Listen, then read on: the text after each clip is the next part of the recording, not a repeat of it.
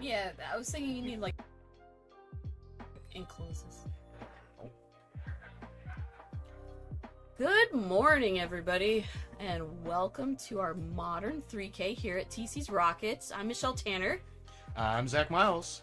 And thanks for joining us. I know it's early, but you ready for some modern? I'm definitely ready for some Are you modern. ready? Oh, yeah. Are you ready for our matchup this morning? Because I heard a little birdie told me that we have one Abzan Walls deck. Abzan Walls. Okay. Yeah. That sounds interesting. I'm down. Not one you see very often, or at all. Yeah. But an interesting deck. I mean, it definitely is problematic for a lot of decks to deal with. O4s, specifically. Yeah, O4s don't die to bolt. A very, like, step one is, does it die to bolt? No? Yeah. Okay. Passes the bolt test. Definitely so passes the that's bolt number test. one, so that's a big plus. But yeah, and if you've never played against it, the general concept is you have a bunch of walls that come in and either draw you cards or, gain you mana, and through some amount of, like, collected companies and various things of getting them into play, there's the one, and the name is escaping me right now, but when we get deck lists in front of us, we'll have a little more access to answers, but the, I'm showing up here. So we got Jer and Kevin here. I actually think this is the one I was thinking of. It's the bulwark where you can pay 2, and basically what it does is it takes your defenders and allows them to attack as though they were not defenders anymore, which, pretty much all walls are defenders by definition. Yeah. And then they attack with their toughness instead. So this deck can basically just generate a ridiculous amount of mana, put a bunch of guys on the field, and then pay to give them all the ability to actually attack and swing in with their 04, 05 selves, and kill your opponent very quickly out of nowhere. Yeah, their big toughness turning into big power essentially is big game. Looks like we got Kevin over here on Yawgmoth. This is going to be definitely an interesting one because Yawgmoth kind of leverages those counters to try to pick off some early stuff and some answers, but that doesn't work too well when your opponent's creatures all have big toughness. Yeah, I cannot imagine Kevin having the life to pay to even kill one wall, like, profitably. Mm-hmm. And as we know, Yawgmoth, not a particularly fast deck. No. Yeah, it can go back. It's pretty slow. I mean, sure, there could be pretty aggressive hands. Yeah, like, here, there are definitely lines that come out a little bit quicker out of the gate, but not attacking through Chair's defense by any means. No early damage. Yeah, no wolves coming through. Nothing really. And also outside of maybe a fatal push or something like that, like, not a whole lot of, like, strong interaction with the walls themselves. Yeah. Now, the main one you have to be concerned about is the bulwark that allows this combo to happen. Because without the ability to animate, quote unquote, the walls into attacking, they don't really do anything. Yeah. Yeah, they're just a bunch of creatures hanging around. But at least they're usually, they're defenders for a reason. They defend until you can get those extra spells and try to draw another one of those bulwarks. So hopefully Jer's not just running one in this list, which I'm sure she's not. But I don't doubt that there's 4 of them, and the collected companies to find more. I think there is another way for her to win. I'm not 100% sure what it is, but I believe there is a, like, alternative combo in here. Yeah. Because I know it has some amount of planeswalkers and other ways to kind of leverage the deck. So I guess we'll see what angle she needs to take to, quickly clear what looks to be kind of a wall of its own over there with Grazer, the strong 03 with reach. Yeah, so far we are in turn 3 and there is 0 power on the board. Yeah, the only damage 5 done is creatures to our opponents themselves through their own lands and fetches. Yeah, with all these are too good. I mean, a lot of green cards out here, and none of them really looking to battle right now. They're not really in the green theme, are they? Green typically, these are creatures. There's the 6th creature and still no power. I mean, the X-Blade Guardian's also a good sign here, because that also kind of indicates, because there was a popular Walls deck in Pauper for a while that was running the X-Men Guardian with the creature from Abzan Restore that name is not coming to me, that you soul bond, you can untap it for 2 and a blue. Oh. Yeah, so you'd use that and you can deal them infinite damage with like Flamekin Invoker, so come of there, one of the invokers that you just pay 8 and get some kind of ability. Right. So there's a possibility of that, but yeah, as far as I don't. good. Yeah, I don't think there's an infinite damage in Jared's list, but I guess we'll find out because one way or another, our opponents are gonna have to find a way through these plants and 0304 situations. And I, for one, am very excited to see when it happens. Yeah, considering Jared has 7 mana currently. Yeah. Let's see what they kind of do is here. Oh, another wall. Surprise. Yeah. I would have never thought. Alright, we're going to see some mana here. Yeah, an Axebane Guardian, if you didn't, it gets to tap for the amount of defenders you control, correct? Yeah, X-Men of any one color, so can essentially produce any color mana, which is great. Mm-hmm. Oh, and here we get a Wall of Omens, we get a draw. Looks like, unfortunately, she's just kind of hitting a lot of lands, which at this point, obviously, not really needed, as she has more than enough mana to do whatever is necessary as far as attacking. Now, Kevin does have a couple of blockers here and just some random plant tokens, but they won't last forever. And these walls do get to swing in. Remember, for I believe the Wall of Roots just entered the battlefield. The Wall of Omens did? I thought they played the Wall of Roots and the Wall of Omens.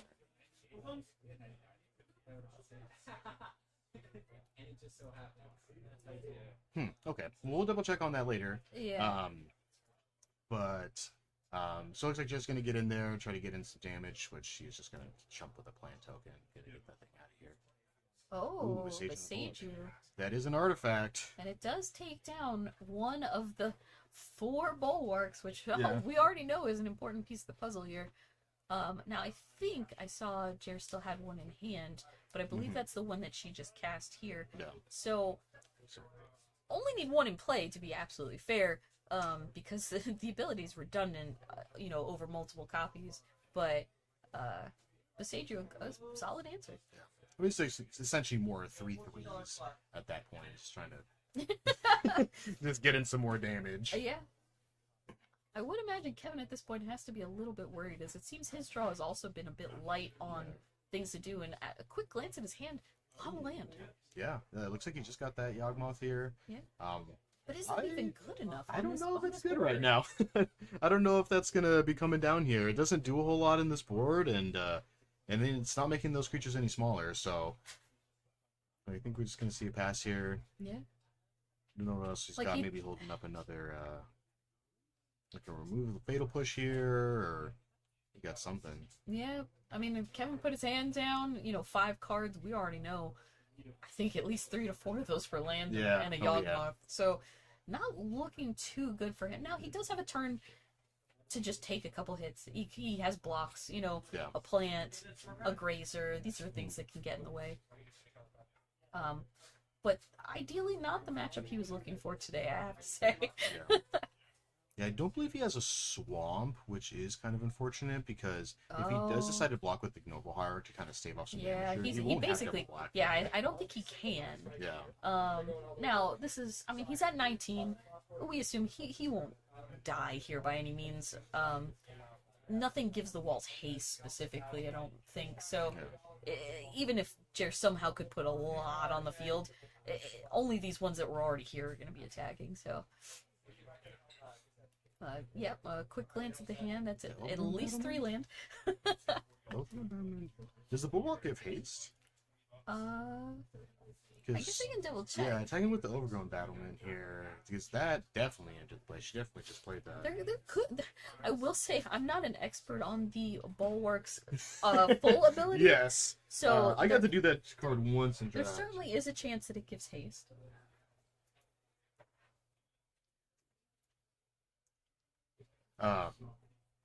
Yeah, so let's definitely double check here, because I don't believe it does. That card is good enough. It doesn't actually need any more. It does gain haste until you turn target creature with defending. Oh, yeah. Okay, perfect. Okay, well then we figured it out. Sometimes I know magic cards and sometimes I don't. Looks like it is not really going to matter because those creatures, toughness / coming in with power is going to be enough. But it does make sense. I think you're right that that card did come in the turn that she, but with haste it attacked and we're all good there. Yeah, it's funny because it's such a specific ability. You don't think, oh, it also needs haste too, but in this case, it has haste. Yeah, you typically don't think of defenders needing haste at all. So. Yeah, that's what a little strange, but it checks out. Yeah. I can block at haste speed. You could do that already. Sure, he said over here, like, what do I sideboard against walls? What do you think? What do you think is coming in here? Maybe some fatal pushes? I mean, if Kevin has some EEs, some explosives in the sideboard, I'd say that's a good direction to go. Yeah. Like an EE on 2 is decently significant against most of the walls themselves. It won't kill the bulwark, but it'll kill everything that's attacking. Yeah. So that would be a solid play to make. Obviously, Jared can leverage around getting X amount of walls in play versus that, but at the same time, she needs a critical mass to get through all of the random blockers that Kevin has, because he also probably has access to things with decent toughnesses in his main deck that can actually just block. Yeah. You know, Wall of Roots, a deck or a card that gets played in multiple decks. Yeah. Yeah, that's a 05. I mean, Yawgmoth's a 2/4. Yeah. You get Endurances, those are 3/4s, so those are all. Yeah, so some damage. Think you see any artifact removal coming out of the sideboard here? I mean, he only saw the bulwarks on that one game, so I think the Besaiger was just a lucky thing to have in his hand. I can't imagine him wanting to go too hard on that because I think bulwark is the only actual artifact that would be a target. Yeah. So, yeah, I mean, without access to his deck list specifically, we're just kind of guessing a little bit, but I would imagine he can't go too heavy on the sideboard to take too much away from his own plan. Yeah. But explosives would probably be my best guess, as it's, you know, a colorless artifact that pretty much everyone has in their sideboard in some amount. Yes. Oh, you're playing more than one color? Yeah, you can play explosives on your side. You're fine. I think everything outside of what mono red, you know, what burn would have it. Yeah, but hey, burn could play it. It triggers prowess. Your Monastery Swift Spear. Yeah, that's accurate. I mean, to be fair, you can have it, put it on 0, kill some rhinos. Oh yeah, get through. I mean, it is a clean answer to that, more so than a lot of other spells, if that's your concern. Usually I think you're just trying to kill your opponent very quickly in that matchup, though. Oh yeah. I think your opponent makes 2 rhinos, and then you just go, okay, bolchy, you're dead. Yeah. Sweet rhinos. I don't think you're necessarily trying to raise Cascade, but, you know, if you were, you could make it happen. Yeah, it's like, sure. Cool. Alright, so looks like we got Kevin's deck list here. Yeah, so perfect. I'm gonna do a quick thing here. Pretty stock standard. Yawgmoth this here. Got the one of Blood Artist, one of Apatra, 2 Ignoble Hierarchs. Oh, I was wrong though. He has 1 Filigree Silex, but no engineered explosives. I mean, he could make use of the Silex, but unfortunately his sideboard not really like stacking up to what I think he would want in this particular matchup. Now, I don't think a lot of people are boarded well for Abzan walls, to be fair to Kevin, but he's really gonna probably have an issue if he doesn't come out the gate with a pretty quick line, because of his just kind of minimal answers to what Jared's doing. I mean, we do have some Necromancers in there. Crime and Punishment might not be a bad option either. Kind of wipe away some. I mean, essentially the same, just some 2 drops. But yeah, not a lot of room here. Hopefully we kind of get a glimpse here. Ooh, Kevin's hand got some little peek in there. Looks like got 2 Grist. Core Young Wolf. Grist also can do it with enough time. Yeah. It's more that I think Jared can have a pretty explosive turn, and with Bulwark giving haste, Yeah. kind of go all in at once. So Grist, while helpful, might be a little slow. But we'll find out, because Kevin obviously gets to be on the play. He gets to start out with a young wolf who might actually get to attack, maybe, possibly. No, immediately blocked. Great. I don't know if you also noticed, I did see a Karn the Great Creator in Jared's hand. Huh. Yeah. So I don't know if maybe that's sideboard out some bulwarks and then go search for him so they can't Tutor the Bulwark to Yeah. not get Necromention specifically. Yeah. That'd be a really heads up play. see a second wolf here. Yeah, when we have access to Jer's deck list, we could take a look. I would imagine with Karn, she probably has some Silver Bullet access, Yeah. maybe some Pithing Needle, things like that, a Pithing Needle on Grist specifically could be pretty good. Yeah. Oh man. Best thing about this Walls deck is, it's turn 2. Which 0-4 do I want to play? Yeah. Do I want to play the 0-4 that ramps me? Do I want to play the 0-4 that other ramps me? The 0-4 that draws a The card. 0-4 that draws a card? Oh. Looks like we can get an 0-5 that ramps. Ah. At this point, no, it's just two young wolves looking at each other going, huh. They're too young to get through. Yeah, this, they definitely were not ready for today to come out and immediately be blocked. Yeah. Usually a young wolf gets to attack at least once. He usually gets Maybe he'll swing. get in here. Maybe. Oh, no. I mean, maybe. Wall's drawn a card. There's the 0-4 that draws a card. Wallrooch is now technically a -1-4, so it's almost an 0-4. And we see what looks to be a Beseiju in Kevin's hand, and I want to say that might have been a Force Figure. Ooh, okay. So he did kind of opt for the. I could be wrong, but I destruction, think that's possibly. I think that's what's under his Beseiju in hand. See a Grist here. What is he going to be doing with Grist here? Kind of debating here if he wanted to get some more creatures on the board, maybe try to go for that combo earlier. He's going to tick down. Yeah. Okay, looks like he's plussing. Answer the question for us. Huh. Plus, then maybe get some more creatures on board. Kind of maybe possibly save a little damage if he's looking to do that, or get some more creatures so he can start sacking the Yakmoth, and maybe pick off a creature if he can, or leave it open so that he can pick off that bulwark if it doesn't. Yeah, I would say at this point that would be his main concern, right? Is just killing the bulwarks. The rest of the walls, they block very well, but they aren't killing him. No, not yet. Not yet. Get the Scholar Shrine from Jer. Get another.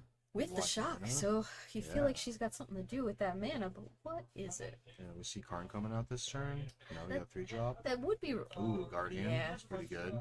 Yeah, I feel like Guardian's kind of a, not a must-kill threat, but definitely a, I want to kill this as soon as possible threat. Yeah. I mean, it produces 5 mana right now. That's yeah. good.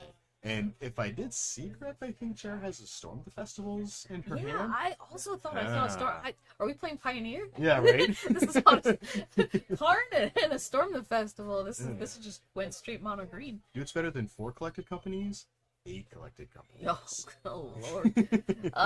Yeah, that's a handful. And again, I think it leans into what I was saying, that I think Grist might end up being slightly so. Now, a good pick off, take down Guardian. Oh yeah. Really lower the mana that Jer has access to right now. Yeah, I don't think it still cuts her off of the Storm the Festival, but yeah, let's see what we got. No, we got exactly 6 there. Yeah, so she still can do it. It's just a little more cost of Yeah. wall roots, but I mean that's what wall roots expects to do. We're gonna see a Karn here actually. Okay. Well, Yeah. maybe we'll find out now what she was thinking about getting out of that sideboard, which I think she has her own E. I think that's the other way she can win is Staff of Dominance. Oh yeah. That's the other way. Yeah. I knew there was something. I couldn't remember what. Yeah. maybe I negated it out of my Yeah. mind. Nobody wants to be killed by Staff of Dominance, No. but Plus, it's not a card you see in Modern very often. it really isn't. Is it still is it a Commander thing? People still see Staff of Dominance in Commander? Oh, I don't know. maybe. I wouldn't be surprised. Card is powerful, Yeah. but with it costing 3 mana nowadays, that's a little high for Commander. But yeah, if you don't know what it does, Staff of Dominance does a lot of things, as long as you have the mana to pay for it. And as you can see, Jared can make a significant amount of mana. I believe there's a way for her to just kind of go infinite and Staff of Dominance you to death. Now, I would have to see the particular board state, because again, not an expert on Abzan walls. No. But... I don't think anybody is besides Jer at this point, so. But definitely an interesting matchup here. I mean, you got a pretty clogged board. Yeah. You got card getting liquid metal coating. I think Jer's probably trying to maybe hit some lands here. Kevin has like the great aggressive start that you want from Yawgmoth to kind of get in there and get the beats in and then finish your opponent off with the Yawgmoth. But it's just not happening in this He's matchup. being stonewalled. Oh, it's too early.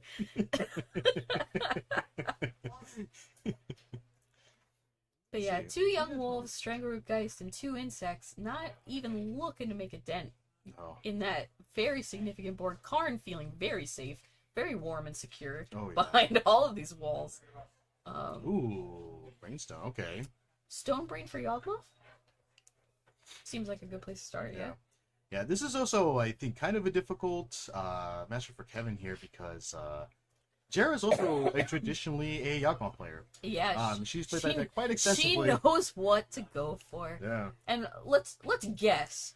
I imagine she named Yawgmoth, right? That just seems like a reasonable place to start. We'll be able to tell in a second for what she takes, but that would be my initial guess. Yeah. Just taking a little peeky here too. Oh, and two right next to each other, they're just hanging out. But yeah, like taking the name card of a deck usually is the best place to start. Yeah. More often. Yeah. So that's 4 cards just completely gone.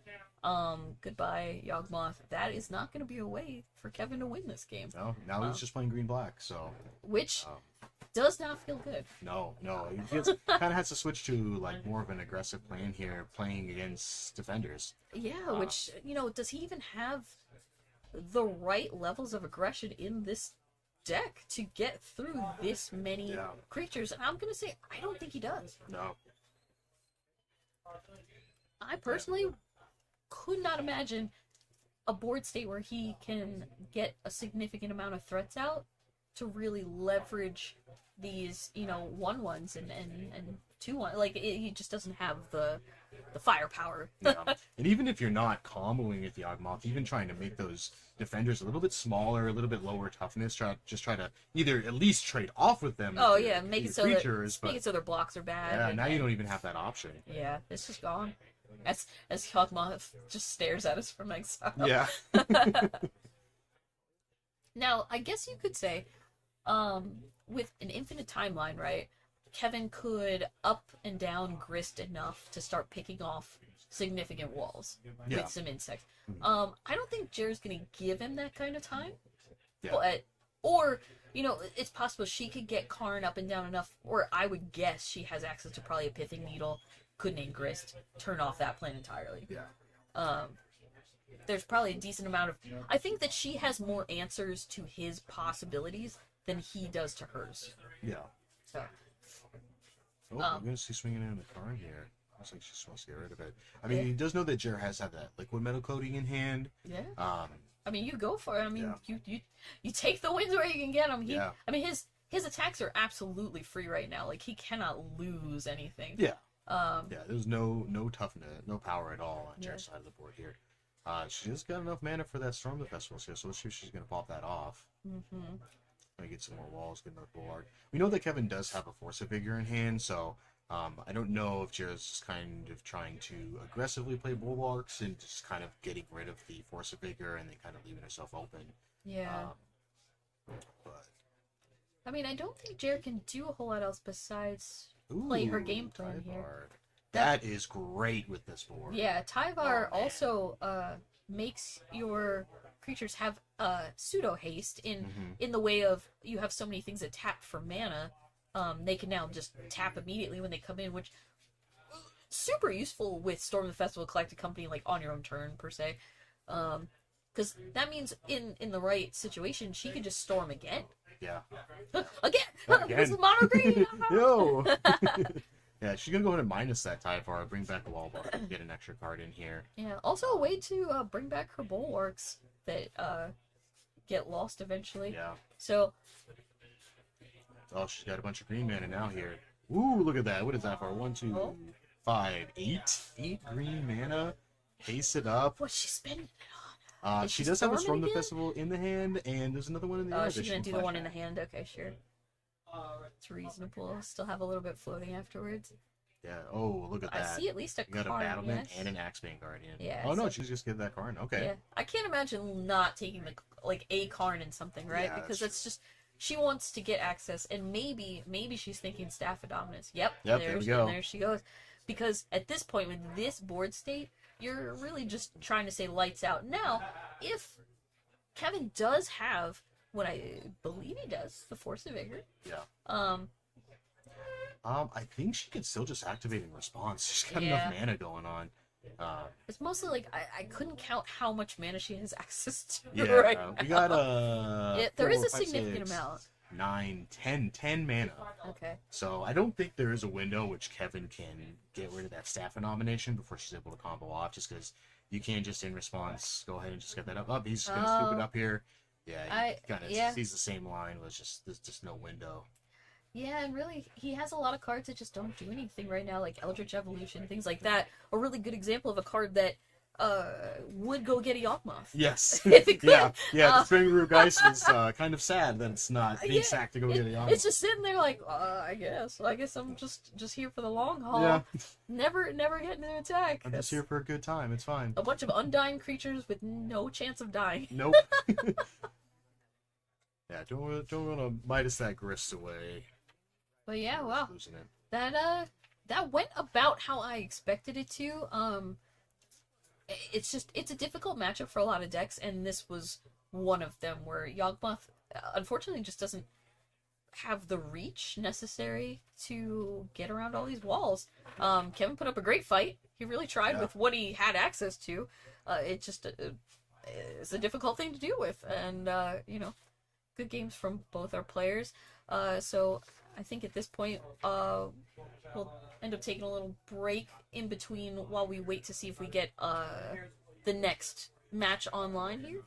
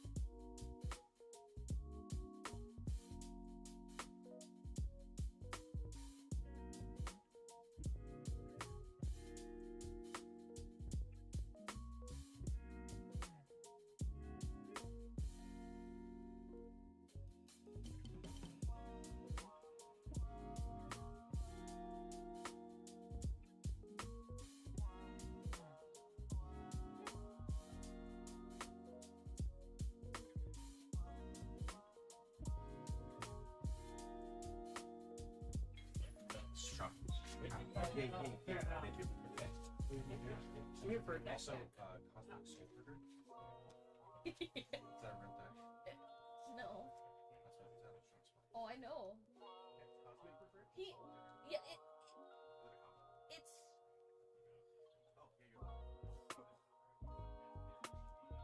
you're Hi everybody, just wanted to bring up here, we got a $2,000 CDH tournament coming up, the Fishbowl number 2 here at TC Rockets on July 9th. We're going to have the Playing with Power Team actually coming and playing too here. Yeah, it's pretty sweet. The first one, Fishbowl 1, did really well. We had a lot of people come out. From what I heard, everybody had a great time. So we decided to do it again. Yeah, and who doesn't love some good old-fashioned CDH? You get some combos, playing some historicals. As the voice comes down immediately. But everybody who's into it has a good time. And you can sign up right now, tcrockets.com, pre-register. And again, that'll be in July, so hope to see you there. And we'll obviously be streaming, commentating. Maybe I won't be commentating. Somebody will be commentating. Maybe I'll comment. Maybe you commentate. Yeah. Yeah, so normally, like all of our big events, for the most part, it starts at 10 a.m. Deck list required, obviously. And there is a 128 player cap on the event. So pre-registering in your best interest. You don't really want to miss out. I know everybody who came to the first one had an awesome time. So if you don't come to the second one, then you've already missed out. And that's just really sad. So you should definitely pre-register. Yeah, don't miss out on it the second time. It'll be tons of fun. Yeah. Oh, here's Chair, our lovely Chair, with what some would call Abzan walls. Chair, how are you doing? You want to sit down, do a quick little deck tech with us? So me and you have played before. We have. I already knew this matchup was rough. Me as a Murktide player by a large margin. I already know the bolt test does not work very well in this. And I was curious what you were going to get paired against, and when I saw that it was Yawgmoth, I knew it was going to be even harder for him because he just doesn't have a lot of interaction. So why don't you give a brief breakdown of what you're trying to do with the deck, and why people are going to be sad about playing against it? Well, people are going to be sad for playing against this, because the primary reason that I'm on this deck is because it's naturally favored against a lot of the red removal in the format right now. Rude. Continue. Yeah, pass the bolt test, got to do a lot of work to Unholy Heat, and that's kind of the only red removal spell that can even touch you. Mm-hmm. It's also naturally resistant to Ragavan and the fast creature decks for the same reason. Yeah. But even on top of that, for Abzan walls, you think about it, oh, this is a meme, but it has a weird amount of play. It's very redundant. There's 8 cantrip walls, 12 walls that produce mana, 8 of them are combo outlets. On top of Walking Bulwark just being an absolute house. Yeah, we definitely had to look it up again. We're like, wait, that gives haste too? It's a lot of text on that card. But yeah, the all-star of the deck you would imagine calling Walking Bulwark the necessary linchpin of the deck, right? Like, everything else kind of draws you cards, makes mana, but that's really what allows you to kind of get in there and swang for the fences. Yes, and you saw in the match that I played just now that I sort of did both aspects of it, where game 2, it gives haste, so that walls don't even need to attack. You can give Overgrown Battlement or Axebane Guardian haste to start making mana immediately once you play them. Turns it into a sort of ritual like that. But if I'm just sitting around not doing much, I've got 20 toughness in play, bunch of mana just sitting there, I'll start attacking. Yeah, and that's also what Tyvar does, right, too, to kind of give pseudo haste to your mana creatures to allow you to do interesting things with Karn and Storm the Festival to maybe get Karn. And one of the things I noticed that I thought that there was collected companies in the deck when we played before, but there was. Okay, so I was remembering previously, but it looks like you've updated the list since then. I have, yes, because Collected Company and Storm the Festival function similarly. Once you have a fair amount of mana, because it's very quick to get started, a wall on 1, a wall or 2 on 2, untap on turn 3 with 3 or 4, your mana producing walls are casting an entire Collected Company or most of a Storm the Festival. Okay. You wanted to make sure that you were hitting, like, your Karns and your Tyvars as well and not missing them like you would with a company. Correct. And that definitely makes sense. The whole time I'm watching, I'm like, I haven't seen a collected company this whole time. And now I see it, and I'm like, oh, okay, it's just because it's not there. Correct. It's because it's not there. But another aspect that I initially underestimated before I started testing Storm the Festival is the flashback. Yeah. Because you read the card, 6 on the front, it's more than Collected Company, hard to use as setup card. 10 on the backside sounds absolutely outrageous, until you remember that Storm the Festival can hit Tyvar, which means that if you find it alongside a mana-producing wall in Axebane Guardian or Overgrown Battlement, those are rituals now. Right. And they're even bigger than they would have been before the Storm. Exactly, because watching some of the lines, it was like, I feel like I'm watching Mono Green and Pioneer, where you're just kind of like, here's my Nykthos for a bunch of green, and just kind of going off. It has that feeling to it. Yeah. There's a little bit of setup involved, so the deck's a bit weak to the really, really fast decks, Rhinos in particular. Sure. Because they're so fast to start 4 forward trample, just barely good enough. Yeah.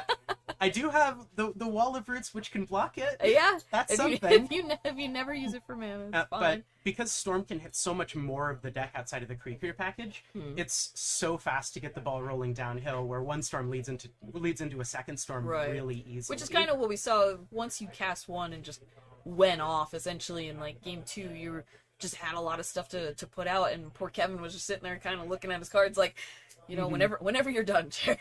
Yeah, and Yawgmoth is kind of a good test case for what this deck is good against, because the creatures are so big and the deck is so redundant. Yeah. Got full 8 creatures to combo with, 8 cantrips, so much mana production, Bulwark being so easy to find. Yeah.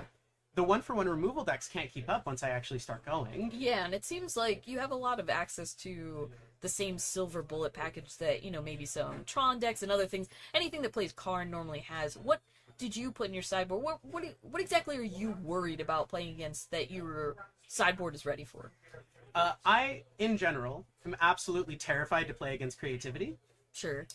And part of that's a general thing, and the other part is that that's another deck. A deck with access to so much of the good 1-for-1 removal, Leyline Binding in particular, is a bit rough for me to deal with. So I'm hoping, well, naturally, I'm hoping to just not play against it. Easy win. Sure. But the reason why I have Haywire Might in particular in the board is to hit Leyline Bindings. I don't actually care about Blood Moon that much, which is a thing that I like about this deck as well. Yeah. But it cleans up Leyline Bindings. It cleans up the other permanent base removal spells. It deals with Hammer Time. Oh, yeah, that is a pretty good one that can probably race, I would imagine, right? They can probably race, and something that is true about a lot of decks in the format, but it particularly hurts here with how good I am against standard aggro decks. This deck has no natural way to block Inkmoth Access. Oh, yeah, you don't have any reach walls, huh? Yeah, and yeah, true. And in the entire 75 card list, everything that can directly answer a threat comes from Karn. So one Beseiju going the distance. Yeah, that Beseiju is absolutely load bearing. But yeah, just quick look at the sideboard. Some of the cards I would expect to see in most boards, like Engineered Explosives, you know, Tormod's Crypt, Chalice of the Void, and then you have some more fun ones, like Stone Brain, which we saw, you know, Karn easily go get and wipe Yawgmoths out of the Yawgmoth deck. Pretty good thing to do. Yeah, the Karns are actually, I think, one of the big departures in this deck as opposed to other Karn decks in the meta, because this deck has the mana production of something like Tron, so I can sustain something like playing a Karn, immediately getting an Ensnaring Bridge and casting it, or Cityscape Leveler in a similar way. But Karn is also a win condition in this deck. Because out of a Tron or an Eldrazi Tron, the Karn will slow the game down, allow other things to catch up. But Karn actually finishes games here because of that cheeky little Staff of Domination. Yeah, and it was funny because I roughly remembered you had another way to win outside of just attacking with walls, but I couldn't remember what it was. And then I was like, wait, wasn't it the staff? Oh, yeah, that's right. And then you went and got the staff, and I was like, oh, I think we're going to see it right now. Yeah, and that's another big strength of Storm the Festival over Collected Company is on the turns where I've got so much mana, so many resources, Collected Company can get me more things. It can hit me into my cantrip walls. It can find a walking bulwark to convert that mana. But Storm the Festival doing all of that on top of getting Karn. Right. Because on those big go-off turns, I'll end up, you saw in game 2, a lot of mana, few cards in hand, lots of onboard resources that don't naturally convert. But card getting Staff of Domination there is just an absolute win. Use the extra mana. If any of the mana production walls can make 5 mana, because it costs 3 to untap a creature, 1 to untap the staff. So if the creature untapping makes 5, that's infinite mana. The staff gains infinite life if that matters, draws through your deck. Basically, you just do all the things that the staff says. Do all the until you things. run out, and then kill your opponent. And kill your opponent with either walking bulwark, staff taps all of their creatures, because that's for whatever reason one of the big mana modes. It's tapping a creature is much better than untapping a creature naturally. Yeah. And walking bulwark, turning my entire deck sidewards. Is there any reason you specifically wanted 4 Force of Vigor? I noticed that seems like a lot. Yeah, it's a big number. When we played, I had 2. Right. Which, it's a bit of a problem solver, but I realized at that event and subsequent ones that if Amulet Titan or Hammer Time, or if somebody's here playing 8 cast, if they're just going to do it, they're just going to do it. Right. So for this event, the way I have my sideboard laid out, because I was thinking of either 4 Force of Vigor or 4 Ensnaring Bridge as the card that I sideboard in. Right. And I landed on Force of Vigor because I'm worried about Titan. It's Sure. gotten a lot of new stuff. The deck's not well equipped to interact with it directly on board. The load-bearing Beseiju is my only option there. Multiple amulets in play is about as fast as they can go, and yeah, I can see it. And Ensnaring Bridge, pretty fun. There's combo. a very interesting interaction. You know, with this deck where Well, Ensnaring Bridge pretty much always turns off your opponent's stuff. because it's a thing that doesn't tend to come up in regular Magic is the way Ensnaring Bridge is worded. Because psychologically we think, okay, you can't attack for damage based on how many cards are in your hand. You can't do damage with it. Yeah. But Ensnaring Bridge looks for power, and all my walls sure do have no power. Yeah, they definitely say 0 in the front, but with Bulwark, that isn't really a problem. So you can 100% lock down a board for quite a while, and without a good answer to an Ensnaring Bridge, it seems like you could just kind of run away with the game. Absolutely. Which, you know, 4 cards, you could definitely go find an Ensnaring Bridge Yeah, eventually. it certainly feels like something strange is happening when your opponent plays an Ensnaring Bridge and then attacks you for 30. I mean, I don't know if we saw any giant attacks in round 1, but I wouldn't be surprised if it happens today where you just swing Yeah. for 30, 40, you know, out of nowhere. Well, I'm definitely hoping to, I'll tell you that much. The best we got out of this round was in game 1, I kind of surprised him with Walking Bulwark and using my extra mana to swing for 16 on an off turn. Yeah, that was when we initially realized that Bulwark gave haste. We're like, wait, did she just attack with it? Yeah, it's a very, very strange card because it's much like a lot of the cards in this deck. It works 2 purposes because it's your attacker card, and it's a very, very good one because you pay mana for it, but you can just use whatever chaff that you've just played. You just activate the good ones, and it gives haste. So even if they have summoning sickness, you're still good for it.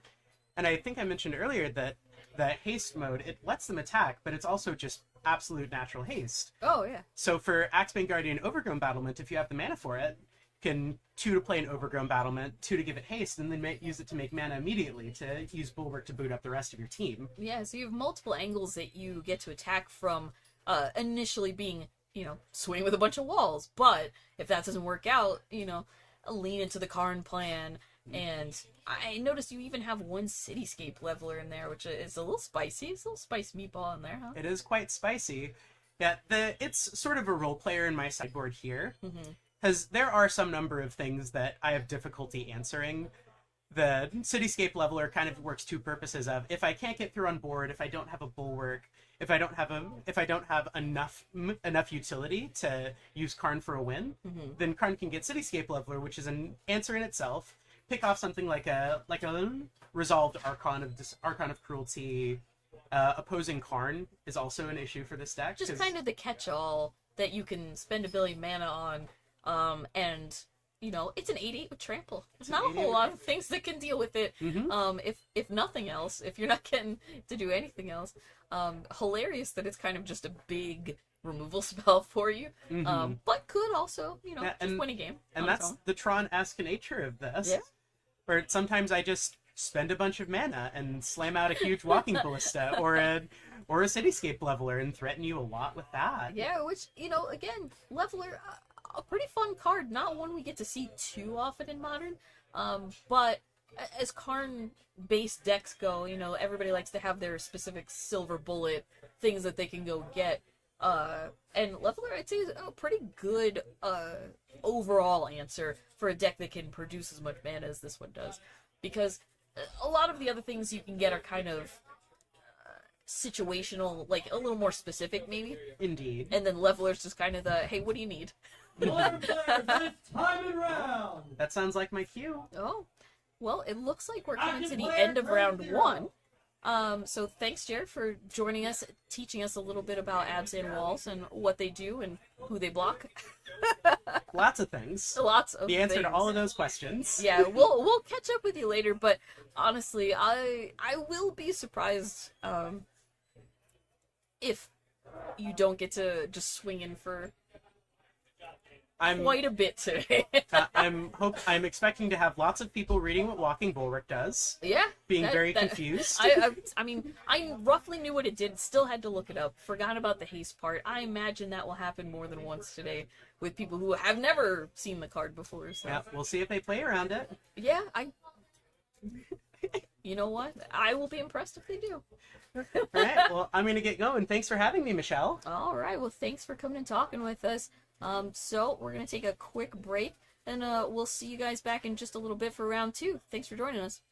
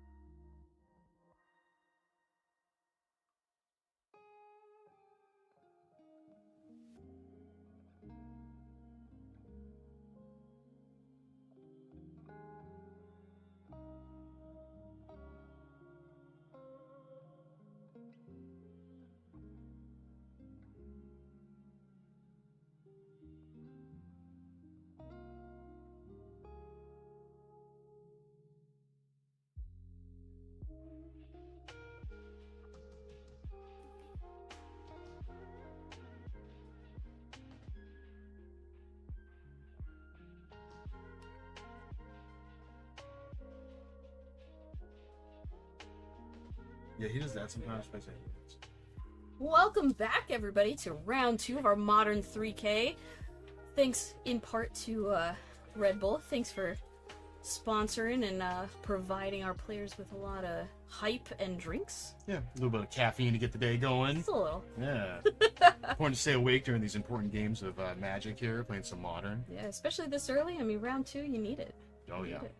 Yeah, after that round 1, sometimes you get that loss. And you feel so defeated. Oh. You know, it'll pick me up. Yeah, I mean, look, it's the beginning of a long day. I believe we have, you know, a little over 100 players, 7 rounds. 7 rounds. So, you know, settle in. Even, you know, round 1, pass or fail, still got a good chance at it. Oh, yeah. Good for it to take a loss or two. You never know. Yeah, so while our players shuffle up, let's talk about what they're playing. Now we have Alex Shoot, Rockets All-Star here, and I believe what I heard is he's on a little bit of Omnath Pile, a little 4-color. 5-color. 5-color? Yeah. Full-on? Yeah, Oh, the going full-on for murderous that cut? 5th one. Oh, Ooh, man. Yeah. That's... I thought with Yorion gone we wouldn't keep seeing these value piles, but they just keep climbing back. There's just too much value. They're just too much fun. And is that a Karuga as a companion there? Yeah. We can't get away from. Nope. Companions will be good for a while. We'll just see how long it takes for just each and every single one of them to get banned. Yeah. Eventually we will run out. Yeah. Karuga, pretty fair. Not too the bad, worst. yeah. You know, I mean, draws a couple cards. No flicker effects, but you know, more. It's just kind of free for this deck, I think, to play it. Yeah. I mean, especially with these Elementals decks now running Elish Norn, so we're hoping to maybe double up on that Karuga trigger. Yeah. Who needs Yorion when you can just get double value True. from Elishnor in play? And then we have Janelle playing what I'll consider his own special brew of mono red. A little bit of everything. Now I've had the pleasure of playing against Janelle quite a few times, FNM's events. And he's dedicated to really building his own deck here in a way that he enjoys playing. A lot of it has to do with, you know, what you would consider red value cards, right? Your Bolts, your Blood Moons, your Maguses. Outside of that, you know, some amount of Furies, Seasoned Pyromancers. I would say some of the more unique cards, maybe like Robber of the Rich. Yeah, Not when you Robber's a see good one. Not when you see very often outside of Pioneer, Yeah. mono red, which I played with that card in, you know, Pioneer and Standard. Super fun card. Doesn't get as much love as I'd like it to see. So you know, it's pretty sweet. Definitely good to see. Yeah, he's got a interesting list, and I don't know if you could tell if he likes mono red or not by his red sleeves and his mono red deck here. The turn 1 Ragavan is always a solid play. Yeah. Now, I would be surprised if Alex allows this to exist. Yeah, I don't think it's long with this world. Alex is gonna go ahead and fetch here. Probably looking for a Triome here. Presumably probably, I don't know if he wants to get his black mana early here, or if he wants to try to go for the Catcher Chime, the rug one. Like a Jeskai or a Naya colored one. Yeah, maybe? yeah. So ideally, you want to try to get your green or your splash black here. Possibly even a red. I did see that he did have a Fire and Ice in his hand, so we're probably going to see that snap off this turn. Yeah. Yeah, he's going to go ahead and get that Catcher Triome here. So That is one thing about the monkey. He is the bolt test. If you have the answer, it's coming out. Oh, yeah. Because you really can't afford to. And I don't know how well Alex might suspect this, but I mean, Janelle has access to Maguses and Blood Moons. So a turn 2 Magus or Blood Moon against 5-color elemental, really trying to play as many, you know, different colors as possible, could be devastating.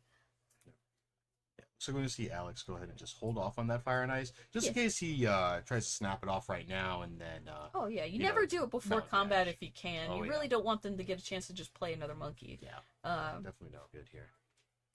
I know Alex got that forest here, so just in case we do see a moon coming down here next turn, then he's got that forest just in case he hits that Boseiju, and he doesn't have to worry about it quite as much. I don't think he does currently, but... let's see where we're going here. He does have that ending too.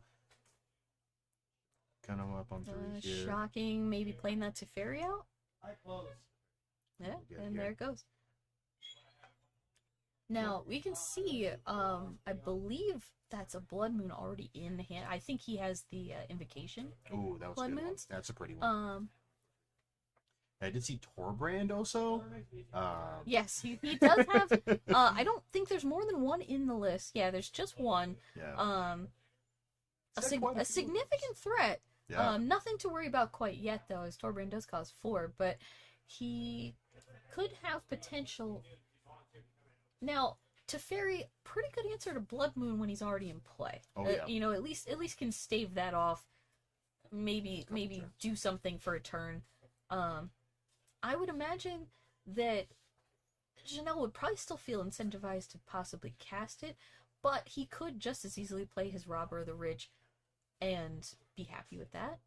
But Janelle just has so many options in hand. Yeah. It's hard to not want to go with the mana efficient one. Yeah, his deck's got a bunch of one-ofs in here, too, so got a lot of catch-alls here, a lot of things that, I mean, you know, since you're also essentially you're playing mono red mid-range, it's kind of hard to just kind of predict what your opponent's going to do next anyway. But on top of that, you know, you're getting just these randoms, like he's got that Torbrand in there. I mean, looks like he's got a Sulfim, the Mayhem Dominus in there. Oh, yeah, and a couple Chandras, that's a new so. addition, and an interesting one. Not Yeah. one I've seen him play, I will admit, I think in any modern game, but No. it'd be a significant threat on a board that Alex, I believe, only has 2 cards in hand. I mean, he's played out a lot of stuff, but his hand a little light on action specifically. Because I think the only other thing that I noticed was a Risen Reef in his hand. Oh, that's good. Yeah, that'll get some refilling into Alex's hand here. I don't know what to see it here. You got that black mana here coming from Alex, so hopefully we get to see something spicy coming from him. But I'm trying to get some card advantage. It's not really a damage staver in this sense, because you kind of want to just get your value out of it and just kind of try to trigger it as much as you can. I do see Janelle does have a light up the night in his hand. The red and X. The flashback off of a planeswalker. Yeah, it deals extra damage. So we see a pass here from Alex. Looks like he's not wanting to jam that Risen Reef into just Stone Cold nothing. He maybe probably feels if he taps out, or... it's just gonna be easy day to just pick off, kill the Teferi. Yeah. And another Robber of the Rich. I know I talked about it. I wasn't expecting to see Q just coming out the gate though. Yeah. Coming in. Looks like coming in a Teferi. Expecting probably a Leyline Binding here from Alex. I don't know if he does have one. I don't think he's looking, quite looking to get rid of that. There we go, yeah. I didn't think he was ready to give up that Teferi He did have one. Now, I didn't see it in his hand, so I wasn't 100% sure. But yeah, outside of that, just a Risen Reef and another land. Yeah. I'm going to see a pass here. Janelle's not looking good on lands. Looks like Alex is quite the opposite. He's got the Risen Reef. Looks like a Breeding Pool, and he drew another Teferi. So, not really the best here. Yeah. See this Risen Reef coming in. What is he getting here? Looks like he's drawing a card. Sweet. So hopefully getting some action here. We know it's not a land. Yeah. We just don't know what it is. Ooh, it's an Omnath. Okay. I know that red and green hand anywhere peeking out there. Just a little wave at you, just to let you know, hey, next turn, get you some value. Oh yeah, it looks like he's holding on to that breeding pool here. Looks like he's probably trying to get that Omnath up the board next turn. Guaranteeing at least one trigger off of Omnath before he possibly passes away is always a good thing. Ooh, Janelle's got his 4th land here. That's looking pretty good for Janelle. I mean, he can get that Torbrand on the battlefield if he does really want to. Yeah, I'm surprised that he wouldn't go for it before combat, but he might want to leave himself access to doing something else. See what he's going to throw here. See if he's going to jam. Oh, he's going to go for the Knight here. Just popping up that Teferi here. Fortunately, he doesn't know that he does have another one sitting there in hand, so maybe we'll get a double trigger for Omnath next turn to get that 4 life, 4 mana, play another Teferi, and just kind of get in there. Hopefully we're going to see the Blood Moon too. Clearing that to actually play the Blood Moon without having Teferi still there to lift it off the battlefield. Significant. Because now, while Alex does have the other Teferi in hand, how does he cast it? Yeah. How does he cast the Omnath even? All of a sudden, his next turn was going to be very good, and now has gotten a little awkward. Yeah, it's going to pick up Karuga here. Not looking great for Alex here. I mean, he can't leyline binding in this position. He can literally only drop a Seiju. That's the only option right now. Game 1, you're not really playing around Blood Moon too often, and Janelle has multiple of this effect, so even if Alex does find it, Janelle at this point could just find another version of it through a Magus or another Blood Moon to really lock it in. And Torbrand, you know, adding +2 to all of Janelle's red damage permanently here is going to be a quick lock. You see Robert the Rich triggering tier 2. Janelle's only got those 3 cards while Alex is sitting on those 4, so he's going to get that card. Oh, an Elishnorn. Elishnorn. Oh my gosh. Not castable. No, so not as Alex isn't probably too sad to see a card he literally cannot cast go. Janelle's not casting it this turn, that's for sure. Oh, yeah. Yeah, hopefully, you really just, the only thing you don't want to see, that Fable Skin here are going to help a lot. I guess, like, essentially you just don't want them to hit a Beseiju, because I know most decks usually typically just run 1 in the main. Nothing feels worse than getting hit by Robber and then losing it. Now, what are the odds that Janelle just has a way to kill that Shaman, considering I already know he has a Fury in hand? Yeah, I think I think Fury is going to deal a lot of damage here, because it does deal the 4 and then +2 damage because of Torbrand. Yeah, it can definitely clear. I mean, he only has the Shaman and the Risen Reef to kill anyway, which the 4 damage would have been more than enough. Yeah, it's a bit overkill at this point, but what it will do is make sure that Alex has no blockers, and for being at 13 life and knowing that you're taking 2, so what, 4, 5, 6, that's already 8 damage swinging in. Yeah. This is a 2-turn clock. Yeah. Oh. So he's just gonna kind of go in there. He's gonna try to offer it. Maybe he can hold on to that Fury here instead of just popping it off right away. Yeah, because he presumes that he doesn't want to do that. Alex needs that Goblin token here so that he can make those treasure tokens. Oh, okay. So he's gonna go ahead and jam that Elishnorn. That is looking pretty good. An interesting choice. I don't know if I would necessarily want to give my opponent access to making a treasure. Yeah. Yeah, because this turns on Leyline Binding. It'll turn on. If it was Leyline Binding specifically, he can just Leyline Binding the Blood Moon, and this game changes very quickly. Go to town. No, he actually cannot Leyline Binding because Elishnorn stops the triggered ability. Oh, that's true. Yeah. He actually can't even cast the Teferi because he doesn't. What his basic is a forest. Yeah. Okay. Yeah, I know a lot of these decks sometimes will run a one of Oath of Nissa, maybe 1 or 2 triggers twice off of Elishnorn, draws you some extra cards, and then it kind of helps you get around that Blood Moon. But not seeing this here. Another Fable, going with this sweet arcade post Goblin Shaman tokens. Yeah. Fable, interestingly enough, getting around Elishnorn. Oh yeah. Not really attack. It's not a trigger per se. What do we call that? The saga. It's a Lore counter. Yeah, it's just it's not the same. Not the same. Definitely not the same. Let's see what Alex wants to do here. I mean, he can kind of jam that Shaman token just so he can He get knows a it's land for dying. next turn, but is getting the treasure worth it right now? Yeah. Considering he doesn't have anything that he can cast with it this turn, could be a little awkward. But he could open up a path for at least playing maybe Karuga or something like that next turn, who could block. Gonna pass here. I think this is probably gonna be it. We do know that Janelle has that Fury, so he's swinging in here. Yeah. Okay, perfect. I mean, he's not winning this race damage-wise, so his only real out is making some way for himself to cast something.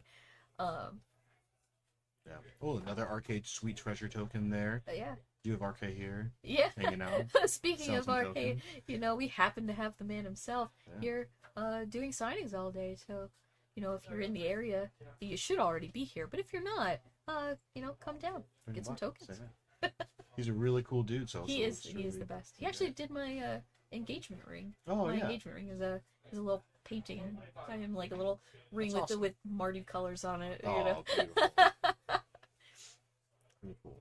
I think Fury does a lot of damage here, so yeah, we're gonna go ahead and see that scoop up here. Yeah, unfortunately, Alex, I mean, really showing the power of, main deck Blood Moon, which I am also a fan of, play it in Murktide. Oh And, yeah, I play Scam, I know. mean, it's really punishing to what we call quote-unquote greedy decks that play these very hungry, diverse mana bases that, where they have a necessity to play Triumphs. Literally, a land that comes in tapped, because of... and they want to play cards that are value, like ley lines that specifically count the different land types you have. So to take that away from them, pretty strong. Cool. Take a look at Alex deck list here. He's got 2 Dead and Gones in the main board. I kind of like those. I've been a big fan. Yeah.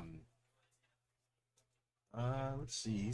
He's got a lot of the since he's playing Karuga, he's got to play a little bit higher of a mana cost too. Yeah. So I guess that Oath and Nissa thing I said. We're earlier talking makes big sense, value so. elementals. Oh yeah, go big or go home. I mean, if you're playing Elish Norn, right, you already want high value ETB effects that are even better if you get 2. Good if you got 1, even better if you got 2. Here we have so many named cards. We have Nissa, Resurgent Animus, Elish Norn, Mother of Machines, Omnath, the guy who does it all. I mean, the only thing in here that's not legendary is Solitude and the Risen Reefs and Furies, but they're kind of legendary. They're essentially They kind of do things that you feel like they should only get 1 of those. Let's get some sweet new sideboard, not new sideboard cards. Yeah. But some more name cards. Orvar, we got Orvar on the side here. I like that one of Vindicate hanging out in there. That's pretty good. Ooh, that should be an interesting one, and one I would imagine he's got to consider bringing in, because he really needs to have answers to the Blood Moon effects. Oh yeah. And he has some. Like Magus of the Moon, he can deal with pretty easily, but specifically Blood Moon, I mean, without Teferi already out, it's a little awkward. Yeah, you gotta kind of try to find answers at that point, just because these mana bases are typically going to be really greedy. Yeah. And we got 1 islands, 1 plains, and 1 forest. Luckily that he knows that Janelle is going to be on moons now. Yeah. He can kind of prioritize those basics a little bit Janelle's not earlier. hiding anything by being mono red. No, no. He, This one, a good old classic red mage here. yeah. He Knows what he likes. Oh yeah. Man after my heart. Yeah. Shuffling up here. See how this goes. We got Janelle's last list here. Don't know what he's kind of bringing in here. Probably Maybe a bringing Pithing some... Needle for the Teferi. That would be I'd say that'd be a pretty heads-up play if he's really just trying to keep his Blood Moons out. Now, Alex has other options after board. He's got the Force of Vigor. He's got a Vindicate. He has the technology. But to use the cards, you also have to draw them. True, yes. And in a deck that's playing so many different colors, sometimes you can end up in awkward situations where you have a force, but maybe not necessarily the card to pitch to it because you're sitting on Solitudes or something like that. With a lot of pitch stuff that he has, the Endurances, the Furies, it's asking a lot of Alex's deck constantly to have multiple cards to kind of work with in those situations. He only has so many ways to draw. Yeah. You know. Draw out of it. I mean, Janelle also does have, looks like a Storm Breath Dragon in his sideboard, which seems pretty good. That's spicy, and I love it. I love the Stormbreath Dragon. Just a one-up, saying no to Solitude. No, I'm gonna hit you for 4. Yeah, what is that? Elish Norn and double Solitude. Doesn't matter. Doesn't matter. Irrelevant here. And funny enough, ley lines aside, there's only so many answers to cards like the one-off Torbrand really went the distance before, right? Oh, you see an Eidolon, the Great Revel here. It should be a card that I would imagine he'd be too worried about, but also not a bad one to just pick off as it is a 2/2 that is clocking you. Yeah. Kind of annoying. Essentially, you just want to kind of get rid of it as soon as possible, just because if it hits you once, then it kind of did its job. Because then you kill it, and then you're just kind of bummed about it because you could have killed it off when you had the chance. He knew his kill spell was making him take damage regardless, so better to do it before it actually gets to swing as well. Because then you just feel like, oh, great. There's so much value.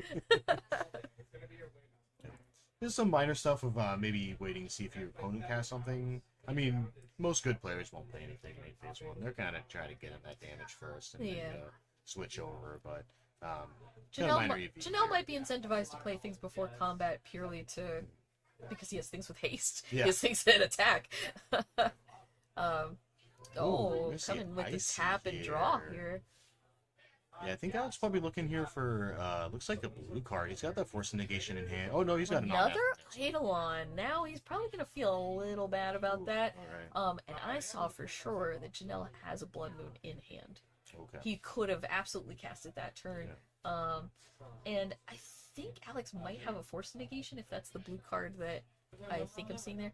But it might also be a Force of Vigor right next to it. Does he have two? Does he have double force? Yeah, is he really? Force Vigor, Force Negation. He does have Omnath. It does He's a full-on Jedi over here with these cards. Who needs mana to play spells when you just cast them for free? But yeah, it looks like Land, Solitude, Force of Vigor, Force of Negation, and a card I'm unsure about. So, interestingly enough, kind of falling into the situation of he would have to pitch Omnath probably to the Force. And is that good value? Yeah. You would also have to pitch Omnath to either Force. Yeah, excuse me. Losing Omnath hurts. Yeah. He's gonna let that go ahead and ship here. I think he's maybe trying to pick off something else. Ooh, man, picking off that and the Teferi. Spike Field Hazard on top of it. Yeah. Now he pays the life. I would also pay 1 life to get a Teferi off the board. Definitely here. I think he's probably trying to see if Janelle will play another artifact here, enchantment. See if he can get that Eidolon in the battlefield, so maybe he can Force a Vigor and hit both. Maybe that's why you didn't see the Force here. Because he can't always just pop it off if Janelle wants to cast something else next turn. But as of right now, Alex got a bunch of mountains. Yeah, I mean, it's an awkward situation because he cannot force on his own turn. No. Now, he can cast this Fable, and that's great. Oh, yeah.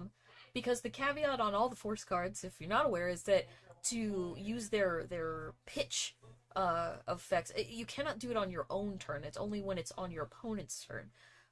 Is it quote unquote free? But it's always a cost, right? Greatness at any cost. Any cost being probably pitching that Omnath to it, but how long can you really stay locked under a Blood Moon? I would say not too long. No, I definitely want to try to get that out, especially and Omnath not doing a whole lot if you can't cast him. So I mean, okay, Seasoned Pyromancer getting rid of 2 land, so no extra little elemental friends coming in, but Janelle getting a fresh 2 cards for a 2/2 body, great value. Good value. Pyromancer always doing a good job of just really helping the red decks power through some of their bad draws. Oh, and like you said, I mean, 2 enchantments now. Trap is set. Now it's good. Yeah. Now this is pure value. And Force of Vigor costs 4, technically. Costs 4 mana. So, no little bump of damage there. No. Alex sitting at a pretty healthy 15.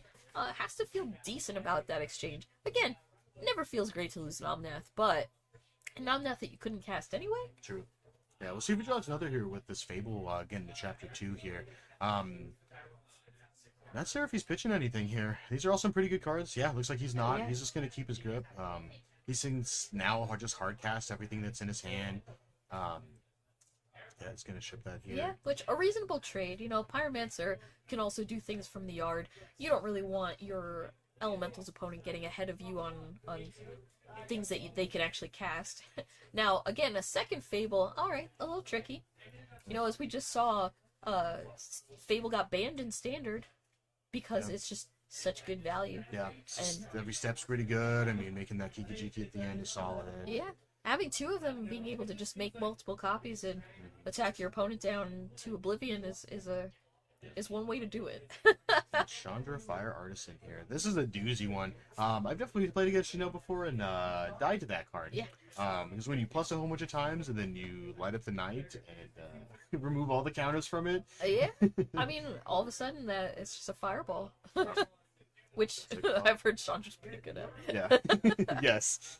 The pyromancer good at fireballs. Yeah, there's a distinct Chandra theme throughout the deck. Oh yeah. Yeah, he's got one of multiple. He's got Torch of Defiance, Fire Artisan, and then that Dress to Kill. Sorry, that was the Fire Artisan, and then also Dress to Kill. Yeah. So. Was this the third Eidolon? Okay. No, I think the second, right? Really? No, maybe the No, but we lost one very early, right? And then yeah. and then the Force Vigor took out the second one, so third one here. Again, I mean, Alex, not too penalized by Eidolon of the Great Rebels. He doesn't have a ton of cards that fall under the line of damage. If anything, there's a better chance of it hurting Janelle in this this state, but Janelle's at 20. He's not too worried about it. Yeah, yet. I don't think he's too worried. I don't believe he's too worried because I think he did take one from that Spike Field Hazard. Was that the same? Yeah, maybe we just need to update that life total Yeah. because I think you're right. I think he paid a life off of his land to cast that. That's all right. Yeah, difference. Oh, Between there we go. 18. All right, that seems Yeah, reasonable. there we go. All right, cool. Janelle definitely has plenty of land in play. Yeah. I'm sure he's not really looking to see any more of those. Yeah. He does have 2 Ramanap ruins currently within those lands, so it's essentially 4 damage just kind of sitting in there. So Alex is effectively at 10. Yeah. See a bolt here snapping off that reflections here. Yeah. We probably just want to make some extra troop series. It does also get rid of an extra draw for Karuga. That's true, because it does still count towards Karuga's, you know. Ooh, let's see Hardcast Solitude here. I All mean, right. it's pretty good.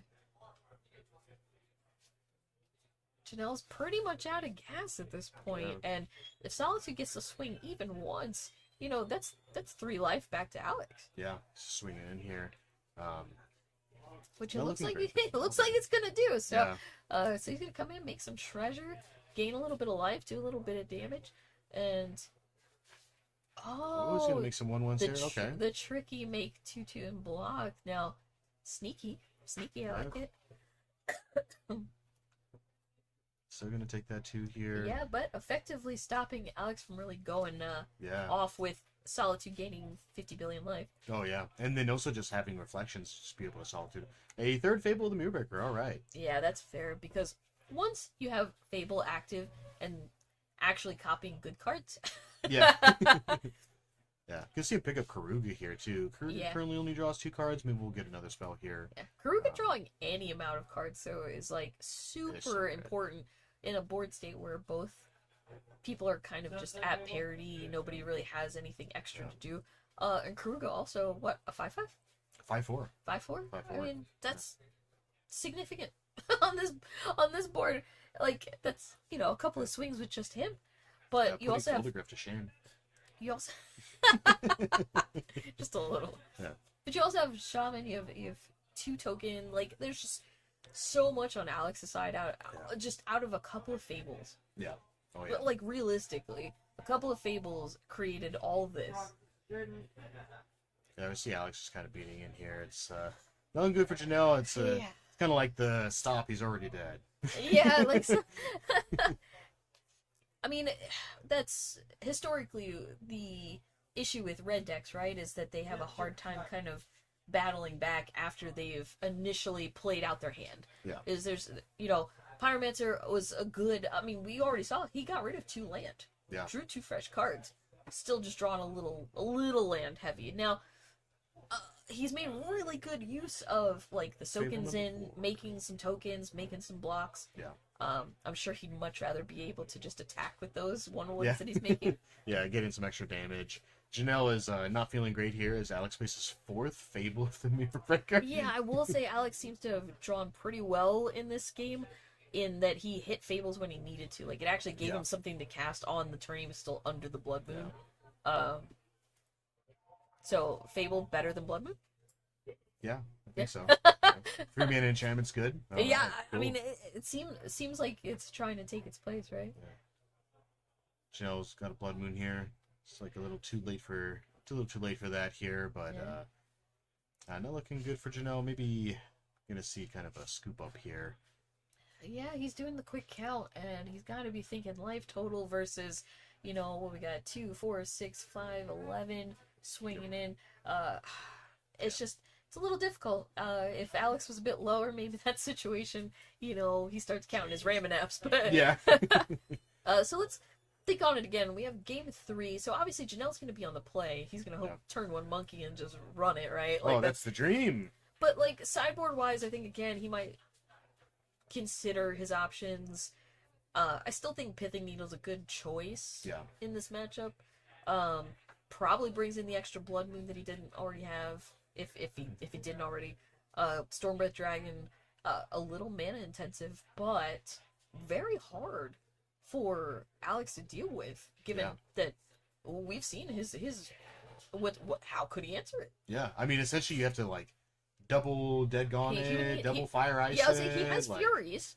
Yeah. Like, I guess you know, like Elish Norn Fury, like there's some combination of ways he could, but they're convoluted. Yeah. They're not. He doesn't have just a clean, like, I'm gonna do this thing and it's gonna be great. Get rid of it. Outside of that, Janelle has the issue that, you know, red decks tend to have, where he can't answer back, like, enchantments very easily. Yeah. Like For Fable of the Mirror Breakers. Yes. Yeah, and I mean, Elishnorn is essentially just a freebie. Yeah. Looking over Janelle's list here, looks like there's just 0 answers to it. Yeah, I mean, that hits the board, you just, like, you got it. Can't do much about that. Once Alex has gotten enough mana out and started really, like, putting his big threats into play, I would argue Janelle has very limited time. Yeah. He already needs to have Alex pretty low to capitalize on anything he could do, because he doesn't really have the tools to fight the top end of Alex's deck. Yeah. Yeah, his top end is not quite as top. Yeah, it's not as top as his mid. Like his top end is Sulfin, the one with card we haven't seen yet. Yeah. Torbrand's a great finisher. You just play and just get in there. Beat in there. Yeah, I mean it changes a drastic, like, board state difference, right? Where if all of your stuff, all of a sudden your 2/2's swinging for 4 now. Yeah. Like that, you know, a 3-turn clock turns into 1. Like, yeah, it's like, oh, that's a lot of damage here. Yeah. Doubling, getting some extra damage too, even on just bolts.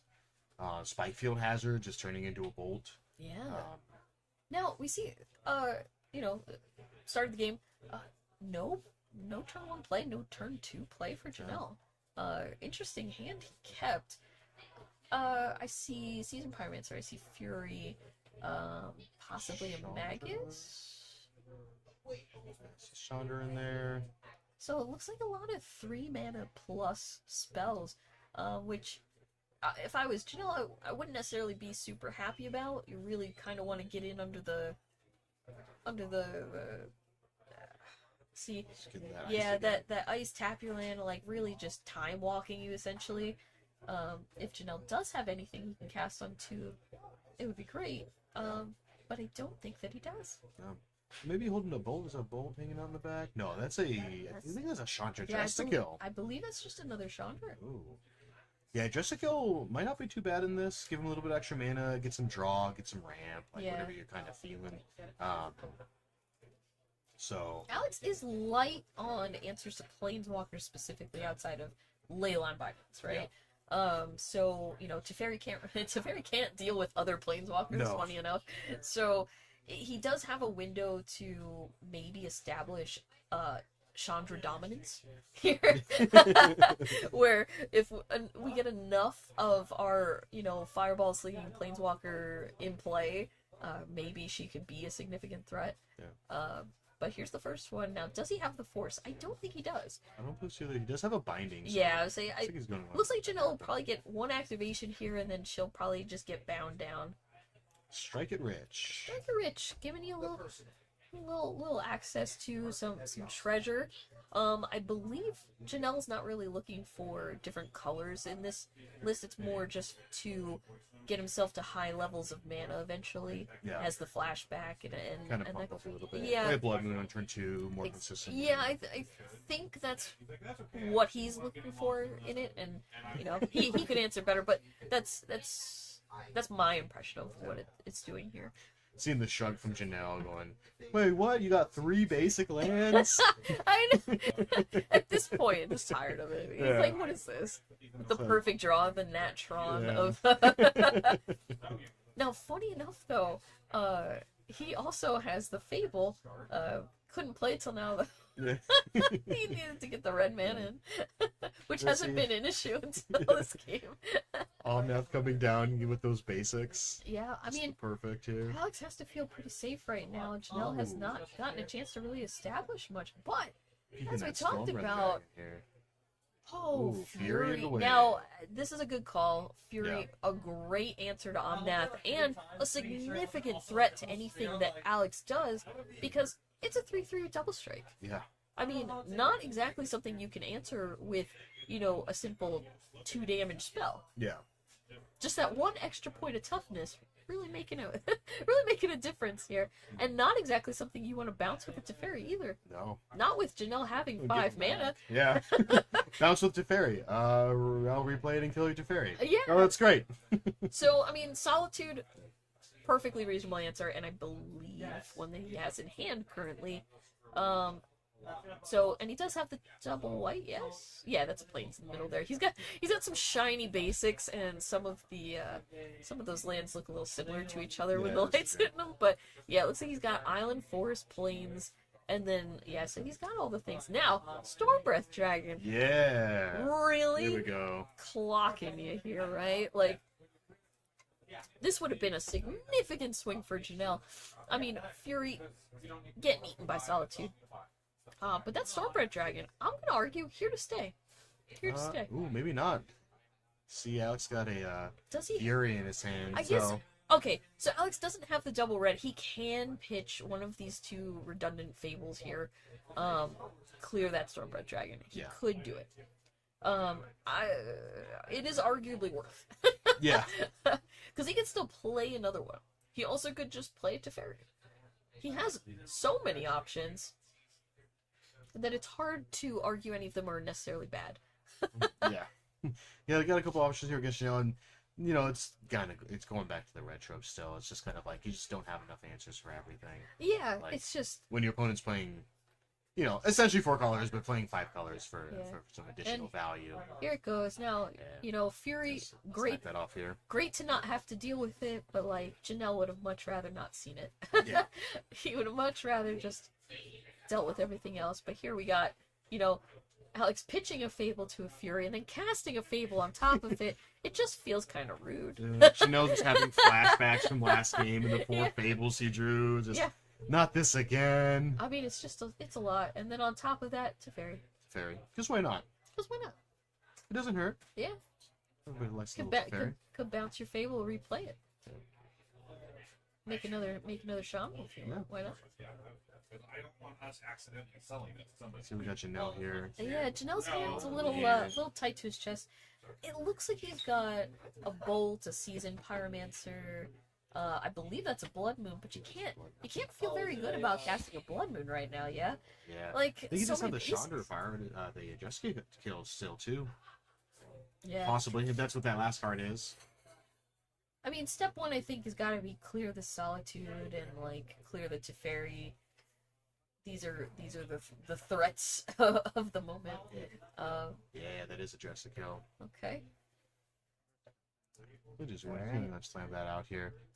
Very courteous, saying, hey, do you want to check these weird cards out? Yeah, always appreciate consummate professional here, showing everybody all the cards and like, hey, I know you don't see this one too Yeah. often. You might want to take a look. You can see a bolt here. Session's going to uptick, deal that damage to Fairy, get that red. And then he's just going to, looks like, probably jam a Seasoned Pyromancer here, see if he can get some hands. Blood Moon's essentially not good. Oh, alright, he's going to jam that Blood Moon. Yeah, which I mean, it is cutting off some avenues. Yes, like no double white, things like that. Which Ooh. specifically he has Solitude in hand. Now Fury, definitely double red for Yeah. the Fury. Funny enough that he didn't have before. Yeah. Yeah, so now he can just hardcast that Fury Yeah, and he can kill the get rid of that Chandra. Chandra is exactly at 4 right now. And So a Get to little, hang it a around. little awkward in that, where Janelle looks at his hand and goes, "Ah, okay." yeah. Maybe Janelle just kind of waiting here to get maximum value off of that Seasoned Pyromancer. Yeah, I mean, Kind of take a- hopefully draw and then just play, draw, discard nothing, and draw 2 cards. yeah, So. or draw, see it's a land, and Yeah. whatever. But I mean, Alex sitting at what we believe to be 11 not too high, but not too low either. You know, now Janelle has to deal with a Fury that he will need an answer to pretty quickly. Yeah. Because if Fable flips and makes even one copy, that's probably lights out. That's a lot of damage here. Is that another Season Pyromancer? No, it looks like that's a Ragavan. Oh, yeah. the monkey. I think Janelle's just gonna go ahead and just place it. Yeah, he's gonna want that extra token. Don't even matter. Well, it might matter this turn. That seems fine. He can save off a damage from the Okay, Fury. that's a bolt. That's a bolt. That's good. That's good. It's a little awkward. I might have cast the Ragavan personally just to, because it's a 2/1 and not just a 1/1 elemental. Well, if But he didn't draw an answer to Fury, then he has to essentially just chump block with a Seasoned Pyromancer. But yeah, let's see how his last going here. all right, pay I one. think Janelle's here. gonna take the one here for that bolt. Oh no, not one. It's a Blood Moon on battlefield. Yeah, it doesn't And matter. They're all mountains. They all look Sure. like that one Yeah. red symbol right now. We're gonna see the Fable flip here. Janelle kind of coming back here. I mean, Alex does still have that Solitude. It looks like he can't hardcast it right now. Did you? Looks like maybe a Misty Now, Rain for us, interesting, so. he could attack with the Shaman, make the treasure, and then flash a Solitude in, because he would have double white, Yeah, which would be pretty free. yeah. Yeah, it's not too bad in this. Also, board here. exiling, Season Pyromancer means that Janelle doesn't get any extra value out of it dying, Yeah, he's got so- those ones back. and then he gets to untap and start making copies of it if he wishes with Shaman. So, I mean, or he already has the treasure in play, actually, so he doesn't even need to do what I'm saying. He would just get an extra treasure. Yeah. But, More treasure. does he want to use his, last answer?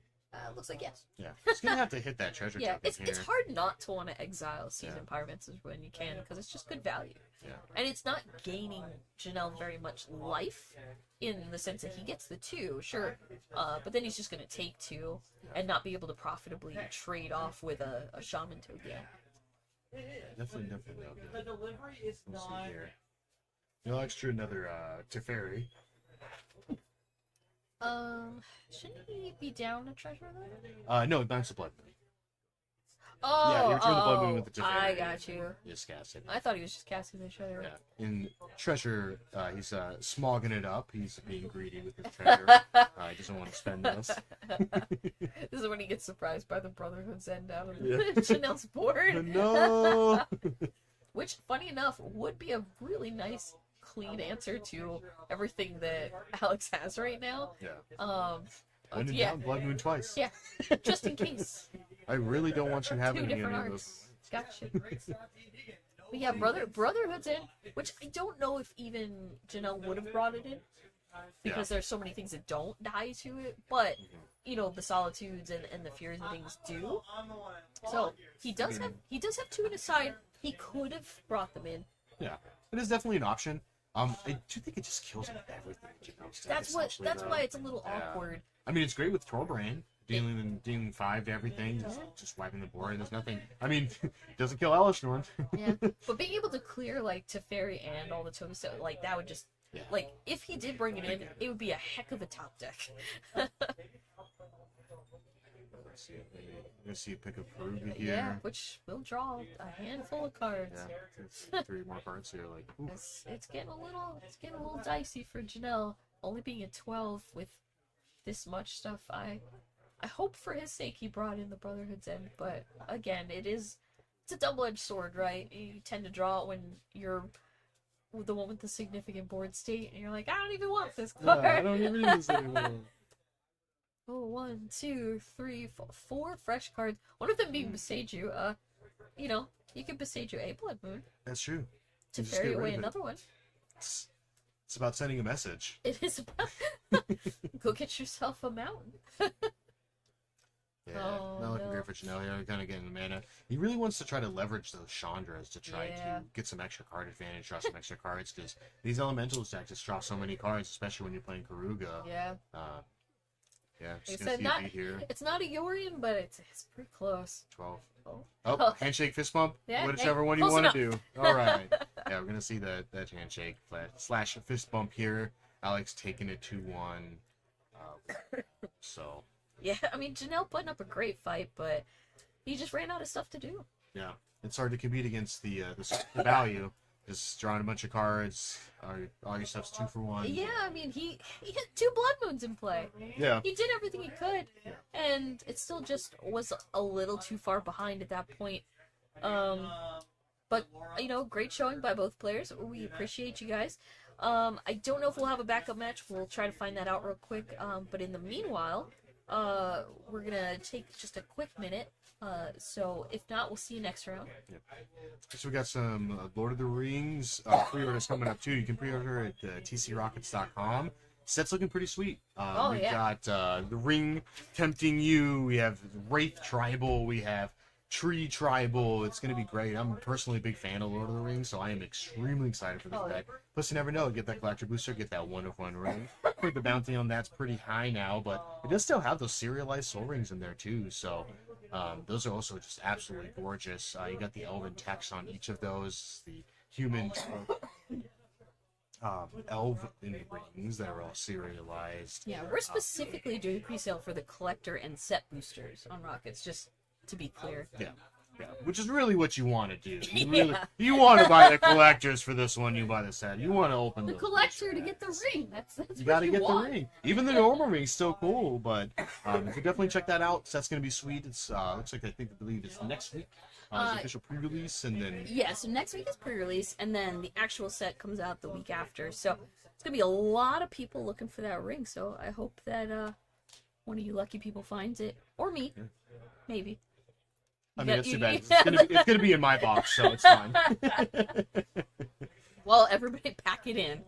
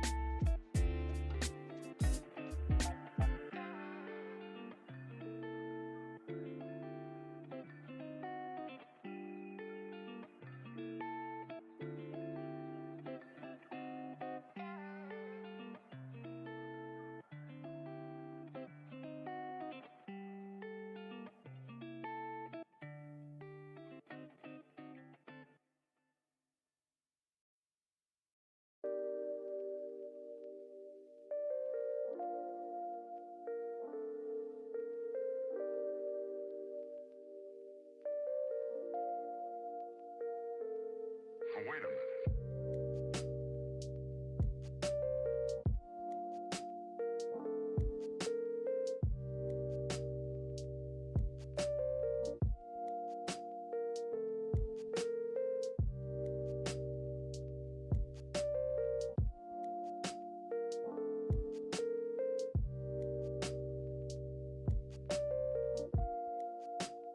You know they're out there, don't you?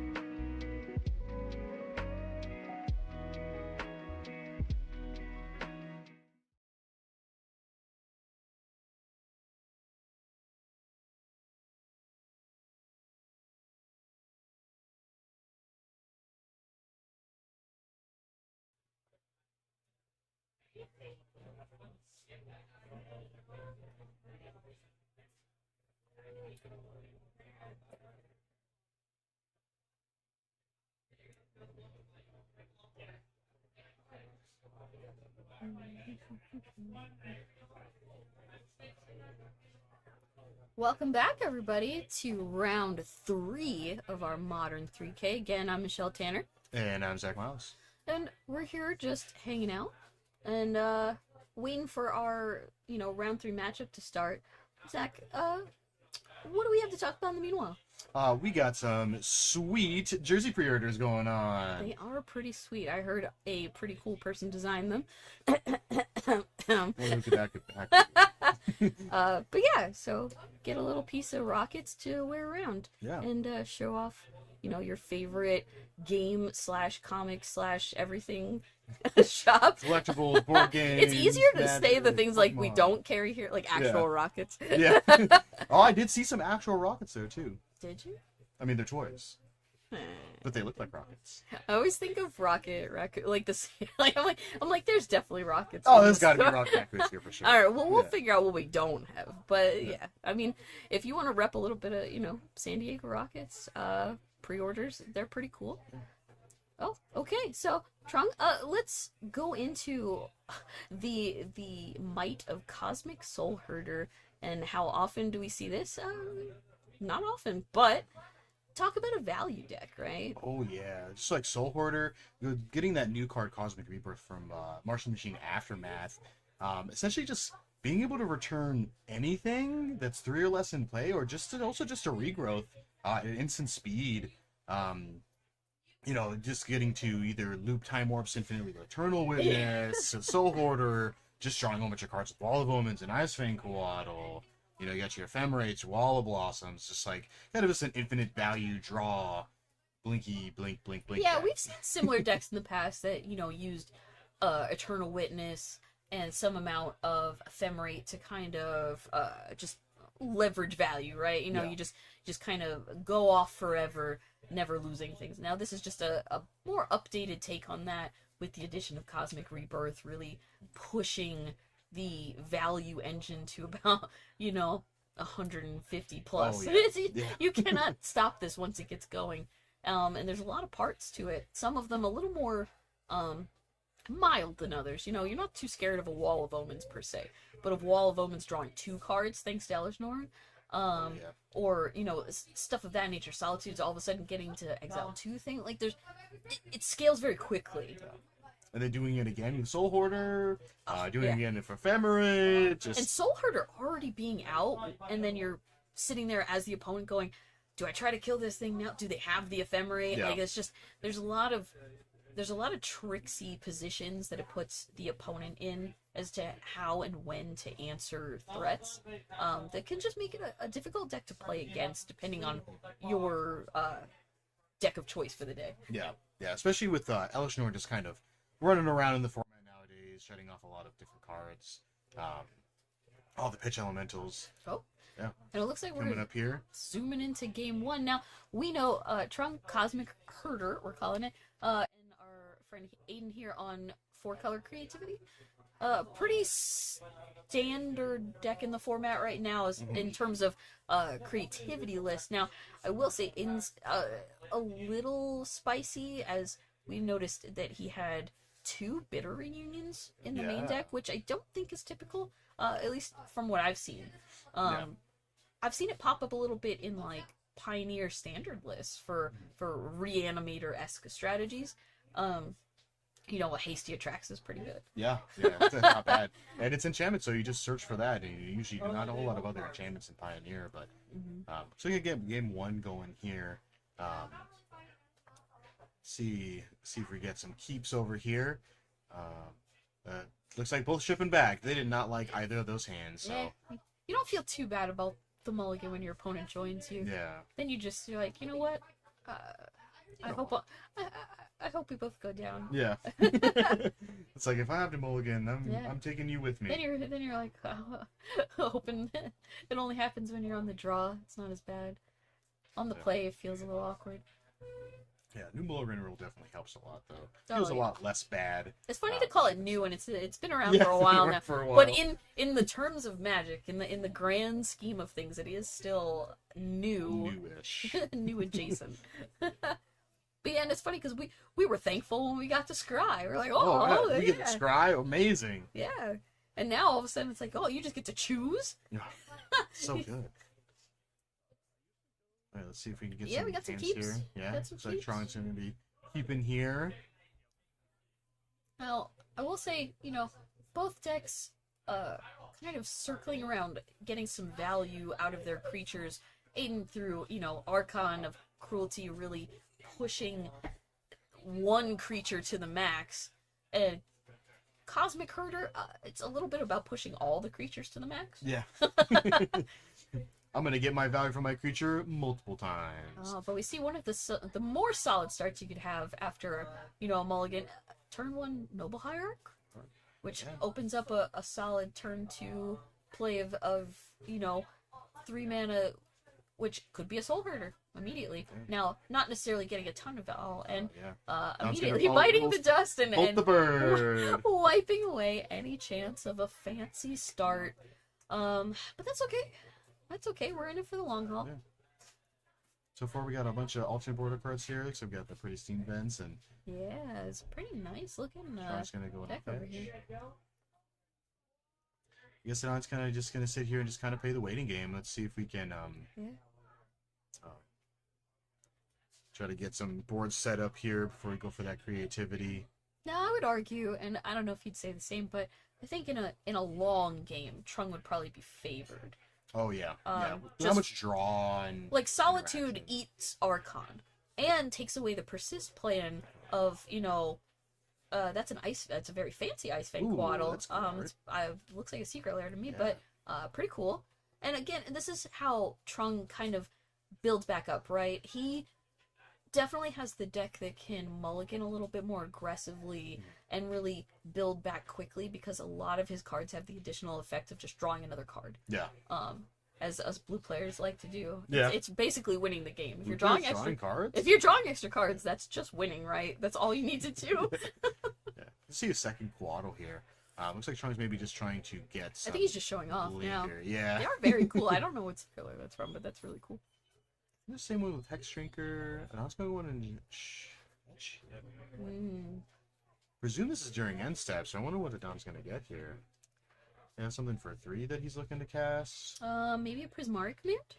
Ooh, yeah, that'd be a good one. Because I don't think he has too many other options outside of that. Yeah. Now, Prismaric Commands, usually facilitating getting a treasure out, maybe the draw discard, maybe the 2 damage. We'll see, but I expect to see a treasure in something else. Yeah. So treasure and kill one of your guys is probably the modes he chose here. We'll see. But I see him grabbing at cards that makes me think he's grabbing a treasure. Yeah. Oh yeah. Which again, I mean, you need something to creativity, and that something can be a dwarf, a little dwarf token off your Dwarven Mines, or it could just be a shiny treasure. Or sometimes you just use the treasure because you need it.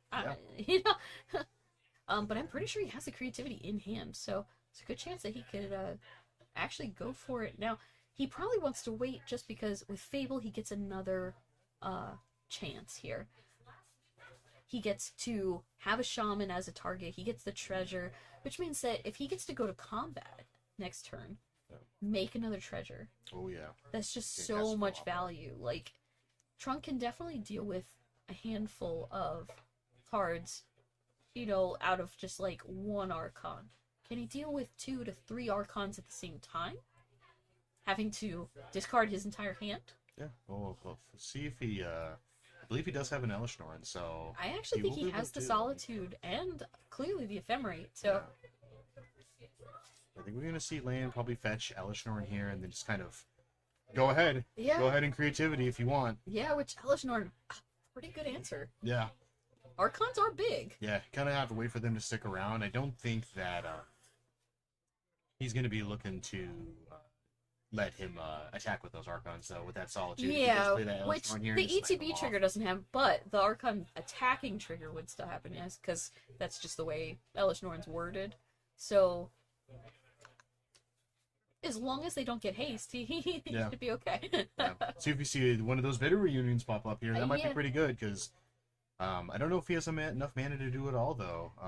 I would be surprised, because obviously we need at least 4 to creativity for 1, which he can do. He can attack. I mean, he knows an attack with the Goblin Shaman is going to kill the Shaman, though. Like, there's no reasonable way that Trung doesn't block with Elishnorn, because I mean, there's no way to kill her.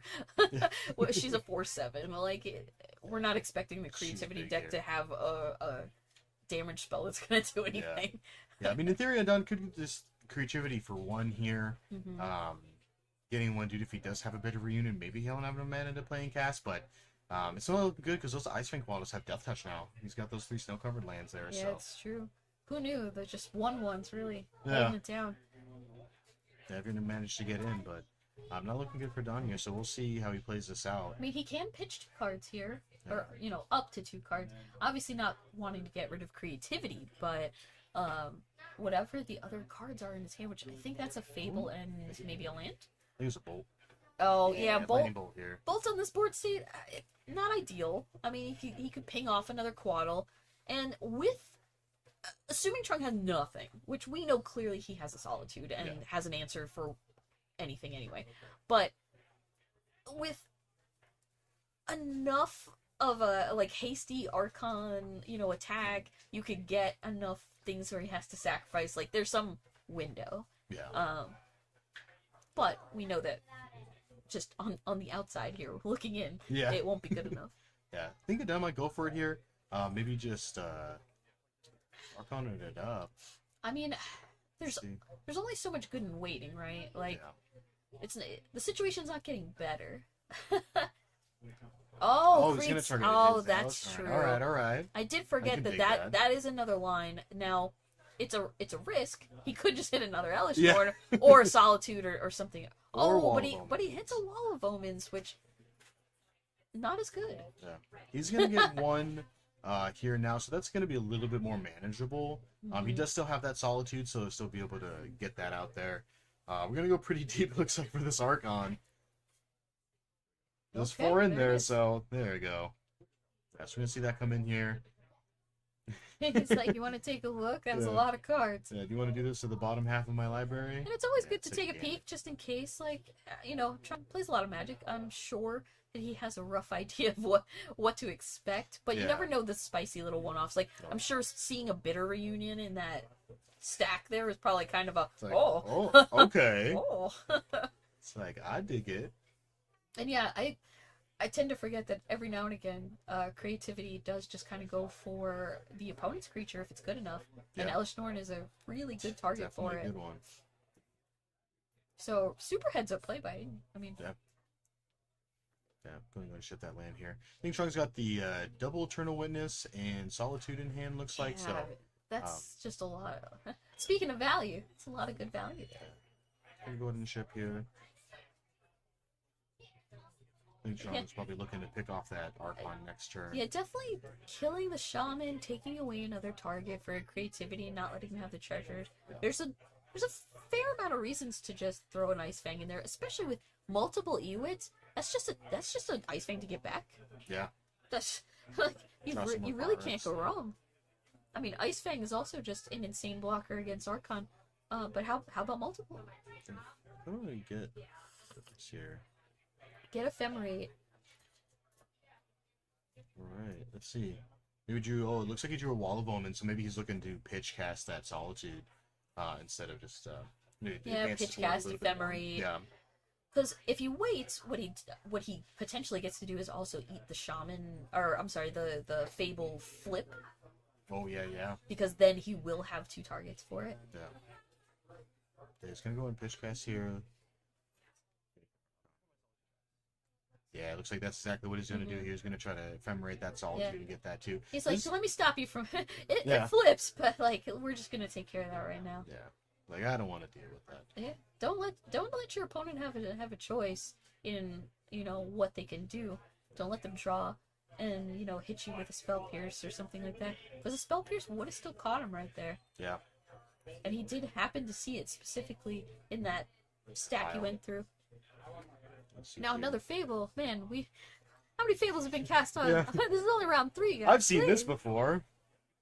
Let's see, we're gonna ephemerate. Yeah, we're gonna get that Eternal Witness. Yeah, I mean, multiple E-Witnesses just Yeah. getting back Ephemerates all day long. Over And- over. I mean, the Creativity deck has some amount of play in being able to go 1 for 1, but like our opponent's list specifically, there's 2 Fire and Ice, 4 Bolts, which we've already seen at least 1, yes. Prismari Commands, there's 3, we've already seen at least 1 of those. So eventually, what will happen is he won't be able to keep up with this amount of value pressure because he'll just run out of answers. Yeah, they're just gonna run out of cards eventually. I mean, when so many of your cards in the Cosmic Hunter deck here just draw you additional cards, and also just Eternal Witness Yeah, drawing just you Eternal actual Witnesses spells. for days. It's incredibly difficult to stop this just cycle of, Ewit, get back with my Ephemerate, Solitude, Ewit, whatever you want, essentially, and just keep that cycle going forever. And when Trung's answers specifically have to do with exiling, your persist plane is off. It's Yeah. gone. Oh, yeah. Like, that's just not happening. So, what do? You can. I mean, Fable is good, but it's not good enough to attack through. Even just Ewit is a 2/1. Yeah, A block. it'll Sure. block. Sure. A block. Oh, I'll bring it That back. plays. I bring it back to Cosmic Rebirth. Put it right into play. Yeah, it's kind of an uptick for Don here, so we'll just kind of see. I think his hand doesn't look too great either. Got I a see a Beseiju Beseiju, Mine. which isn't doing anything on this board. Oh, so, blow up his own Fable for no value. So Fish. I mean, he did find one of the Fire and Ices, so I mean, he could go for killing a Solitude in response to an Ephemerate or something Yeah. of that nature.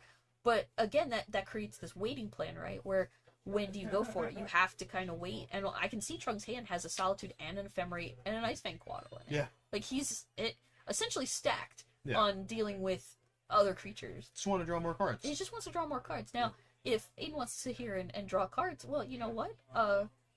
Trong might run out of cards first. Yeah. Yeah.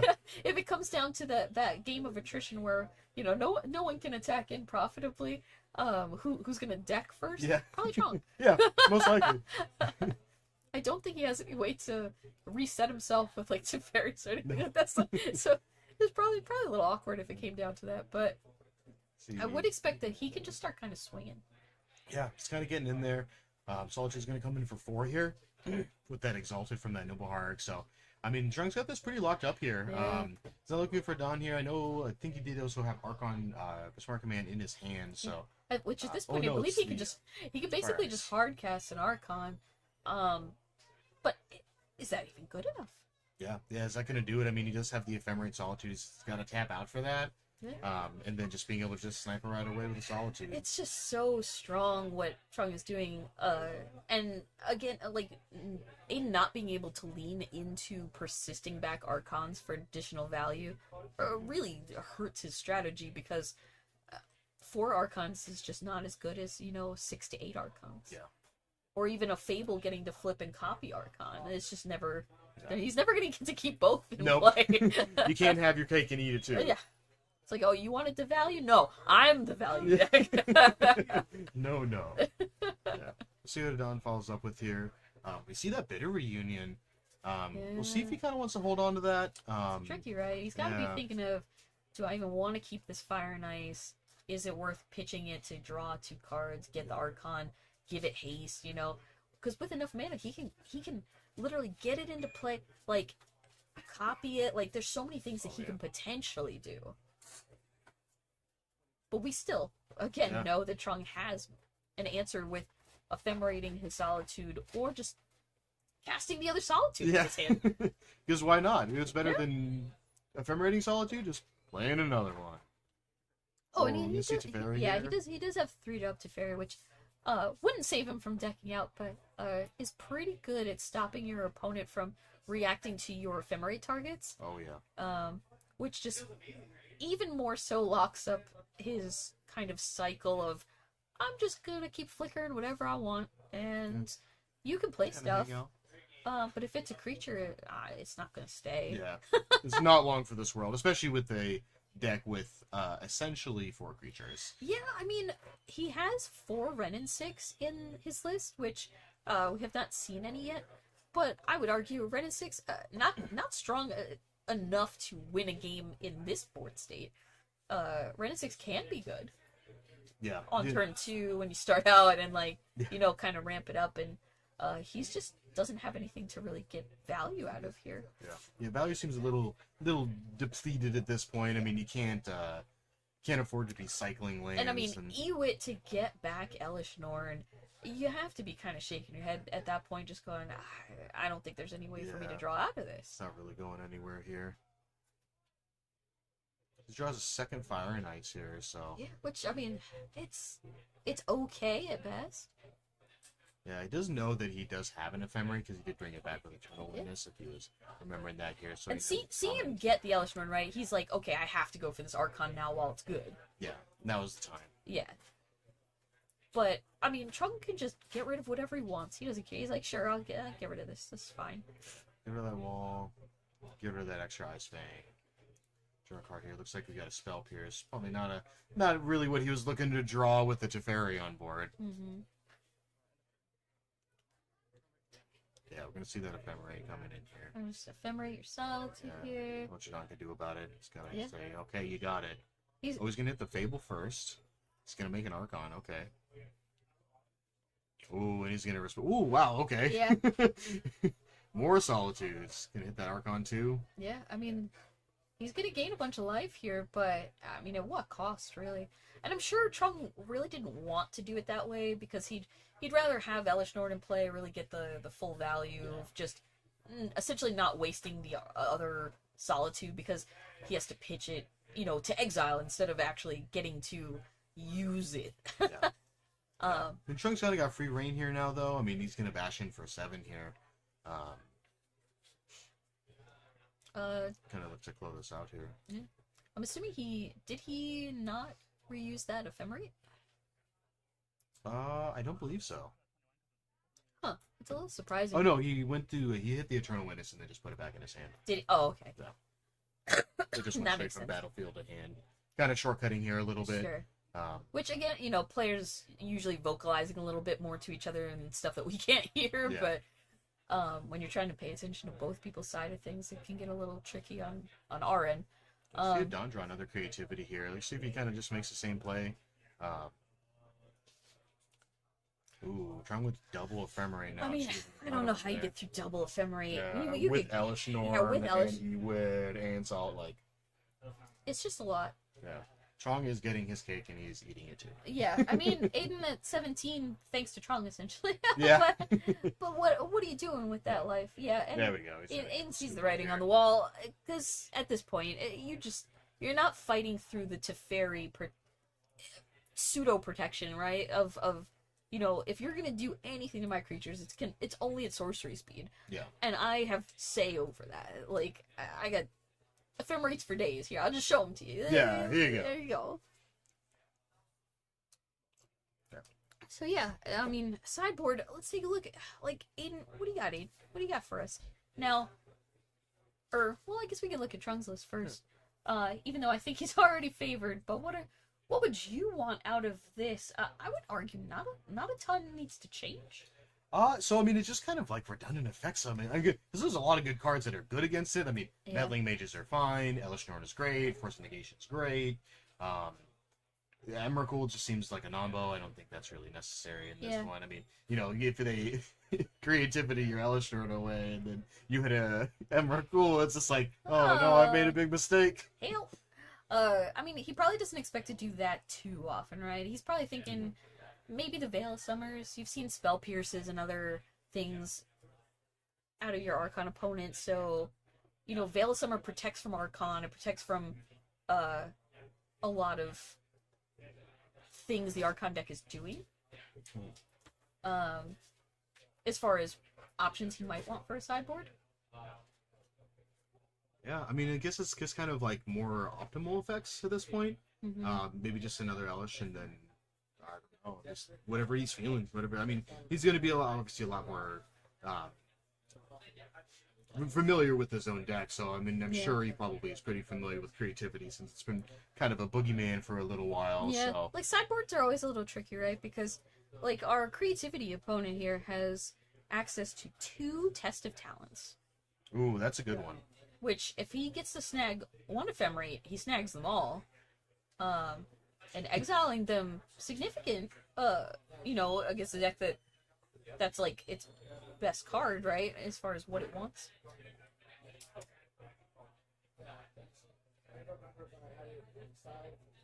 So we're gonna see how they sideboard here. Maybe even he's got 3 Leyline of the Voids in there. Yeah, which could be pretty good in this matchup, considering, a lot of what Trunk's doing is related to manipulating the graveyard in some ways. Yeah, essentially just shutting off the Eternal Witnesses, because those are pretty good. Yeah. So I think anything that the creativity deck can do to really manipulate the value engine is ideal.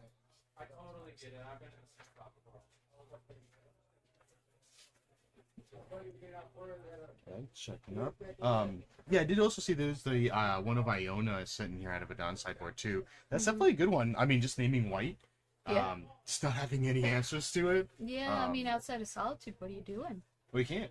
That's It's what I'm white. saying. Like, no, thank you. Like, we've already seen he has Teferi, and he Yeah. has Solitude, Yeah. and that's it. Yeah. That's it. It's like you can have all the Eternal Witnesses you want.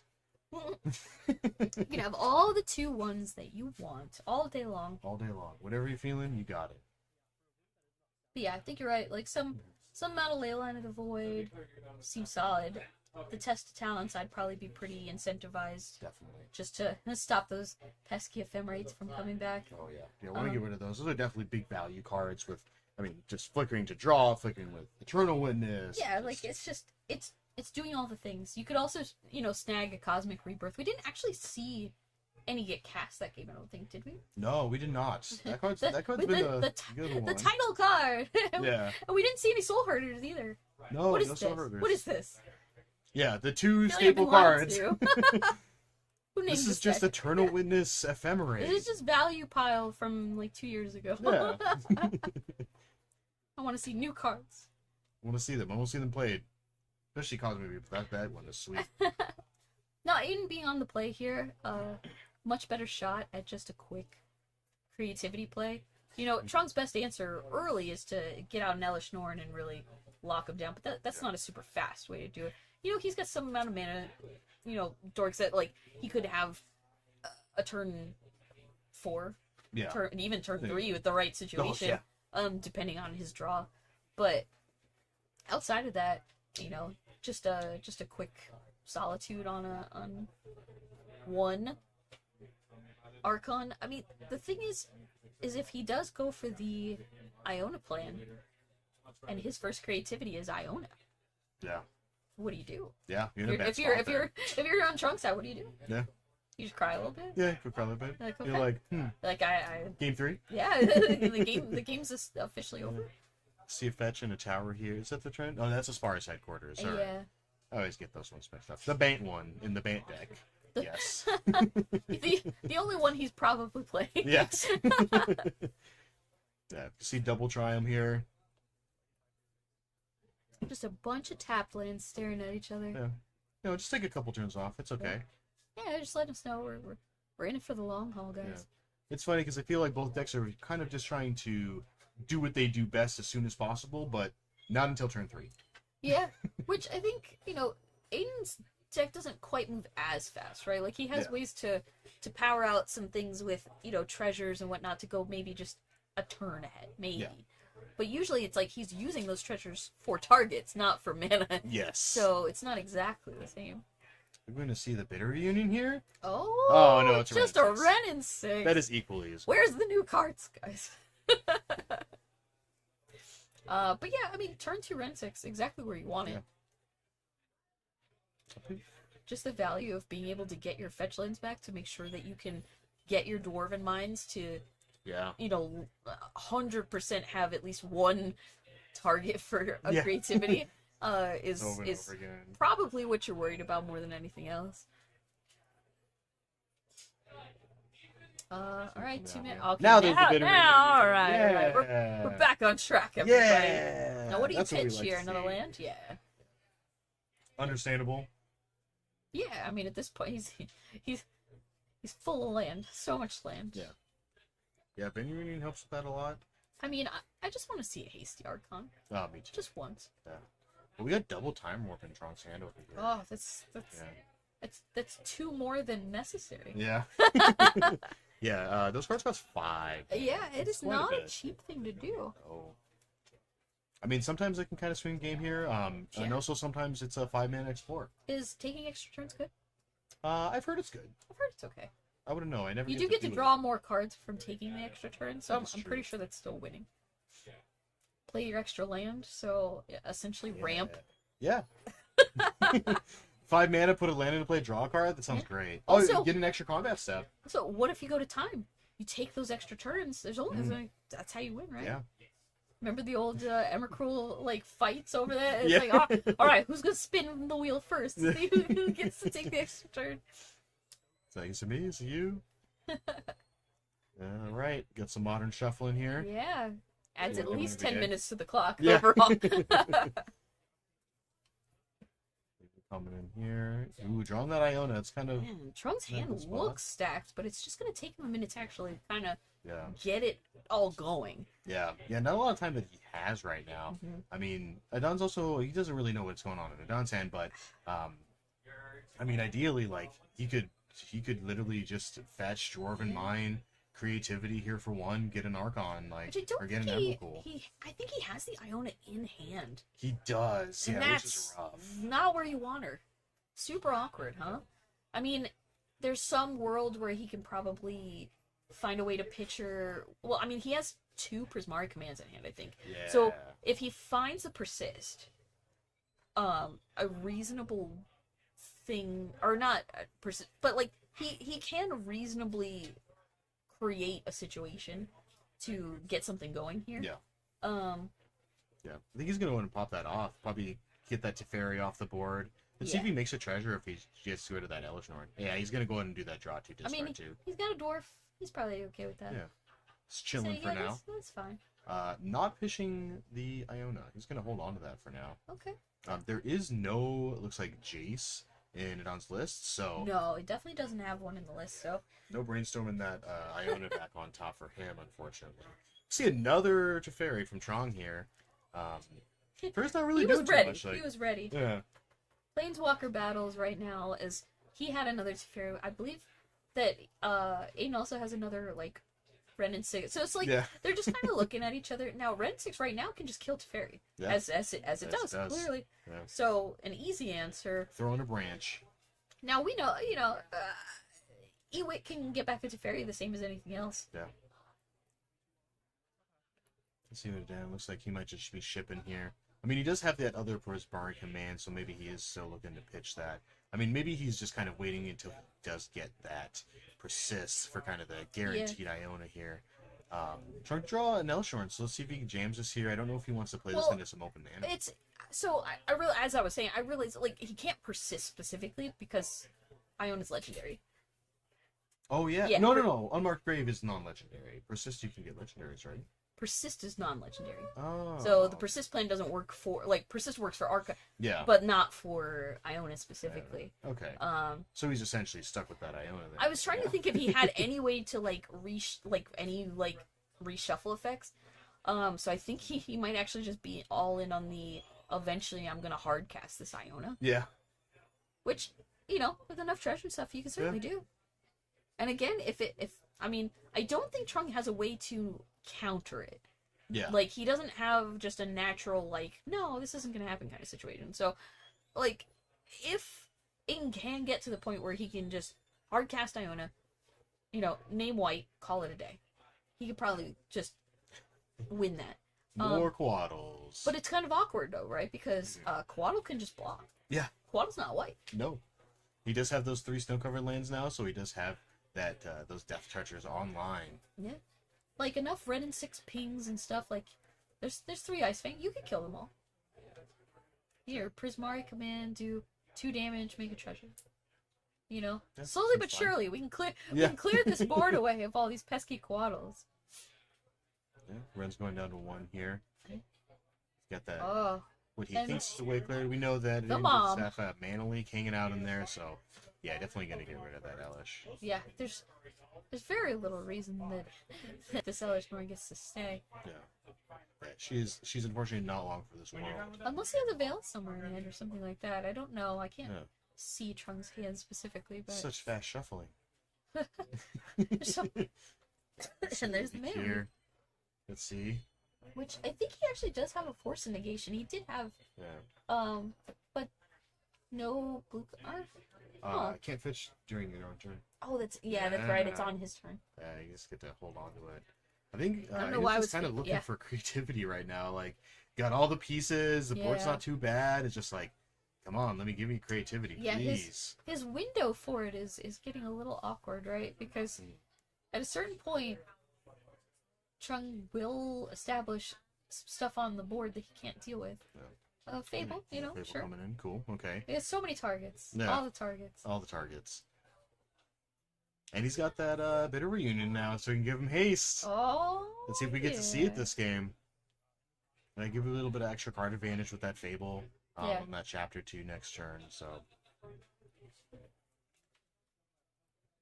I mean, Tron Maybe knows so maybe much. Trung's just gonna take some extra turns here Yeah. and try to just get some stuff established. Yeah, he does have those 2 lands untapped though, so maybe Trung's just scared of another mana leak at this point. Yeah, which I don't remember how many he actually has in the list. Let's see, 2? He has 2, so I mean 1 down, 1 to go. Yeah, Trung is not aware of that though, so. Oh yeah, this is not an open decklist situation. Oh, okay, Which- he's gonna tap it. Yeah, I was gonna Hold it. say, oh, just Ooh, 1 and 1. pop off those ice fangs. Yeah, time warp's not quite as good if it's just a. Oh, he's gonna pitch a time warp. Okay, Yeah, I mean at this point, saving 2 ice fangs is well, it's not significant. bad. Yeah, it's gonna kill that Ren and 6. If he does pop up one of the time warps next turn, he'll be able to kill Ren and 6, but still leave them up. Yeah, that with is losses the if he wants downside to, of, so. of minusing Ren and 6, right? Is it's Yeah. making it more susceptible to actually dying to what's left in play. Yeah. We gotta see how he plays it out here. Still pretty close. I mean, essentially just like a creativity here just kind of gets there. Yeah. Trung doesn't have a lot of answers to one of those right now, so that's what he's gonna go ahead and do is get off that Ren and And 6. there we go. All right. Unbeknownst to him, he has another Ren and 6 in here. Yeah. Oh, Wall of Moments. Draw cards. Draw The land. value. Play time warp. Oh, There's he land, did. taken He 2. did find it. That's what he's trying to do here. He's like, yeah, I'll do that again. It's like spell pierce it. No, you won't. There we go. Gonna get that. that is extra a that turn is here. a spell pierce test, right? Yeah. I feel like if you got one, you're gonna use it. Oh yeah, because if he goes land, if he draws a land here, he can Ewit. Oh, and And then he time warp did again. find an ephemerate Yeah. and the Ewit. So Yeah. like he actually has a pretty decent turn of events here, as he can get his Elishnorn back, and then also be able to.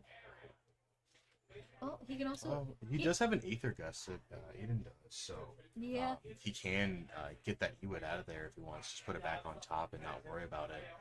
That's fair. We got another Wall of Omens. Having flashbacks from round 1.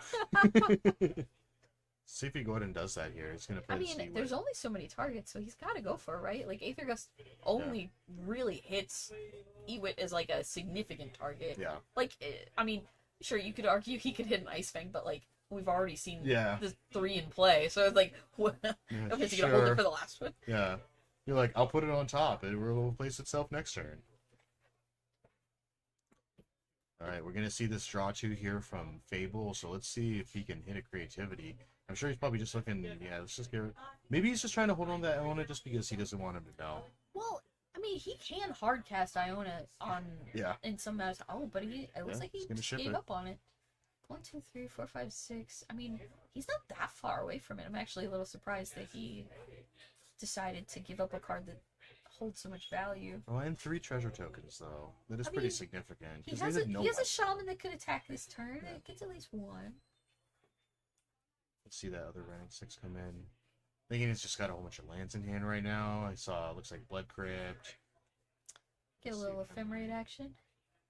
Dwarven Mine, Bloodstained Mire, Blood Crypt looks like is in his hand. Yeah, like he gave up the possibility of an Iona at some point for Mhm. more land, which, you know, what are you gonna do? Like, you can't control what you draw Yeah. in this matchup, but it just feels a little bad, right? That like he had such potential, Yeah. and such Yeah, power. it was there. It was there. You're gonna see that ephemerate coming off Yeah. here. Ephemerate this wall. Wall of Omen's definitely not attacking. Yeah. Not like our round 1. No. Not this time. I think Trong's just trying to hit this other land here Yeah. so he can Ewit, get back that time warp, and Yeah. then kind of go from here. I mean, I don't know if he wants to do that at this point just because he no longer has that ephemerate. Yeah. Uh, It's a little awkward because like there's got to be some incentive to also just maybe want to get back Elishnorn and like try to get that engine going that way.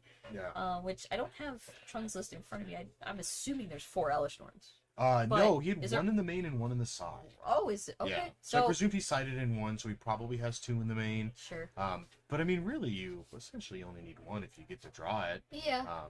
He did get to draw in both games, so Like it it's pretty creates good. the big value engine, right? Yeah. So it's like if he could get her back, get her on the field, it turns off the Archon. Like it just it requires so much more from Aiden. Now, I mean, Yeah. he does have Bitter Reunion. He can still make stuff happen with hasty Archons, but you know, if Trong has even like one situation where he can get a Solitude out with Mhm. Elishnorn in play, like that eats two Archons straight Yeah. out. They're just gone forever.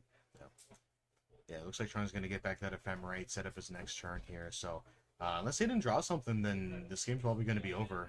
There's big possibility that Vaden doesn't draw the creativity here. He's just going to kind of pass, and then Yeah. Chong's just going to go, all right, Ephemerate, I'm going to take infinite turns. And it's not that Aiden hasn't been casting cards. You know, Yeah. he's cast a lot of Yeah, cards. he's drawn a lot, just not great draws in Yeah, this match. like it just seems wild that he hasn't hit a creativity yet.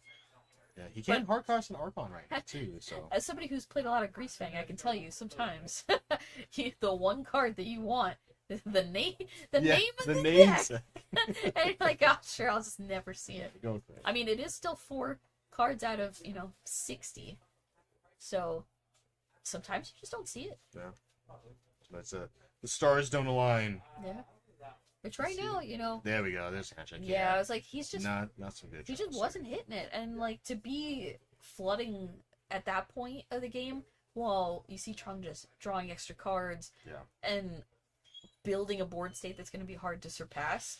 You gotta feel just a little like you're drowning Yeah, there, right? Yeah, like, a little distraught. It's like, oh man, like there's so many outs, so like many even draws. with an Archon that's like what's gonna happen? Yeah. I'll sack a wall. Yeah. I mean, He's stacking 0-4? Yeah. Oh. I'll wait. I'll get back. Like Yeah, it's just sure. yeah. Like he's just really not. It's just not doing enough at that point. Yeah. But yeah, I mean, really interesting matchup. Super cool to see Cosmic Herder. Yeah. Which again, did we see a Cosmic Rebirth or a Soul Herder in Uh, any of those games? I think no. Nil. None. I want my money back. Yeah, we were sold a Feel false bill of gypped goods. here. He's messed up. But yeah, so super cool matches. Thanks Yeah. for Trung and Aiden showing off a little bit of the power of each of these decks. I think we're gonna take just a quick break. I'm not sure if we have enough time to do a backup match. There's only about 10 minutes left on the clock, so we'll see about that. See what we can do here. Just a quick reminder.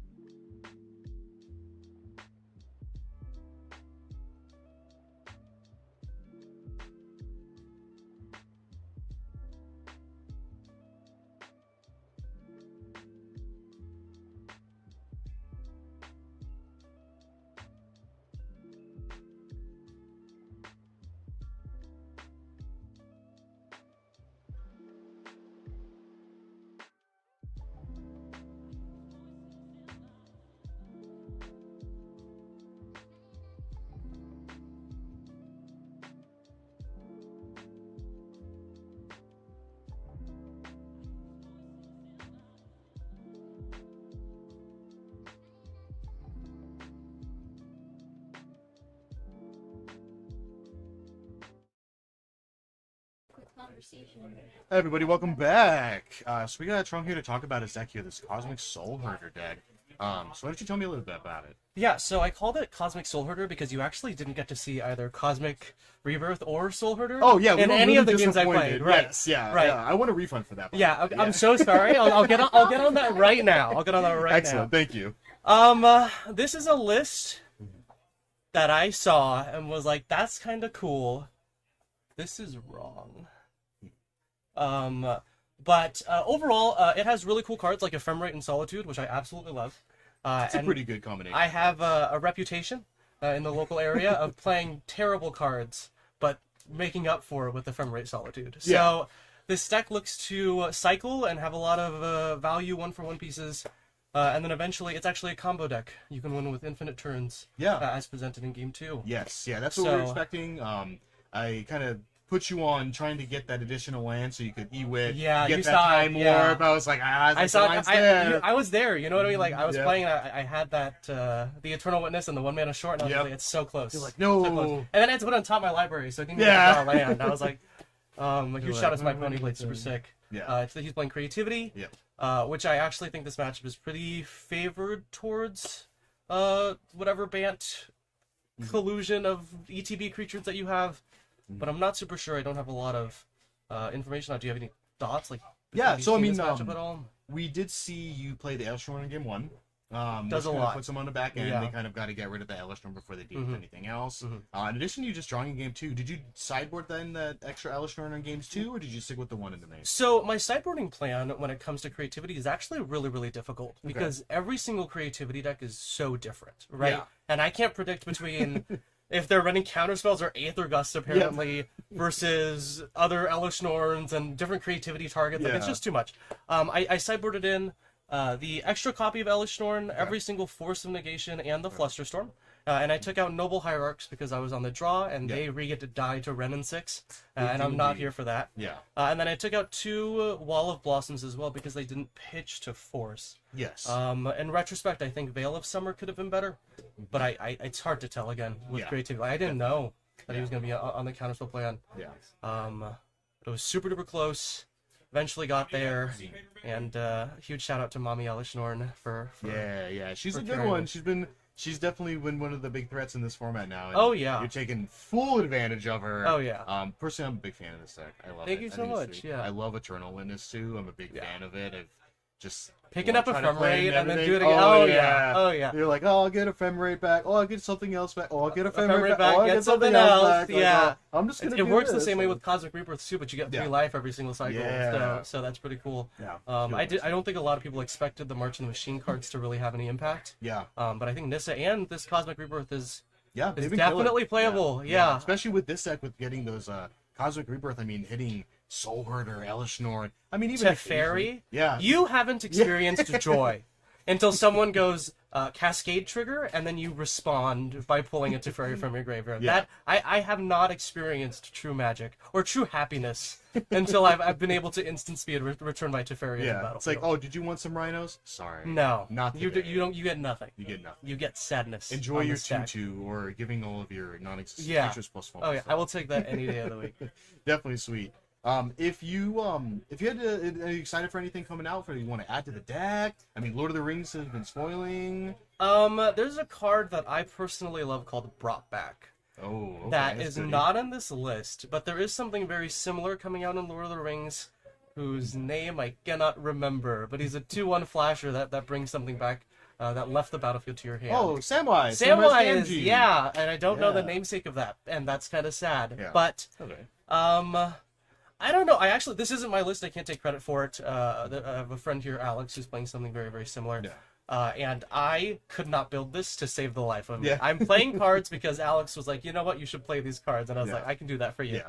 Look at all these great blinking cards in Yeah. combination with the Ephemerate Oh. and Soul Hoarder. There is the White Remand that is also Oh yeah, that Reprieve. reprieve, right? Which could also see Yeah, play. definitely good. And then I'm a sucker for anything that says exile target creature and return Oh, it. Like yeah. I'll play Yeah. everything. I believe there's one coming out. I believe it's one in a white instant, and then the ring tempts you.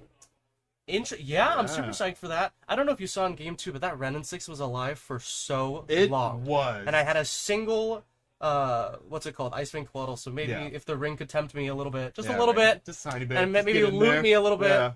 Maybe I Yeah. could have killed it a little earlier. Yeah, we were kind of funny sitting there because we were sitting there because usually Ren and 6 doesn't last that long. No. They like to go out pretty quick, but we were kind of sitting there because he did have the second Ren and 6 for quite a long Right. time.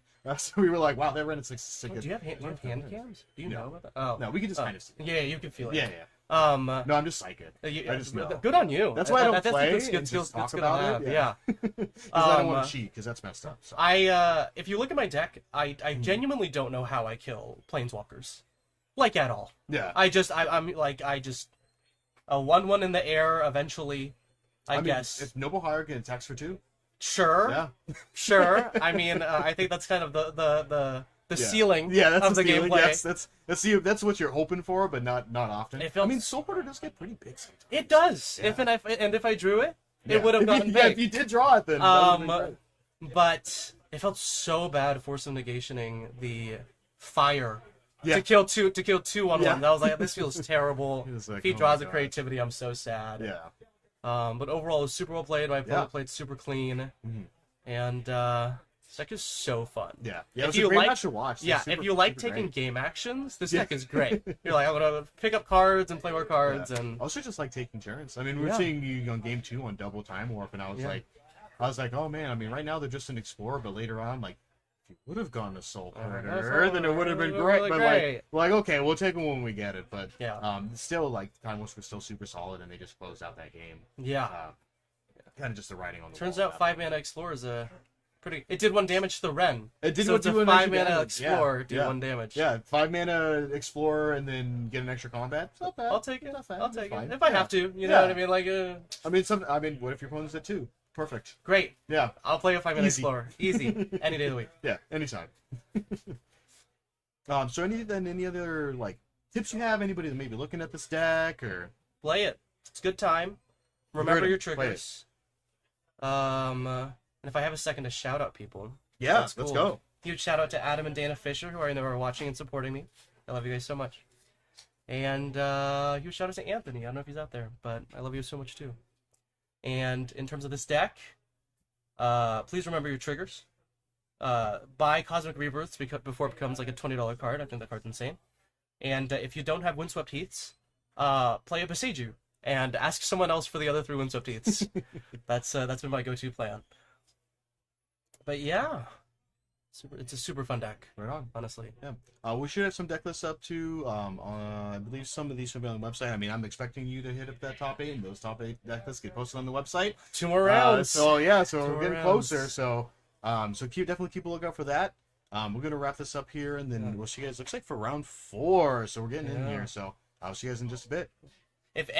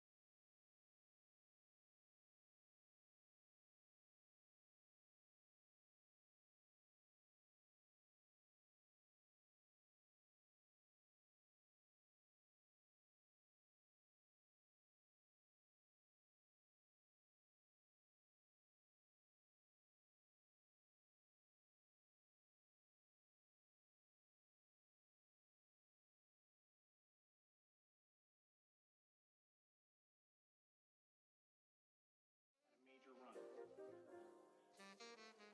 Maraschino cherries. Major run. No one had a run like limes. No one.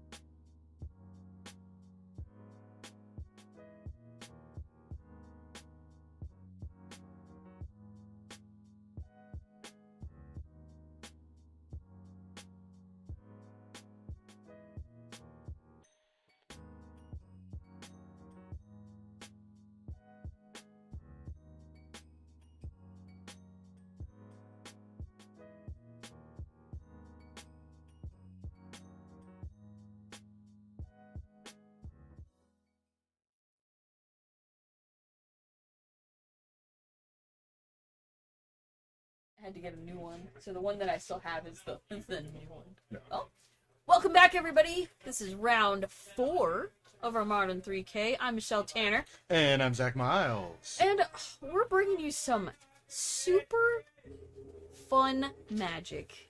Yeah, sponsored by Red Bull. Thank you, Red Bull, for helping Red- out with the stream here. Keeping everybody hype. Oh yeah, making some good plays, keeping them nice and caffeinated up Yeah. to get through this tournament.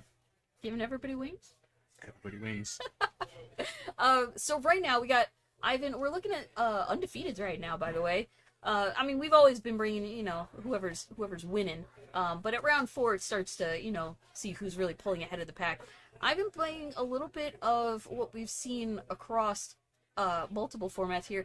Just some Omnath value, some 4-color control, which, again, really just leaning on a lot of triomes and lands to play all these, quote-unquote greedy mana-based things. And really just doing what it does. You got some Solitude, some Fury, some Ren and 6. It's kind of the whole suite of what's the best card I can play in this color. Sure, let's jam 4 of them in a deck. Yeah, right. Yeah. I mean, notably, he's playing Kahira as the companion here, so Yeah. I'm not going to be seeing any Quaddles in this list. We're not going to see any Elishnorns in this list. It's just going to be that straight Yeah, classic this, elementals. this is just straight up all the value elementals. Oh, and here it is on stream for it. So 4 Omnet, 4 Solitude, only 3 Fury. Why and not 4? But notables, I suppose, to really push the control element. 4 Teferi, 4 Ren and 6, 4 Leyline Binding, 4 Expressive Iteration, 2 Jace the Mind Sculptor, who doesn't get enough love nowadays, but you know, we got 2 there, and then we got 4 Prismatics and 2 Chalice of the Voids. A little tricky for some decks to deal with a main deck Chalice of the Void, Yeah. but It's gonna get you. I don't know how hard it's going to be for Alex specifically, as he's playing Affinity.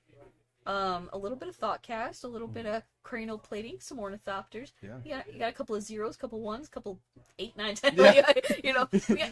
got a healthy mix. Yeah, I think if you're casting Chalice for anything more than 2, you're probably not feeling too good about it. Yeah, So. so I think he's got a good shot.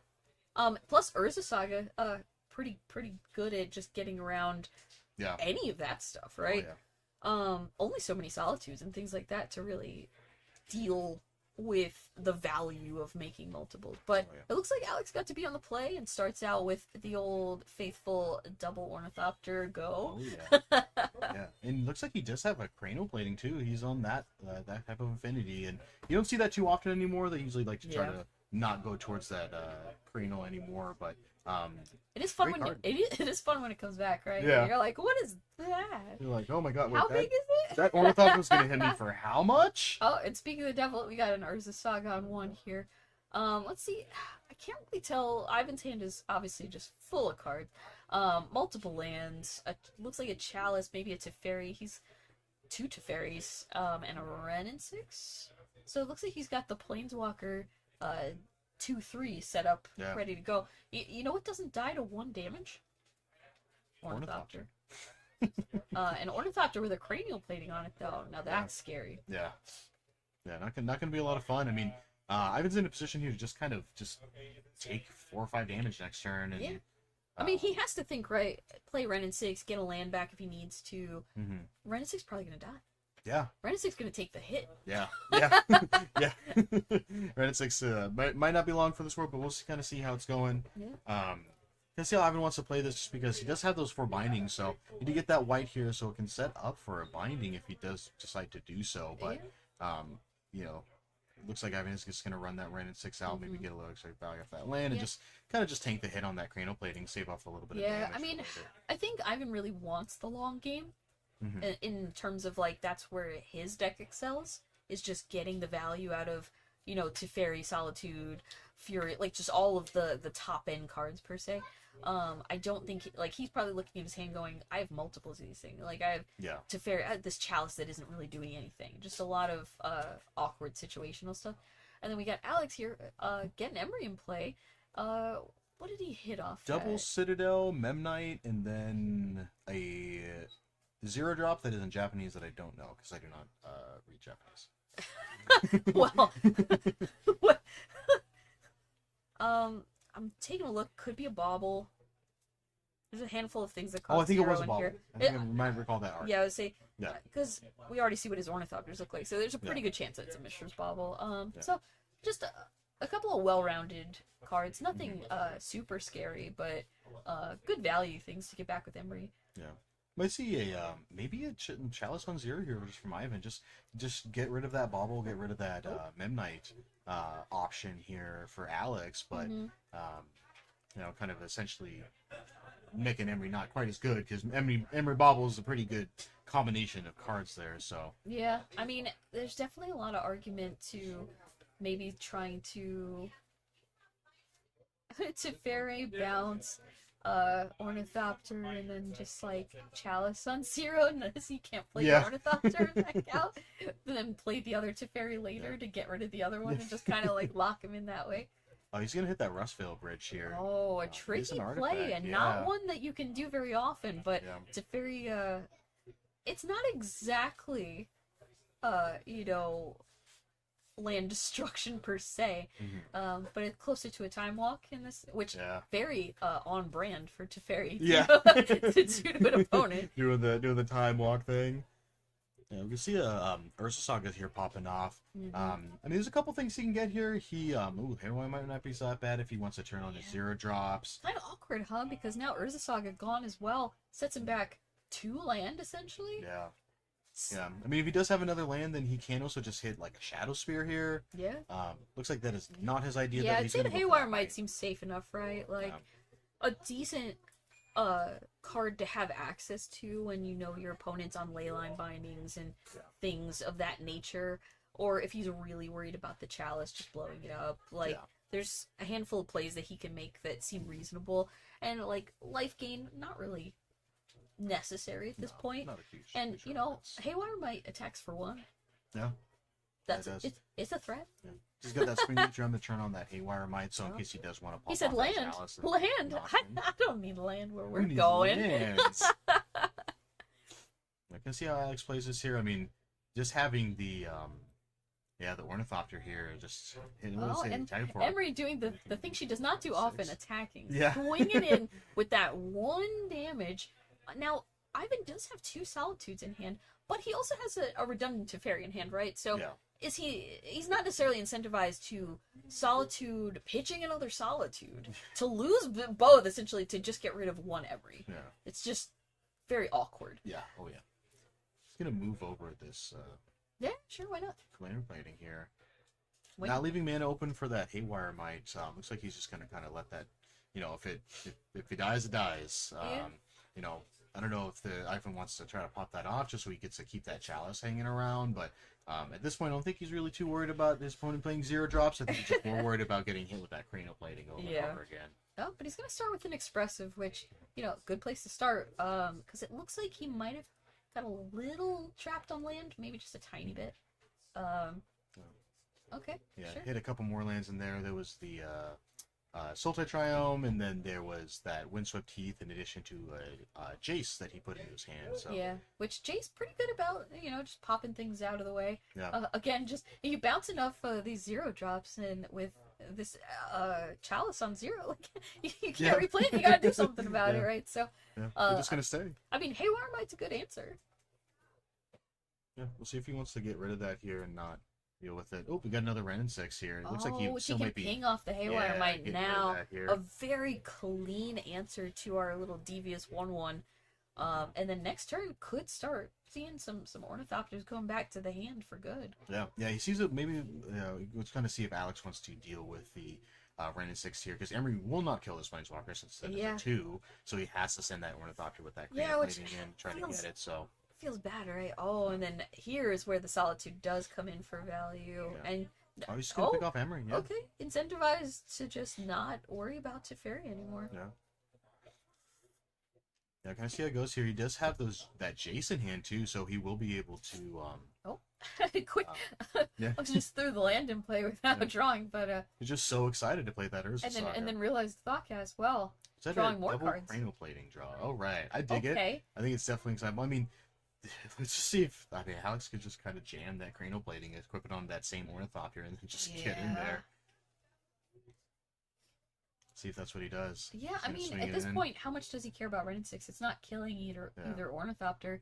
Yeah. So Looks like we're gonna scoop it yeah, up I here. mean, It's hitting for quite a bit of damage there. I mean, the Jace is not going to be fast enough to get rid of both of those Ornithopters before Ivan's dead. So yeah, because interestingly enough, Ivan only has so many white cards, and this is kind of goes back to what I was talking about earlier, where the 4-colored decks are so stretched as to the pitching cards to certain things Mhm. that they don't always have the on-color card to pitch multiple times. So like he had 2 Solitudes yeah, and chose to pitch the Teferi to keep access to the other Solitude, Mhm. but had no other white card in hand that I saw. yeah, So like he knew, oh sure, you can play the Jace, bounce one of them, but then he's just dead to the other one. Yeah. So, you know, take a draw step. If you don't hit exactly white card, yeah, you're just dead. yeah. I mean, at this point, you're probably just hoping to just draw like.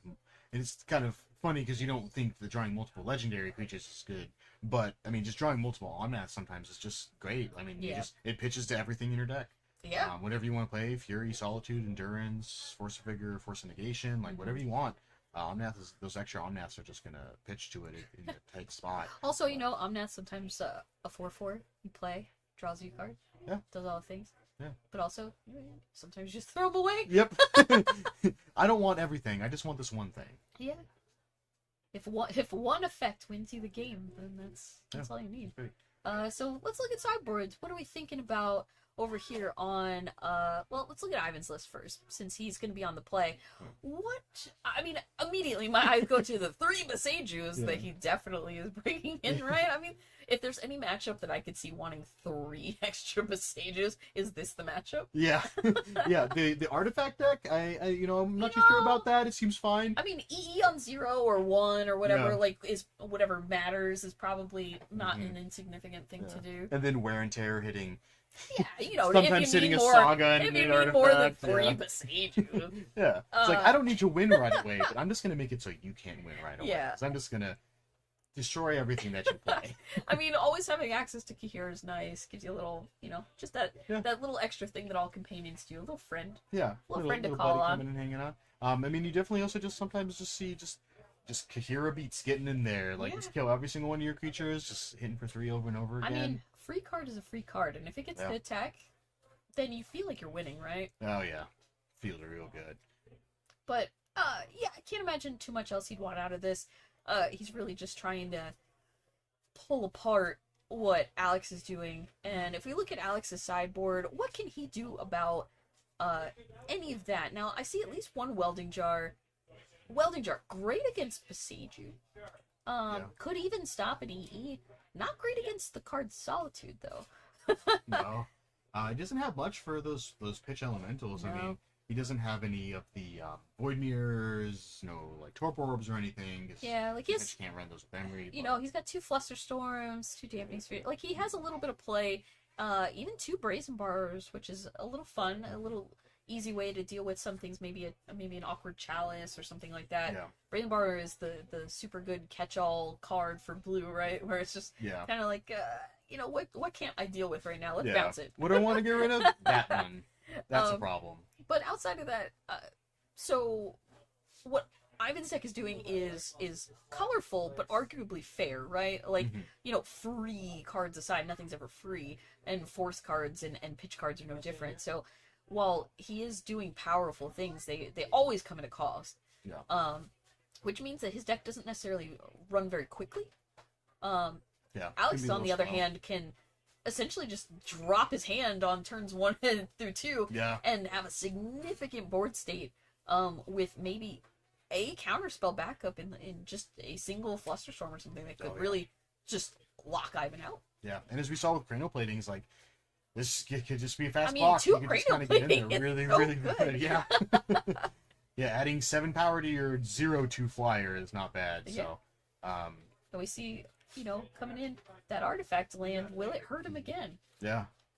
Ivan obviously making the heads up play last time of just bouncing it when his opponent was, going to lose his other land to the Saga just popping. Yeah. And really, if he would have been any further behind in the game, could have significantly stunted his growth of his, board. But given that he already had so much value in play, it didn't change much about that particular game. Just preemptively kind of putting Ivan on the back foot there. Yeah. Just with the sheer amount of creatures and power that he had pretty early on.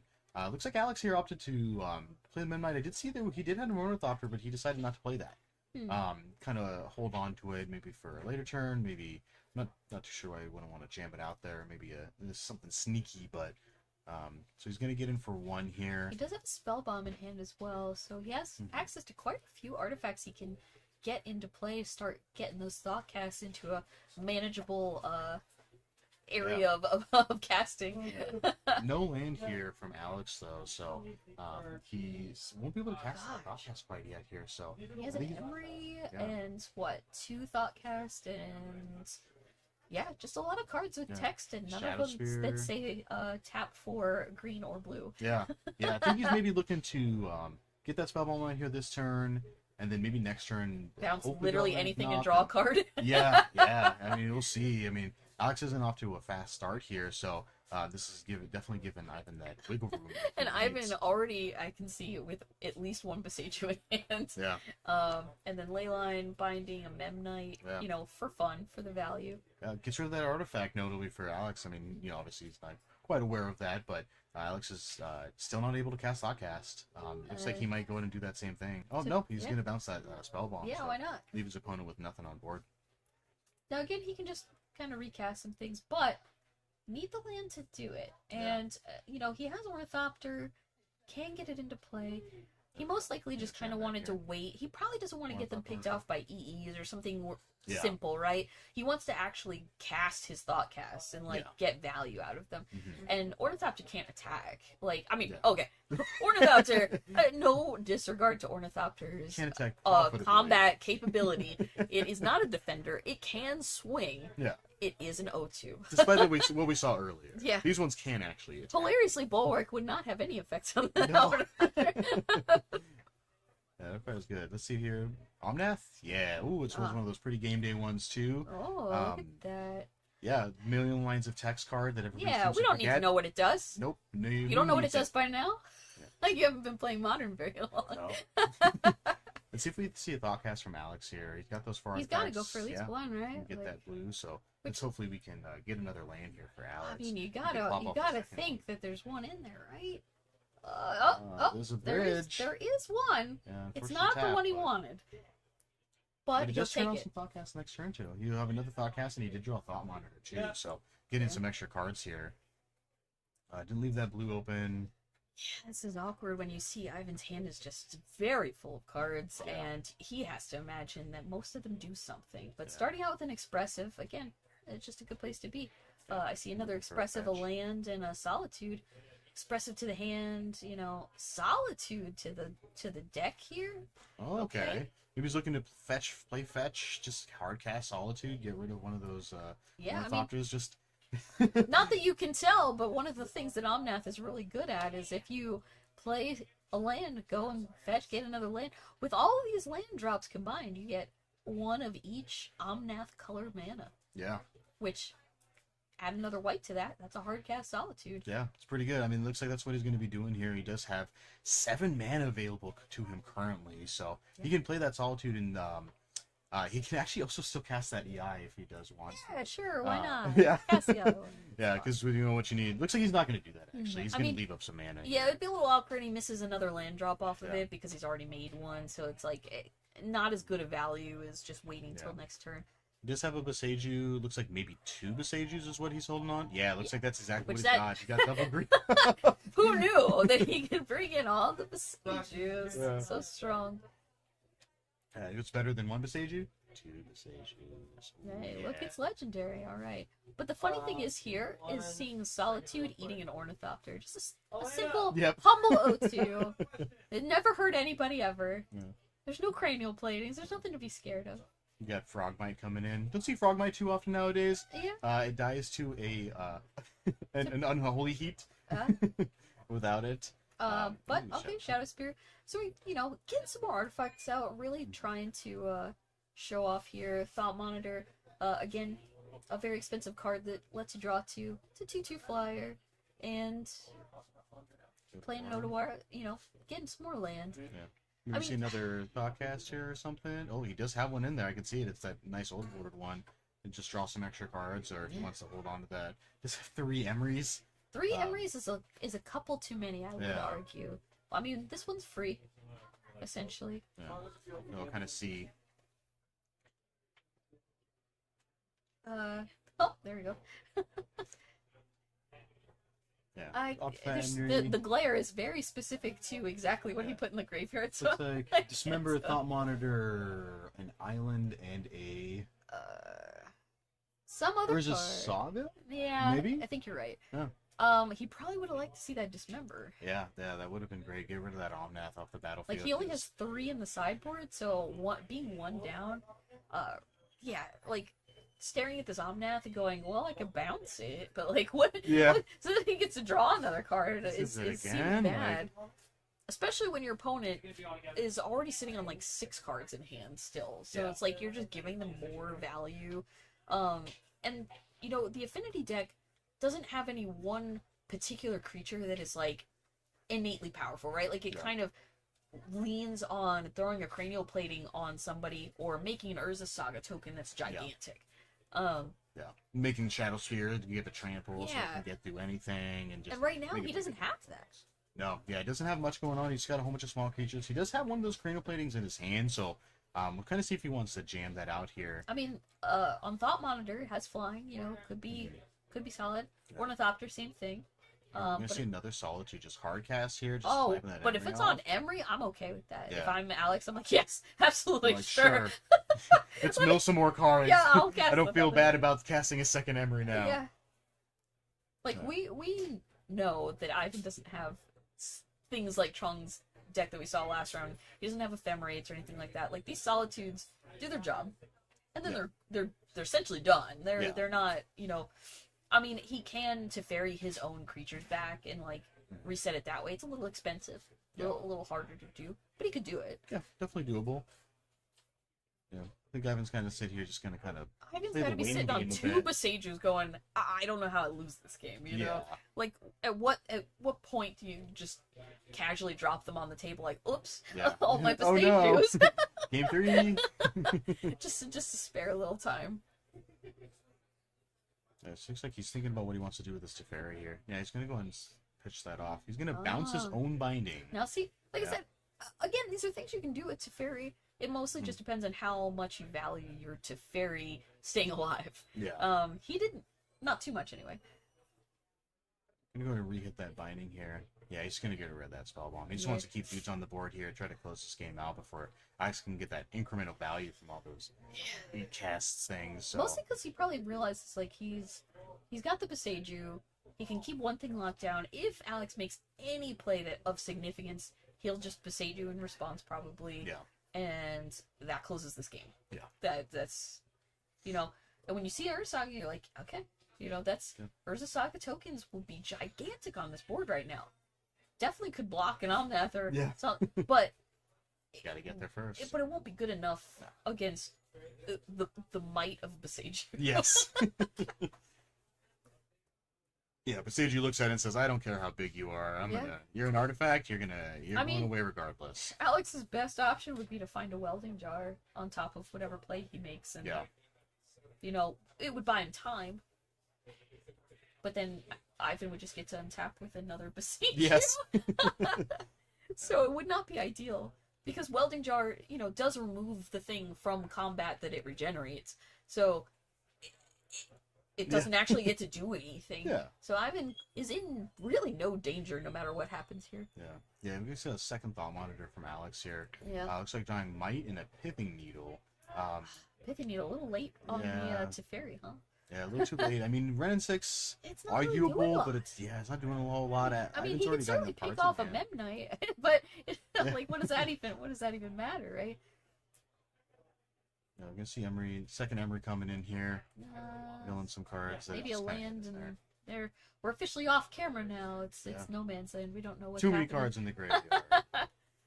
I mean, All right, we're gonna see this needle come down. like, it's good because he wants the artifacts in play. Obviously, you name Ren in 6 because it's one of the only things you can name. It's Yeah. that or Teferi, right? But it's not really doing anything. It's just I have this card. I'm gonna put it out Yeah. here. Yeah, and Just it does one give- one less thing for you to do. Yeah. Like, It does give Alex kind of free reign to not have to worry about attacking Ren and 6 now, though. Because it's just shut off now, so Yeah. You could just go for life total instead. Because he's definitely gonna get that going down. I mean, Ivan's essentially playing an additional land each turn, not additional land each turn, just playing a land each turn, so he's able to keep it going with Omnath just gaining life. But Yeah. Ivan is not having it. and He paying wants to the get old rid of that. one green because Omnath is in play. So the legendary clause going into effect. The simplest of here, you can go get a land. Yeah. I heard you needed them. Yeah, right. Here you go, man. Yeah, it's kind of a good bait here too, because Ivan does have that other Besaju. So That's true. Alex may be thinking, oh, the coast is clear, the Besaju is gone. Let me slam this cranial plating, and then I can get in there for some damage. But looks like Ivan's got a prismatic ending over there. I mean, now, the too, problem so- is that Alex is like in the position of making blocks now, and not good ones. no, his creatures are quite small, so. I Like- mean, you could trade off with some solitudes. Yeah. Not Like exactly. Frogmite for a solitude, solid. I'll take that all day. You know, one thought monitor under the other one, and then, you know, Memnite probably. Yeah, could hit triple land with this EI, totally fine. Omnath on battlefield, hit fetch land, exile, fetch land into hand, making Yeah. sure you get those land drops from I mean, Omnath. he could Who put. needs Ren and Six? I mean, Alex is at basically 6 then. Yeah. Because of Omnath's, final trigger 4 damage, just because. Yeah. Because the card has red in it. Yes. Yeah, because why not? Why He, not he do it kind all? of channels fury, but at the opponent's face Yes. instead of the board. Gonna take this here. Gonna see a fetch here. It's not looks like to hold on to that land. He wants his mana now. Yeah, I mean, essentially closing this game out this turn. I mean, Alex can survive here, but it's survival. It's not. Yeah. It's not winning. There's still that Kahira hanging out there that we haven't seen Ivan pick up. Yeah, which You might see that here, putting those solitudes into 4/3s, getting around those creatures and not allow us to just trade up. Yeah. Looks like Ivan's got that idea here. He's gonna go ahead and slam that sweet serialized Kahira. yeah, might as well make use of your mana, right? I Yeah. mean, and he's got so many cards in hand that it's just hard to say no to that kind of value. They're probably just discussing how he's using the fetch to get the mana to Yeah. do all the things that he's doing right now. Yeah. And again, it's harder on us because we can't hear how they're vocalizing what they're doing. We know that Omnath makes 4 mana. Yes. Yeah. We know that he can use that to get and cast this Kahira. Yeah. Oh yeah. Definitely the mana's there. Presumably it's just. And he did cast the Expressive this turn, but that's it. So, so use the first 2 for Expressive. Use that. So 1, 2, 3, 4. Yeah, I mean that's 6. Yeah. So I don't see enough. any issues. So Yeah. I'm sure they'll come to that same conclusion. But Yeah. Yeah. When he's just kind of when your Omnath is textless, it produces 4 mana. yeah, what's up When with you that, second Wizards? land Why drop. you want to make all the texty cards textless? First Omnath and then Thalian the Gitrog, and they're like, you know what? Just you gotta learn your cards. Yeah. You can't tell people to read the cards; they can't read it. Yeah. Yeah. Reading the card. Oh no. Step what? Nope. Nope. It's Not today. It is very cool looking though. Omnath does look Oh yeah. super scary right there. Yeah. The big angry jello. The big. I kind of thought he looked more like the Blob there though, like Blob the works, the yeah. old movie though. Oh, yeah. Or what is it? Blubber or whatever. The blubber, yeah. Always a really messed up Gumby character. Like one that was outside too Yeah. long. It's the Adult Swim Gumby. Gosh. Let's see. It looks like he's just bashing here. Those guys got vigilance now. Yeah, I would so. say I assume this is an attack that Alex is trying to figure out if he can live through. Which again, I believe the answer is yes. We already know he has a 3rd Emery in hand, so Yeah. giving away this one doesn't really hurt. If I was Alex, I feel like I'd be incentivized to throw, The 0-2? I mean, it does have flying. There's a little bit of extra value with that, but I mean, probably a Midnight. You probably want to just get rid of some ground creatures here because they're essentially just blockers at this point with Kahira giving vigilance. like You don't want to to block Nobody has Solitude. trample, Yeah. but You kinda he see mostly how just it has to is. figure out, does he want to make trades or does he want to survive and figure out a way to kill Ivan? Yeah, which is getting farther and farther away with. I mean, I've been gaining 4 life. 8 life. Yeah, this I would say turn. he's gaining, which you're not even counting. Like he gained life from playing land Yeah. because thanks Omnath, you just Yeah. do all the things, and then Solitude's attacking is just more life, and then he still has the significant board state left after all of this, Mhm. and Alex is just dying on multiple fronts, Yeah. to creatures, to removal, to a little Ooh, bit, yeah. a little bit of everything. Getting That getting cranial rid of plating's the got a lot of work to do. yeah, Ivan's still sitting on double Boseiju here. Getting back that second one with Ren and 6 after Yeah. ending the Ornithopter. Just get rid of some of those flyers just in case we kind of get like a double plating, Bashi for a ton hand, which It's like is not looking like it's in Alex's hand right now. Alex has another Urza Saga in hand, and like he has the cranial, like he has the tools to make such a good board state and swing. He Yeah. doesn't have the time. No, it's going to be over pretty quickly. I mean, maybe Alex's hoping for maybe a Welling Jar here, maybe try to protect Yeah. something, but And even that wouldn't save him here. He has no way to Oh. gain any life. Okay, he has a way to possibly gain 2 life. there we go. Haywire Might could do it. I mean, you can hit that binding, get that Spellbomb back, and then go ahead and just get rid of Omnath if he so desires, or whatever Yeah. you're thinking. Get to see that third Henry coming in. It would buy time, but again, I think time is not winning. Time is just additional turns. Yeah. I won't say I know affinity like I'm sure Alex does, as I believe he, plays it a decent amount, but Yeah. I imagine he's just trying to see if there's any lines left for him here. Yeah. I've seen Jandis play. And again, he doesn't know Ivan's hand. He knows about a Besaju, right? But he doesn't know. He's not seen the second one. He doesn't know about everything. Yeah. All the problems. Can't have all the knowledge all the time. Yeah, we'll see if looks like this is going to be Alex's game plan right now. Is maybe try to get Yeah. something with the plating in. I mean, Ivan's only at 28. We can work with this. yeah, it's it's fine. Yeah, looks like he's just coming in. Yeah. No, he's coming in a Ren. All right. Let's try to get that off the battlefield here. Yeah. I don't really know if he has a lot of time to. I mean, with no dealing pithing with needle Ren now, six. it's like it makes sense. He's gonna I'm go surprised he Ren Front Line, wasn't- that blocker. Well, I guess I'm not surprised. He does have a Shadow Spear, but like going for it just means that's the thing that gets Besaju, which is Yeah. kind of awkward. Yeah, I was just gonna pop off one of those Besajus here just to get rid of it, and then Yeah. I mean, really, this is leaving Alex at 6, facing down Omnath, 2 Solitudes and a Kahira. yeah, he does only have 2 creatures currently too. So, I mean, Alex is dead on board. Yeah, like Haywire might Well, just about. Actually. can Gain him 2 life. can block, sack, gain him the 2 life. He gets the spell bomb. He bounces something else before combat or before damage rather. Yeah, it looks but- like he's just gonna get a Fury here and then Fury this board away. Yeah, just just for funsies. Yeah. I mean, it basically means he has to do it now, and it's Mhm. now it's definitely not going to work out Yeah. because that just means Emery and Haywire Might are dead. Yeah. He can do the Haywire Might stuff in response, but that's not going to stop him from taking 1,000,000 damage. Yeah. No. Like, what do you do? Bounce Kahira? Bounce the Omnath? It doesn't matter. No. Yeah, it's still more than enough damage. Yeah. Yeah, no, Yeah, it's he's just gonna passive. scoop it up. Yeah, he's- I mean, good to see, the lines your opponent takes.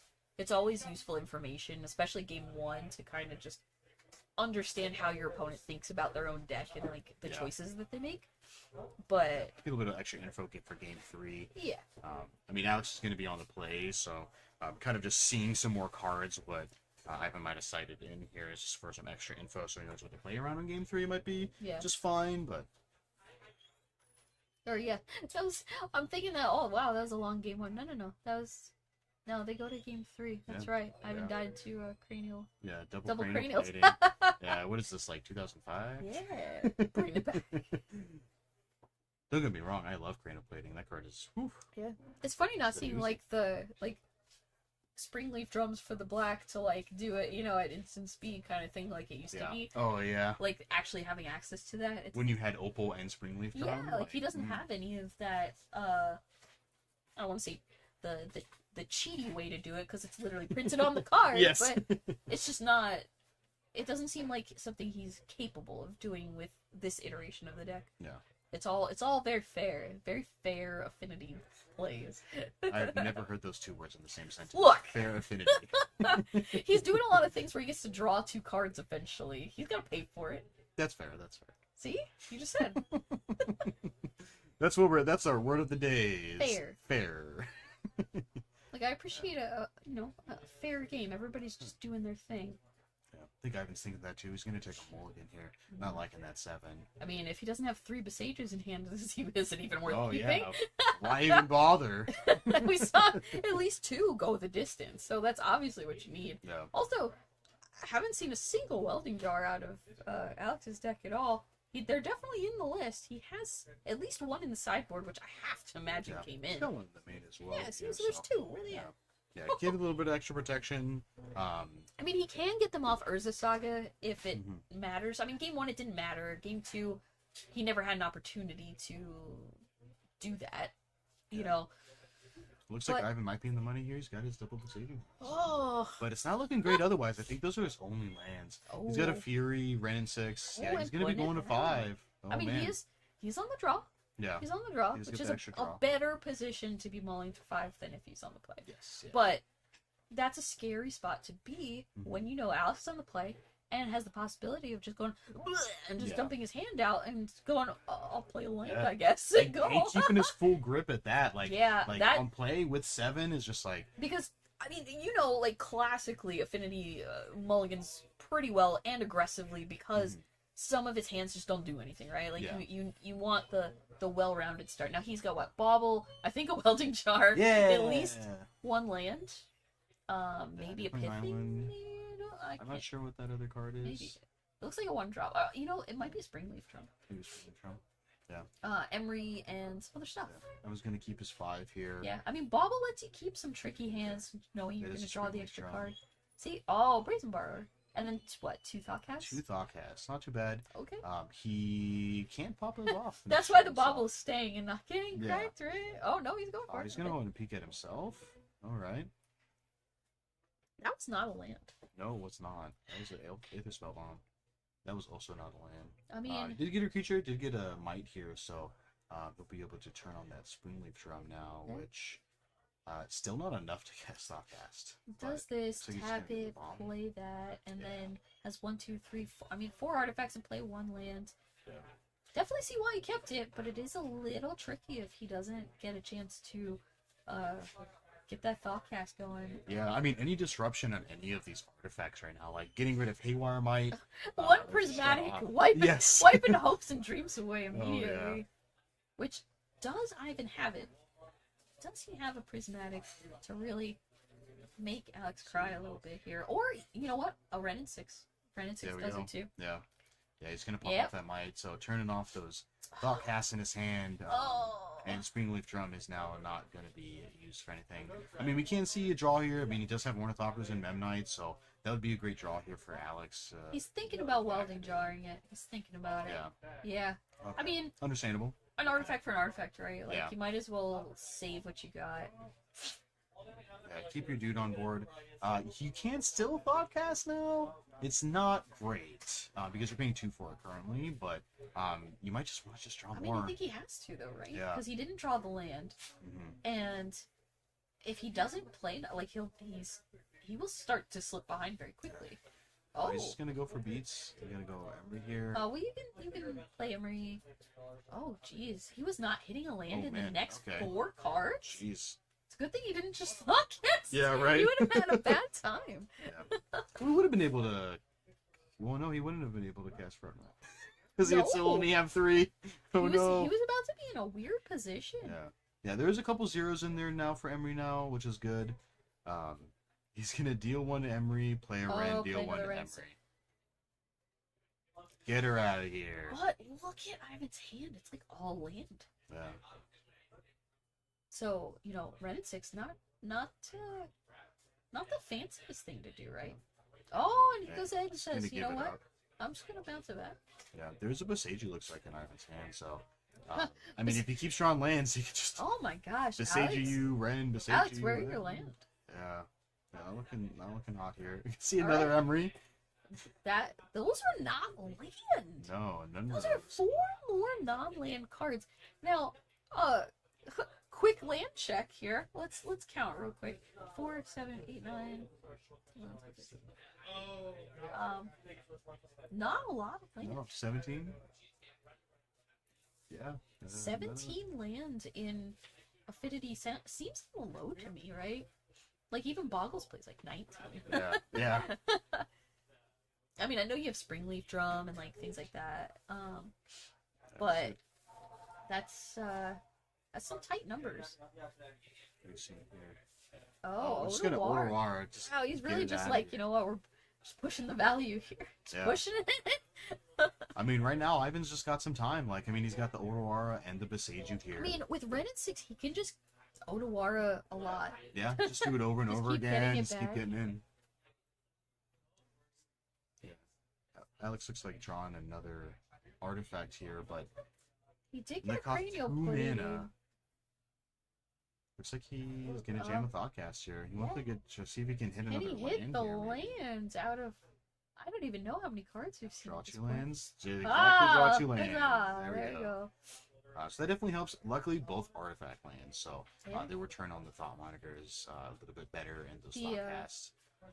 The Tangle comes in tapped though, yes. So Yeah, so you it's a can't little cast anything awkward. the next But turn. if he can't do anything this turn, play the tapped land, kind of just say go and Mhm. to your best. The Ren and 6 being alive is rough. See right here, yeah. Oh, Prismatic Ooh, Expressive in ending is another good land. here. So yeah, Prismatic away the little might. And Yeah. feel pretty good about having another expressive for your next turn. Yeah, still feeling real good. Getting rid of some Oh, mana Spring here. Leaf Drum. Huh. Minus Oh, the yeah, kill. because he can just minus there anyway, so And it then he doesn't still matter. has the land for the Viseju up too. Whew. Alex took a little while to find the land, and now that he has lost his board that he had to do something with it. So these Thoughtcasts looking a little awkward for another reason now. Yeah. Whereas they're still expensive. Yeah. They still cost at least 2, looks like. Yeah. So And now Emery is probably gonna start hitting things. Yeah, I was gonna say now she's hitting some land. What was that? now it's 4 lands, Emery, alright. please. The deck giveth and the deck taketh away. So we down here, Thoughtcast here. yeah. I want to draw some extra cards, get in there. There's another Thoughtcast. Oh no, that's an Odawara, and then another. I mean, Ren and 6 can't kill Emery specifically, so Unless he draws another Ren 6 like he Yeah. did earlier. I'll start with an Ooh, expressive, see what we Seems get. right. Land? Land, Ren and 6? 6. Oh and then no, will he looks run like it? another land. Kill the Ren and 6, play the other one? Minus the. Oh, He's gonna Lord, do it it again. is. He just really does not want those Emerys on the Alex says, battlefield. please. Yeah. Stop. I Stop, just- please. I just want to live. Give it a shot here. Yeah, that's the play we're gonna see here. Well, Emery tried her best. Yeah. She she's- got a lot of value. We Yeah, won't she's, say that she She didn't. gets to add 5 parts to the graveyard. Yeah, that's true. We're gonna see a land drop here instead of holding on to the Otawara. Yeah, but I think he has to, right? Yeah. Dismember, not doing a whole lot against Ren and 6 specifically. Yeah, Now no he- creatures played. He definitely has the option to like flash and Brazen Bar on end step and do some fun stuff there. Yeah, try to sneak out and just get that Ren and 6 afterwards. I mean, he does still have that Odawara, Ivan does, so Yeah. he can't always bounce it. Because he also has the option with, there's Yeah, there's really no incentive to play out like your cranial platings and stuff, right? Because they're just not doing a whole lot. Is he choosing to bounce an artifact? Yeah. It's interesting. Photo blue. So he's just gonna keep trying to stone rain his opponent, time walk him a little bit, Yeah. just keep recycling Otawaras and not let him have anything. He's gonna put Kahir in. Ren and 6 might not be long for this war now. I mean, I have so to some of imagine, that- right? Like, Yeah. goes and fetches. I mean, Ivan has had insanely bad luck in the opposite way of Alex, where he has hit all of his lands, Yeah. every single one of them, to an extreme degree. And Alex just starting to catch up on lands, still only has, about half of what Ivan does. Yeah. I mean, we might also just see a kind of smack you here from Alex. I don't know. No, okay. you can't. I mean, Rensick can just kill Brazen Borrower. Yeah, that's true. Yeah, because I mean, he does have the platings in his hand, so this is gonna be catching up here on the clock. Also, 'cause- like, so awkward to bounce a bridge that comes in tapped. So, Yeah. like, it's like, no. you just can't let him have that value over and over with the Odawara. It's too much. Podcast, another draw some more. Thoughtcast here. All right. It's like he has 8 of them in his deck. Yeah. Oh, Ooh, and is the there's Saga, Saga. that's All right, good. right. Now that's a land we want Gonna to be see now. advancing that. See And then him Memna, run so free. by. And, that's another thought monitor here. Is gonna whip out a plating here. See if he can try to get damage. Nope. Yeah. It's gonna thought monitor. Yeah, I mean, I wouldn't run out the platings into nothing, right? Because, like, Yeah. you can't really make anything happen with them right now. Yeah. So much better to just kind of sandbag the fact that he has 2. Yeah, which is not bad because I mean he's got quite a good number of artifacts now, and with drawing that other Darksteel Citadel, he can now play both and equip both. Yeah. And with Urza Saga on the field, he also has the capability to start making tokens, Yeah. which, you know, Solitude's pretty good at. We know Ivan has a Beseiju, which And he Alex, sells that over Alex probably would too. have been happy to see that earlier. Okay, he does have a Prismatic as well, so he has access to quite a few ways to deal with things. Funny enough, incentivized probably to go for Yeah. the Brazen Bar because it's just the most damage that he also cannot block. Yeah.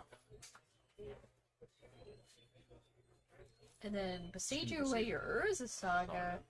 Now, we know that this Thought Monitor is going to get some cranial platings. Yeah. We It's know. gonna plate up. Now, how many artifacts do we have in play right now? 1, 2, 3, 4, 5? 7. With the platings themselves, it'll Yeah. be 7. He'll be able to double plating here. And then so actually Ivan play the might Saga? be dead here. Yeah, Let's I see actually if he think- does. Oh, he's gonna I dismember. mean, it? Dismember's Okay. free. Sure. It's very free. Why not? It's kind of a test, right? Play 1 plating. Yeah. I mean, Play- Ivan always got 1 card in hand, so you know Solitude's not an option. Alex a little let's excited see. dropping his hand here. Yeah, I mean, There we go. And there's the handshake. Yeah. you can't argue that. Like, that's just a lot of damage. Ivan's at 10. I mean, wow, Yeah. what a game Oof, 3. so interesting, What a- man. What a wild chain of events, right? Like, they both did the things their deck does, right? Like Mhm. games 1 and 2, and then they both just had the weirdest start where Alex had a couple of things to throw down, but no land, Yeah. and Ivan had like planeswalkers, but like just the Ren and 6, and just like mono Ren and 6, and just land. Yeah. So he wasn't even getting a ton of value out of the Ren and 6s getting lands back because he didn't need them anymore. Like his best value was to get back Besejus and like Otawars and like run that plan. And unfortunately, I mean, a mull to 5 hurts. It Yeah. does. Definitely. That particular one where he just didn't draw out of it Oh, yeah. until very, very late hitting the expressives and just really not quite getting there in time. Yeah. Like he needed to start hitting the Omnaths, hitting the Solitudes, hitting the cards that like Answer. make cards. this deck why you Yeah. play it, you know? Yeah. But Yeah, one of those finishers, because there was a whole lot of nothing for a while, and Yeah. just like slamming something early, like might have just closed out the game Yeah. before. It's like there's Alex had a chance to there's do windows so. of time for Alex to just slam the door shut early and didn't have it, and there's windows of time for Ivan to just kind of build back up really fast and like just go Ren 6 into Teferi into Omnath and just like Just go in but there. just didn't have it. So, but great games, super fun to watch. It looks like they ran pretty close to the end of the round. So, again, hey, want to remind everybody, coming up in July, which is next month already. Wow. Yeah. $2,000 CEDH tournament, the Fishbowl 2, Number 2. the sequel. But yeah, so super good turnout last time. Heard it was a lot of fun. Should be even more fun this time because it's the second one, so Yeah. twice the fun. That is Yeah. how it works, right? Oh yeah. Number 2 twice as good. Yeah, definitely. But yeah, you can pre-register right now. You go to TCS Raga. You look at our events. It's one of the first ones on the list. You go ahead and sign up and come hang out with us in July. Play a little Commander. Yeah, make sure you get in there. There's a 120 player cap. So want to hit that. 128? Yeah, that's what it says. We Yeah. got it right here. Want to get that up. Yeah, I mean, that would really, really stink to be the 129th, right? Oh yeah. Just because you waited. Yeah. You waited too long. Don't wait too long. Yeah, don't Yeah. procrastinate. Don't fish. Don't be a Magic player. Don't be a Magic player. Be a CDH player. And be one of the cool kids. Cool kids. But yeah, so I think in the meanwhile we're gonna take just a quick break in between rounds. We have a couple minutes. But yeah, all those games were very good and went pretty much to time. So we're gonna have just a couple minutes and we should be back to you guys shortly. So thanks for hanging out with us and we'll see you in round 5. See you around 5. Woo, round 5.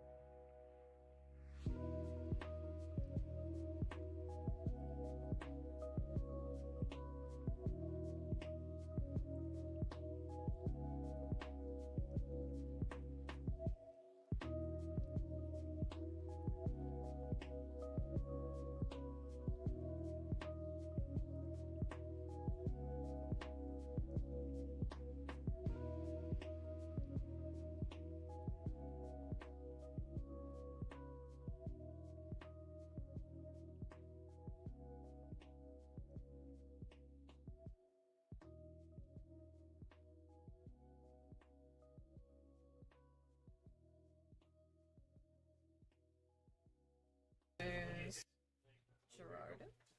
I guess. Welcome back, everybody, to round 5. Gosh, are we already at 5? Yeah, we are. But here's, TC's Rockets, R3K. I'm Michelle Tanner. I'm Zach Miles. And we're bringing you some more undefeated magic. And a little spicy, just a little. Mostly just because we got a little bit of every color. Which seems to just kind of be a theme today. Yeah. And maybe that's just because those are the decks that are doing well. I mean, it is what it is, right? Yeah. But we have 5-color creativity versus rhinos. And honestly, I'm going to say, shot in the dark here. Both of these decks really trying to play creatures that, like, unfairly. Yeah. Yeah.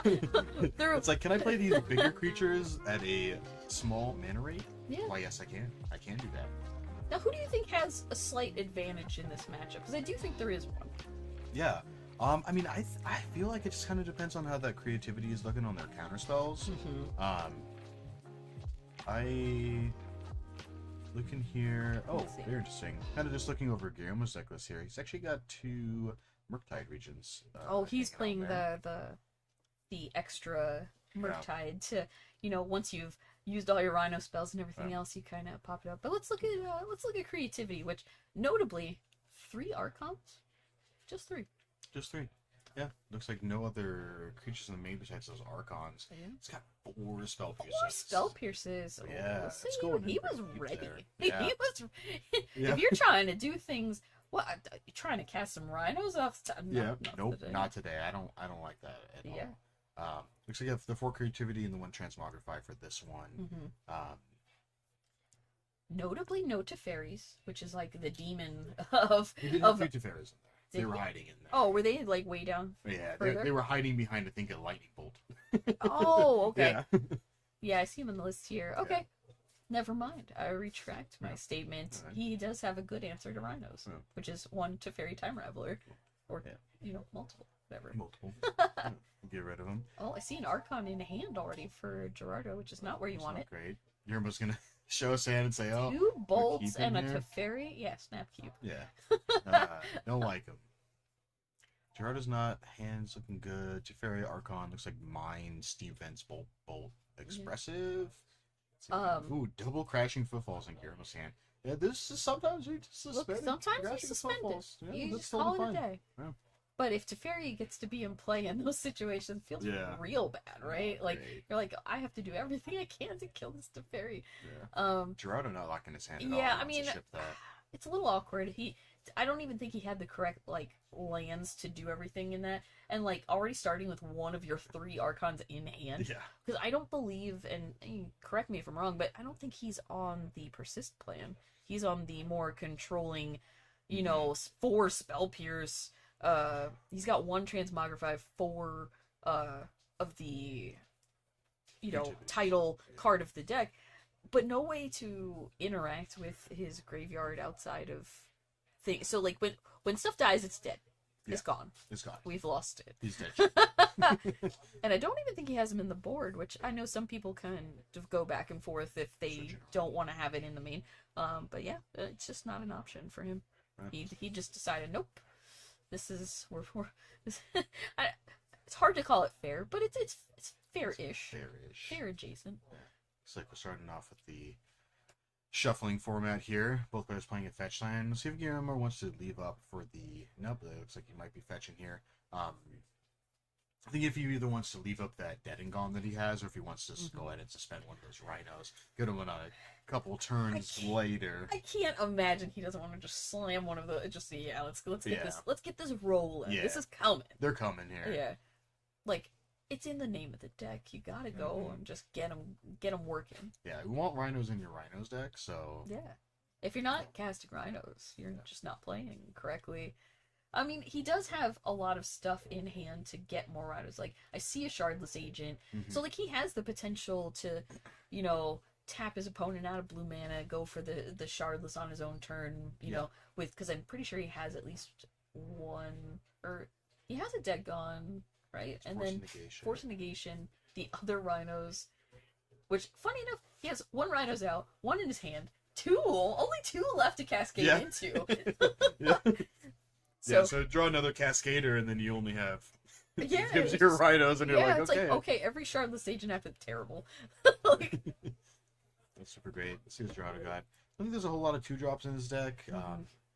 Definitely leaving open some blue mana to kind of deter any funny business they may have going on. Oh, it looks like a Gemstone Mines from Guillermo. It's a little late. I usually don't want to draw that card. Yeah, it's where were you when I kept the hand? Yeah.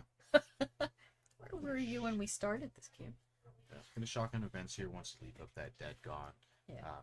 Just try to hit anything. I mean, most decks don't play Xander's Lounge, but you can kind of get understandable what your opponent is playing. So, but I mean, leaving up the Dead Gone just in case we want to jam something. This is gonna kind of make it obvious he doesn't get that Savai try. I mean, there's also the chance, just because this is tabletop play, and if you're at the undefeated tables, there's a good chance you've seen the people around you playing. You might know what you're playing against, maybe, but we can't say for sure. Again, this is not an open decklist situation. I mean, we have decklist because we are in the seat of importance, but no one else knows what's happening right now. There's so quite a few 5-color pile decks, which Yeah. already have 5 colors. We definitely have seen quite a few. Not even the ones that are just on camera, but just in general. There's a lot of boogeyman lurking in the room right now. Yeah. It's like, which colors do I want to play? Yeah, why not all of them? Yeah. And I feel like if you're Gerardo at this point, you're just like, where's Teferi? I'm gonna need this Teferi to be online pretty soon. Yeah, Because otherwise, this Footfalls is gonna have a pretty good chance of just resolving. Yeah, it's gonna come in here. Also, maybe Spell Pierce still won't do a whole lot now that he's got 2 I mean, that's the thing, right? If he gets to go off and up, we already know Guillermo can pay it. Yeah. It's only 2 mana. It's like, yeah, sure, I'll pay 2 mana for 2/4 force. That's not bad.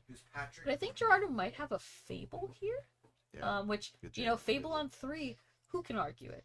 Oh, Such a solid play. yeah. I think we've seen a Fable Yeah. literally every And single look round. at that little Goblin Shaman by our look. RK Post, who is here today, Yeah. signing cards, slinging tokens, being one of the nicest good guys in Magic, you know, Oh, it's yeah. just doing all the things. We're happy to have him.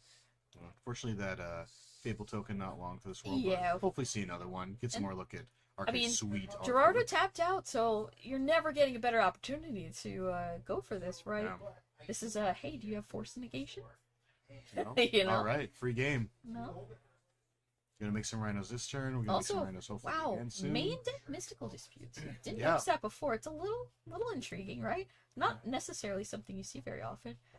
Yeah, if I'm Gerardo, I'm also Yeah. picking that up going, Yeah, that's a lot of cards. What was take that? a peek here. What's going on, What was that? Judge? Is this main board? Yeah. I'm gonna need somebody to double check sideboards.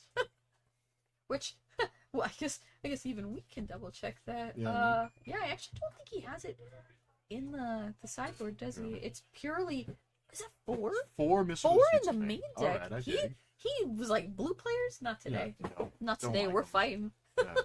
And then we got the sweet checklist cards because rhinos are few and far between. So Yeah, maybe we can help him out. Find some rhinos around here somewhere. yeah, how convenient that Archivos is here selling tokens. He Yeah. most likely. Well, has we might so. even just have some rockets 4/4s. Oh, even. Yeah. Well, I don't know. Which- But yeah. the Archives art is pretty. They're sweet. they're both cool. Both very cool.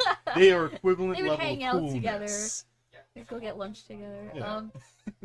Yeah. 1-1, perfect. No, Easy. say if you didn't know, 50-50. Rockets also does tokens. You Yeah. can buy them on our website. Yeah. But yeah, so stare down a couple of 4/4s with trample, not irrelevant. And you know what's funny about Shardless Agent specifically, right? Is it comes in, it does its job. That's Great.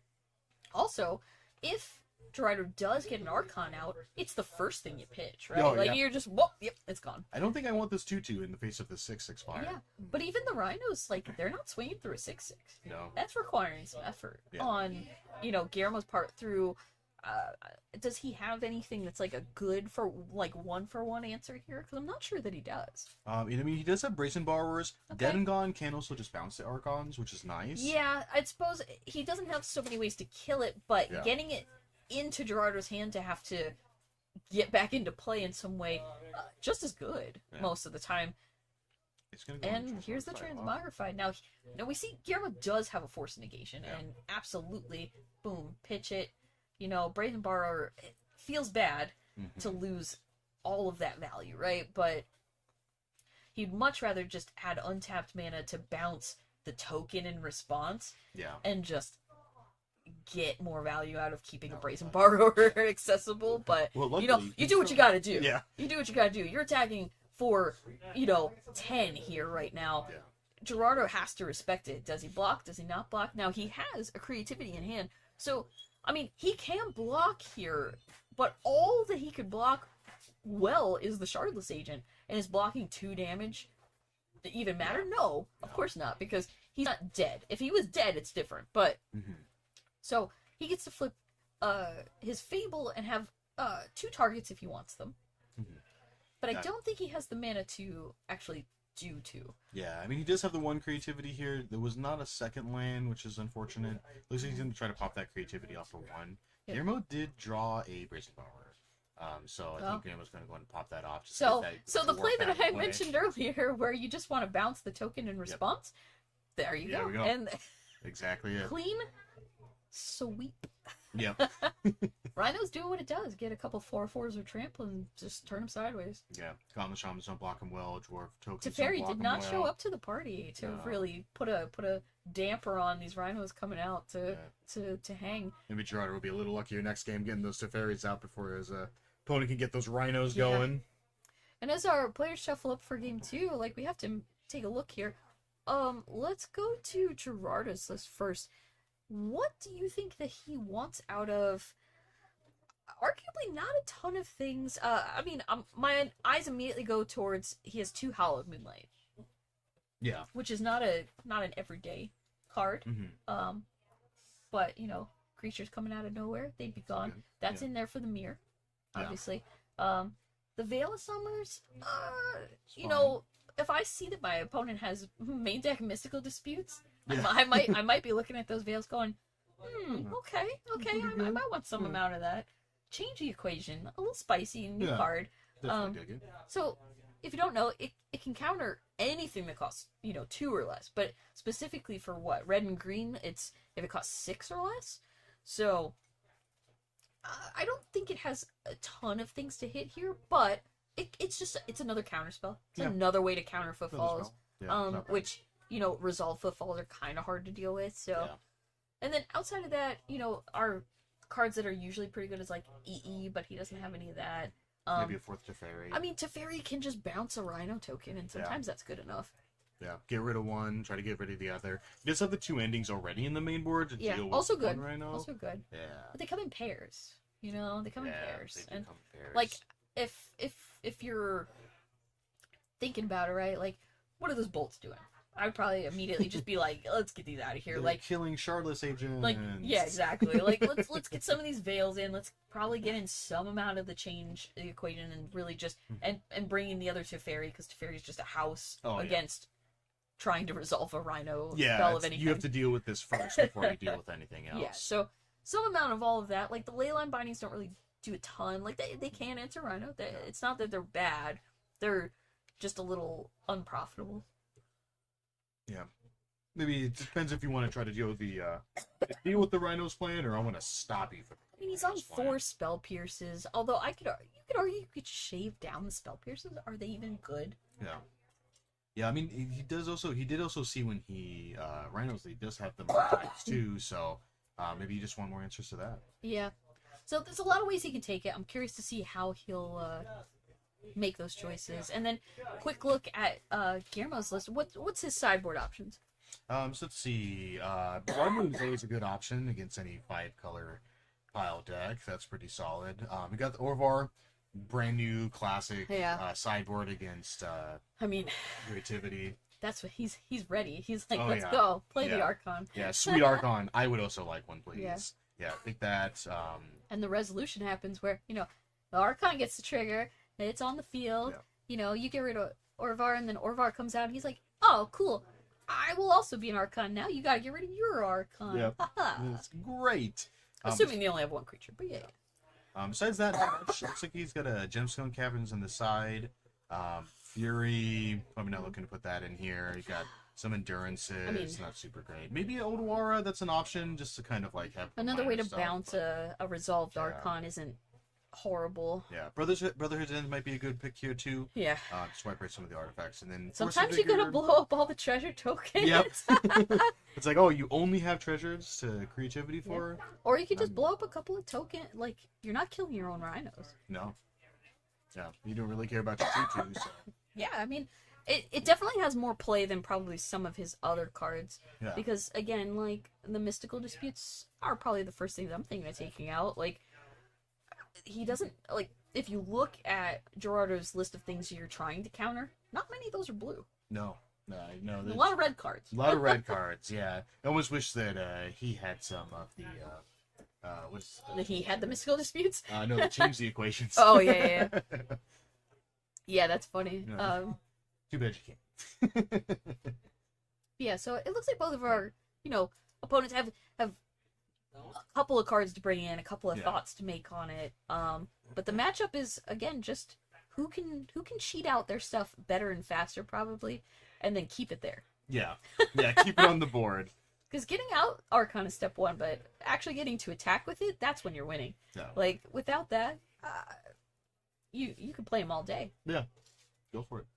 Bolt your opponent every time it enters, but... And funny enough, I don't think either way, neither of these decks have a way to gain life, specifically. So... Oh, yeah. Slugfest. Yeah, I mean, Yeah. every little point of damage matters. Oh, yeah. Well, I mean, I guess Archon does gain 3 life, but... Sure. But, Archon does, reasonable... Archon does gain life while draining it. Yeah. The giant siege rhino. Everybody loves a little siege rhino in their life. It's always I'm always on the bolt end of it. I forget. Yeah. You get 3 life. Yeah, you jerk. you like that. That's fine. Ooh, hands not looking good for Gerardo. Looks like we got 2 lands, both Oh, fetches. He did Yeah. bring in, looks like, to solve the equation, so... Yeah, change the equation seems fine. Like I said, it's another counterspell. Yeah. It does counter rhinos. So Yeah, looks like both players keeping here. Guillermo's gonna get to start off with that Gemstone Caverns. oh, exactly where you want it. Super solid. He's starting off with 2 rhinos in hand again. It worked fine last time, right? Yeah. We He's did the gonna get thing. one, yeah. He said, "Sure, let's Yeah. Let's take a peek, see. What does this one do again? What is going on here? It is surprising to see one kind of go away, though, right? Yeah. We'll see here. I guess Gerardo's probably just gonna sit here and just kind of say, "Go ahead, Yeah. play your rhinos. Let's see them." Yeah, it feels bad to be on the play and be a mana behind your opponent immediately. Yeah.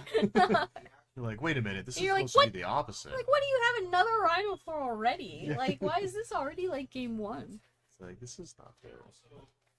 Let's see. Gerardo's probably just gonna be playing some lands and then just I passing. think Guillermo's hand is just like mono cascade cards. I see like Violent Outburst and just land. Yeah. It's just ready to just get some rhinos out here. Let's go. Yeah, I mean, if Gerardo just kind of just casts something at any time, it doesn't leave Spell Pierce mana or doesn't leave Solve the Equation up. Yeah, it's then, like if there's then not we a can just go for if it. there's not a blue mana just hanging out waiting in the wings, Guillermo knows for sure that he can just go for it. Yeah. Yeah, let's just get in there. Yeah, Gerardo, he's got another land here, so hope he doesn't see the. Yeah, that's literally. Oh, let's play red and Outburst- 6 here. It's like Outburst, Shardless, 2 land. One of them being Yeah. Odawara. So yeah, just go off. Yeah. Go off, King. Let's go. Um. Yeah, we can see the land pass here. Just Yeah, see you that have to counter mana. imagine. Okay, I'm not gonna go for it this turn. Yeah. Probably. They hang out a little bit. But also, it's like if he doesn't, what else is he doing? Yeah. Ooh, I think Gerardo did get a Teferi Twos hanging out in there. Yeah, that's a good one. So I mean, Gerardo having Fable in hand as well means like, I mean, oh, and he drew an Arc. He has the Archon in hand. Too. Yeah. How awkward. I think we've also seen that both times we watched. Yeah, it, so all they of were our just sitting with creativity the people piece. just drawing the actual things they're trying to get into Yeah. play. I mean, when in doubt, it costs 8 mana. You can just Look, just I've jam it. 100% had people hard cast them against me. It doesn't feel good, but No. do what you gotta do. Yeah. I've paid That's the what iron happens. price for a Murktide region. I know Yeah. how it feels. Good choice of basic island. Yeah, it's Literally the same one I had Yeah. in my Murktide deck. Okay. Here's the test, right? I mean, Gerardo can't be excited about trying to cast a Fable into. Okay. Now, see, this is the spot, right, where he can go for the Outburst, knowing that he can just untap and basically just play the Shardless, Yeah. because the odds of Gerardo having 2 counterspells is lower. Or at least 2 counterspells that he can cast Yeah. with 3 mana. Let's say that part. But we know that he Ooh. does. Ew. And that's a whole other Rhino just gone. Gone.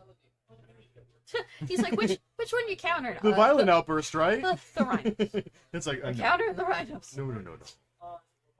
Yeah, Pokemon stuff, Right. English stuff. If Guillermo puts on another counter spell here. I mean, you still have that other rhinos waiting in the wings, so Yeah, but here's the thing, right?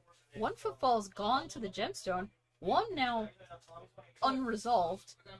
There's only 1 left in the deck. there's only 1 left. Which means that if he goes for it and doesn't get it, then this 1 on the field Yeah. is it. That's Yep. it. That's where we're going. Looks like And he's like, gonna try to okay, I'ma for it go. here. Gerardo grabs his hand because he just knows. He's like, all right, Yeah. yeah. He's like, yeah, the results. Feel free. Cascade. Okay. That's fine. Where it at? Yeah, I saw Becomaments in there. Yeah. So, man, you could just Why die don't to a you get here? Shardless. Don't look down on the Shardless agent. No.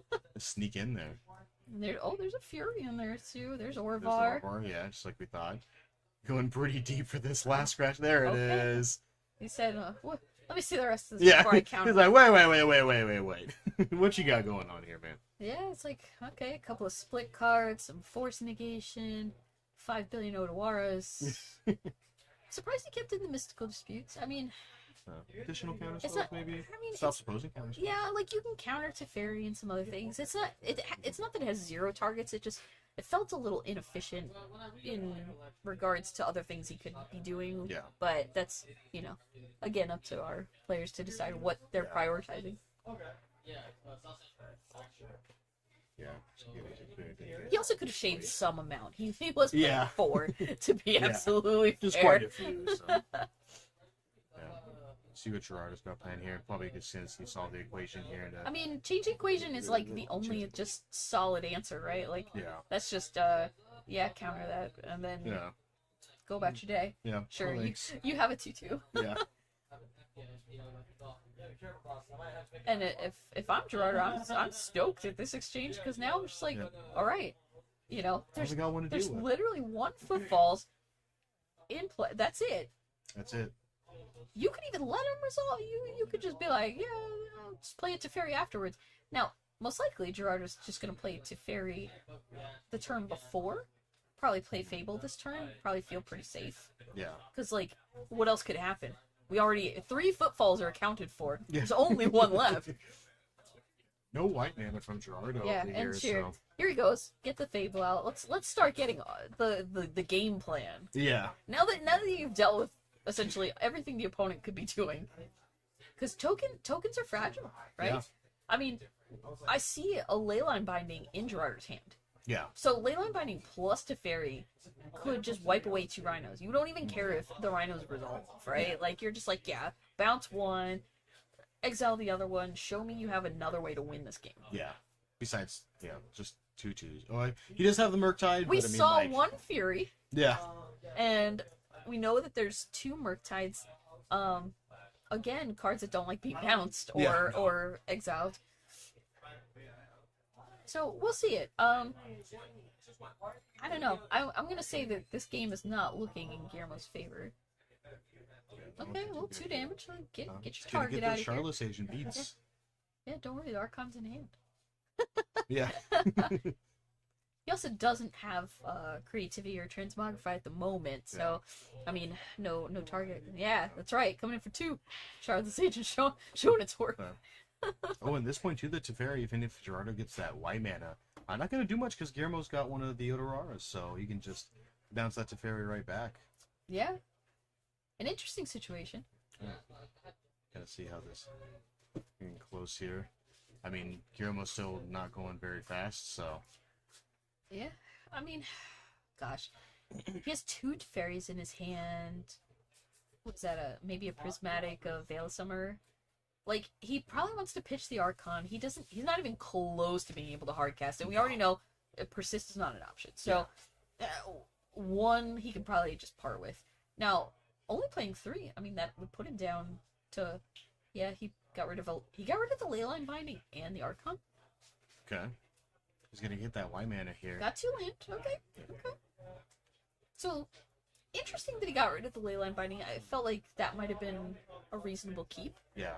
Well, I think he's thinking that he's gonna be pretty safe with the Teferi here. So. Yeah. I mean, which, is interesting, right? Because if Guillermo has any counterspell at all, then this plan is off. Yeah. Now, he does have a second one. Well, he has the Veil of Summer. I guess he feels Yeah. safe from a counterspell specifically. But that's why Guillermo would just be like, sure. Because, again, I think you're right. He'll just Otawara it and then get 2 rhinos. Get those rhinos. But knowing if you Otawara, right, like, you just know your opponent's just going to play it to free and just bounce one of your Bounce it, rhinos. Yeah. So this doesn't even feel very good. It's not like rhinos have haste. Yeah. They pseudo have haste sometimes when you cast them on somebody's end step and then, get to swing for 8. Yeah. But You still get at least 6 damage in here, which it's not nothing. Just because Gerardo still isn't doing very much. Looks like he's gonna minus here. he can just get rid of...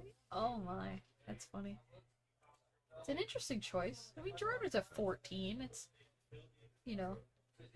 Ooh, drawing another Archon here. He's got 1 left in the deck, so oof. I mean, he would have drawn it it's not looking anyway. good for either He guy. would have drawn it, to be fair. Yeah, He yeah, would have drawn it That's anyway. true, that's true.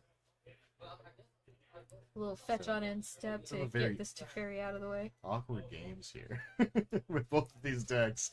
Rhino, it's gonna be Rhinoless Rhinos, and then Yeah, I mean, this is the last one. Archonless Creativity, so Gerardo's probably also thinking, if he has a damage spell, it can't do anything, you know, in response because Teferi says no to your opponent's instance. But Odawara, one of the only things that just cleanly gets around Teferi's problematic wording. He did that happened. not. He forgot to do He that. had the option Oopsie. and didn't do it. Ooh, that's really gonna bite him. Now Yeah, it's gonna we be a already knew game it wasn't over here. it wasn't gonna be like an amazing Rhinos, right? Because Yeah. bouncing Teferi is just kind of sure, play my Teferi again, bounce your Rhino, whatever. Yeah. But I guess he could do this in response to the trigger. Yeah. It's Still not great. It's not ideal. Yeah. It's not ideal. 'cause then you don't This have any mana is a this legal turn. play to do, but his mana was already intact, so it's Yeah. like you could have just made a better use of your turn. Yeah, because if you did that in a turn, then I mean he has Murktide. And then he would've drew been the able to- Murktide. He could have cast the play Murktide, Murktide. which turn would have been way better. Yeah.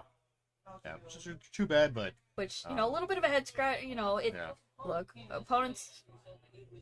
You're looking at somebody in the face. You're talking about cards. You're doing stuff. Yeah. Sometimes things get missed. I mean, reading the card explains the card, so Yeah. yeah. There's also And decent. all we're doing is judging. Yes. Right? Yeah, I mean, also too, which is difficult in this point, he could just creativity the Rhinos away.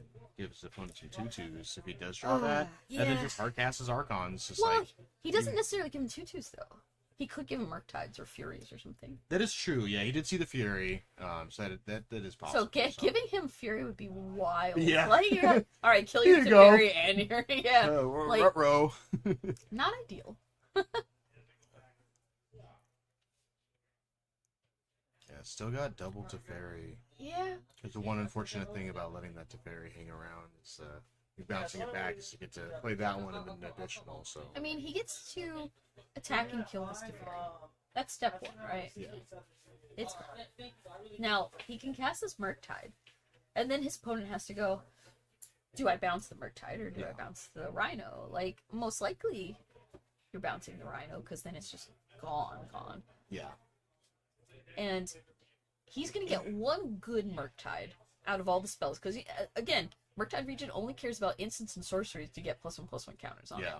So the first one, great. The second one, not as good because you've Not already quite. delved down your Yeah. instants and sorceries. So it's just gonna be a little awkward here because having cast a lot of Murktide Regions in my day, Just a few. you have to kind of leverage your spells, right? If you know your opponent has Teferis and like bounce effects and things like that, you want to put some spells under the Murktide to make it good and actually be able to cast the dang card. Yeah. But not all of them if you don't have a way to refill your yard appropriately in like a quick way. Yeah. Um, I don't think Kieran was thinking that way though. He just wants to go. no, he just he kind of wants to go for it. So, I He's gonna mean, cascade into nothing. which All right. he could have just declined to do anything with that, I guess. I mean, sure. Yeah, you live your life. Live your best life. I mean, sure.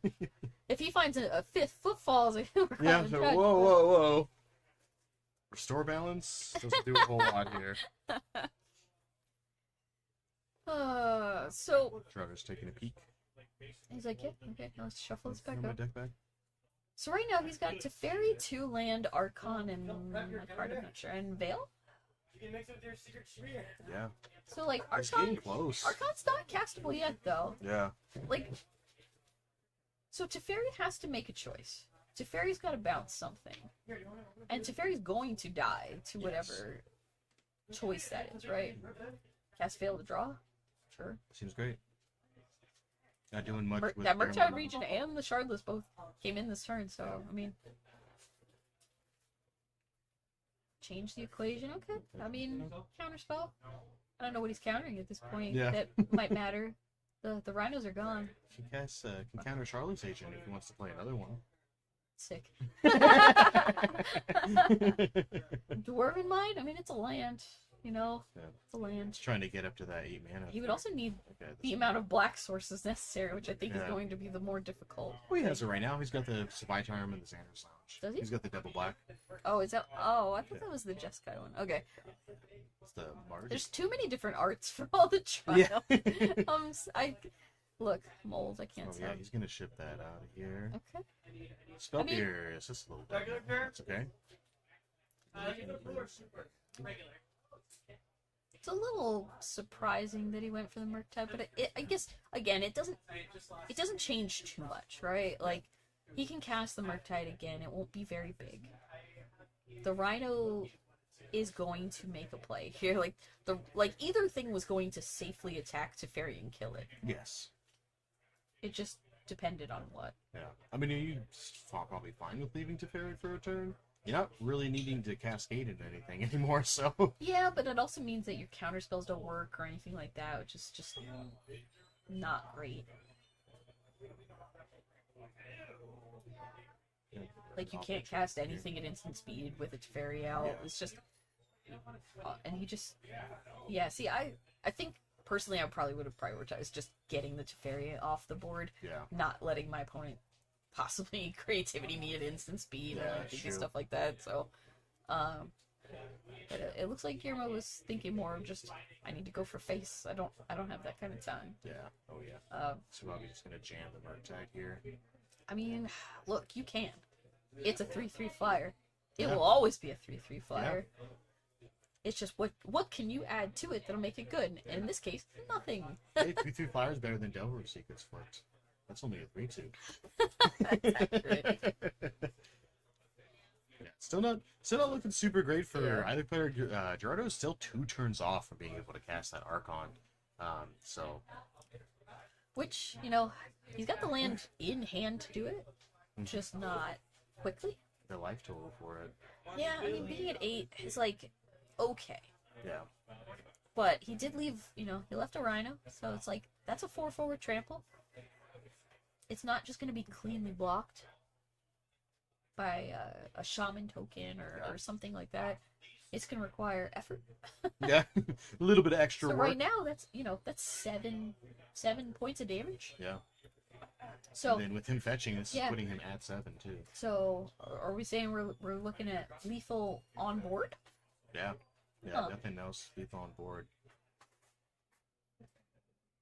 See what Gerardo's thinking here, because he doesn't have anything that He's can got a lot stop either of He's these got right a lot now. of counter magic, but Yeah. the things are here. Yeah. Things cannot be countered anymore. They're I mean, the Joroma makes it not lethal because you prevent one of the trampling damage and puts it 6, but then you won't be able to fetch and you'll be at 1. Yeah. Which does not feel good at all. which I mean, if he can just naturally get the Archon out, that we can make something happen there. Yeah. If Archon only costs 7 and not 8. I felt... Yeah, we'll see if he can make it in time here.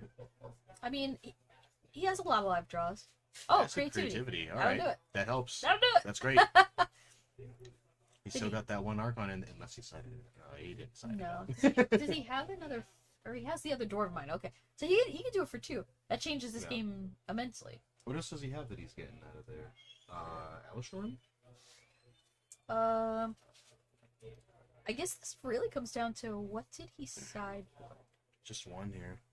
So, presumably no Okay, Elishnorn. so then, yeah, I think you're right. Maybe. Oh, he's thinking if he wants to hit 2 and then Just in hit case. his... I mean, it's reasonable, but like Teferi's in play, so it's not like Guillermo can have anything to do. Yeah.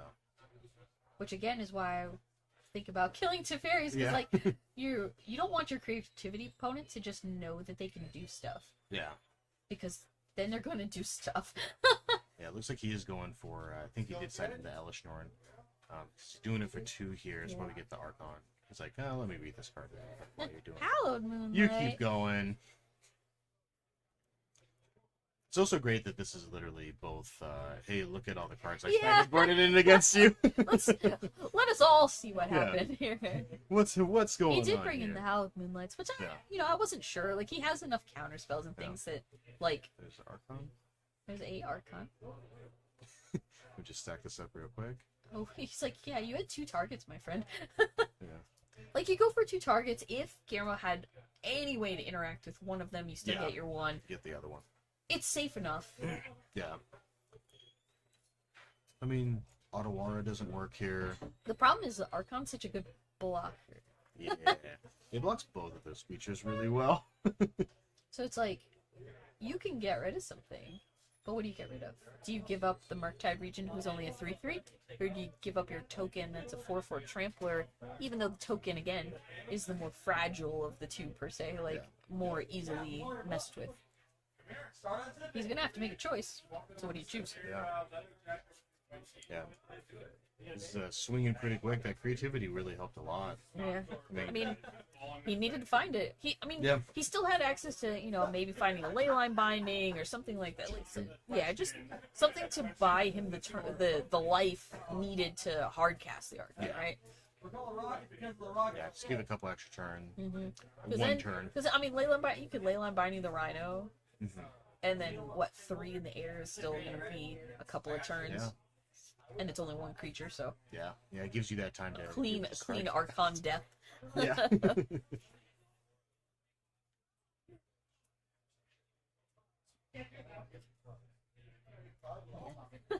This is rough.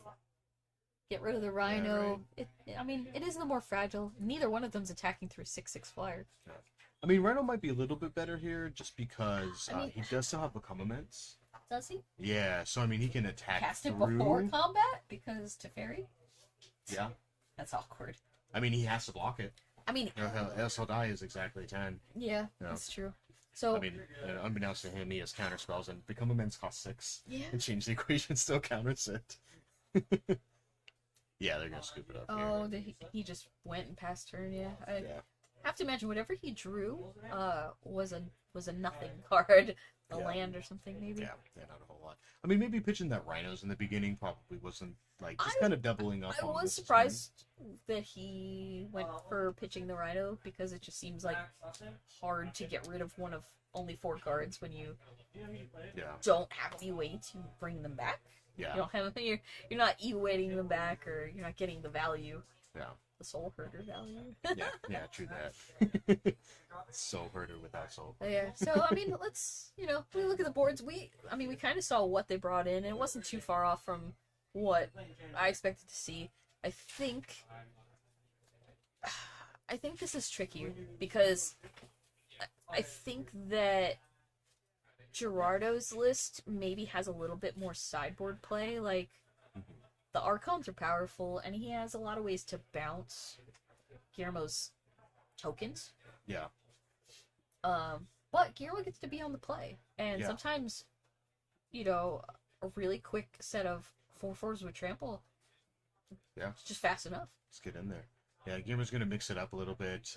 Looks like he's bringing in some Blood Moons. Kind of got a little glimpse there. Oh, did you see one? Yeah. I wasn't sure. It's not always good against creativity. Yeah, Because still they just, cancel they're just like, spells. oh, sure, I didn't have triple red until now, but thanks, Thanks, appreciate it. So it's kind of a double-edged sword, but it does make they're not casting their Teferis and their leyline bindings Yeah. and stuff, and means counter magic kind of rough. Yeah. Dwarven mines, not dwarven, Yeah, not just totally. mines. They're just mines. just mountains. Yeah. Just mountains. Yeah. So there's situationally a lot of times where they are playing 5 colors. It is a greedy mana base. We like to punish greedy mana base with Blood Moon, right? That's Yeah. just that's a tale as old as Yes. time. But again, Guillermo, he also has to take the hit. Mhm. If that's something he chooses to do, his deck also is hurt by it Yeah. a bit more than some other decks would be. Yeah. So it's a conscious choice and a difficult one to make. But being on the play means possibly getting a Blood Moon, just jamming it, Yeah. But you have to get the right set of lands, right? Like, you have to get your fetches appropriate and be able to get your green and your blue sources. Like, your Violent Outburst, sure, you can still cast it. But, your Shardless Agents are completely cut off unless you yeah. have your basics, Yeah, right? you gotta double up on So those it's like- basics for it. It's a little awkward. I don't know how many actual basics he has in this list here. Not a lot. Yeah. 2 island, 1 mountain. Well, the mountain's irrelevant. So, Yeah. what? One forest, 2 islands. Where's Sean? Okay.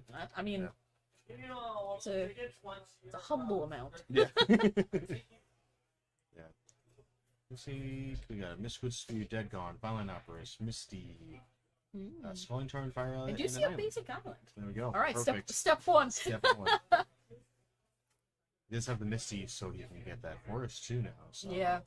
No Blood Moon, so I'm not. Oh, and he has a super fire worried. island. Okay, so like he has the potential to set up a good mana base for a Blood Moon play, but like you said, it's not in hand. So also no Rhinos, but I do see a Violent Outburst. Let's start with something here. Gerardo looks like I got a Grip of Lands, a Spell Pierce, and a Creativity. So we'll see this hand. This looks like he's gonna be in it for the long haul. Yeah, which I mean, Guillermo might just be incentivized to wait. Well, no, I'd say now that he drew the Shardless, now he's got the end step you Yeah. outburst, my turn do it, like, so. Yeah, they get a 1-2 punch. And then a Mystical Dispute to back things up later because it'll be his turn 4 where he gets, Yeah. to also leave up 1 blue mana. Yeah. We sneak in another Charlotte Sage in and deal with Or this even just Teferi. counter it to Fairy, Yeah. which can be significant. Like, you don't want Teferi just come down, bounce a Rhino, Yeah. like a jerk. Yeah. Yeah. Ooh, Gamer mean- drew Hollow Moonlight here too, so. Oh, that's fun, but Yeah. I feel like Hollow Moonlight is a little bit better when you're behind, right? You're not making the plays. Yeah. You're not on the start, because if you think that Gerardo's coming out the gate, Yeah. he's on the play, just sitting back on like a Hollow Moonlight against a quick creativity start, Yeah. you feel like you can't lose. Yeah. You're like, okay. What's Gamer's gonna do here? Yeah, looks like he's gonna fetch and pass here. He's probably thinking the same thing we were. I'm gonna try to get this Violent Outburst, but Yeah. with Gerardo now with 2 answers, it's kind of gonna be- rough. yeah. I think this is the same thing that he did game 1. Xander's Legend. It's so funny he can just go Spell Pierce and then Hollow Moonlight the next one. Yeah. Oof. Big Oof. I don't know. The oofiest. He's just really packed in I am playing cards that cost 1 and 2, and I'm gonna Yeah. do them all. Yeah. It's too bad for Rhino. I mean, Don't have the option of doing that. you know what's funny too is that if he leaves up the Mystical Dispute, it doesn't work against Hollow Moonlight specifically. You Yeah. can't just pay the 1. Yeah. Yeah, so probably. Oh, he's not gonna go ahead and shoot that off this turn, actually. Okay, I can appreciate some patience if Yeah. he wants to wait, right, and then leave up that blue, that island. There we go. Look at all these basics. He's ready. Yeah. He's like, "Where's that blood off the Yeah. top?" He's like, it's coming. I can taste it. Which, I mean, Gerardo not fetching with Blood Moon in mind, not even a little bit. Definitely not ready to deal with that if it does happen. Those are going to be 3 mountains or more. But I mean, Guillermo still hasn't seen it, so and who knows? Could be the next card. We don't know. Yeah. We don't know. Now, interestingly enough, if he does Cascade and like randomly go across one, Yeah.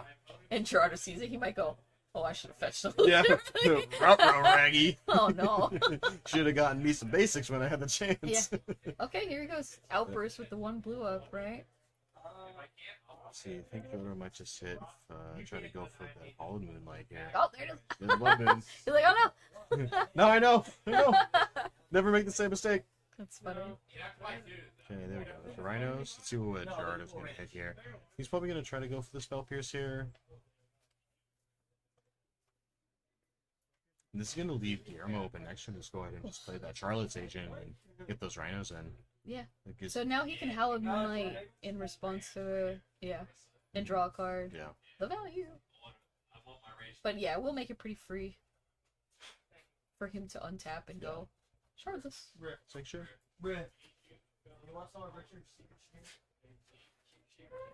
But it does cost a Rhino spell. Yes. So we're down to 3. Down to We 3. have to keep a Rhino count going. Rhino count. Rhino count.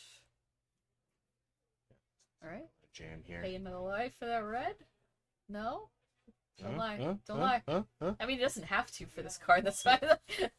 I've Okay. heard that if you move your cards fast enough, they actually change into what you need. Oh, sure. Yeah, that's why you shuffle your It's hand. definitely really how it works. quickly. Yeah. Oh, there's another blood moon. Just in case. Just in case you forgot. And there's another rhinos.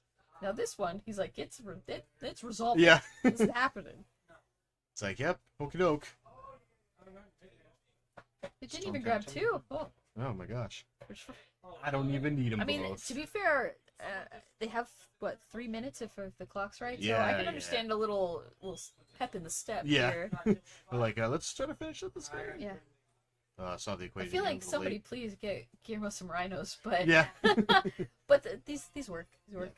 Yeah, we do. They are We they are understand what 4 they're 4s with representing. trample for our friends at home. Yeah.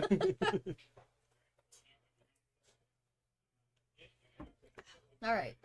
So you're Gerardo. You're staring down 2 fire islands. What are you trying to do right now? All right. You gonna go for it? I suppose. Gonna go for the. Oh no, a fable. All right. It's like he does have the creativity in hand. Next Yeah. turn he can make a pretty good play. He's at 17. He's probably feeling pretty safe for a turn. Yeah. Like, he's not blocking. It's gonna be a hit. Like it's gonna Yeah. it's gonna Oh, be yeah. a big hit. But what does Guillermo have access to in hand? It looks like quite a few land. Yeah. A Get dead a gone? dead gone. That is something that we don't know. Some miscellaneous blue card. Fire Ice? Yeah, it was definitely a fire ice. Fire Ice is a good one here. Yeah. But yeah, it's not Fire bad. Ice, dead gone. And another Crashing rhinos? Footballs. Man, those rhinos are just always making their way to hand. Glad we get to see the namesake card of this deck. Oh yeah, can't stop seeing it. So Gamer wants to play this. Yeah, it's a little awkward, right? Like he must feel like there's a good chance that he goes to like kill a token and it's like not good enough. I mean, I think step 1 is you attack. Yeah. Let's get So you in there. see- Get You're some like, beats. I know you're not blocking. Show me you're blocking. Feel it out. Show me what you're doing over there. You can, because if Gerardo taps out 2, like kill something, right? You know, then you know you're pretty safe to at least kill off one of the things. Yeah. Maybe both. Yeah. Plus leaving the mana up just in case it's like if Guillermo's trying to test the waters and be like, oh, if I play a Violent Outburst right now, is he gonna counter it? Yeah. Like, can I get away with killing this stuff beforehand? And here he goes, trying to dead a little shaman. He's gonna let that happen. Yeah, Gerardo's like, okay. Get a bash. Which is And interesting, right? damages a lot. He definitely could have countered it if he wanted to. He just Yeah. didn't. Yeah, I think he's probably just afraid of another cascading Another outburst? footballs here. Eh. Yeah. I mean, would it be that bad though? Because then he would get to untap double Archon. Yeah, I mean, possibly. He doesn't have a Teferi, so it's not protected. So Yeah. if his opponent has a counter spell for it, then Yeah, I mean, great. opponent just untapped mana go. I'm like, oh, Yeah. what do you mean? What do you mean? Yeah. Wait, you did he mean? play the spells? Players, let us time in round. That's a lot of islands. Turn 0. I repeat. Like we're going to time turn in 2. round. So Yeah, I mean, our friends on camera here have a couple extra minutes usually just from setting up and everything, but I'm sure that they're running a little close to it as well. I think Gerardo's sitting on double I mean, creativity. 2 here. creativity, land, and what? Change the equation. That's what he's working with. Yeah, just get the fetch here so he can get that other dwarf to creativity go. Yeah, like he can creativity for 1 and have a form of counterspell backup in a change the equation, but like it doesn't necessarily counter everything he needs it to counter. So Yeah. It also depends on what she wants to play here, because I mean, Guillermo does have the Fire Ice. yeah, So he would have to cast that creativity here for 5, which would not leave him enough. yeah. If he goes for 2 targets, that's not good. Yeah. If he goes for just the 1, he can protect it. Yeah. It's a little awkward.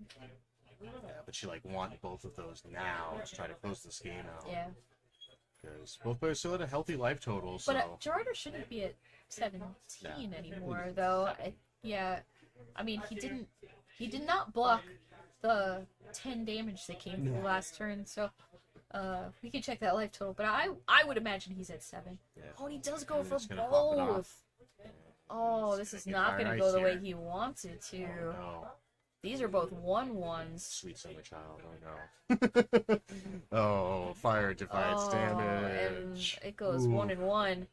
He says, "Do you have an answer? If you got the spell pierce, I got 2 mana. Yeah. I'm waiting. I'm ready My for it. hand would be over them. I'm like, Yeah. show me, show me." It's when you grab one card from the side and you're like, I'm ready to scoop them up. Yeah, I mean, It's hard for Gerard not to go for the 2, but I mean, if he would have went for the more Yeah, reasonable there we play, like it's just Yeah. it is what it is. We can see everything. We Yeah. know all. Yeah. So knowing that your opponent Totally. like has specifically a way to do 1 and 1 and not just 1 damage, Yeah. because that's probably more what he's saying. Oh, I'll just go for the 2, and then if he kills 1, it's fine. Yeah. I don't think it still quite works because he does still have the fire and ice. So if he does it for 1, Yeah.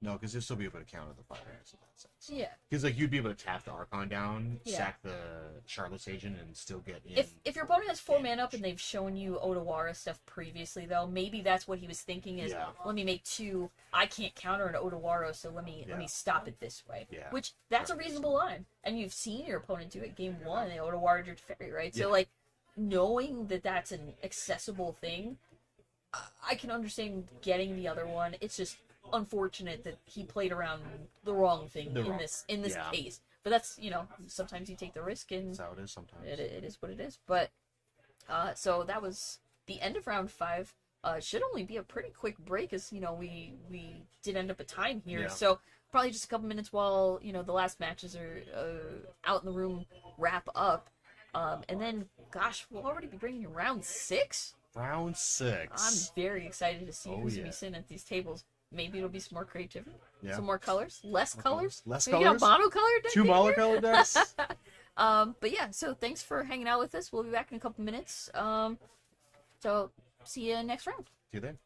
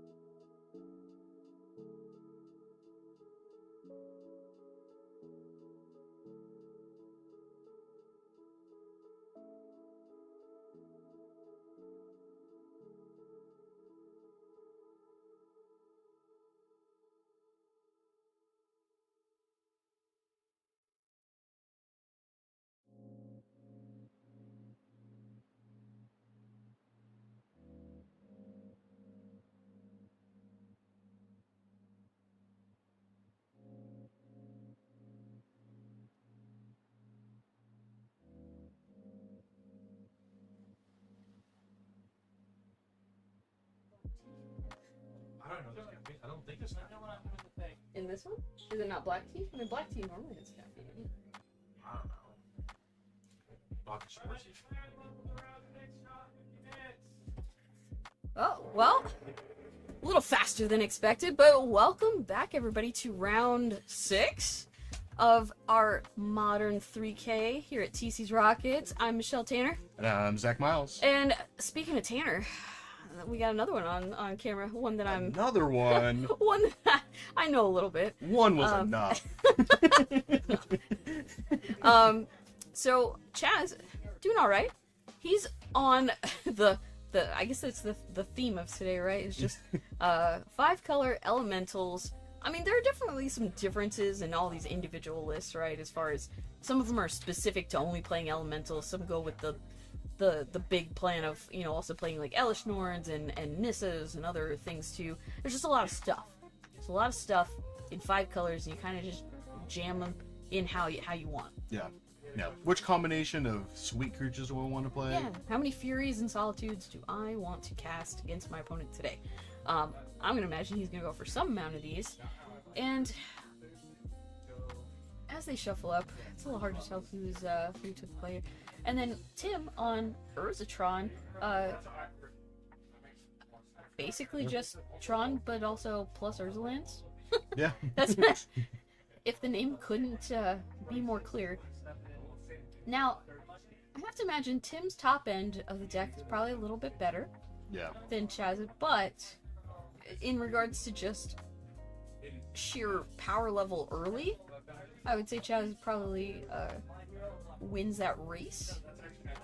Yeah. I mean, we're not gonna see a whole lot going on probably the first couple turns of the game. Yeah, Tim's gonna spend some time just like we can see in his hand right now, just some stars, some spells to get some land in some amount, and with a mulligan to, oh, there you go, mulligan to 6. But being on the draw, I'm sure he'll probably feel okay about it. Yeah. I think Chaz going first this game. Definitely first with the Red Bull. That was Red very Bull. graciously sponsored by Red Bull. Yeah. Chaz Tanner, known to be a connoisseur of energy drinks, very excited about the Red Bulls on tap for today, as it were. But yeah, starting out, trial him into a forest, a very, very good start that feels like it would indicate some form of like Ren and 6 or something like that, but instead, literally just tap your land, draw a card, and here's an Ancient Stirrings. Let's look at the top 5 here. Get something colorless. Looks like a tower to me. I don't know about you. Is that I'm not familiar with this art for them. Is it a power plant maybe in play already? Yeah, looks like them. I'll say- Looks energized. Yeah, I mean tower pretty straightforward. So okay, well two Matt's out that of 3 Matt. Tron pieces, and going to get the third one is what I would imagine. Oh, we see a goodie here. We get to the first Nissa trigger of the tournament here. Yeah. Just sets up that fetch land, being able to get that mana, get an elemental. He does also have an Alistorn in hand, so right now it's looking pretty good. Oh. Some interesting things he could be doing. Now, we don't know what Tim's payoff is in his particular Tron list. Outside of, I think I saw like maybe a Karn the Great Creator through that stirrings. But like, what's the top end? And whatever we have decklist, we'll have a better idea. But I have to imagine that with a fast enough start, Chaz can definitely race with some amount of solitudes and things. Yeah. A big Eldrazi. Oh yeah. Big Eldrazi don't like getting exiled. No, definitely not. Yeah, gain a bunch of life, not great. Oh yeah, here you but can have 15, 20 life. yeah, Whatever. he'd rather just not have them in Annihilator 15 on board, or Annihilator 4 on board, or It's exile the top 10 cards of your library. it's a little mean. Yeah, it doesn't feel great. Chaz gonna have 2 mana here, and then he's going to be triggering which elemental he's get. Oh, Gotta get that Fury. Fury. Seems Fury, good. not a lot of targets in this matchup, probably though. I mean, Yeah, still see that mom come in. a real big double striking threat, Yeah. and he does have a Solitude in hand as well. And next turn could just cast it, a little hard cast action. Okay. Citron coming online here. Looks like we do have a direct answer to these, which The is All going Stuff? to be Or O-Stone? O-Stone. It's gonna go Yeah. and pop that. Let's get those bad boys out of here. We don't want to see those. It's a shame. Yeah. All right. Well, kind of reset everything, huh? And a little Fable of the Mirror Breaker, hand drawn by Chaz himself. Oh, that's beautiful. I know. Part of the new secret layer. Oh yeah, I mean, Fantastic. and then what, a Chaz Tanner token? Wow. Gorgeous. You know what? I bet he played in the Rocket series. Did he? I'm pretty sure he won. Looks Yeah. perfect. Oh. Super down. I'm still not okay with what happened to my boy Twice. Gotta But say, do yeah, I what heard we're heard doing first here. place gets their own token, whatever they want. He chose to be a Goblin Shaman. Probably just playing this deck so he could, put himself on camera Yeah. multiple times. We'll allow it this time. Yeah. Maybe next time, not so. You know, But yeah. this time, fine. That's fine. But back to Tim. Oh, and here's a payoff Ooh, that is okay. a little problematic for Chaz because Cityscape Leveler, when it gets cast or attacks, just gets to destroy pretty much whatever it wants outside of a land, and then gives your opponent a power stone, a tapped power stone for their trouble. Yeah. Which can't be used for many There you things go. outside of artifacts and activated abilities. So, maybe he can find a way to make use of it. He could use it to pay one to put Karuk in his hand. Yeah. That is a legal thing he Yeah. could do with it. Yeah, Tim's gonna sack that Sanctum Mugen as well. You got one of the breakfast cereal box Ulamogs, Oh, which very is fancy. pretty cool artwork, but Yeah. a little difficult because the text is kind of just all over the place. But probably seeing that coming down in the next turn or two. So and it's if super I'm, great. let's say if I'm Chaz, I'm a little sad. Yeah. Not feeling super stoked. I mean, his opponent's on 8 mana right now, so any additional Tron pieces looks like is in his hand is gonna hit that Oh, yeah. Ulamog next turn, and then just got that Solitude. So Yeah, and I mean, exiling Leveler's great. Not being able to cast it back out of the yard, is it scarier than one of the big three? I'm gonna say no. no. Yeah, I mean he's gonna probably end the game pretty quickly though. I mean he has the Teferi, but Teferring that Ulamog seems especially bad Yeah, when your when opponent you just exiles when you 2 know your opponent can lands. just recast it and eat 2 more of your land, it's not gonna be Yeah. great. Not feeling good here. Chaz does only have 2 white sources currently, so Oh, he can choose maybe to he hit won't that if see he it. wants. Oh, get rid of the Solitude. That could be Yeah, it. That could be yeah. a thing. It could be a thing. Get that out of It the does way. look like he has an O-Stone in Ooh, hand another still. O-Stone. So I'm not sure how incentivized I'd be to get rid of creatures at this point. Yeah. I mean, if he's worried that Chaz has a way to flicker the Solitude, it is reasonable. Because Yeah. he could have played Teferi, put Solitude back in his hand, and if he had a white card, Pitch it right away. pitch it right away. We see that he does not, I don't think. So that's just what, like land Karuga Teferi Fury, which is laughable on the Yeah. board. Yeah, Fury does nothing against an indestructible 10/10, so Yeah. I don't think racing damage. I at mean, this you can point. do 4 damage. He'll Yeah. he'll say okay. Yeah, he's like, that's fine. It's a little tickle. Yeah, delicious. But yeah, it's Kind of not a good spot here. There's not a whole lot of answers here because that Umal can attack and then just mill the top 10 card, exile the top 10 cards, or not getting those top back. 20. Top 20? Is it top top- 20? it's Oh, top it's top 20. 20. Oof, yeah, even worse. So I mean, you can take a hit. Take a look at what you exile. Yeah. But I think Chaz may be looking to get rid of that Ulamog for a turn, just try to get in some damage, and then it's like, all right, recast it. It's gonna hurt, but you got to do what you yeah, got to do. I mean, buying time. If he bounces it, he gets to draw a card, and possibly find the Solitude he needs to kill it. Yeah. Gain some life, fine. Looks like another land off the top though. Make a treasure, sure. I mean, he's got plenty of land.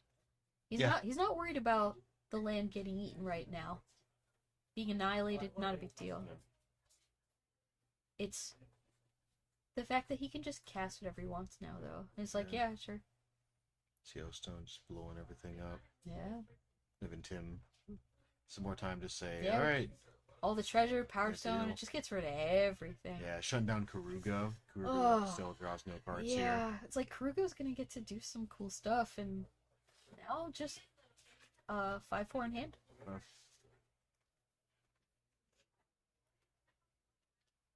I mean, Chaz got to buy an extra turn, but didn't really get a chance to capitalize on it specifically. I mean, play the Fury and then just have it get exiled. It's not ideal. No. Play Karuga, just have it get exiled. Not ideal. Could draw on a land here as well. Yeah, he's flooding a little bit too hard to keep up with the fact that Tim has just so many things to do, as his hand does not look like it has much mana. I mean, sure, Chromatic Star and things like that, but these are all just redraws and Yeah. look-sees, essentially. Yeah. He's like, can we find some more cool stuff?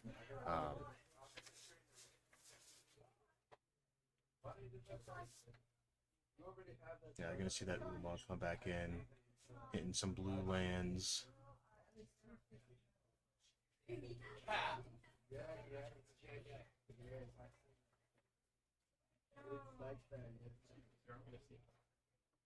You see it.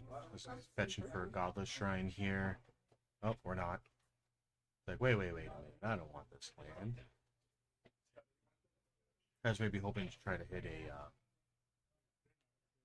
let's see, just got deckless here. Maybe he's looking for maybe another Teferi here. An ice does help a little bit. It does have leyline binding, so leyline binding here would be great. I'm just gonna deal with that Ulamog, but Yeah. there's a Dead Gone, which deals with it for a turn. Yeah, these It's gonna jam a Fury here. things are not ideal. I mean, and he's at 21. Not under any You pressure. know, just kind of hanging out. It's like, I got a little bit of time, even if he deals with this right now. Is that another cityscape leveler? Oh, come on now. And Yep. yeah, that's. Yeah, scoop it up. I mean, he was probably willing to take a hit and just Yeah. deal with, trying to put together some sort of fury attack, bounce and like Yeah. see if there's a way to buy himself more time. But that was just the deck being a little unforgiving in so many lands to his opponent. And there he is. So let's take a look at 5-color elementals in the hands of Chaz Tanner. This is gonna be that was a one-off Fury, huh? A little unlucky to see it in a Tron matchup specifically. Yeah. Then, The worst spot for it. I mean, Yeah. maybe Force Negation. You could always just still play Mystical Dispute just to kind of just get an extra counter spells. Like, they're Yeah. usually not doing it, and he's going to be on the play this game, presumably. So, being able to still be able to cast that Mystical Dispute as a 3-mana mana leak is still sometimes just fine. I like, mean, if you want to go natural a form Tron. of counterspell can be good against their late stuff. Yeah. Yeah, it's not bad. So, They have a lot of on-cast things that they get to do, unfortunately. Yeah. But if they don't nat Tron immediately, sometimes just countering one of their pieces to get Tron can buy you enough time on its own, right? Yeah. Like, or Teferi really good at that if they have a way to just play a map or something, but not crack it immediately. Bounce Yeah. the map, do it again, Yeah, like. get out of here. Yeah, so there's definitely some ways to buy time. Like Solitude and Leyline Binding hold their weight in this matchup. Yeah. Oh, yeah. But I could definitely see shaving some amount of like the Furies and things to maybe make space for. I mean, the Force of Vicars are fine. Yeah, it's an option. I mean, we saw 2 They're okay. O-Stones in game 1. Yeah, but the problem is being like your opponent being able to cast it and pop it in the same turn. Yeah. Now they can't always do that. If they don't have exactly enough mana, sometimes they cast it and pop it the next turn. Yeah. So Force of Vigor probably just better than like Fury specifically, like at least one. No, certainly. So it really just comes down to what Chaz is looking to try to go up on, as he'll be on the play, assumingly, Yeah. in game 2. And then we have Tim, a little bit of a well-rounded sideboard. 4 Nature's Claim, like 1 Sundering Titan, 2 Stonebrain, 3 Veil of Summer, just in case he's worried about counter spells. He might bring in some Veils. Yeah. The Haywire Might. He also has a companion in Gigantha, so both the companions kind of just staring each other down Yeah. here. Hanging out. 1 Kozilek, Butcher of Truth. Oof. Plenty of Eldrazi to choose from. Yeah. It's like how Pick do of the litter. you want to die? Yeah, which one do you One want? of the big ones. And Sundering Titan against a deck like 4-color elementals is absolutely an abomination. Like Backbreaking. it's just here. I'm Oh gonna my I'm gonna eat gosh. 5 of your land probably. Yeah. Like, whew. I don't know if that resolves. That's rough. Yeah. I look. I'm not saying that I'm biased at all here, but I would like to not see a Sundering Titan eat 5 lands. No, That's- no. Yeah, that's one of those. Ooh, that's nasty. Ooh, Yeah. man. Also, notably, Chaz is wearing one of the jerseys. Oh, you mean the Rockets jersey that you can pre-order now? Yes, I do. Right now. Have you pre-ordered one yet? Are I've you not thinking pre-ordered about one. it? Oh, I'm definitely gonna get one. Yeah, they're Oh, pretty yeah. sweet. They're gorgeous. So yeah, think about it. If you check out TC's Rockets, website right now, you can pre-order one. Get to rep, your favorite game shop, or at least we hope we're in running for, I don't know, maybe top 5? Maybe? Maybe. But yeah, so he actually has it's the prototype one specifically. It's very Oh, special. fancy. Yeah. Yeah. It does look very dashing on him too. So Alright, you but too can look dashing. It looks like Jazz mulled to 6. Yes, put one back. Yeah. And just a little land go here. I don't know about you, but I'm usually happy to see my Urza opponent or my Tron opponent not doing anything in their first turn. Yeah. Don't play. No Don't- map. No no map. map, Oh, no map, no okay. sorry. We're in the clear. We're in the clear. All right. You tell me you don't have a stirring, nothing, Yeah. just nothing, just you know. Don't mind if And I do. do see Tim. One of the cards in his hand is just a forest. Yeah. Now I see he has another Tron piece here. Oh, let's see if Does we get he the have- classic Oh, Tron. and then not having it, it looks like forest, some amount of warping whale, maybe 1 or 2 here. A Beseiju. Beseiju notably can blow up leyline bindings. Yeah. Makes it Yeah. a little awkward. Yeah. It's like, I want that I Eldrazi back. I please. imagine he holds that card as long as he can, right? Oh, he's just gonna pick up Oh. Karuba here. Got no 3 play here. I'm not exactly sure what Chaz kept. I have to imagine he's just sitting on a lot of land or something. Or is okay with, yeah, like, this is going to get another Tron piece here, which makes it so, Tim's next turn is going to be dependent on if he has a payoff for all this mana, right? See Omnath coming down Yeah, here. Omnath, draw Oh, a yeah. card. A little bit of extra card advantage. See if this Omnath gets answered here. Yeah. Tim's gonna have 8 mana next turn, and we do know that he does have the Cityscape Leveler. Yeah. Um, It always comes down to, like, what your Tron opponent has, right? Because they can sometimes draw all the parts of their deck to, like, just get the land and do all the things Tron-like, but not their payoff cards yet. Because their payoff cards are less. yeah. Oh, he's just gonna get Gigantha, play Gigantha. All right. Okay. Get that 5/5 on the battlefield. That's a lot of mana. Yeah. It's gonna have a Funny ton enough, of it. Gigantha's such an awkward, can't be used for generic costs. Yeah. In a deck full of colorless Yeah. generic costs. Feels slightly non-boish, right? Yeah. It's like, oh, that's Like, what are you paying for, Yeah. Gigantha? Who's paying you? What are you even doing? What are you here She for? doesn't even go here. Like, if we look at Tim's hand, he's got, what, 2 warping wheels?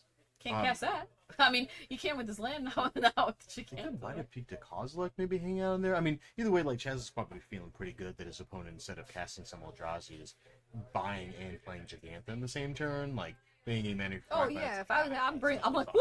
I'm breathing sigh of relief. I'm feeling pretty good. Yeah, you're like, okay. Now, Gigantha Could is do a this. 5/5. Yeah. Omnath cannot attack through a 5/5. No. So it does lead into an interesting situation where if Chaz has an answer to specifically this Gigantha, it's one less answer to something bigger. Yeah. If it Because you that's know, something later. if he's got the solitude, that solitude's just gone unless he gets a Teferi bounce or something like that. See Norn coming down here. yeah. Oh, he does have the binding, so I think Chaz is kind of hoping here to see if Tim can get another permanent battlefield. See if Chaz can get 2 spells here with that leyline binding. Oh, it's so awkward knowing that Tim has Beseiju though. Yeah. That'd be And the bad. forest do it. Yeah. Maybe you get a turn with the binding. But Yeah. For now, Oh, Gigantha, I'm what just you gonna doing? block with Norn. Yeah, which She does have the big interestingly enough, this isn't Yellowstone. Yep. Some Papa-san, alright. Just kind of looks like trying to draw an answer here. I can see why he used Gigantha, just because why wouldn't you? Yeah. O-Stone is unfortunately very clean answer to everything on board. And it doesn't Oh man. Oh, no. Yeah, I think Well- we all feel the same way at a Sunning Time. That's gonna be. As I throw up all that's over gonna the be microphone. Fortunately, He's like, okay, what types are these? unfortunately, only a 4/4. It's not quite a 5/er. Oh. This is only Oh, 4 no. land types on board. Yeah, I But would say the cavern and the windswept heat Yeah. are really holding it down. it still doesn't feel great Jiminy at all. crickets. Oh my lord. He's like, he kind of has to leyline binding here, Yeah. but I'm assuming, but it's not like it's ideal. Yeah, not super great. But I don't even know if he just has Oh, Force of he's Vigor. gonna hard cast Force of Vigor here. Okay. That's right. Blow up your own forest. Yeah. Blow up your own forest, friend. Tim's like, fair trade, fair trade. One land for 4 mine. All right, we'll see how this is going here. I mean, looks like that might have been the first. Oh, I think Tim's got a. Yeah, I think he does have a Kozilek hanging out in there. So, Gosh, Tim is man, just... any Tron piece here. Tim just has all the things Yeah. right now. It's just rough. It's going back to his cake. You get to get your cake and eat it too. It's I mean, it's a lot of cake. a lot of cake. Cake is very good though. So Look. there's that last Tron piece here. So we got Xaxes 10. Oh, We go ahead and slam that Kozilek. these are he's like, yeah, It's like what? what's this one doing again? Yeah. The lesser known little scene, Yeah. Kozilek, Butcher of Truth. Yeah, that one's a good one. It's not as scary as the I guess you could say brothers and sisters, Yeah. but I mean, leyline binding would take care of it if Yeah. we didn't know about this procedure. Oh, he's waiting until it resolves first. It's like, okay. Wait. Ooh. And then there's, on top of the Passage, you have the Nature's Claim. He's gonna say, Yeah. okay, that's fine. I mean, that Lightning is the resolves. nature of enchantment-based removal, right? Is that it's susceptible to anything that blows up enchantments. Yeah. Look at Super Great chest here. Let's see what we got. Teferi. Okay. Gonna go ahead and respond. Just get rid of that. It's like, okay. Well, I guess I have to bounce Cosmic and let you draw Yeah, 4 more I mean- cards. Chad's really trying to claw back in this after Yeah. being, land wiped Yeah. by one Sundering Titan. He does get to gain 4 life here, so. Yeah, as you do. Plus, and it looks like Chaz drawing Yeah, I some mean, more he did lands have here. to cast the claim in response, so instead he just gets to bounce Kozilek. Yeah, Don't know if it would Sorry. might have just waited, yeah. and then Kozilek just gets to come back. Oh, I guess it doesn't change a whole lot. Yeah. Karn liberated. Oof. Sure, why not? Big Daddy Karn here. Just Yeah. cast everything that costs 5 billion mana. Why not? Yeah. That's fine. That's what Tron does. Didn't even need the. He's like, Kozilek can wait. 1 + 1 = 7. Yeah. Yeah. Let's see Chaz slowly coming back here. I don't know if there's any slowly coming back. I like to be optimistic. Yeah. But this is a lot. Yeah. Yeah, not looking super hot, but has he got the 4 mana? He can cast Almath now. I mean, Another mana can cast any of the pitch cast elementals just by hard casting. Which, It's just happen, you know, man. Fury would kill Karn right now. Fable is a card. Normally, that looks very good. On this board, though, Yeah, even with Chaz Tanner himself as Yeah. the Goblin Shaman token, I'm gonna say it's a little awkward. Yeah, good to look at, not good on the sport. Right. Yeah, knowing Tim has a Kozilek in his hand And too. with Seiju to back it up if he does Yes. find another leyline by Yeah, then. it's like I really don't remember having anything. So I mean, it's unfortunate that Sundering Titan had to be so good. yeah, Not unfortunate for Tim, of course, but Tim's gonna double vindicate here. yeah, sure, why not? Doesn't hurt. All the things. Yeah. He has what we call a wealth of things to do, Yeah. and he's just like, here, we're gonna do this again because you know about it. Yeah. What are you feeling? Draw some That sounds cards. good. Draw some more cards. Draw some more cards. More and more. I didn't know this deck was a blue deck. I don't see any islands. Where are your islands at, Tim? All right, so when my opponent has like 10 cards in hand, and I have 2 And a Kozilek. and a Kozilek, Yeah. I'm feeling pretty dire, right? Like I'm feeling a little hopeless. Yeah, Now, Kozilek funny is- enough, Tim drew a lot of cards that don't do anything. Yeah. There is a cityscape leveler, so it does something. We're not in complete null rod territory, but and what is that? Another O stone? Yeah. Okay, come on now. Now you're just showing off. Chaz coming. Look at into the red zone. That's right, coming through. Get that solitude. Get that, Kole. Yeah. Yeah. Does he have a counter spell for it? Does he have something that costs... Because you have to pitch something that costs the same, right? That's a different one. Is that the other one? Yeah, that's the cause like the Great Distortion. This is Oh the gosh, what does Truth. Butcher Truth do? The Butcher Truth is the so it's 10 mana 12/12 when you cast it, draw 4 cards, Right. and then it has Annihilator for it, and then it has the Is that- old Eldrazi tag. Is that the other part of it? Gosh, Yeah. that's shows how much I see this card Yeah. Actually in play. Yeah, the newer one is definitely I was sweet. 100% thinking about the other one the whole yeah. time. Yeah, the counter pitch one from Oath of the Gatewatch. Yeah. That one's a cool one. Not really great with Tim Sand though. I mean, he's got like 4 or 5 1-drops and then an 8-drop. So Yeah, it's like alright, he played a lot of his big cards. yeah, I'm gonna get a leveler He here. did a lot of the things that the deck wants to do. Oh yeah, his other text is just Ooh, the man. same as the other ones, where if he were to go to the graveyard, he just goes back in the Got deck. a leveler and Wormcock. Oh, come on. Chad's been holding on to that Karuga for dear life, just trying to get at least one card out of it, but Tim's like, no cards for you. I mean, it feels like Tim should have run out of things to do at this point, but just keeps Trying just saying, cards. hey, you know what? I'm not drawing any land for the rest of the game. Just gas. Yeah, it's fine. It's pure. It's just. Oh, what's on fire? Your side of the field. Just, Yeah, just there pour you go. more gas on it. Yeah, right. Oh man, A valiant you got effort. it all. A valiant effort. Yeah, I've seen people run hot. Tim was running hotter than the Yeah. sun right there. man. So I mean, I'm surprised he shook his hand because he probably got burnt a little bit on that one. yeah. But that was a I mean, good games. You know, obviously played well either way. You know, super heads up plays from both. It's just, what can you do yeah. when your opponent's just throwing Eldrazi at you constantly? Yeah, You know, well one of them's timed, gonna stick. Titan too, just like. I mean, oh, I already knew that Titan was gonna be a problem. There's only one. Yeah, He only has one in the sideboard, right? And I don't think there was any. Oh, I'm sorry. There's one in the main. There's one in the side. So he did have a slightly higher chance of seeing it than I initially thought. But it's still like yeah, hitting it like basically on about as high of the curve as he could. And just okay. As soon as I can get here's a Sundering Titan. yeah. I'm gonna eat all your land. Yeah.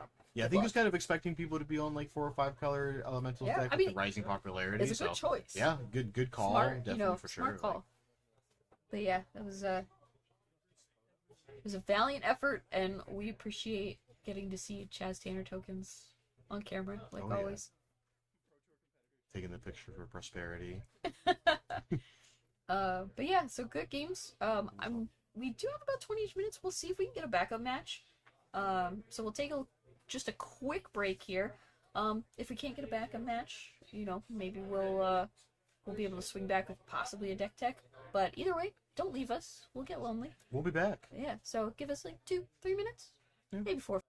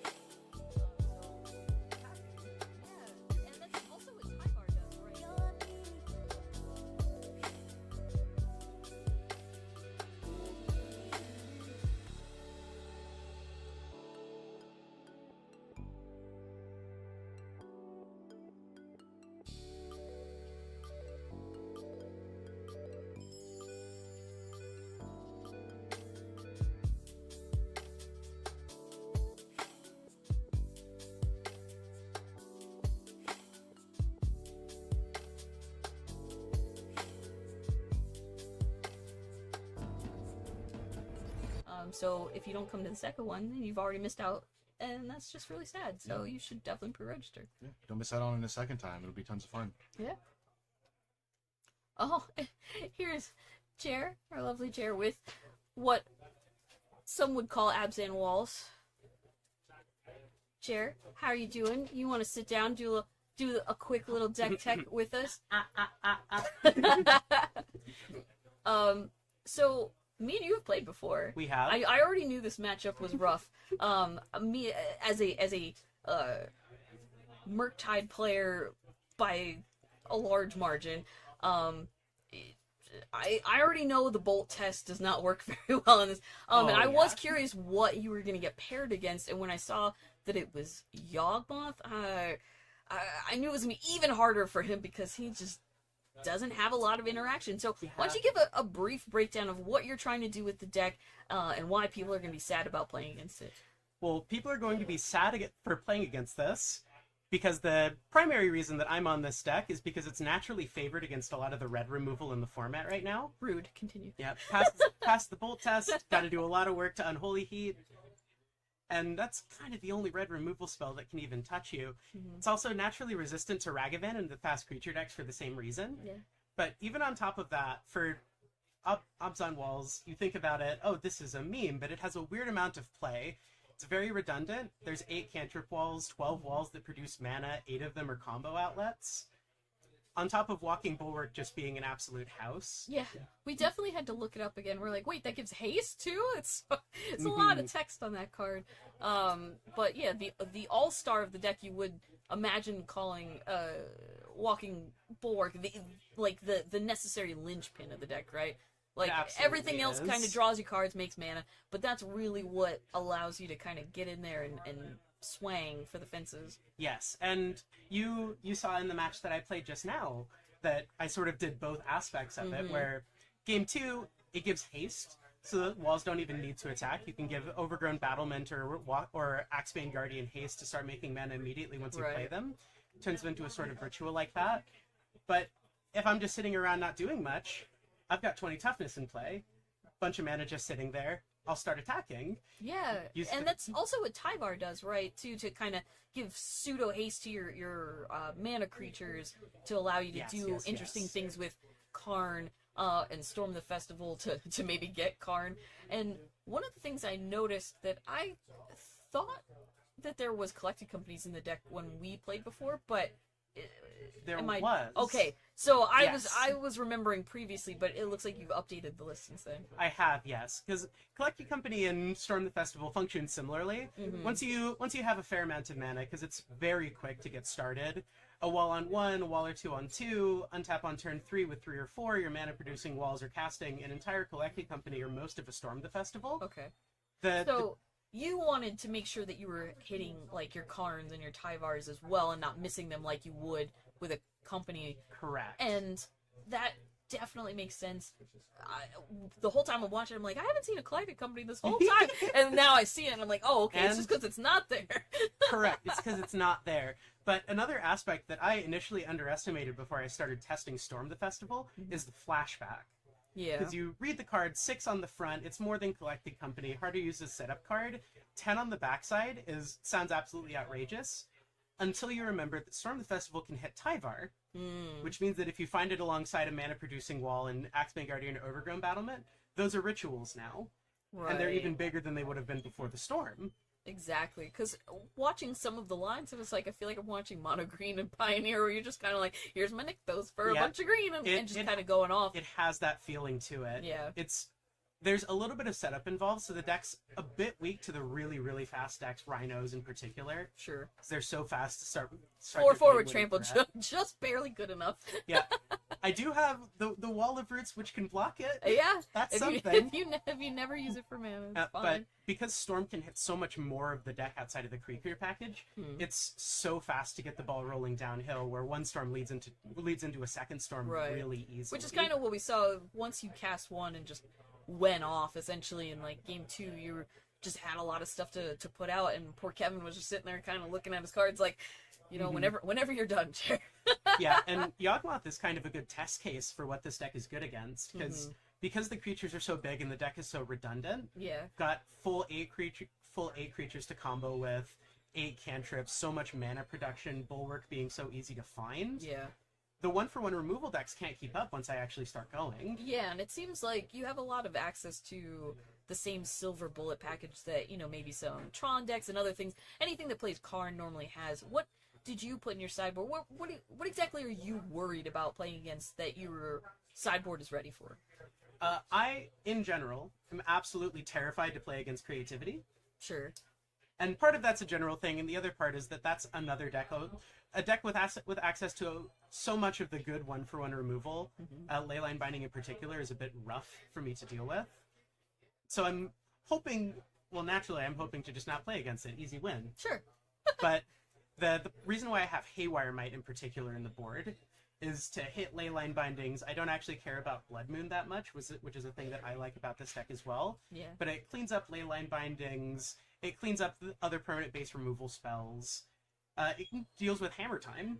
Oh, yeah, that is a pretty good one that can probably race, I would imagine, right? They can probably race, and something that is true about a lot of decks in the format, but it particularly hurts here with how good I am against standard aggro decks. This deck has no natural way to block Ink Moth Access. Oh, yeah, you don't have any reach walls, huh? Yeah, and yeah, true. And in the entire 75 card list, everything that can directly answer a threat comes from Karn. So one Beseiju going the distance. Yeah, that Beseiju is absolutely load bearing. But yeah, just quick look at the sideboard. Some of the cards I would expect to see in most boards, like Engineered Explosives, you know, Tormod's Crypt, Chalice of the Void, and then you have some more fun ones, like Stone Brain, which we saw, you know, Karn easily go get and wipe Yawgmoths out of the Yawgmoth deck. Pretty good thing to do. Yeah, the Karns are actually, I think, one of the big departures in this deck as opposed to other Karn decks in the meta, because this deck has the mana production of something like Tron, so I can sustain something like playing a Karn, immediately getting an Ensnaring Bridge and casting it, or Cityscape Leveler in a similar way. But Karn is also a win condition in this deck. Because out of a Tron or an Eldrazi Tron, the Karn will slow the game down, allow other things to catch up. But Karn actually finishes games here because of that cheeky little Staff of Domination. Yeah, and it was funny because I roughly remembered you had another way to win outside of just attacking with walls, but I couldn't remember what it was. And then I was like, wait, wasn't it the staff? Oh, yeah, that's right. And then you went and got the staff, and I was like, oh, I think we're going to see it right now. Yeah, and that's another big strength of Storm the Festival over Kolevki Company is on the turns where I've got so much mana, so many resources, Collected Company can get me more things. It can hit me into my cantrip walls. It can find a Walking Bulwark to convert that mana. But Storm the Festival doing all of that on top of getting Karn. Right. Because on those big go-off turns, I'll end up, you saw in game 2, a lot of mana, few cards in hand, lots of onboard resources that don't naturally convert. But card getting Staff of Domination there is just an absolute win. Use the extra mana. If any of the mana production walls can make 5 mana, because it costs 3 to untap a creature, 1 to untap the staff. So if the creature untapping makes 5, that's infinite mana. The staff gains infinite life if that matters, draws through your deck. Basically, you just do all the things that the staff says until you things. Run out and then kill your opponent. And kill your opponent. With either Walking Bulwark, staff taps all of their creatures, because that's, for whatever reason, one of the big mana modes. It's tapping a creature is much better than untapping a creature, naturally. Yeah. And Walking Bulwark turning my entire deck sidewards. Is there any reason you specifically wanted 4 Force of Vigor? I noticed that seems like a lot. Yeah, it's a big number. When we played, I had 2.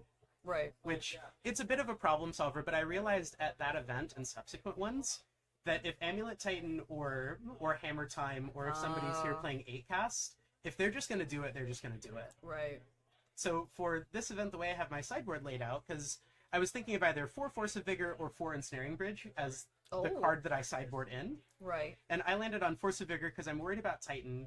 It's gotten a lot of new stuff. The deck's not well equipped to interact with it directly on board. The load-bearing Beseiju is my only option there. Multiple amulets in play is about as fast as they can go, and yeah, I can see it.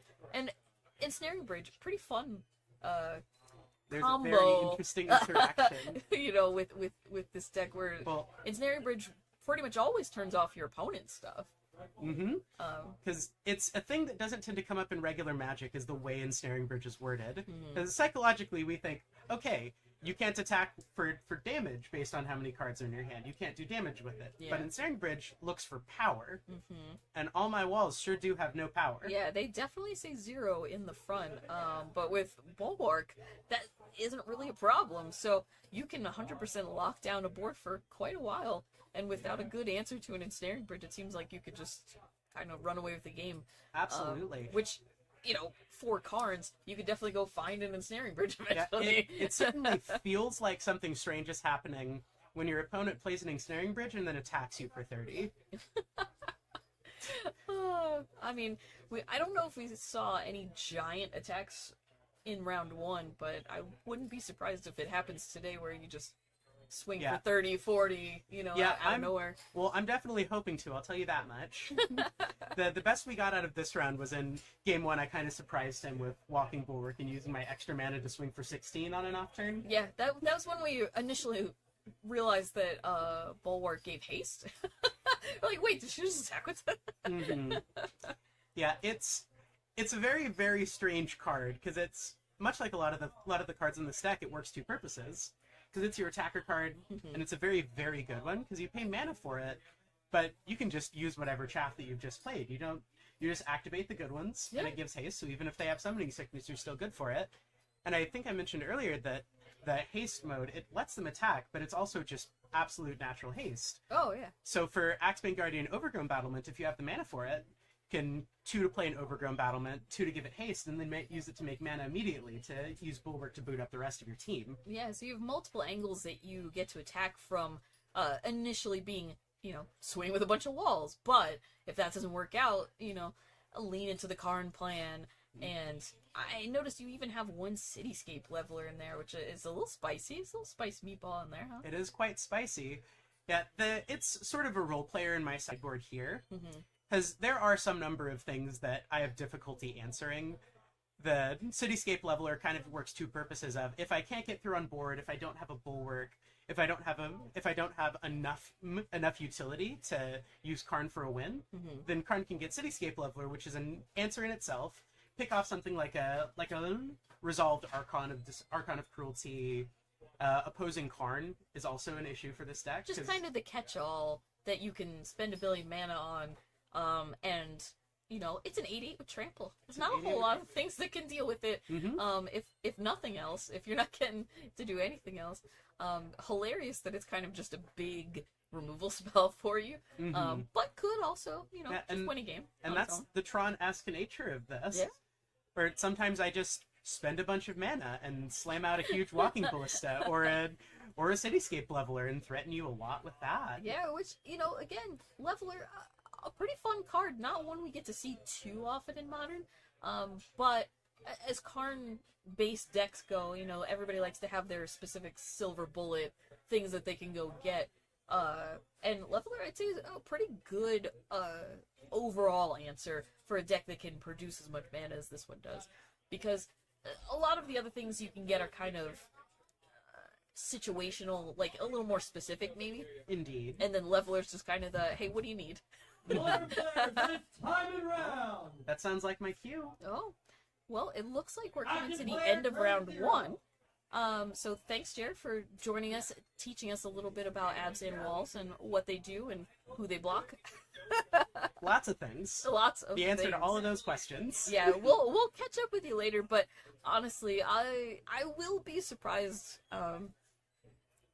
if you don't get to just swing in for I'm quite a bit today.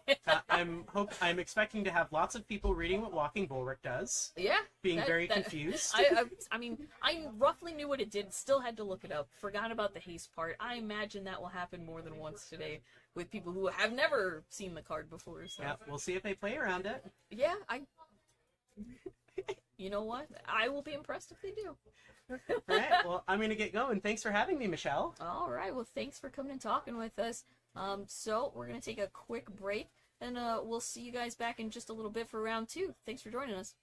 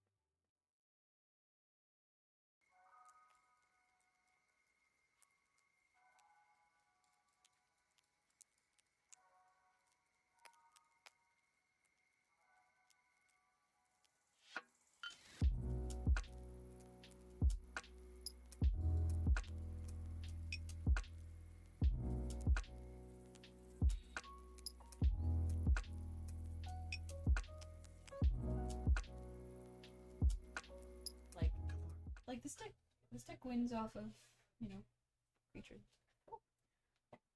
Well, it looks like we're back for the 7th and final round before Final top round. 8 of the Modern 3K here at TC's Rockets. I'm Michelle, And I'm Zach. and thanks for coming back.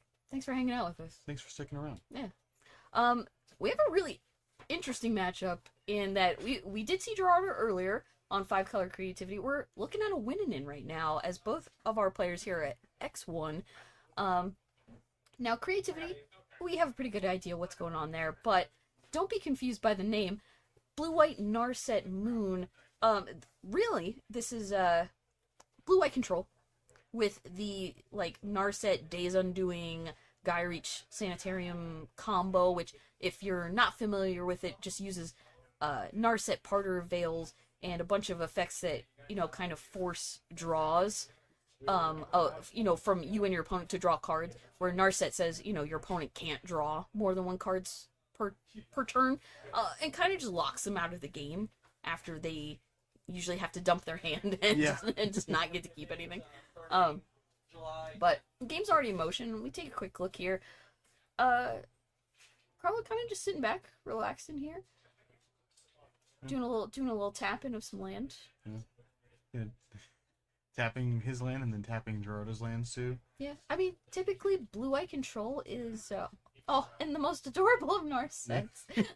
It's so cute. Oh gosh. Oh, that Narset's gonna hit. Gerardo's. We know from earlier that Gerardo does have 4 spell pierces in his deck, so Yeah. looks like he A little does not have shocking one. that he didn't have access to one. Yeah, it's too bad for this. So he's gonna gotta put Gerardo in a tight spot because now Fable's gonna be rough. I mean, and we know blue-eye control doesn't really care too much about creatures. No. We have at least 2 Supreme Verdicts in the main deck.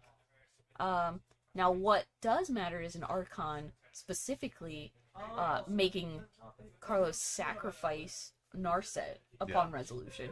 I mean, can he deal with an Archon? Sure.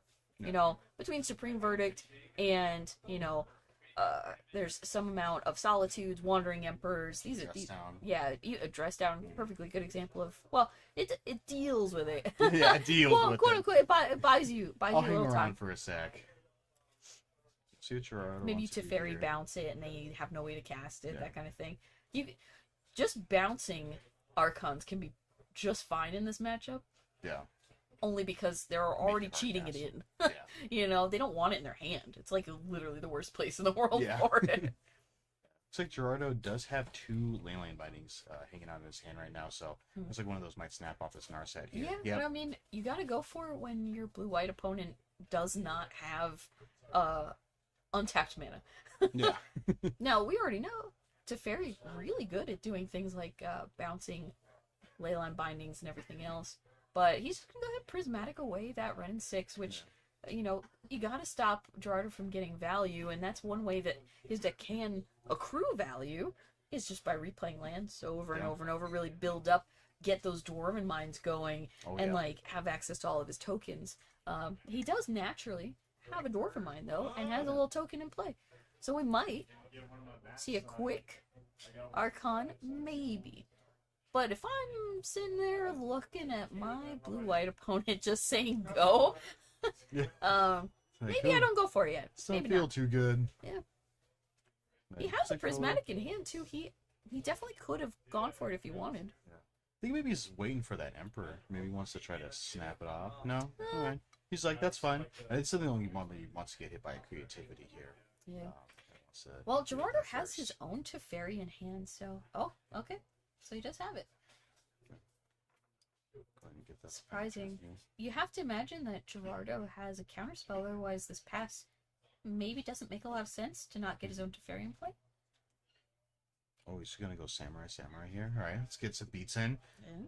I mean, sometimes that's all it takes. You just get a creature or 2 on the board, and you're just like, let's go. Oh, there's that sweet one of that we saw earlier, that Set Adrift.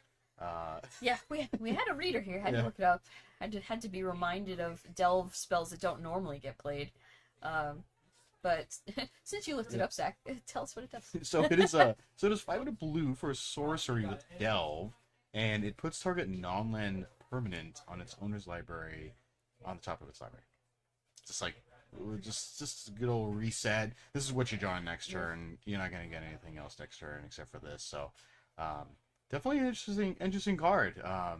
No other Delve cards in the deck, so not super relevant with having to worry about trying to fight over which Delve card you want to play. But definitely a neat one to see.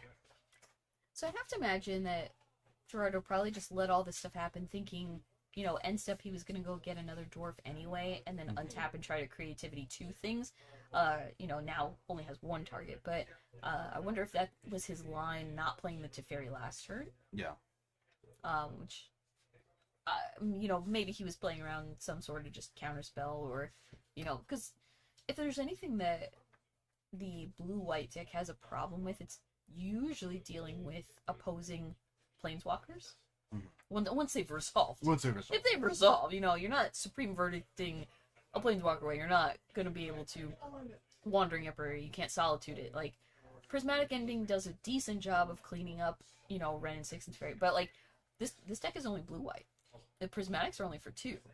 So, realistically, not usually able to get rid of an opposing 3-mana Teferi. Now, sometimes they have a splash to make their Prismatics a little bit better. In this case, I think there is, like, a Triome. There's a Rogren Triome in here. Yeah. So, There's for that 3. There's a capability to access 3 colors at some point. So you can see an opposing Teferi from Gerardo here. Yeah, I mean, I have to imagine that step 1 is play Teferi, see what happens, because you want to be able to creativity, and with Teferi in play, that kind of protects you from your opponent's counterspells. See if he wants to take advantage of that here. Gerardo does have a counterspell in hand, but it looks like not any other instance, so not too sure how stoked he is about just countering it here. Maybe, yeah, looks like he's just letting this off. He's like, okay, that's fine. I mean, maybe he's thinking that no matter what, he can just kill the Teferi. There's one of Gerardo's Archons. You know from earlier that he's got 3 in his deck, so he's got 2 left of creativity for. Let's see a fetch here. Could be another Dwarven Mine. Yeah, he went to fetch it. It seems like he had a little pause, though. I'm not sure if he doesn't know what he wants to get, or maybe there's a the players could be speaking about something that we can't hear, by the way, too. So, because it looked like they might have a conversation real quick. Oh, maybe he did play an additional land. Let's see. He'd already played land. I think Carlo has 5 land in play. Gerardo already did have 5. Because yeah, I think he only had 4 last time, right? Because he did fetch. Yeah, that's true. Yeah, he did play his land. Which, you know, making a lot of plays in one turn, sometimes it's easy to get a little swept away in what you've already done and what you did last turn, you know? Yeah. Probably just too excited to make more dwarves. He's just too excited for Lord of the Rings coming out. Did you hear that you can go ahead and we have a little pre-sale going on that Lord of the Rings? On Lord of the Rings? Yeah. Where is that? You mean like where are they lording the rings? I mean, I hear the Hobbits had something to say about it. I don't know. But yeah, the collector and set boosters we do have for pre-sale on the Rockets website, in case you're interested. Yeah. They're taking the Hobbits to TC Rockets. Yeah. There and back again. They're back again. Hobbits holiday. We could do this all day. We'll save you guys the there's trouble on it here. Meanwhile, we're just waiting to see if they kind of sorted out their situation here. But okay, yeah, I think we're deciding if Gerardo was able to play a land this turn or not. Because I believe Carlo did miss a land drop, so it would make sense that he's able to, or not. We just get a look at these really pretty cards on the back. There might even be a judge here, and they might still be talking it out. That could very well be Joey here, taking a look. Because I think there might be that looks like a conversation that's happening. So, while our players discuss, unfortunately, we don't have a way to rewind real quick and look. So, chat, you can always tell us if you noticed the amount of land Because unfortunately, as we're sitting here chit-chatting, we don't always count everything. Toss back. But yeah, so we got a judge looking into it, and I'm sure that they'll get it sorted out. Now, because I do think, if I'm recalling correctly, I do think that Gerardo only had 4 land in play previously. Yeah, he started this turn. I think so. But there's so many fetches with like Dwarven Mines and stuff that I don't want to say 100% for sure either. Overcast. Because he did get the dwarf on Carla's end step, and then untapped.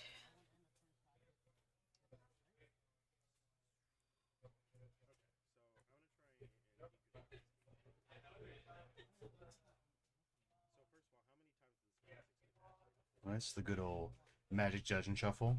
I got thumbs up. Think we're going on.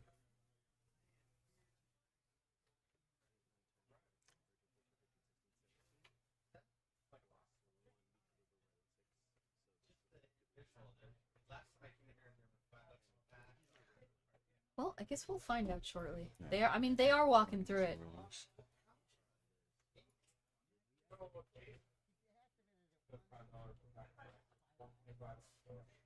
Kind of working through it, yeah. Yeah, I believe he did, just because he was able to still hadn't played land, had Teferi, and Raining 6 mana up at the same time. Mm-hmm. Cards and hands. Where did Kahira go?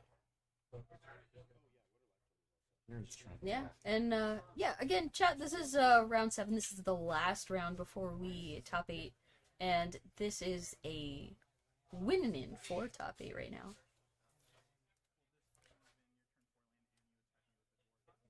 And I do wish we could rewind. I appreciate you guys chiming in. Yeah.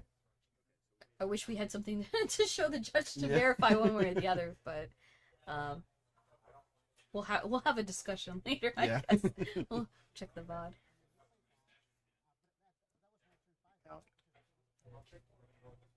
Be even more excited about the jerseys. The jerseys? Are we going to talk about jerseys? Yeah. Sure. Bring it Let's up talk now. about jerseys, guys. But if you didn't know, you can look just as cool as, Rocket sponsored player Chaz Tanner and anybody else who wants to represent TC's Rockets as your favorite, second, third, fifth favorite game shop. We don't judge.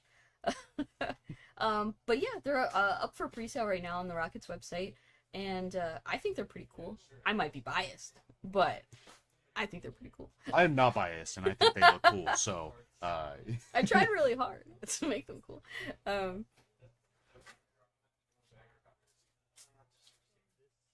Yeah, just check the comments. Yeah, I don't think there's a question about where the dwarf came from. I think there's still a question about if he could play a 6th land this turn.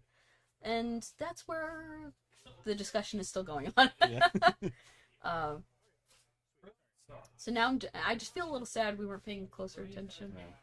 Should have counted. Gotta keep the land count. Hard That's for on to us. Maintain keeping track of how many lands players are playing. Yeah. All right, looks like everything's getting resolved here. Looks like he does have that extra land, so we're going to continue moving here. I personally am hoping that he gets another mine to make some drawers here. We are very proud. All the judges that we have here do a really great job and Oh, yeah. really try to walk through everything as well as they possibly can. And I know it's a difficult thing to do sometimes to go back to the start essentially and kind of figure out where we're at. So I appreciate them taking the time to really go through and figure it out. Yeah. So it looks like they got it situated. It looks like he did have the land drop. So hey, great. Yeah. All right. You're gonna get that stomping ground here. He's gonna shock in,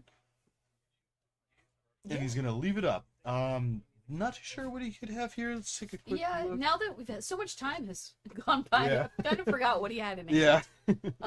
They've been on the table for a while, so. So we'll tweak. Okay, there we go. So many cards. I knew he had the creativity, but I knew he couldn't do it this turn. So maybe a Leyline Binding. Yeah, looks like a binding is coming in here. Trixie, right? He's thinking, okay, don't want the Teferi to die. Don't want to block with the dwarf. Yeah. Okay, this is a pretty clean turn, right? Renin 6, paying off the Wandering Ooh, Emperor. man. Wow, Doozy of a okay. turn. This is definitely why all that land mattered. Yeah. So, And yeah, thank you, Kazi, for judging appropriately. We appreciate your efforts. Thank you. Yeah, it looks like we're gonna see maybe an ending here for that steam vents to pop off to Fairy, turn on that counterspell again. Just kind of hanging out here. He wants to make sure he gets that counterspell for the creativity that may be popping up here pretty soon. Yeah, I mean, it doesn't matter how many targets you have if they get countered. But Yeah. that was a heck of a turn for Gerardo. I mean, Yeah. just a triple threat of, oh, well, you got all this stuff in play and not anymore. And it's gone. Who's the control deck? Oh, and then Carlo really showing off what the Sedadrift can do. He's going to go ahead and bounce this Leyline Binding, get his Narset back into play. It's like, No. you can have it again. I would imagine that there are some situations where you Sedadrift something on top of your opponent's deck because, you know, you're going to Daze Undoing and put it away. Yeah. Or you know, Gaia Reach, right? And then make them draw and discard with Narset. Like, Oh, yeah. there's so many ways to really punish your opponent for having cards. Yeah. You're like, I don't want that. Yeah. No, thank you. Yeah, see what Gerardo's got. Gerardo's still got a pretty full grip over there, too. Yeah. Carlo's trying to control here. Yeah, which is Wild, what it felt he's like he doing. cast like 20 cards, but he still has a full grip Yeah. somehow. Never feels good. We were like a control deck, and you're like, oh my gosh, Teferi, Ren and 6, Binding Mighty, oh my Yeah. gosh. Just losing all those walkers that you would spend a couple turns trying to Yeah. get up there. But imagine if Carlo finds the Days Undoing and quote unquote he will undoing everything Gerardo has over there if this Narset gets to stick around. Let's see if that's the case here. Yeah. So obviously Gerardo's got a binding in his hand here. He's gonna get another drawer in mind. Let's see if he goes for the creativity here. He does have one. I mean, peeking he's out. running out of things to do profitably, right? So it would make sense that he would go for it. The only problem is not having a counterspell backup, you know, Yeah. no spell pierce specifically, which would be good in this instance. Yeah. And will stop being good quite a bit later from now. But yeah, I mean, count it out. He's gonna go for it. Going in there. It's a lot of mountains. All right. Yep. He could See the not cast counterspell. that counterspell Yeah, right. fast enough. A very pretty one. Ooh. I don't see that art very often for Oh, counterspell, yeah. you know. Yeah, some of those invocations from Yeah, Amonkhet we were just won't talk about the absolutely killer. borders, but like the Yeah. art on it's very The pretty. art is just fantastic. You know, knock that Narset down. Yeah, We don't want you minusing anymore. No more, please. yeah. I mean, she keeps her value though. She does what she's here to do, which is stop the opponent from drawing extra cards.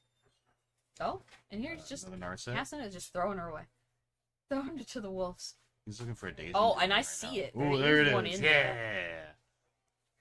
Oh, if Let's see, we're if gonna- I'm Carl, oh, no. I would snap it off, Oh, but yeah. oh, yeah, There there we you go. go. Yeah. Like, if your opponent didn't try to counter you previously when you stopped their creativity, they don't have it. They don't have it. No. Yeah. Oh, New but he binding does Narset, have yeah. the binding in response, so he does get to draw more cards. Yeah. Clutch. Just want us to get that Clutch here. for Gerardo. Mhm. That'd be a good place. I mean, just having double binding is definitely good. Yeah. And we'll see what kind of new sevens that everybody gets to have. Funny Uh, enough, I don't think Carlo has a lot of permanents that are targets for binding. Narset Yeah. was like one Yeah. of the only ones outside of some of the planeswalkers that you can see in exile right Yeah. now. True. Yeah. So, it's probably going to keep being the best target for it. But specifically in this matchup where Carlo's really trying to maximize on that one line of text Yeah. on Narset. And Gerardo still has 2 dwarves. Yeah. He yeah. still has targets for days, right? And funny enough, Gerardo had drawn the Archon before, got to put it back. What's in his hand? And then Another do it Archon. again. Those Archons just really love him. He Like, can't every stop single drawing. game we've seen him draw. He He's can drawn at least basically one. hard of them. cast it at this point, yes? Yeah. Yeah, I mean, right now he's got free reign too. I mean, Carlo's got 1 blue mana up. I mean, he can just jam this creativity that he also drew, hit both those dwarf tokens, and then Yeah. that might just be wrapping up. I mean, we know Carlo does have the Supreme Verdict. Yeah, as like well, Carlo so- has access to tools to Yeah. deal with a full board. It's just, will he find them in time? Yeah. Because I don't believe he has a verdict in hand currently, but he did draw a fresh set. So like, he's flipping through them a little faster than I can see. Yeah. I think I saw Teferi, some land. Yeah, I think he has counterspell, Teferi, Yeah. Scalding Tarn Plains, Supreme Verdict. He has the Double Masters Oh. borderless one. I think. Oh, Yeah, okay. with the elephant that is getting in there. Oh, yeah. I'm That's still a double Teferi. That's a Teferi Hero Dominar, I think, from the Mystic Archive was what it called. That's the shiny one. Yeah, the super shiny pretty one for his shiny pretty foil deck. Yeah, Carlo really trying to show that. off every Look little at all bit my of magic shiny cards. foil he can. Look, preemptively discarding 2 cards ready for those 2 Archons to come in.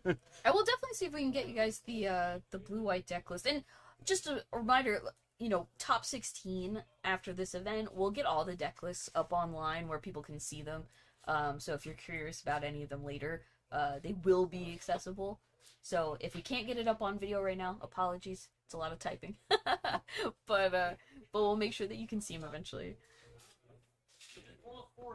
Or come on down and ask the player themselves, like, "Ooh, why are you playing Yeah, this come- card instead?" What? Yeah, if you're in the general San Diego area, you should already be here. But if you're not, we appreciate you watching. And yeah, just come in and demand to see a deck list. Yeah. Let's see here. He's gonna discard a bunch of cards after drawing a bunch. I mean, 2 Archons usually pretty good, but a Yep, Supreme does that Verdict says, verdict. "Bleh, get out of here." And we know Gerardo no persists, No persist. and only 3 Archons in the main, if I'm remembering his list correctly. Yeah. So 1 left. Yeah, he's got One one left in the whole one deck. left, and it's in his hand. How do you win? The Yeah. creativity in his hand just actually does nothing. Yeah. And hold on. Really to it gonna here, lean you know? hard on getting 2 more dwarfs out, maybe. Yeah, I Going mean, the- going the distance. Plus mean, Renin he does takes a have- whole bunch. He does have and- fables that also can do stuff. Yeah. I'm not saying it's good stuff, but I mean they do things. Yeah. Maybe he's peeking for a window here to slam an Archon and then be able to spell pierce it. But I mean, Carlo has 4 cards in hand. Just goes for the fable. he's got Counterspell Island, and looks like Big Teferi, so Yeah, I was saying, this seems like a good enough target for a counterspell if I'm Carlo, because Yeah. fable just gives too much value. yeah. It's just too much. It's too many things. Yeah. Like, it turns a creature into card advantage into another creature, Yeah. and Carlo doesn't have a million answers to creatures, and he's already used one of his 2 verdicts. Yeah. So Yeah. I think we might see a big old Papa Teferi coming out this turn, I'm hoping. yeah, which seems like a reasonable place to start, right? Yeah. I mean, Teferi himself is just a, game-winning. Well, specifically, 5-drop Teferi is a Yeah. game-winning card. I mean, 3-drop Teferi does a great job, Yeah. but he's not just gonna win the game, whereas 5-drop absolutely can. Oh yeah. Oh yeah, and he Yeah. It's very good to see shiny. here. Ooh, yeah, it's so pretty. Which you notice that that Kahira is what is that? The Halo foil next to him? Yeah. That's One of the Halo super foil shiny. heroes too. Carly really Seen a showing lot of off. pretty foil decks today. It's been great. I know everybody. Look, I'm pretty sure I said it in a post, and I was like, everybody needs to bring the A game. You want to be on Oh, yeah. camera, you need to Oh, show yeah. off. That affects all the cards. Yeah, Carlos pretty is thinking if much. he wants to counter that binding or not. I mean, it's difficult, right? Because if he doesn't, then it's kind of stuck there. I don't think he Yeah. has a whole lot of ways to answer it resolved. But he's running out of counter spells. Yeah. I mean, he does still will probably have a couple of fairies in his deck. Yeah, but Teferi's just it's not a solid answer, though. It just Yeah. bounces it. Yeah. He can cast True, it again. true. He can cast it again forever.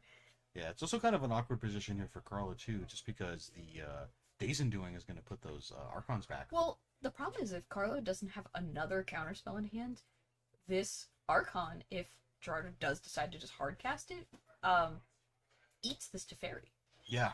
Yeah. Because it does it's creature or planeswalker. If you only have one of those things, Yeah. it's gone. Yeah. Goodbye. Yeah, that Archon is hungry, Have and a the good only day. answer is more Teferi. Yeah. So, Which, funny enough, Carlo does have the Hall of the Storm Giants in play right now. Could make a situation to activate it to yeah. sacrifice. He doesn't have the mana Mana for that currently, right yeah. now. But something to keep an eye on.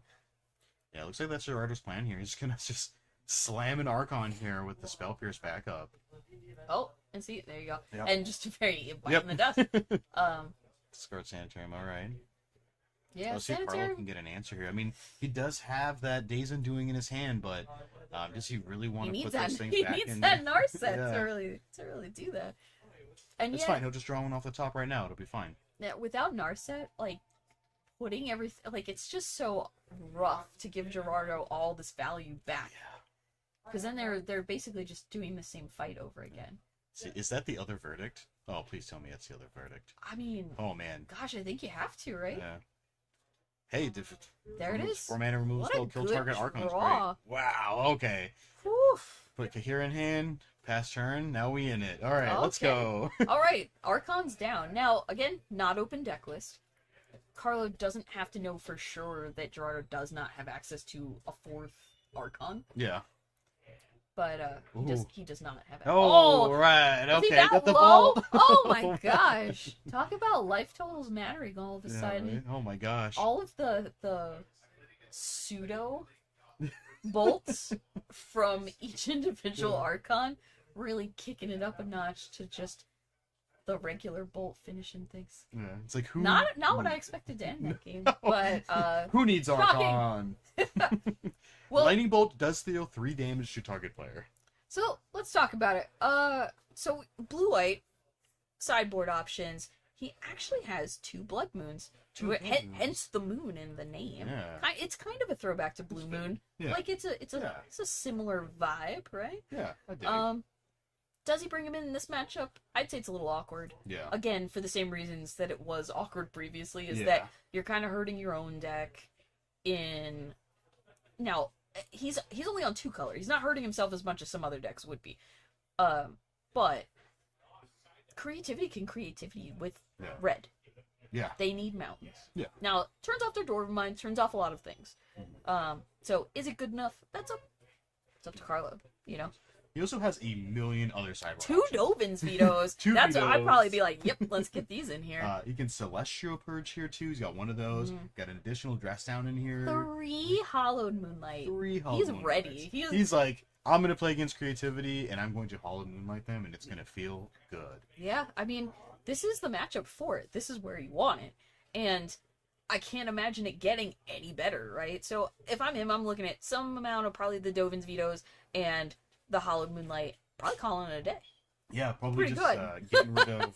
Looks like you got some Fire and Isis. Not doing a whole lot. I mean, there's an argument for keeping them in just because it hits Dwarf token. It hits all I of mean, their tokens. it does Treasure. allow you to kind of ping things off. Yeah.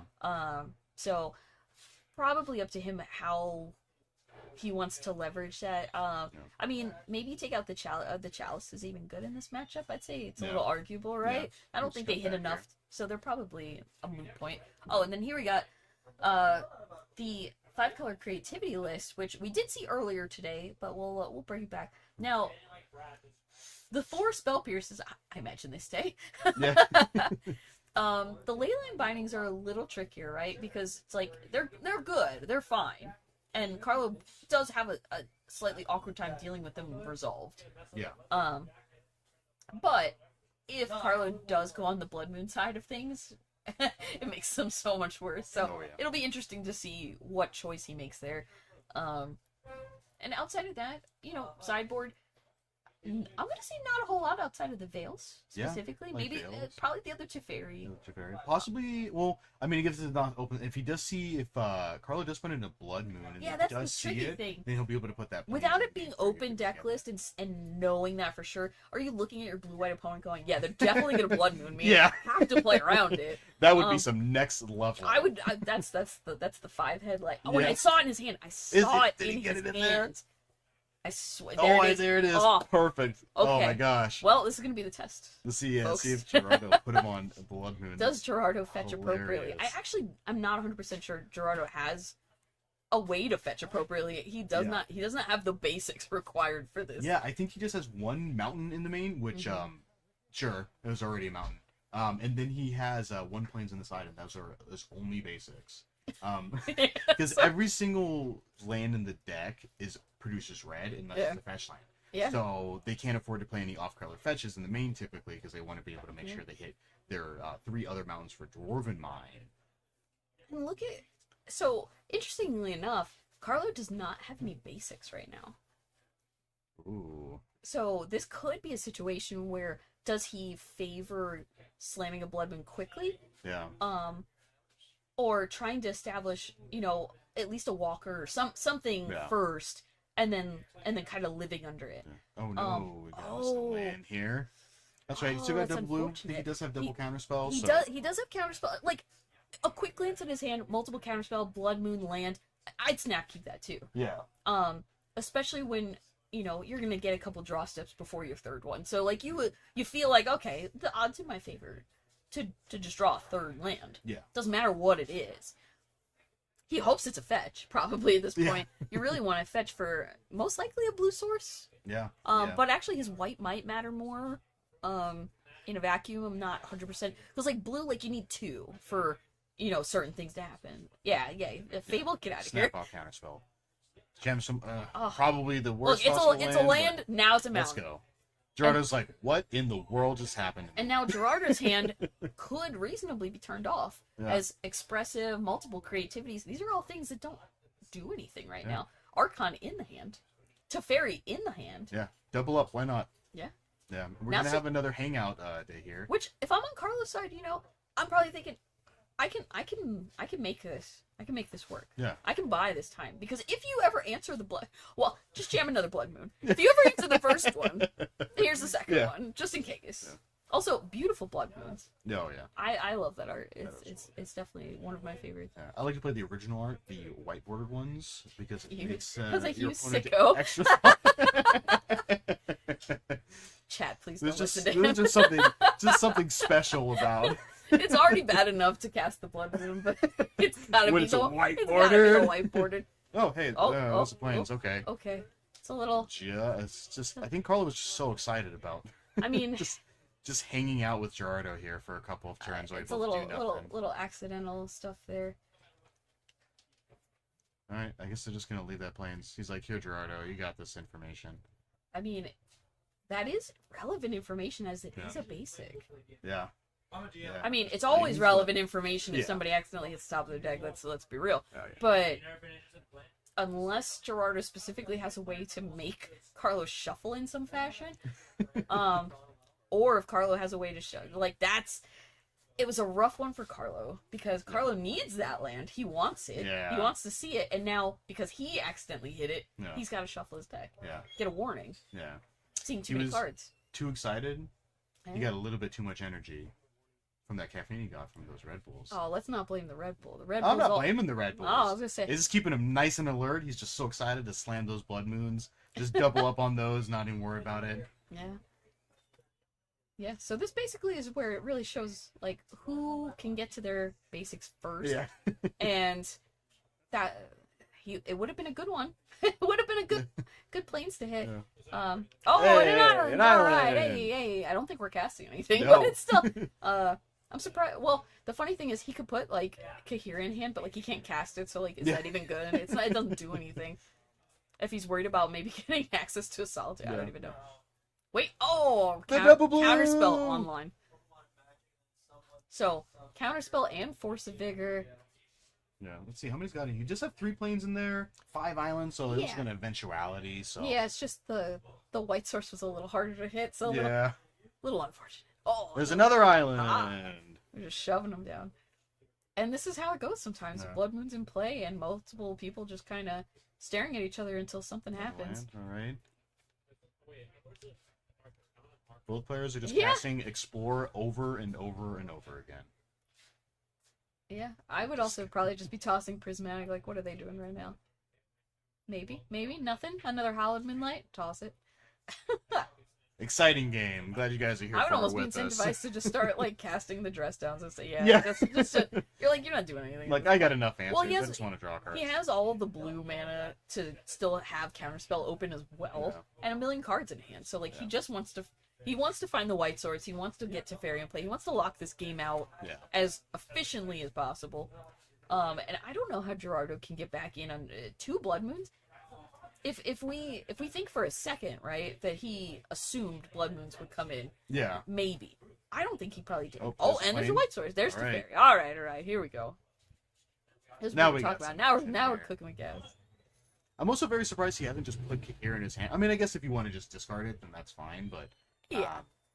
Yeah, I mostly hanging just think out. he's trying to move fit quickly, Yeah. and he knew he couldn't cast it, and he doesn't have Solitude or anything to even pitch it to, so it's like Yeah, that's true. there's nothing he's worried about. Yeah. I think pushing this game along efficiently and forcing the game 3 as quickly as possible is probably his game plan. Yeah. Because you're playing blue-white, you already Yeah. know. You already know what you're taking all the time. Yeah. So, and this is arguably a faster version of blue-white because you're locking your opponent out and they faster version of concede in blue-white. tears. Yeah. So like that's probably Yeah. what he's banking on. I mean, we saw about 10 turns of just Yeah. drawland go, drawland go. Yeah. Which does show. I mean, I think that was the most turns I've a ever quick, seen. a quick blood moon giveth and taketh away. Yeah. He did not have the mana base early to sustain the quick blood moon, but decided, hey, it's better to get this in play now and lock my opponent out of doing a bunch of stuff on their turn and see where it goes. Yeah. And he had the better odds of drawing out of it, and he did. Yeah. He just, by definition, has more basics than a 5-color deck. Yeah, like if your opponent's not expecting it, then might as well. Yeah. If Gerardo did not have the planes in, he is certainly putting it in there. Oh, yeah, damn it, the one plane, get in there. Yep, we are gonna jam this. I mean, place. it's rough. Like I Yeah. said, I would be really surprised if he had any answer to a blood moon in that game. yeah, I don't, unless he knows Carlo knows his deck list, Yeah. like knows something that I wouldn't have known. You know, I would not have played around the blood moon out of Yeah. my blue-white opponent. Would Yeah. not have done it. also just such an awkward because like if Gerardo just literally just went like an additional Fable and then Mhm. creativity for one, get an Archon, the game's just over. Yeah. Like, there's just nothing you could like. You're sitting with a bunch of colorless lands essentially, and Yeah. you're just like go. Okay, I'll just die to Archon then. I'm big I'm not sure why Carlo's being harsh on himself. No. We don't think you're big dumb, Carlo. No. I mean, you Is he judging you the won blood? the last Yeah. game, so it worked. He's thinking of knocking that planes off the top of Yeah. his head. It's all right. Doing a good job. Both players doing their best Happens to the best to of give us. us a fun winning in here Yeah. before we get to even the top 8. So yeah, this is not the finals. This is just round 7 before we get to see all the finals, which is going to be Oh, yeah. sweet. And there's so many close matchups throughout our standings that we honestly don't know who's going to end up, top of the tops. It would be fun to see some of these 5-color mirrors. I don't think we've had one yet. I feel Yeah. like it'll probably happen, because I just don't know how that goes. Yeah. There's just so much value. Like, I'll play this thing, I'll kill this thing, I'll kill this thing, and it's just back and forth Yeah. forever.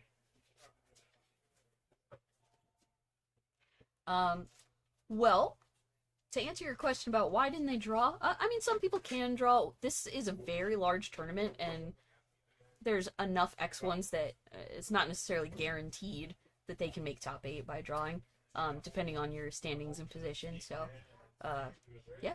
And, I mean, again, it's up to every player whether they want to draw or not. You can be Yeah. undefeated and say, nah, I'll play though. Yeah. Sure. Play I for want- seeding. I Like, want the higher seeding. You're already first. It's like, I don't care. It's I- about I want sending a to know- message. Yeah. Plus, maybe they just like playing Magic. You know. Yeah, maybe they That's just what you're wanted here to to play do. more. Maybe they just wanted to be on camera for all of you lovely people at home, so we could all judge them together. Yeah. Yeah. You know, seeing Blood Moons from a blue-white control deck. Yeah. Okay. Yeah, look, And then nothing. it was happened not for it was 10 not on my turns. bingo card specifically, but you know, We should maybe get one of those for next time. Oh, should we do bingo next time? Yeah, Blue Eye You know. Control Oh. plays Blood Moon. Help. Free spot is 5-color elementals. We should have known from the one Steam event. Yeah, Just right. sniffed it out. Yeah, it's like, wait a minute. Like, what do you mean? What? Rock and Steam events? Steam. Ah, clearly a Blood Moon player. What do you mean? Steve Vince, that's those things. Those things are. Yeah. Yeah. All right, starting off here. Looks like got red white lands to go. Yeah. I mean, Gerardo being on the play is his best shot, right? He really wants to come out the gate swinging and just most likely, in my opinion, get out a Teferi or some way to protect a creativity Oh yeah. and hope for the best. Yeah. Because again, I mean, Carlo has supreme verdicts. There's really Yeah. not a whole lot to say about those. Yeah, those are non-counterable. Just gonna wipe that board away. Yeah. I mean, I don't know if you also saw as well. Our man Gerardo here, he really loves to draw those Archons. Oh yeah, they've been in his hand more often than probably any place else. Yeah. On the field, no. No. In the hand, yes. Yeah. I feel like at this point he should consider playing the persist package only because it seems realistic Yeah. to toss them to Fables and bring them back Yeah. faster than anything Yeah. else. When you just draw them that consistently, you got to play to your play to your outs. Yeah, it's like the card likes you. It's just, you know, you figure it out. You know, work it out. Carlo in a good spot here. He's holding up, representing the double blue here for possibly a just straight up counter I mean, spell. Carlo right now has like Hallowed Moonlight in hand, dressed down. He's like got 5 billion answers to an Archon specifically. So I'd say he's probably feeling pretty ready. Also, Solitude, just in case. Yeah, Just just in a backup. You know. You never know. Yeah, I mean, he does have 4. We didn't see any last game or the game before. I don't believe. You know, I don't think we did. Yeah. So I don't think they made an appearance.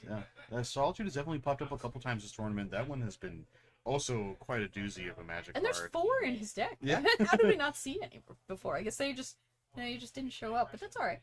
It's all right. They're here now. Yeah. Here now to join us. Here to play. Here to play. Let's Here jam. to jam. It looks like Carlo does have a counterspell. It's Yeah. really easy when it's those really pretty ones. Yeah. It's like, oh, I recognize that board. Fable, that's eaten a counterspell Yep. pretty much every time that Gerardo Yep. has done it, so why would anything be different Yeah, now? right.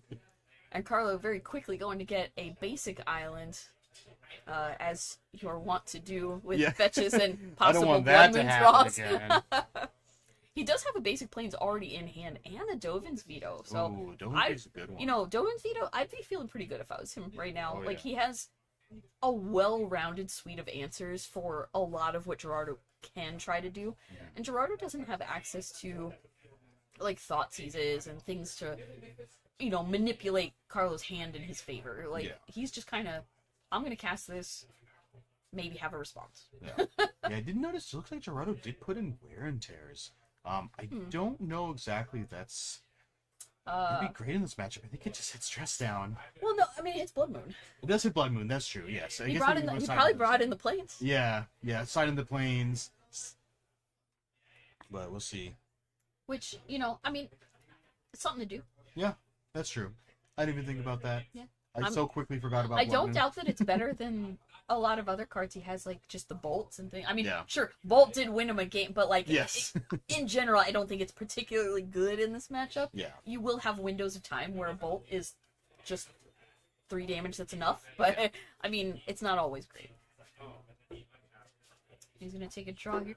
I mean, Gerardo, so many cards in hand, but we know Carlo's really just sitting on answers. What Carlo doesn't have a ton of those land. Yeah. He's kind of hitting a little bit of a choke point here, and if he doesn't draw another land quickly, he's gonna have to do what we just saw, which is move to discard and lose cards that he does not want to lose, Yeah. like Narset, in favor of keeping his cards that matter for this matchup a little bit closer to the chest here. Gerardo has 6 land. I mean, he's got double with more in hand. Yeah. Prismatic, sure. Let's snap up an ending here. Might as well. Yeah. Let's get out of the way. Well, I mean, if he's not casting his cards, he's gonna have to move to discard because, again, didn't draw land. Yeah.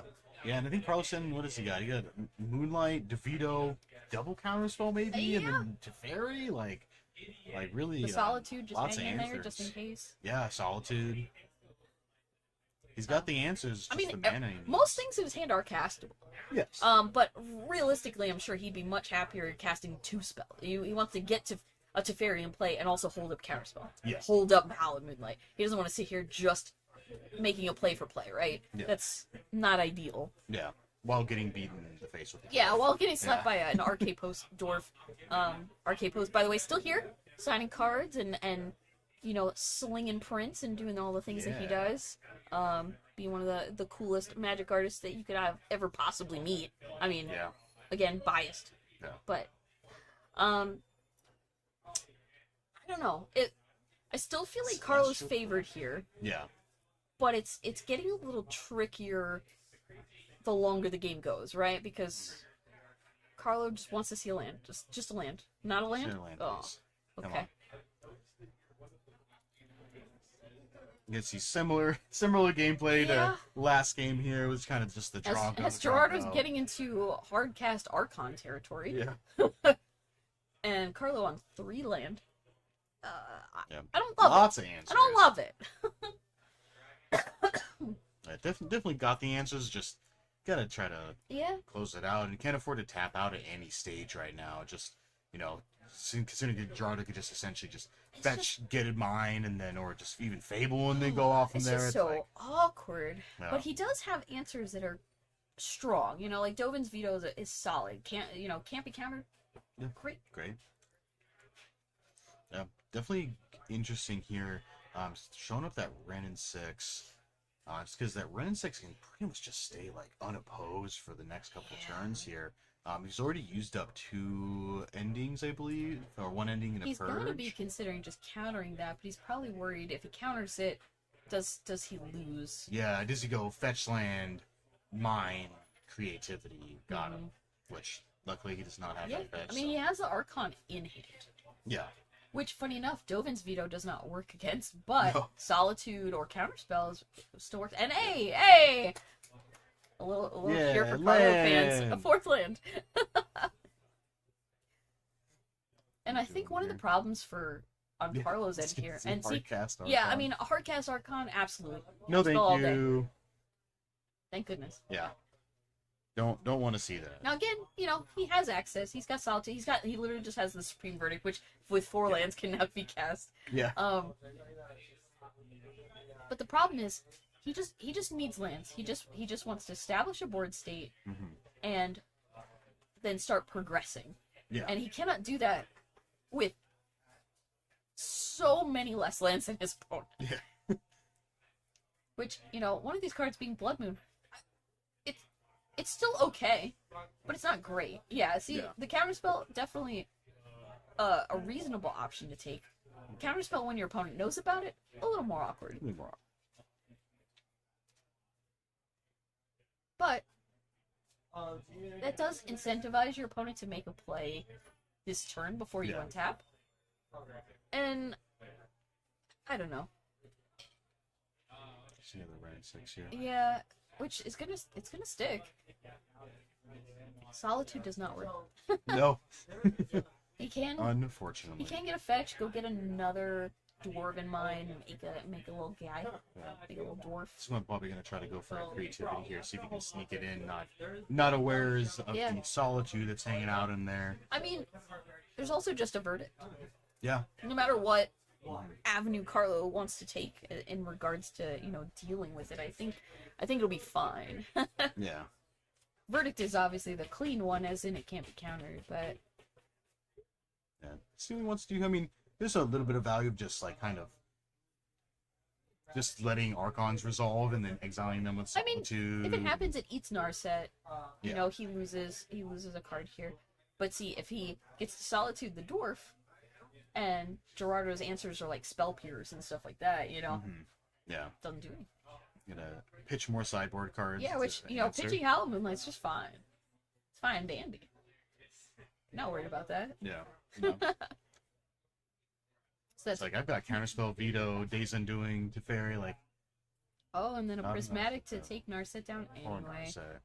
But it is what it is, right? And if More land. if you are going to lose her to an Archon, you might as well just lose her to Prismatic and not have your opponent get 5 billion times the value, where Yeah. you lose because you lose the extra card anyway. Yeah. You have to discard. They get to draw. It's a little Yeah. draining game. Like it's too much. It's too Yeah. much. Too much effort. Yeah. And now Carlo starting to draw some lands. Starting to establish. Get a little Teferi action. Yeah. Yeah, Gerardo looks like got multiple answers for it though. He just do a binding, and I did see a prismatic ending hanging out in there too. He's probably gonna pack up the binding here, maybe. No, Yeah. ending? I mean, he can binding it. It seems okay. He knows about the counter spell, so it makes sense to go prismatic first, sorcery speed, Yeah. and then it gets countered, and then cast the binding afterwards. Oh, he's Oh, gonna but he's let it okay happen. with it. He's like, fine. Huh? I didn't want it anyway. It's a little surprising. Plus in Ren here. Also, just Ren plussing a whole bunch of times is no joke in getting to that ultimate. Oh yeah. I mean, we saw Gerardo still had a bolt in game 1, so it's a possibility he might still have one in there, and then just ultimating Ren and just retracing bolt over and over again. I mean, Just funny get ready enough, for the game. Carlo has Days Undoing. He could get all the cards out of the yard. Yeah. I mean, giving your opponent more cards either way feels bad. Yeah. But he does still have an opportunity to like find another Narset and set up the Days Undoing Yeah. to be profitable. Yes, yeah. Yeah, for it to be good. Yeah, I think Gerardo might be on that game plan too, is just, let's just keep plussing Ren in 6. Yeah. Oh, and a little fetch. Fetch in action here. Yeah, I mean, sure, why not? Hero. Let's get something going. Let's get a little vigilant fight. Yeah, just a little boop boop. Just a little boop boop. Yeah, just have a, looks like just a binding and a veil. So it's gonna be pretty good here, because Yeah, it's like, are you willing to binding the Kahira? yeah, Is that what you're really trying to do? yeah. Maybe. Do you want to get rid of it? Did you Okay. take out your bolts? Yeah. This is time to find out. Both of them? Yeah, I'm gonna see a Ren plus here. He's got that ultimate range. I don't know if he's gonna be able to have like a bolt to be able to actually take full advantage of that ultimate, but I mean, it seems like he's got to have something. It's crazy that it seems like Gerardo still has a lot of like land in hand Yeah. for as many as he has in play. yeah, for and- renting over and over yeah. again. Also, just drawing a bunch. Like he has 2 of that a wear tear, the leyline binding, and a veil. So he's kind of incentivized to binding the Kahira, or at least attempt to binding the Kahira, because Kahira's gonna eat Ren and 6 eventually. Yeah. Yeah, kind of an interesting spot here too, because he didn't go ahead and pop that off. Looks like he's trying to kind of get Carlo to use his mana during his own turn instead Yeah. during Gerardo's turn, just so we can untap. But I mean, now Carlo does have 2 counter spells, so Yeah. You feel like you've seen a lot, right? You feel like, there's no way he has it. But haha, he does. you can see the counter spell snap back with the The veil. veil, And he's then like, are we gonna see well- another counter spell? Because just still have that veto? Did he use the veto? No, he used the veto earlier. Oh. So I actually don't. He has Hallowed Moonlight. He could draw a card. Sick draws. See if he hits anything. What was it? It was a solitude. Interesting. Okay. I mean, it doesn't do anything here. Yeah. So now he gets to draw off the veil. The binding resolves, and he just kind of has a fast turn. Yeah, it looks like that Ren ultimate's gonna come And online. again, another land. Interesting. I mean, Gerardo does have to Yep, cash there you in, go. but he can do that. Yeah, I'm just gonna He get that can't- Ren emblem. I mean, he can, play a fetch, go get another Dwarven Mine. I think he still has 1.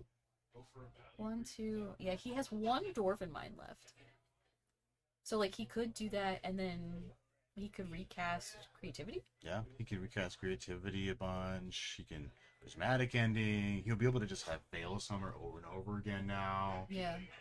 But he does have to toss a land to it each time, right? So he's Yeah. got he has at least 3 in hand, which Yeah. is wild that he has so many Yeah. to pitch to potential here. See, it's a fairy coming out here. Yeah, which, locking it down a little bit more. If Teferi resolves, it makes a lot of Carlo's hand so much worse. Yeah. Oh yeah. But, I mean, still leaves the Supreme Verdict to clean up, resolved Archons and whatnot. Just gonna heart Solitude. flash and solitude. All right. Okay. It's a interesting choice. Make him use it. Huh. We do still have just fetch. Yeah, but I'm a little surprised he flashed in the Solitude in response to Teferi, because Teferi still gets to activate and just bounce. I mean, Does Gerardo have any counter spells right now? No. Oh, he does have a binding though. yeah. So the Narset Days and Doing plan here Oh, is like, do I really want to do this? Maybe just peeking for something good. I'm just gonna take the moon here now. I Might be a mean, little too late.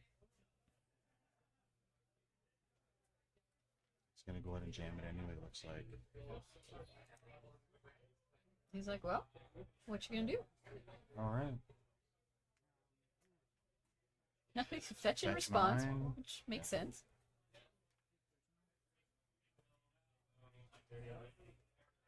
I mean, oh, and he does. Huh. Such a funny thing to fetch when a Blood Moon is on the stack. Yeah, Let 'cause me get my tri-land. I was like, am I wrong? Is one of the lands in his hand a Dwarven Mine? Because I thought for sure he could have got one more. Possibly, yeah. Like I mean, mine, usually like do. there's 4, right? Yeah. Let's see. I mean, he does still have that wear and tear, so. I mean, maybe he's just Fine. prioritizing something differently. I thought for sure he was gonna go get, just a creature, Yeah. essentially, to be able to pop this with. He's like, just gonna get rid Okay. of here. Look at all those cards in graveyards. Where's that set adrift when you need it? Yeah. Leyline binding on your Narset.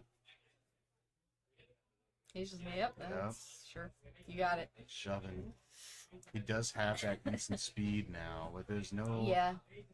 no way for him to nothing to creativity. Yeah. Get that bash in for 7. I just keep feeling that I was like, did I miss something? Because I felt like just a token to creativity seemed like the thing to get. So, Yeah. like he doesn't really need land anymore. Like, Yeah. so not sure, but No. we'll move on. We'll see. Yeah, we'll see what's going on. It's interesting too now because it's like he gave him the Solitude back. He bounced it. You know, he knows he has it. Yeah. So I guess there's some argument to if you don't have an answer to the Solitude, then the Archon's not as good. So maybe he was thinking about that. But then why fetch in response to the Blood Moon? Yeah. You already have the answer to the Blood Moon. Mhm. I'm thinking about it too hard. I was like, hey, chat, you got any It's all better a part of the ideas? I don't plan. know. I do know that they are running quite low on time. Yeah. Coming up here. Obviously, you know, they probably have a bit more of an extension than we realize, only Oh. because they did have a lengthy, you know, judge call. Yeah. So the timer that we have might not be 100% accurate. It might have been accurate to the time of the round. That is accurate. Oh, is it accurate? Okay. We're gonna see. It looks like a instant speed creativity on your Hall of the Storm Giants. Oh, Lord. And he does need to pay that war cost. There we yeah. go. That is a price. Okay. Well, a couple islands. That's not it. Let's. Get I would a- imagine he has a better chance of hitting what? Get a Solitude Solitude. specifically? I don't think he has any other creature to hit. No, because he's playing Kahira, so he can't play. There we go. There's Yeah. a Solitude. I think it's just Solitudes in the Yeah. 75. So Which now he's like, let me see what you got left. yeah, Solitude not quite as fast as of a clock as that Hall of Storm Giants Which was. funny to give him a Solitude, right? Like, here's a creature for a creature. Yeah. I mean, Hall of the Oh. Storm Giants also deals 7 damage, which is quite a bit. Yeah, it's swinging. Gerardo at 6, he couldn't Yeah. really afford to deal with that. Kind of breaking on lands here too. Yeah, Gerardo, how many land are in the deck? Yeah. Because this seems like a significant amount.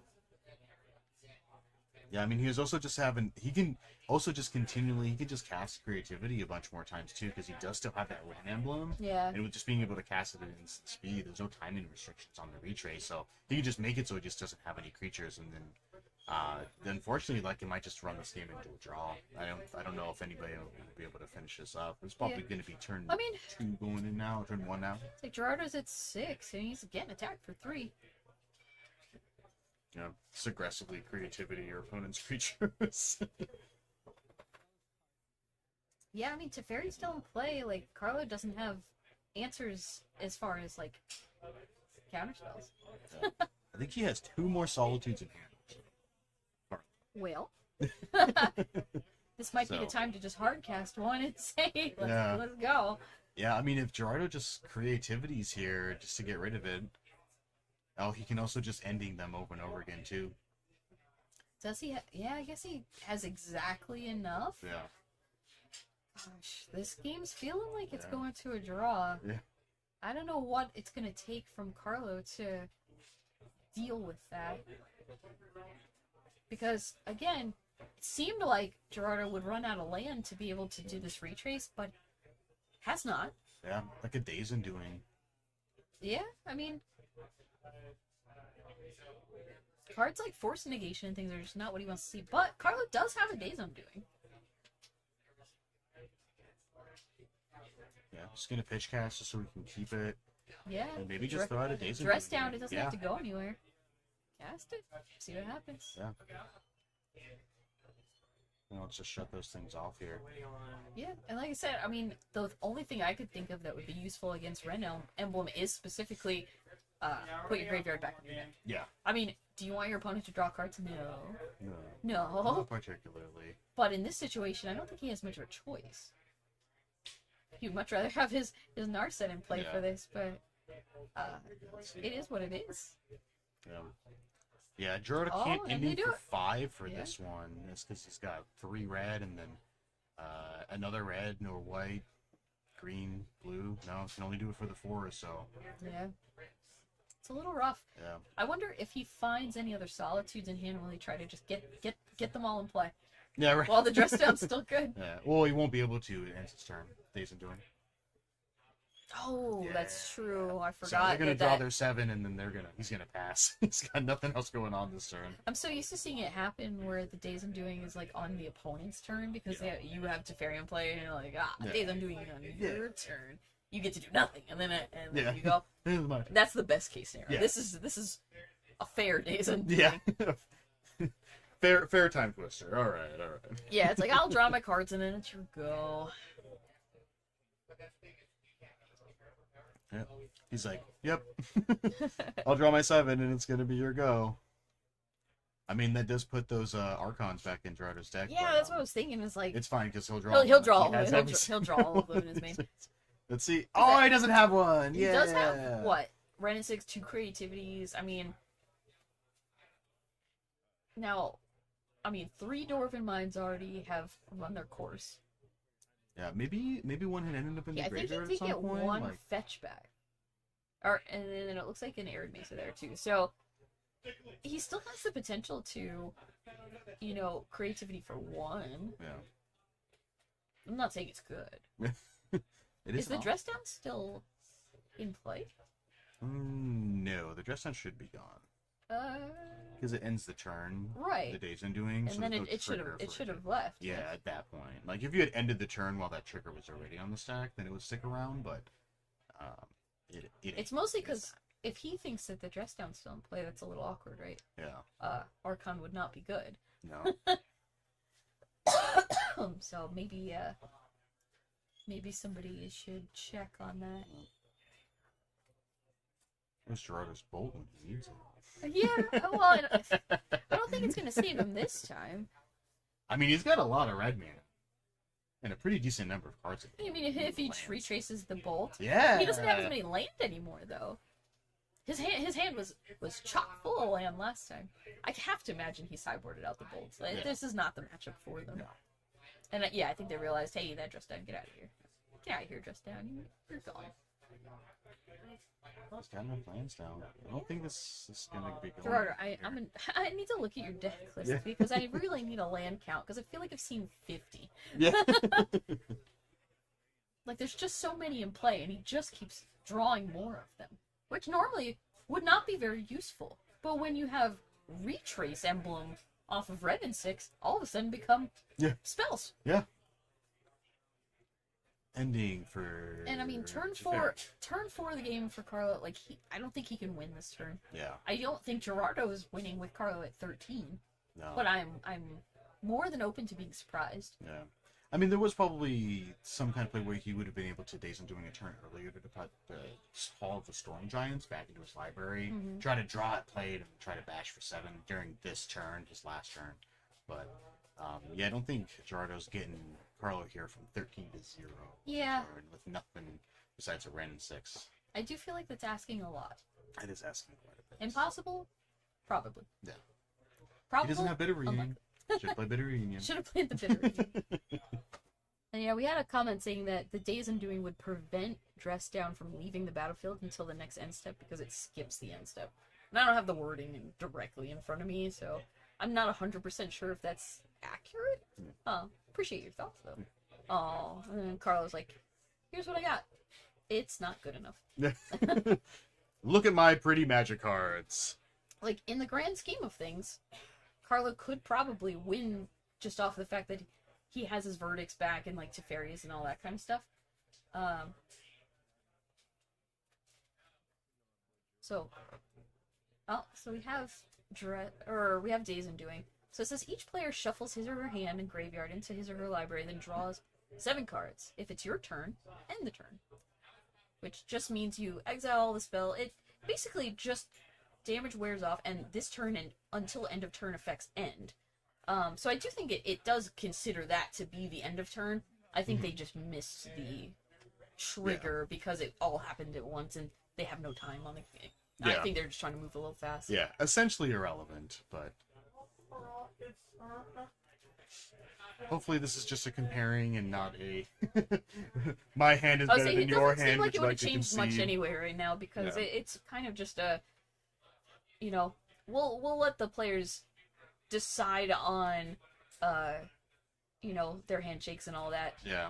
But great games, super interesting to watch. Oh, this yeah. is what looks to be a difficult matchup in terms of just fighting over things, Over and over again. Yeah.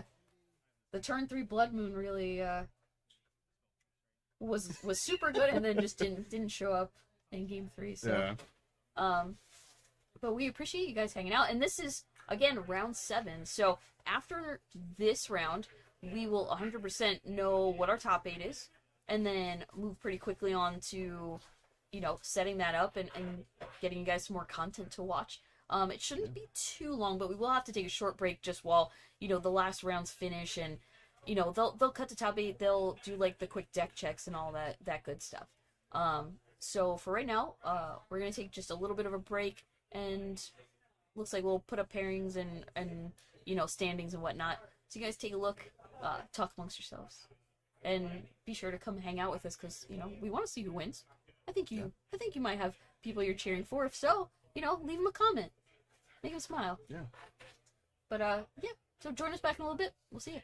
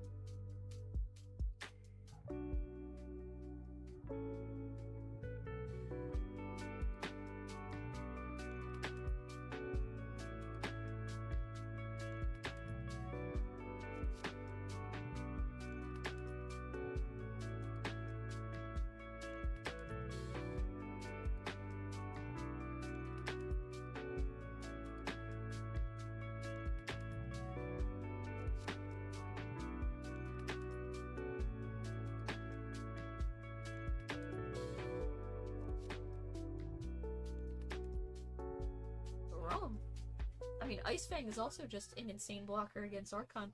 But how about multiple? What do we get this here? Get Ephemerate.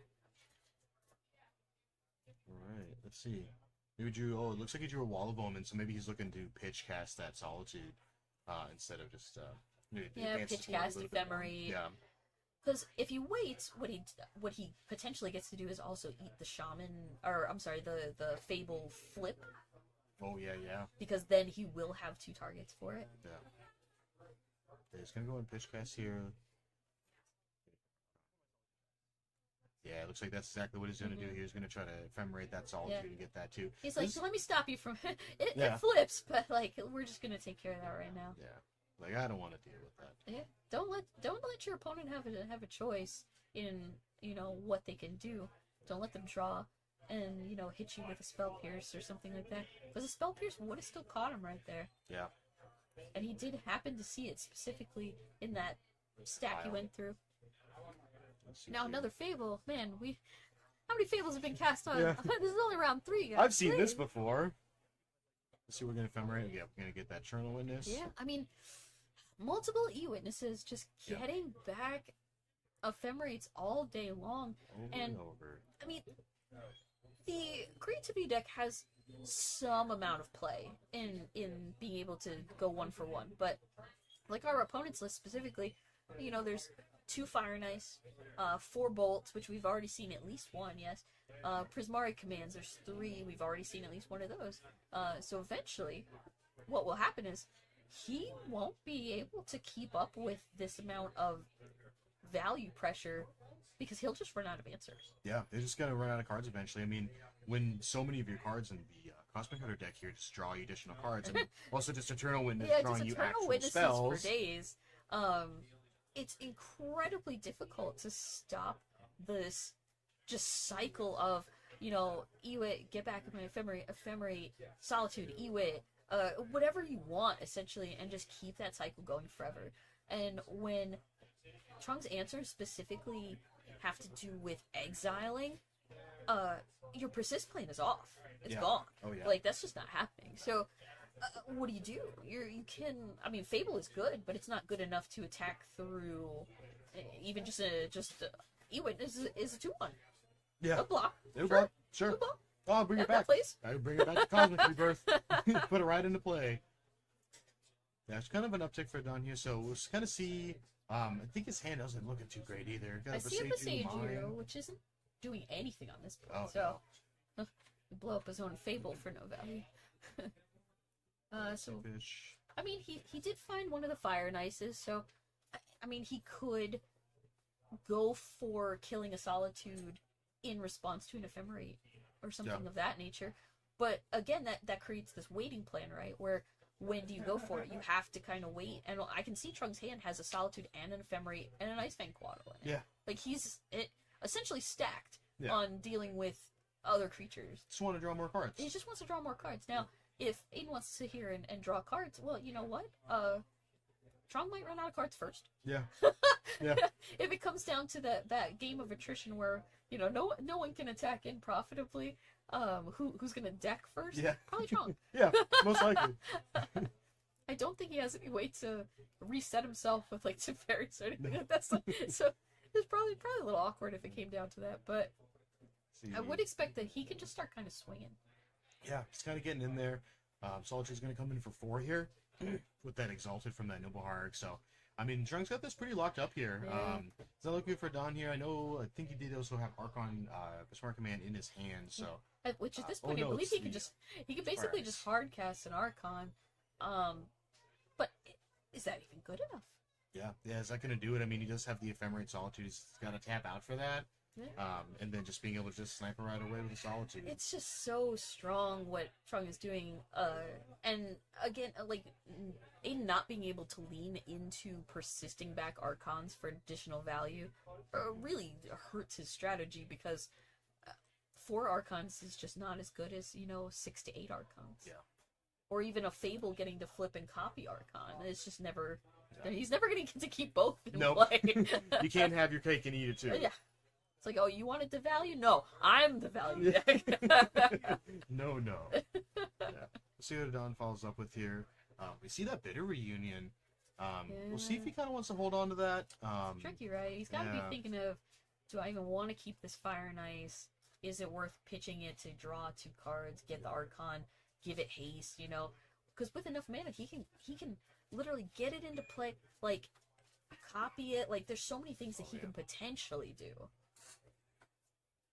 But we still, again, know that Trung has an answer with ephemerating his Solitude or just casting the other Solitude in his hand. Because why not? It's better than ephemerating Solitude, just playing another one. Oh, and he does, he does have 3-drop Teferi, which wouldn't save him from decking out, but is pretty good at stopping your opponent from reacting to your ephemerate targets. Oh yeah. Which just even more so locks up his kind of cycle of, I'm just gonna keep flickering whatever I want, and you can play stuff. But if it's a creature, it's not gonna stay. Yeah, it's not long for this world, especially with a deck with essentially 4 creatures. Yeah, I mean, he has 4 Wrenn and 6 in his list, which we have not seen any yet. But I would argue Wrenn and 6 not strong enough to win a game in this board state. Wrenn and 6 can be good. Yeah. On turn 2 when you start out and kind of ramp it up, and he's just doesn't have anything to really get value out of here. Yeah, value seems a little depleted at this point. I mean, you can't afford to be cycling lanes. And I mean, Ewit to get back Elish Norn, you have to be kind of shaking your head at that point, just going, I don't think there's any way for me to draw out of this. It's not really going anywhere here. He draws a second Fire and Ice here, so yeah, which I mean, it's okay at best. Yeah, he does know that he does have an ephemerate because he did bring it back with Eternal Witness, if he was remembering that here. So and see him get the Elish Norn, right? He's like, okay, I have to go for this Archon now while it's good. Yeah, now is the time. Yeah. But, I mean, Trung can just get rid of whatever he wants. He doesn't care. He's like, sure, I'll get rid of this. This is fine. Get rid of that wall. Get rid of that extra Ice Fang. Draw a card here. Looks like we got a Spell Pierce. Probably not really what he was looking to draw with the Teferi on board. Mm-hmm. Yeah, we're going to see that Ephemerate coming in here. I'm just ephemerate your Solitude here. What Shadon can do about it. He's going to say, okay, you got it. He's going to hit the Fable first. He's going to make an Archon, okay. Ooh, and he's going to respond. Ooh, wow, okay. Yeah. More Solitudes. Going to hit that Archon too. Yeah, I mean, he's going to gain a bunch of life here, but, I mean, at what cost, really? And I'm sure Trung really didn't want to do it that way, because he'd rather have Elish Norn in play, really get the full value of just essentially not wasting the other Solitude, because he has to pitch it, to exile instead of actually getting to use it. And Trunk's kind of got free reign here now, though. I mean, he's going to bash in for 7 here. Kind of looks to close this out here. Yeah. I'm assuming did he not reuse that Ephemerate? I don't believe so. Huh. It's a little surprising. Oh no, he hit the Eternal Witness and then just put it back in his hand. Did he? Oh, okay. Yeah. It just went straight from battlefield to hand. Kind of shortcutting here a little bit. Sure. Which again, players usually vocalizing a little bit more to each other and stuff that we can't hear, but when you're trying to pay attention to both people's side of things, it can get a little tricky on our end. Let's see if Don draw another creativity here. Let's see if he kind of just makes the same play.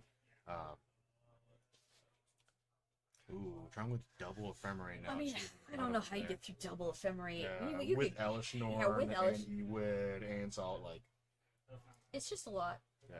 Trong is getting his cake and he's eating it too. Yeah, I mean, Aiden at 17, thanks to Trong, essentially. Yeah. but what are you doing with that life? Yeah, and there we go. Aiden sees the writing on the wall, because at this point, you're not fighting through the Teferi pseudo protection, right? Of if you're gonna do anything to my creatures, it's only at sorcery speed. Yeah. And I have say over that. Like, I got Ephemerates for days here. I'll just show them to you. Yeah, here you go. There you go. So yeah, I mean, sideboard, let's take a look at, Aiden, what do you got, Aiden? What do you got for us? Now, I guess we can look at Trung's list first. Even though I think he's already favored, but what What would you want out of this? I would argue not a ton needs to change. So I mean, it's just kind of like redundant effects. I mean, because there's a lot of good cards that are good against it. I mean, Yeah. meddling mages are fine. Elish Norn is great. Force of Negation's great. Emrakul just seems like a non-bow. I don't think that's really necessary in this Yeah. one. I mean, if they creativity your Elish Norn away and then you hit a Emrakul, it's just like, oh no, I made a big mistake. Help. I mean, he probably doesn't expect to do that too often, right? He's probably thinking maybe the Veil of Summers. You've seen Spell Pierces and other things out of your Archon opponent, so Veil of Summer protects from Archon. It protects from a lot of things the Archon deck is doing. As far as options he might want for a sideboard. Yeah, I mean, I guess it's just kind of like more optimal effects to this point. Mm-hmm. Maybe just another Elish, and then I don't know, just whatever he's feeling, whatever. I mean, he's going to be obviously a lot more familiar with his own deck. So I mean, I'm sure he probably is pretty familiar with creativity since it's been kind of a boogeyman for a little while. Yeah, So. like sideboards are always a little tricky, right? Because like our creativity opponent here has access to 2 Test of Talents. Ooh, that's a good one. Which, if he gets to snag one Ephemerate, he snags them all. And exiling them significant, against a deck that's like its best card, right? As far as what it wants.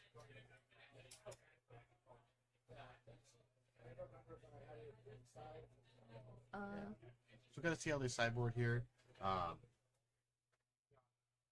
Maybe even he's got 3 Leyline of the Voids in there. Yeah, which could be pretty good in this matchup, considering, a lot of what Trunk's doing is related to manipulating the graveyard in some ways. Yeah, essentially just shutting off the Eternal Witnesses, because those are pretty good. Yeah. So I think anything that the creativity deck can do to really manipulate the value engine is ideal.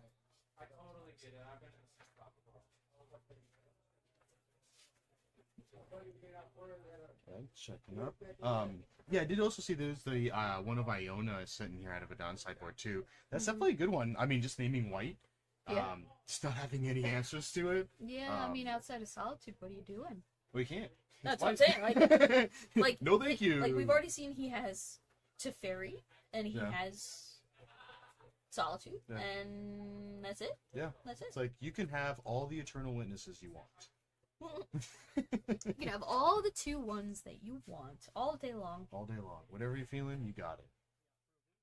But yeah, I think you're right. Like, some amount of Leyline of the Void seems solid. The Test of Talents, I'd probably be pretty incentivized Definitely. just to stop those pesky Ephemerates from coming back. Oh yeah. Yeah, I want to get rid of those. Those are definitely big value cards with, just flickering to draw, flickering with Eternal Witness. Yeah, like, it's doing all the things. You could also, snag a Cosmic Rebirth. We didn't actually see any get cast that game, I don't think, did we? No, we did not. That card's been a good one. The title card! Yeah. And we didn't see any Soul Herders either. No, What is no this? Soul Herders. What is this? Yeah, the 2 I feel like I've staple been lied cards. to. Who named This is just deck? Eternal Witness Ephemerate. This is just value pile from like 2 years ago. Yeah. I want to see new cards. I want to see them. I want to see them played. Especially Cosmic Rebirth. That one is sweet. Now, Aiden being on the play here, much better shot at just a quick creativity play. Trunk's best answer early is to get out an Elish Norn and really lock him down, but that's not a super fast way to do it. He's got some amount of mana, dorks that, like, he could have a turn 4, Yeah. even turn 3 with the right situation, depending on his draw.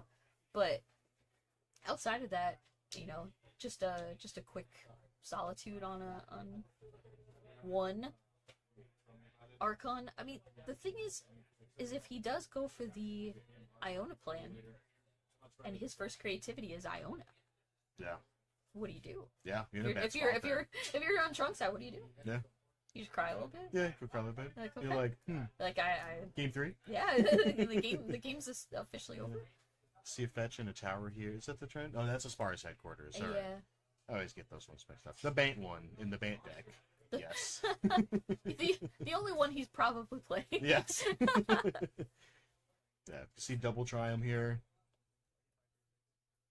Just a bunch of tapped lands staring at each other. Yeah. You know, just take a couple turns off. It's okay. Yeah, just let us know we're in it for the long haul, guys. Yeah. It's funny because I feel like both decks are kind of just trying to do what they do best as soon as possible, but not until turn 3. Yeah, which I think, Aiden's deck doesn't quite move as fast, right? Like, he has Yeah. ways to power out some things with, treasures and whatnot to go maybe just a turn ahead, maybe. Yeah. But usually it's like he's using those treasures for targets, not for mana. Yes. So it's not exactly the same. We're going to see the bitter reunion here. Oh, no, it's a just Ren a 6. Ren and 6. That is equally as good. Where's the new cards, guys? But yeah, I mean, turn 2 Ren 6, exactly where you want it. Just the value of being able to get your fetch lands back to make sure that you can get your Dwarven Mines to, Yeah. 100% have at least one target for Yeah. creativity is Over and over again. probably what you're worried about more than anything else. All right, 2 minutes. Okay, Now there's a bit of all right, yeah. all right. We're back on track, everybody. Yeah. Now, what do you That's we pitch like here? to Another see. land? Yeah. Understandable. Yeah, I mean, at this point, he's full of land. So much land. Yeah. Yeah, Venue Reunion helps with that a lot. I mean, I just want to see a hasty Archon. Oh, me too. Just once. Yeah. But we got double time warp in Trunk's hand over here. Oh, that's Yeah. that's 2 more than necessary. Yeah. Yeah, those cards cost 5. Yeah, it is Quite a not a bit. cheap thing to do. Oh. I mean, sometimes they can kind of swing game here. And Yeah. also sometimes it's a 5-man explore. Is taking extra turns good? I've heard it's good. I've heard it's okay. I wouldn't know. I never. You do get to do it. draw more cards from taking the extra turn, so That's I'm true. pretty sure that's still winning. Play your extra land, so essentially ramp. Yeah. 5 mana, put a land into play, draw a card. That sounds Yeah. great. Also- Oh, get an extra combat step. So what if you go to time? You take those extra turns. There's only that's how you win, right? Yeah. Remember the old Emrakul like fights over that? It's Yeah. like, oh, all right, who's gonna spin the wheel first? See who gets to take the extra turn. Thanks to me, it's you. All right, got some modern shuffle in here. Yeah, adds at Yeah, least every 10 day. minutes to the clock Yeah. overall. Coming in here. Ooh, drawing that Iona. It's kind of Man, Trunk's hand Good spot. looks stacked, but it's just gonna take him a minute to actually kind of yeah, get it all going. yeah. Not a lot of time that he has right now. Mhm. I mean, Adon's also he doesn't really know what's going on in Adon's hand, but I mean, ideally, like Sound like modern cards. I don't think it's diligent word in here. There's Mox Amber. I don't see diligent. Well, are we here at the finals? the finals. No, not yet. Not Just quite. kidding. Almost. But we are here at the top 8 start of the modern 3K here at TC's Rockets. Michelle Tanner, back. Back on us. And you know what? We've kind of held off on this one. Not really on purpose. It's just you're gonna see some decks on stream that you have not seen all day, even though they've both been doing well. And I'll tell you why. One of them, Ariel, on Hammer Time. You know it, you love it or hate it. But pretty straightforward, right? You throw some big hammers on some little guys, you Yeah. swing. Bring the hammer down. I'm not sure where Cactus Combo came from. Uh, Is that what it says? Kethis is a difficult word to spell. It is Kethis combo. No problems. There are no cactuses involved, to my knowledge. It is Kethis Combo. Yeah, Although it I is- think it should be renamed to Cactus I Combo. like Cactus I kind Combo of a like it lot better. better. I feel like it works. yeah, feel like Kethis it the yeah, there we go. Kethis combo. That's Hey, there that's we go. fine. I guess Cactus is Appreciate also you. fine, but yeah, we get the Kethis combo Yeah. here. So, here's the thing, right? Kethis Combo. Why would you play it? Would you play it? I would Zach? play it. Yeah. Kethis is a sweet card. Does that fulfill something for you? It sparks joy. It does. It spark joy. Yeah, it's definitely kind of interesting lists here. Looks like we may not get to see any combo at all because it looks like Devin here has taken 10 Oh, on Ariel, turn please. 2. So We're this trying might to just be a provide pretty quick content. game. We may not be here for very long. As Hammer Time does, the quickest of starts. Let's see. I'm gonna get a Rona. And that bauble here. Let's see. All right, well we have the box here. It's actually it looks like it's might just be game over here because they could just give her that Ornithopter with Pro Blue and get Yeah, in. I'm not exactly sure if this.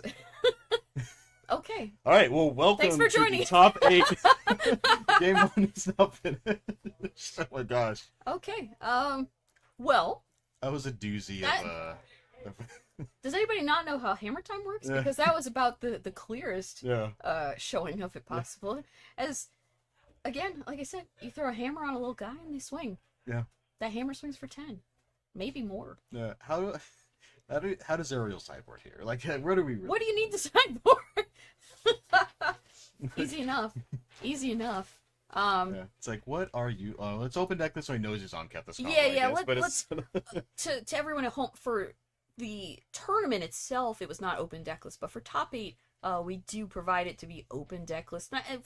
It's also just fair to a lot of the people who have been doing well all day have been on stream, and you just want everybody to kind of have access to the same info. So right now they're gonna take the deck list from us, run them out into the field here, and take a look and see what each other has access to, and figure out how to board.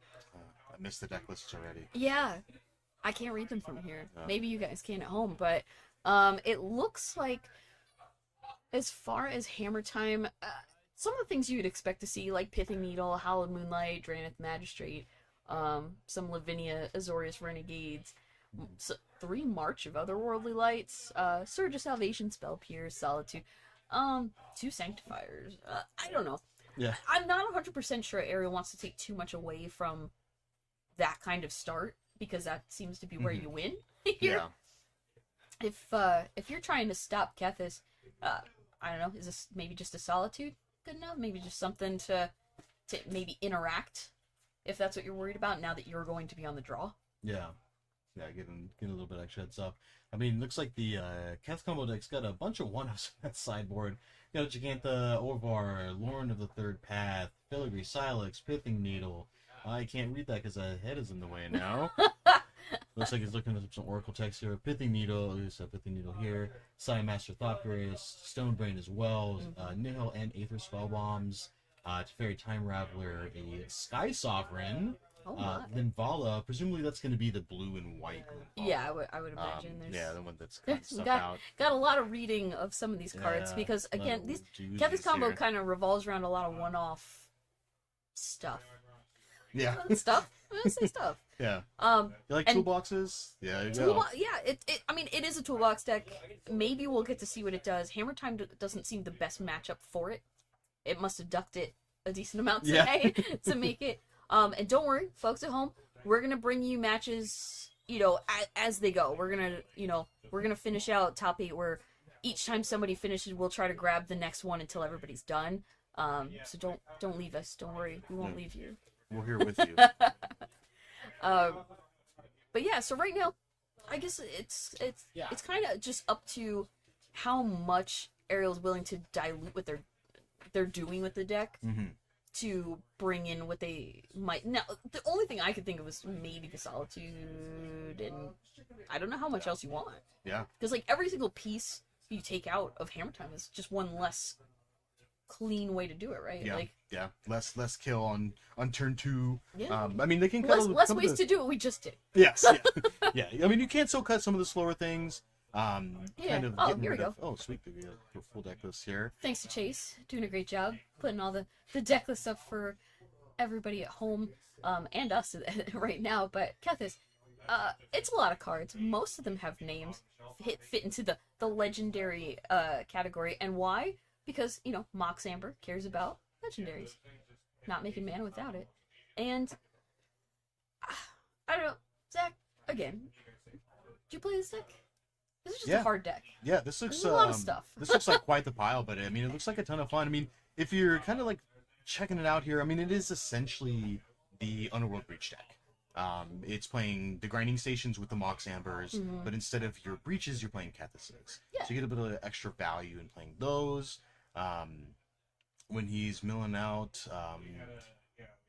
he's comboing with just making a whole bunch of tokens with Psi Master Thopterus. Looks like I'm not peeking any I'm not picking any Thassa's Oracle in this Yeah, I was list, also so looking looks at like it. he's maybe not looking to do that. Huh. Okay. Well, it looks like Yeah. we're shuffling back up to it. Yeah. Whatever our players decided to sideboard, I guess we'll maybe get a look. Maybe get a little peek. And maybe it'll be like that last game where Carla drew every single one of them. Yeah. I mean, look, it happens. Yeah. It happens to the best of us, and all you can do is play your cards, right? Yeah. So. You play to your outs. And no matter what, I mean, everybody here, like, that made top 8, like, they're walking away with some amount of money in their pocket, and, you know, came out, had fun with us, drank probably a decent amount of Red Bull, considering it was free. Thanks, Red Bull, for sponsoring and making sure our players stayed caffeinated and hydrated all day. Yeah. Yeah, makes some great games today. Yeah. No tired Magic players here. We're maybe slightly tired, but you know what's Slightly carrying them? The caffeine. Yeah. The Red Bull. The Red Bull. Giving you wings, doing things. I mean, I have to imagine Devin's got to feel a little bit better being on the play. Because Arrow was first seed, like, they didn't have to roll for it by they, you know, they had choice, which of course for Hammer Time they're going to be on the play. There's not many decks that wouldn't be on the play, Yeah. but Hammer Time especially is like absolutely Yeah. Sign me up. top seed. Yep. Okay, dude, looks like Arrow's gonna take a mole hit. Yeah. Yeah, ideally, probably also just still looking to try to hit that turn 1, or sorry, turn 2 Yeah. hammer play. Just Devin not being able to keep up with it. Yeah, I mean, Hammer Time is at its core a combo deck, so Yeah. like other decks, you know, like Tron and things like that, it kind of has to mulligan aggressively to a point where you don't want just creatures, you don't want just like hammers and stuff. Like you need a little bit of column A, a little bit of column B, Yeah. maybe a Sigarda's 8 in Little bit between, of and make it both, work. yeah. You know. You know, putting Cauldron Complete onto the battlefield, it's fine. Oh, and Ariel puts it back again. 5. Devin keeping I would his say- full grip here at 7. I mean, on 6 on the draw, you don't feel too bad on 5. Losing some A value. little worse. I mean, it is kind of like the Tron situation too, where Yeah. this mulligan. It doesn't take a definitely lot. helps. Yeah. What you could go Esper Sentinel, Sigarda's 8, Hammer. That's 3 Yeah. cards. You know what I'm saying? Oh, and let's some amount of land in there to cast the cards. Okay. Yeah. I mean, still turn 2. I mean, it's got Springleaf Drum, so just being able to go like land, Ornithopter, Springleaf Drum, Sigarda's 8, go. Next turn, let's get in there. Let's get in there with a hammer. Looks like I'm picking. He's going to 4. I mean, he does okay. have a game kind of ditch here. He is up that game already. Yeah. So I mean, you can still function with the 4. I mean, he's on Yeah. the draw here, I so mean, I feel like every card he goes down is giving Devin time to combo. yeah. Which, if I'm Devin, I'm stoked. Yeah, I'm you're ready. like, I'm like, sweet. oh, Yeah. this makes up for game 1. Yeah. Like, absolutely. You can mulligan one more time if you want. I'm fine with that. Yeah. Yes, we got Stoneforge, Pithing Needle.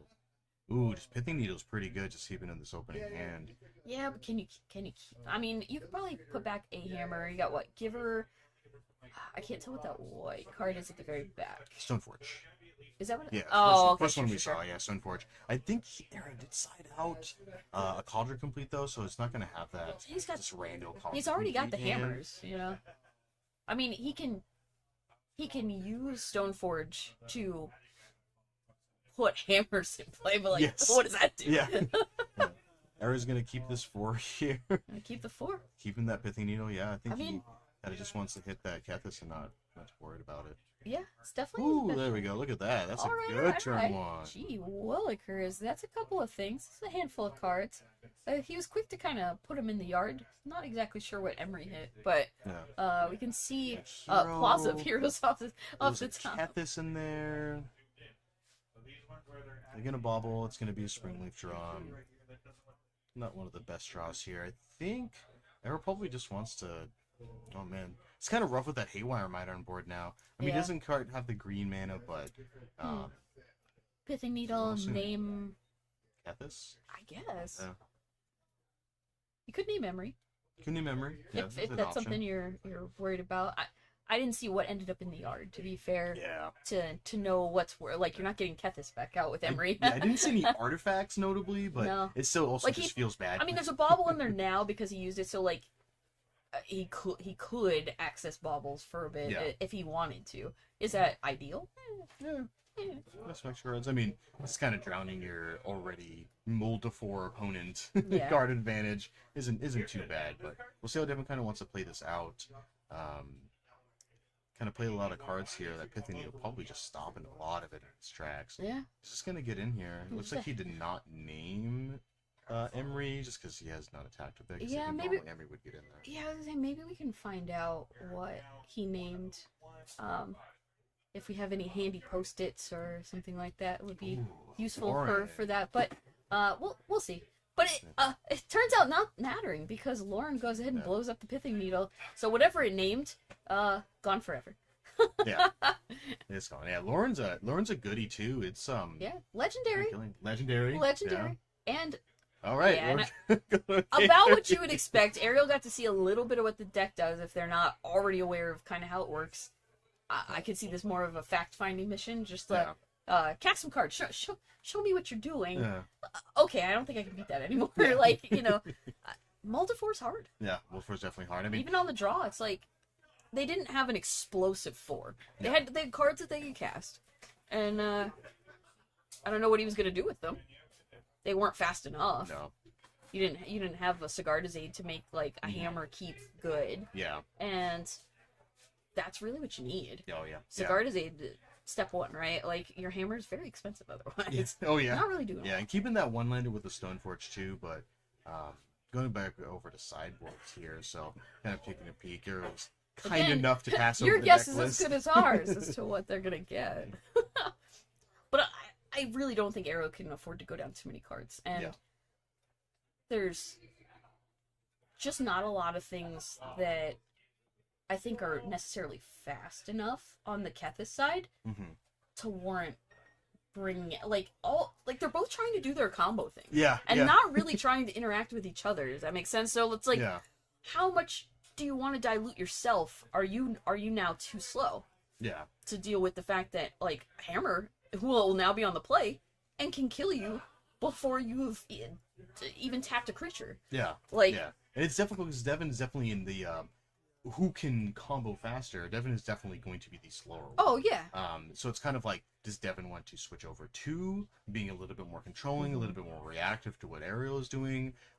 Does Ariel want to try to do the same thing? Do they just kind of get into this state where they're just kind of just looking at each other, playing spells, and just waiting until somebody tries to do their thing, and then Yeah. it's just not able to? But it looks like kind of taking a peek here. Ariel looks like got a good hand here. yeah. Got 2 lands, got a Springleaf Drum, Giver. Don't think we're putting it back. Spade. No, yeah. Don't this think one we're putting looks it like a back. keep. There's one other card I'm not quite sure. I'm pretty sure it was Aid, Springleaf Drum, like, and Hammer, and like it maybe a Giver, Yeah, some land. some lands. Yeah, Sure, perfect. sign me up. Awesome. After the Multifour. Yeah, my Absolutely. kingdom for Yeah, the let's, top there. yeah, that's definitely Sigarda's Aid. Yeah. What's the What one is that? above Sigarda's Aid? We're both like, what's that Yeah. foil? Shuffle your hand more so we What can is- see. What is this card? Show us. Show me your secrets. Show them. Don't be Gandalf. Yeah, that's pesky hobbitses. But you can while they're shuffling. I don't know if you know Yeah. this, but Lord of the Rings Lord of the Rings. pre-sales right now. Yes, What are we there doing? is. What are we doing? The collector and the set booster. Do you want to find the One Ring? Are you thinking about it? I know Oh. you're a Lord of the Rings fan. Oh, I'm a huge Lord of the Rings. Could you fan. imagine? I'm gonna just sell it. Just sell it Oh, immediately. I'd be so tempted. To I keep can't. I it, can't. though. I can't even say. Why I'd not? Keep it. Not even a little Why bit. shouldn't I keep it? I'm gonna throw you into Mount Doom. Yeah, there's a store offering $1 million for it. You Yeah. gonna tell me you can keep it? Yeah, I mean $1 million Yeah, is quite yeah. a bit. I'll sell it right Yeah. now. I'll buy like 10 more of the regular Yeah. ones. Call it a day. Ironically, while we're still in between here, a quick little factoid about me. I was actually looking into purchasing an original copy of The Hobbit signed by Tolkien What? himself. That's They sweet. run for about $13,000. Gee So willikers. if I won $1 million, I'd probably buy Makes one. sense. All right, well, That'd looks be like we're sweet. off to the races here. Ariel with a pretty solid, just turn 1 giver. Devin with a slightly less fancy start of Plaza into colorless Star. land into colorless spell. Awesome. I mean, Plaza is great for casting your legendaries, though.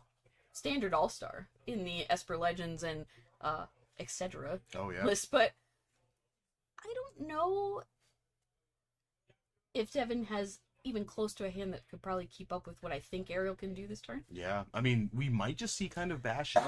I mean, knowing I did get a glimpse, I don't believe Devin has any sort of force of vigor, force of negation, anything Yeah. like that. So Essentially, who just kind of has free reign here to slam that. I mean, you Cigar just, to aid you and just then want to go aid in with aid hammer. hammer, right? Yeah. Like, I can't imagine any other situation, unless Ariel saw something we didn't in deck list where they're concerned. But here's the cigar to aid.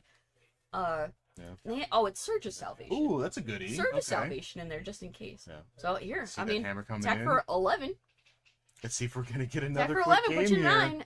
Do you have anything you can do? Hammer's doing what Hammer's doing. Let's see, Devin's not kind of auto conceding Yeah. here, so maybe he's got something hanging out. And I'm sure Osen's I mean, like, I don't think you uh-oh. concede regardless, right? Yeah. No matter what. Yeah. If you're in top 8, I'm not conceding. You Yeah. better kill me It's like, at the table. I'm gonna make you have it. But Emery, not really hitting anything. I saw just a couple of land and Yeah. It's a grindstone, which definitely helps the combo, but getting yeah. checked I mean, right now you is gotta kinda rough. use Emery. Yeah. Like I feel like Emery's about to be on blocks. Emery's about to live that life. She's about to go right under the bus. And that's assuming Ariel doesn't have any way like to give protection or anything like that to just get through. Okay. Shortcutting here. I mean- Torch, good to go. So all he has to do is get a way to give it +1/+1 and trample. Oh, Lifelink. wow, that's weird. Yeah. Oh, Oh, Shadow Shadow Oh, Spear. how convenient. Attack. Oh, equip a shadow. There we Spear, go. And you're dead. And it's going to be game 3. So Couple quick games here, so I'm That's- sure the other players that's are it, still that's playing. all. Because I know we got a couple. That's it. That's all, 5 folks. Thanks for That's joining. cool, No, man. I'm just. And that's the whole. Look, we talked about it earlier. I had a feeling. I was like, Hammer Time could just win very quickly. So Yeah. let's make sure we got the backups ready. Let everybody know that they're a potential backup at this point. Yeah. I wasn't expecting it to be within like 5 minutes. Yeah. But yeah. Yeah. Yeah. Is there a good reason to play Hammer Time? Well, you just saw it, folks. Yeah. You just saw Yeah. it. If you really want enough time to get food in between rounds. Yeah. if you're like, you know what, I'm gonna go play all day. I'm gonna play all Yeah. day. I want to say GP. They don't do Oh, yeah. GPs Yeah, anymore. I'm Magic old. Fest. Whatever you're playing at, Yeah. you want to be done in 10 minutes. Win or loss. Yeah. Or if you really love playing Magic, but you can only do it for like 10 minutes at a time, Yeah. Hammer's that. Like the ADHD Yeah. effects of Hammer Time. I have very little focus. So yeah, appreciate the players for not wasting any time. Yeah. And it looks like we do have standings. Well, this would be standings, then you guys can see the top 8, you know, where we ended up. And it's a long list. Yeah. Maybe we'll get back around to the top eventually. It won't show what people are playing right now, but I will say a lot of them have been on camera throughout the day. Definitely a handful of 5-color See if we can get it. shenanigans. Where is he? So we got Ariel, Hammer Time. Alex was on 8-cast. Guillermo was on Rhinos. Grandson is playing Is It Prowess. Shooty was on 5-color. Rob, I believe, is playing Escape Shift. Ivan was on Elementals as well, and then Devin was on Kevin's Combo. I believe those are the decks. Ivan's playing like 5-color control 5-color more though. control. Yeah, Yeah, his yeah. is a little more control. Yeah. But yeah, I mean that's basically it. So we'll see who we can get on next. Who's still playing? Yeah. Which you would imagine everyone. Yes, Everyone. I think most people will be still in their game 1. So Yeah. I think it ended up being where, gosh, I think Alex and Ivan might have been playing again, Oh, which we already fun. had that matchup Yeah. on stream earlier. So I don't know if Ivan will get justice for himself this Yeah. time. redemption. It's a redemption arc. Yeah. That's one matchup I could see going a little bit faster. Affinity's kind of like it's not Hammer Time, but it tries. Yeah, definitely. It tries. Why not? Why you just play 8-cast hammer? It's You fine. draw a lot of cards. Yeah, you play Cigardas 8 as hammers. Have you ever played in like the blue-white Hammer Time? That's a beating. Oh yeah. Oof. Like the ones that lean just super hard into all that. You're like, no. Yeah. You No, shouldn't thank have you. counter spells. That's rude. Yeah. How dare you? What do you mean? You can't have everything. Yeah. You get one. You get to hit me for 10, or you get counter spells. You don't get to have both. I mean, look, they can. But like, mono white just seems really clean now, especially with cards like Surge of Salvation. Mhm. Super nice for, I'll give myself hexproof. Give all my stuff hexproof. And oh, by the way, can't take damage from red and black. Nope. Sweet. No thanks. Very cool. Well, it looks like we're gonna take a quick break here so we can get another match here on stream. So and give us like 2, maybe 3 minutes. Don't go anywhere. Maybe get a drink. This is a bathroom break. Something of that nature. But come back. Because we'll miss you.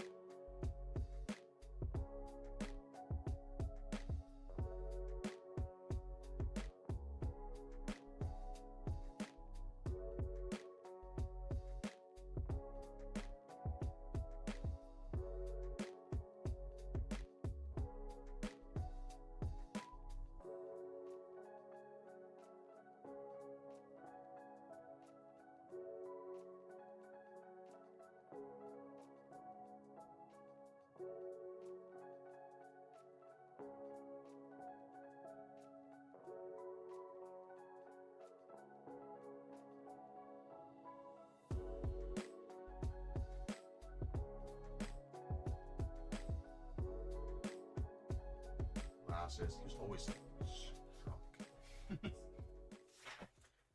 Welcome back, everybody. We got another match here for you. Sorry for a little bit of delay. We're just waiting for a couple games to finish here. So it looks like we got Guillermo coming back on Rhinos, playing the matchup that we saw him playing earlier. A different pilot here with Rob. So we got 5-color creativity here.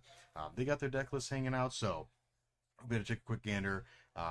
You guys have seen these before, typical 5-color creativity here. I'm curious how many Archons we got hanging out in this one, see if there's any other spicy creatures. Emrakul, Iona, sideboard, mainboard.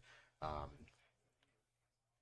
go ahead and just take a quick gander here. They're actually going into game 2 here, so they're going to be start sideboarding. So they're going to be peeking and seeing what they want to put in here. I'm just going to take, looks like Rob's got some silences to change the equations. Looks like he's going to be looking to put those in here against Rhinos. Just want to not let them do stuff. Silence seems pretty good when your opponent tries to cascade and you just silence them and they just can't cascade.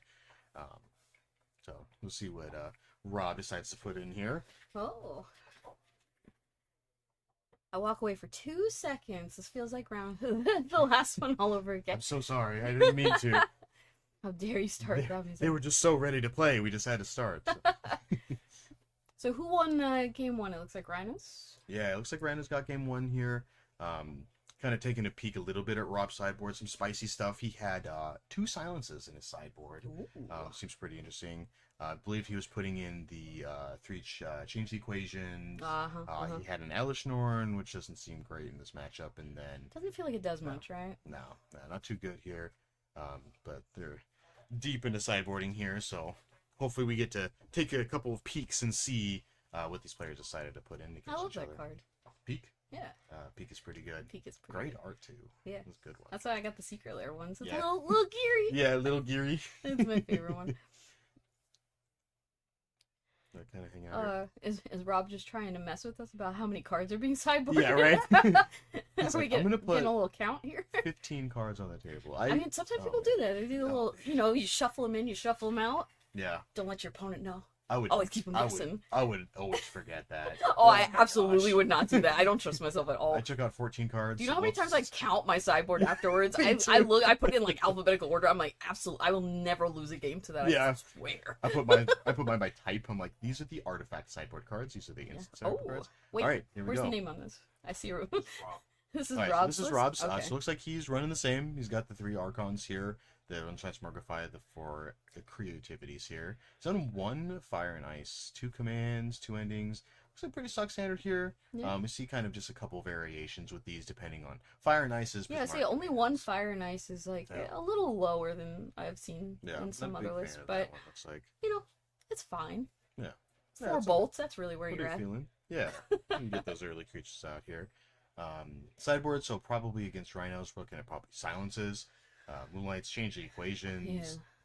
Shelter Deed is actually not a bad option because you can choose token creature with that, You and they can. have to sacrifice a Rhino. Hilariously, Yeah. yes, you can do that. Yeah, that is one doozy. He's Yeah. got an abundant growth in his sideboard. So if your opponent blood moons you, then you'll be able to still tap for any color mana. Yeah, that's Yeah. true. Kind of neat. Interesting to have, like, I think this list has a little bit more access to black mana than I think I normally see. Like, well, maybe there's what, 3 Bloodstone Mires, Mhm. 1 Blood Crypt, and they can also get what, the Xander's Lounge and the Catcher. Yeah. That's alright. He's like, do what I want to It's do. about the same. I want to hard cast Archons. That's what I'm looking for. I mean, today. look, if you got it, you got it. Yeah. Sometimes it'd be like that. But yeah, it seems like a pretty well-rounded sideboard.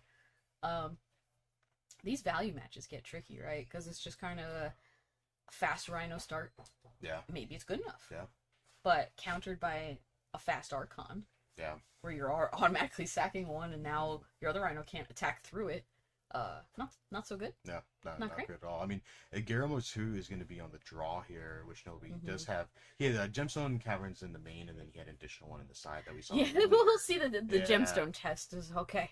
Where are you at? Yeah, do we want to get that little extra mana out of the way? Try to go off a little turn earlier. He Yeah. luckily does not have to fight through 4 spell pierces in the main like he did earlier with Gerardo. So Yeah. we'll see how he fares against this one. Yeah, we've seen a lot of counter fights. A lot of back and forth with some blue spells. Oh yeah, A lot of draw cards and blue spells. I'm not saying I'm mad. lots of fairies here. No, I'm not upset about it. Yeah. Good, clean, fair magic. It's about as fair as you get. Tap some islands and, Yeah. and do some things. 1 for 1s. Yeah. Sure. You're like, your opponent's trying to do stuff, and you're like, I don't like that. Yeah. No, thank you. No thanks. I'll pass. And they're like, but I want It's to. like, nope. That's what Veil Summer says. But I wanna. And Cavern Souls, I really wanna. Yeah. And Blood Moon's like, no to everybody. Get out of here. No, thank you. As we saw Carlo Yeah. play earlier, blue-white deck, just jam the Blood Moons. Yep. Let's go for it. Sure. Sometimes Let's it works go. out. Sometimes it's fine. It's just neat. Sometimes you tap your lands for, red and call it a day. Yeah, so looks like we've done sideboarding here, Yeah, so putting you're 'em gonna be getting going. Who knows here. how many cards he brought in? We don't. Yeah. Only he knows. could be all 15. Yeah. I don't know. Alright, What do you? I'm not saying we're betting here, but if you were gonna consider which one has the edge, which deck do you think would Oh no. lean more favorably in that direction? I am not super familiar with rhinos. I am pretty partial to the deck just because it can just sometimes just make make 2 rhinos on turn 2. Just with that cavern sometimes. Yeah. So just with an aggressive start, just start bashing in there. Sometimes it's just enough to sneak through a counter spell. With Rob being on the play here, chances of that are a little bit slimmer than they were before. Yeah. But Guillermo already up a game here. Guillermo has a little bit of wiggle room here to, not have an exact perfect hand if he wants to, but ideally, you want to definitely go for it. You don't want to give Rob any chances here. Yeah, I think it's a little tricky, right? Because Rhinos is kind of all in on their one thing that they're doing, at least for Guillermo's list specifically. Yeah. He's kind of like, I'm going to make some Rhinos. If this doesn't work, maybe a Murktide's okay. Yeah. And if that doesn't work, I don't think I'm winning anymore. Yeah. That's how I saw it last time when we watched, and Yeah. that seemed to be about how it played out. As 4/4s with trample, great. 2 of them, even better. Right. But once you've run out of those, what's left in the deck? Yeah. I mean, a couple of fire and ices and like random stuff like that's not going to cut it. Like it's we're not getting there. Ooh, kind of peeking at Rob's hand. Like, cause I see 3 Renin 6s, Dwarven Mine, some Triland, Fable, and then That a silence? Silence. Ooh, Tricky. I don't know. Yeah, this is a tricky hand. I mean, it is definitely not. He is on the. It's not great. I mean, he's on the play, so it's like every time you go down in this intensive of a matchup where every turn's gonna matter for the first 3 to 4, like a Yeah. lot. Yeah. It's hard, right? But you look at a hand, it just doesn't do anything. Yeah. Ooh, looks like Guillermo does have that cavern, so that's gonna put him a Snap turn keep. ahead here. So Snap keep yep, with the we're cavern. doing it. So we'll Cavern see. in the opener when you're the one that's on the draw. Oh, that's great. That's all you want. Really showing off the power of throwing away a card to, Yeah. to make an extra land drop. Yeah, look at Rob going down here. One, then see if we can get something a little better. He's got a spell pierce in there. See another Ren and 6, some land, a Veil of Summer. I don't know. It also seems a little light, just in a different way. Yeah. But I mean, the spell pierce might be good enough. Yeah. Between turn 2 Ren and 6. Now he doesn't know Guillermo's got the gemstone. Yeah. Now he does. Yeah. Pre-game effects. Unfortunate. Yeah. Oh, okay. Now Guillermo does have to make a decision. Maybe toss that mystical dispute. Huh? You don't need that. I think that's an extra one. Yeah. It looks like he got another one in his hand, so still got a little bit of backup. The first here. one's fine. The second one, Yeah, not as good. yeah. I mean, again, it only costs 1 if you're fighting over blue spells specifically, and creativity does not have that many of those. Yeah. Like, you're not countering a Ren, so you're not doing a lot of things. Just countering counter spells and then Yeah. to vary. So, first one's great. Some land, a Yeah. violent outburst, maybe a brazen borrower, I think, in hand. I think he has the rhinos because why not? Yeah, which we also saw from Guillermo last time. He Yeah. played is keeping rhinos in We've hand. seen a lot of our players today just kind of get their namesake card in hand, which is like the last place they want it. Yeah. I don't know what it is about everyone trying to get cards into play that they don't want to cast specifically, like from hand, but it's happening a lot. Like, all right. Clearly a modern problem. All right, so Rob's got the Wood of Foothills, so he'll be able to get that blue mana now, which is key for that spell pierce he's got hanging out in his hand. So if he does try to go for it next turn, then he'll be able to have a stop. Yeah, I mean we know he's got an answer for the violent outburst, cascade, but what has he got to do after that? Yeah, Not not a whole lot. Got the Ren and 6, and it's kind of like, what do I want to get here in order to, because... And he wants to play the Ren and 6, but he knows he can't. Yeah. He knows he can't tap out right now because gemstone. Yeah. That pesky gemstone cavern. Getting that 3 mana early is just like super rough, and Rob's like, I'm on the play. yeah. It's like, I'm wait a supposed to minute. do this. I was supposed to play my land first.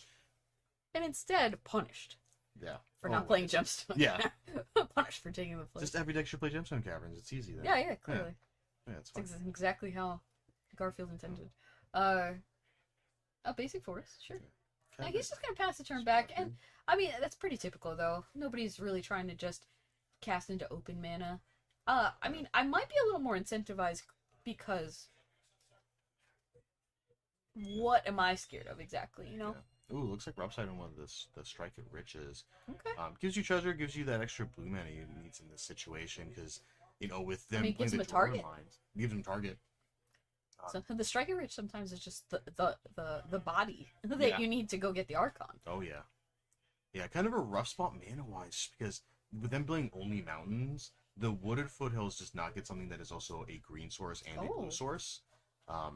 Guillermo does not want that. This He's like, is not something I expected like, him to "No, fight thanks." over.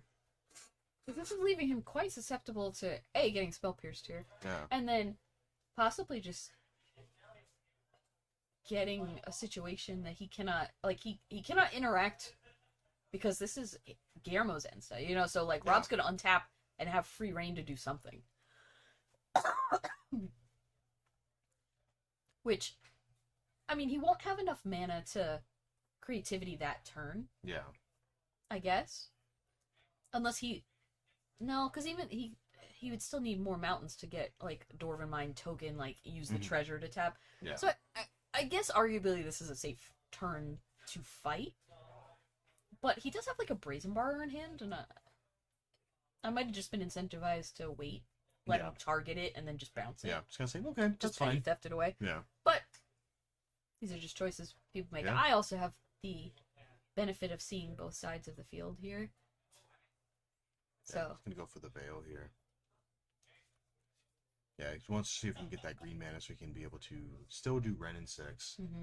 Veiling here, drawing that extra card, getting that Striker Rich resolves, and then he'll still have the blue mana. yeah, so if he nice. does that, he gets to draw an extra card, and then he guarantees having the treasure anyway. So both ways work. Yeah, Both at ways least are that's fine. what we're presuming here. Hopefully that's what we're seeing. Yeah, there we go. There's the Veil.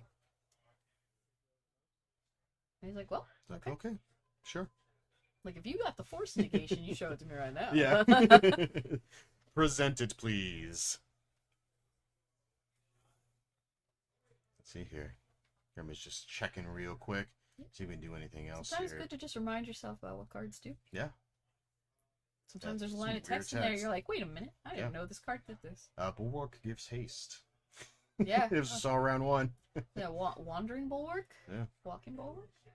But all right. So as we see, veiled, protected, struck it rich, made a treasure. Oh yeah. We got another mine. Ooh, those are awkward to draw super early. You want to fetch into those a little bit later and give yourself a little bit of breathing room on trying to find permanents to put on the battlefield that you can hit with creativity. But playing them this early is just like, oh, man. Now you're hard pressed. I'm not exactly sure what. Now that I'm thinking about it, I'm still not sure why Guillermo went to dispute that treasure. He really didn't have to. Yeah. Because for some reason, I was thinking the Strike It Rich is actually a sorcery, isn't it? So I was thinking he was doing it on end step and like making a fight, but he was doing it on his own turn. Huh. Okay. Interesting. Rob's gonna get that Ren and 6 here and getting back that land, so giving himself a couple extra blue mana. He did get that extra change the equation here, so now he's got double counterspell up. Counterspell adjacent. Counterspell adjacent, yeah. Yeah. I mean, this is the best window to do this, right? Because it's kind of the test. And do you have it? Yeah. And if you do, well, then maybe your opponent untaps and gets to go again. Yeah, we get to look at more of these players' libraries. That's been kind of the case all day long. Appreciate it. Look at these from Magic our cards. end on coverage. It's great. And we get to see it. Yeah, you can see what they sideboarded, get all the options. Great. Yeah. Change the equation very good against Rhino, like charging footfalls specifically. Yeah. It's like, what does that cost? 0? That counted. No, that's fine. It was done. It doesn't matter that it's green. It doesn't It's matter not that it's 0. green. It could just be any color. Yeah, It's just let's see an easy answer. spell he wants to pop off here. I mean, Spell Pierce the easy one, right? And the one that kind of falls off the longer you wait. Yeah. Change the equation just stays good. Oh yeah, yeah. It'll definitely always counter it. Looks like Rob's probably gonna get up a steam vents here, presumably. Yeah. He's I got mean, I don't think he wants to use that treasure unless he absolutely has to. So No, he's getting hoarding that a gold. blue source would be pretty prevalent. Yeah. He's taking a tip from Smog's book and hoarding his treasure. I'll spit out my water.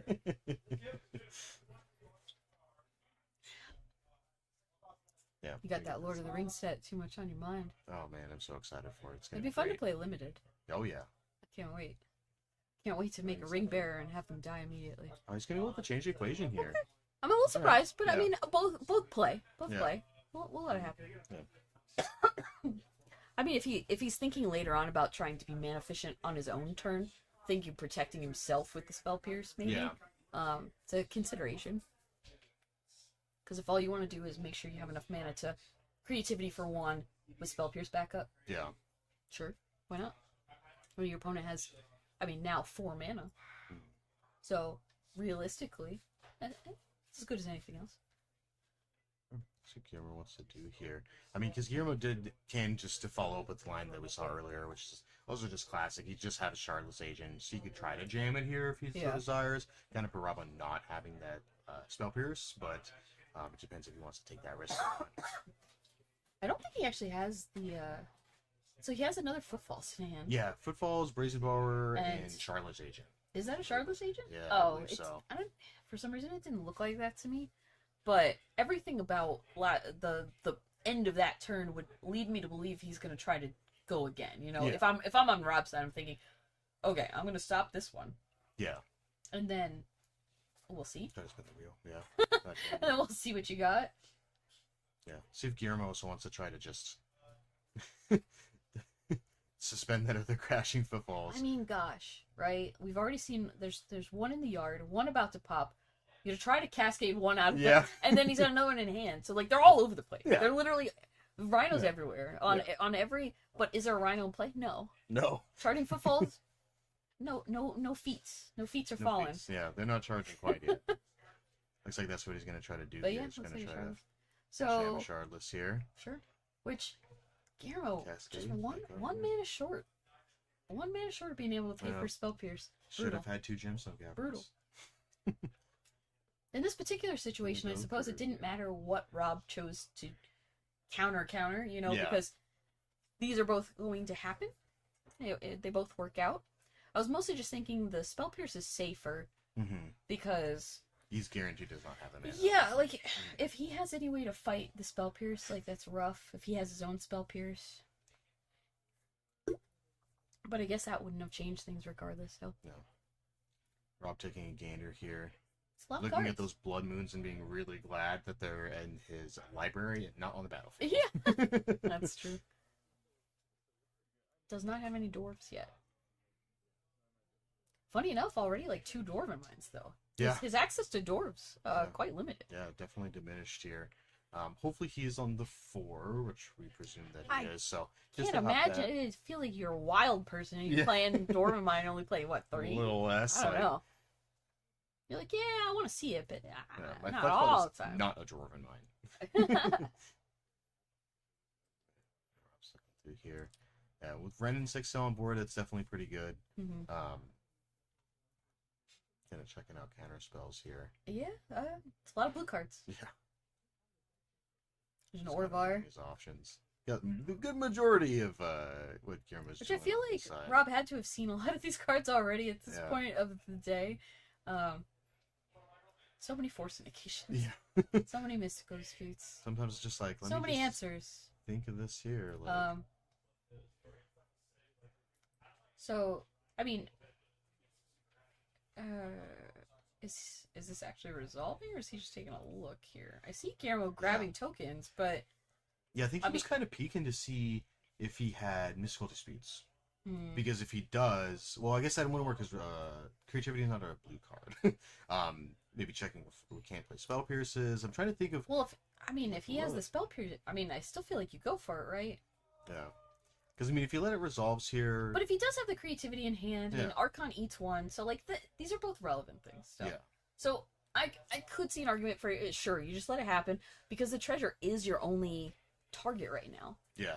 But at the same time, he already has enough land to play. Wouldn't he just run in 6, get the foothills, go get a Dwarven Mine, and have a target anyway? Yeah, that's true. So I feel like I'd still be incentivized to spell pierce here, unless he was worried about something quite specific. But again, like you mentioned, like Mystical Dispute doesn't do it. Spell pierce also, well, spell pierce could do it. Yeah. Well, he wouldn't be able to play Spell Pierce because he But- would cascade into it.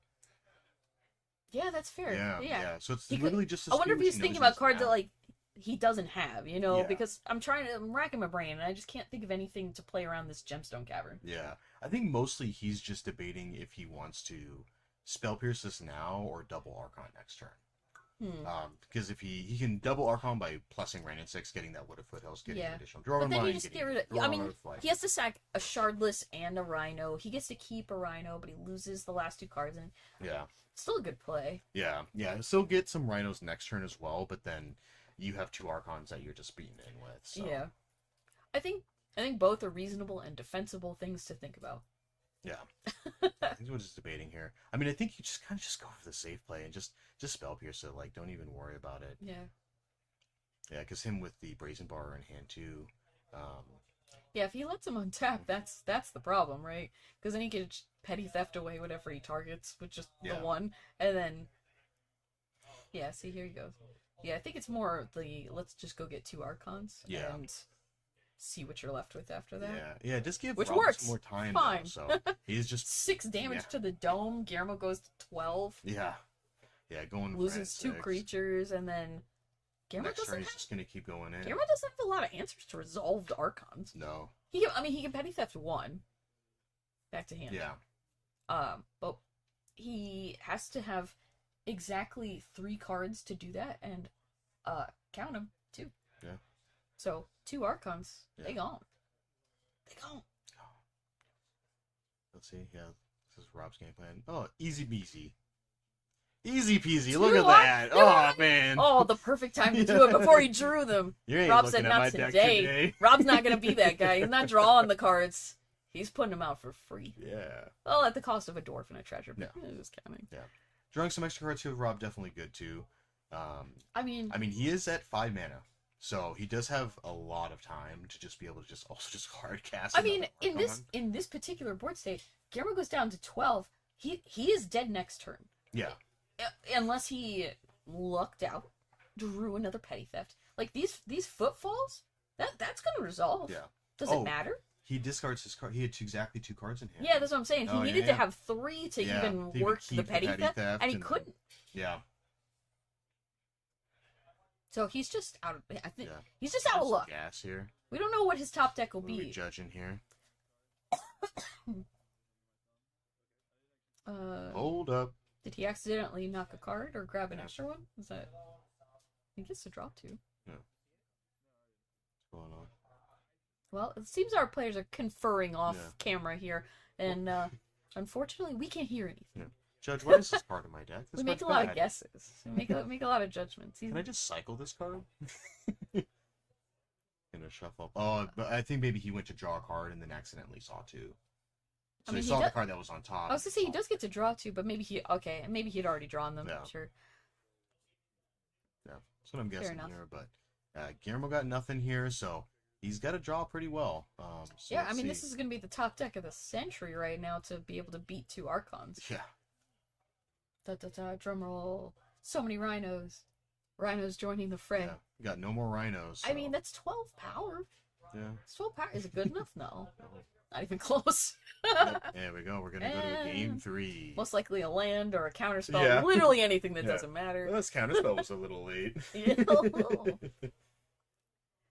Well, it's about what we thought. A little bit Yeah. of a slog fest. But the rhinos have a hard time against Archons. Yeah, It's just facts. yeah. They don't get to come back. They Like, just you really go need away your forever. creativity opponent to already be pretty low, Mhm. and then capitalize on an Archon not being enough. By Yeah. the time you're like, if I just rhino out real hard, that should be Yeah, good. That should be good. if I just more rhinos. Oh, Oh, while they're shuffling up, you Oh. remember Remember we talked about Lord of the Rings? Lord of the Rings. Did you know that you can pre-order it right now on the Rockets website? Right now. You can literally do it right now. Yeah. I mean, we're here in the store. You can just go talk to them up front. I'm sure they'll let you do it. Yeah. But you can do it online. You can do it online. Then you don't You have might to be on talk a to people. computer. It's You fine. gotta go online and do it. It's gonna be great. But yeah, we're doing the collector and the set booster pre-order. Again, who's looking for the ring? Who wants to sell it immediately for $1 million? I mean, maybe Once me. they're precious, they're finding it. The precious. Yeah. Oh, Quick reminder, we and also don't got forget the Fishbowl. Two. The 2. sequel. Fish 2. What do you call the third Fishbowl one? 2 Boogaloo. Yeah. Yeah. Fishbowl. But yeah, it's a $2,000 CEDH tournament coming up in July, which, funny enough, just next month. Yeah. Feels like a million years, It's but coming up July real 9th, quick. pretty soon. The first one was awesome. A lot of people had fun, pocketed some money. We'd like to do it again. Yeah. Pay some people to come play some Commander. Second one will be even better because you'll be there. You better be there. Great. And also, did you know that you can pre-order jerseys right now? Right on TCS Rockets website? Right now. Go on Rockets. Do you want to look like you play here? Or talk about like you do? You want to represent San Diego, even if you're all the way in, I don't know, like Oklahoma? Sure. Yeah. Show it off. Games, cards, We'll let you. books. I'll let you rep the comics, store whatever right you want. now. Yeah. But yeah, it looks like our players have kind of gone through, possibly reconsidered sideboard options. Maybe Yeah. not. Oh, nope, they're taking a look again. Well, Gamer's got to update, get rid of those gemstone caverns. Yeah. You get those things out of here. I'm going to be on the play this time. I don't need That's these. fair. But besides that, what else? What else could he Yeah. do? Archons are tricky. It's like, what do I just... Is there a way to give the rhinos haste? Why doesn't Outburst give haste? Yeah, right? Just play anger in your deck and somehow get it into your graveyard. See, There we go. another deck that needs bitter reunions. Uh, Bitter reunions. There you go. Maybe it is. Yeah. Feels... Oh, it's great, too, because if you cast your Charlotte's Agent and you cascade into Bitter Reunion, you get Oh, to sick. draw 2 cards, Combo. discard your card, and then Combo. you get to give your Charlotte's Agent haste. Swing him for 2. Yeah. 4 mana, 2/2, discard a card, draw 2 with haste. That sounds great. That sounds like the dream. Yeah. So much value. Look, man, I've seen people put stuff in their decks where they randomly cascade into it, and I'm like, okay, Okay. Cool. I appreciate you diluting the strategy, Yeah. but I think people are still trying to live the dream from back in the day with the Jun decks. Yeah, Oh, I I suppose. just want to blip right into Lightning again. I miss those days. Yeah, just cascade into a bolt, I guess. Yeah. Cascade Like, into okay. Tarmogoyf, yeah, sure. Yeah, it's okay. It's fine. Poor Tarmogoyf. Yeah. How the mighty have fallen. Yeah, I don't think we saw a single Tarmogoyf all day, and Is there even one in the room? The Is there might- one in the room with there us is right in the now, room. Zach?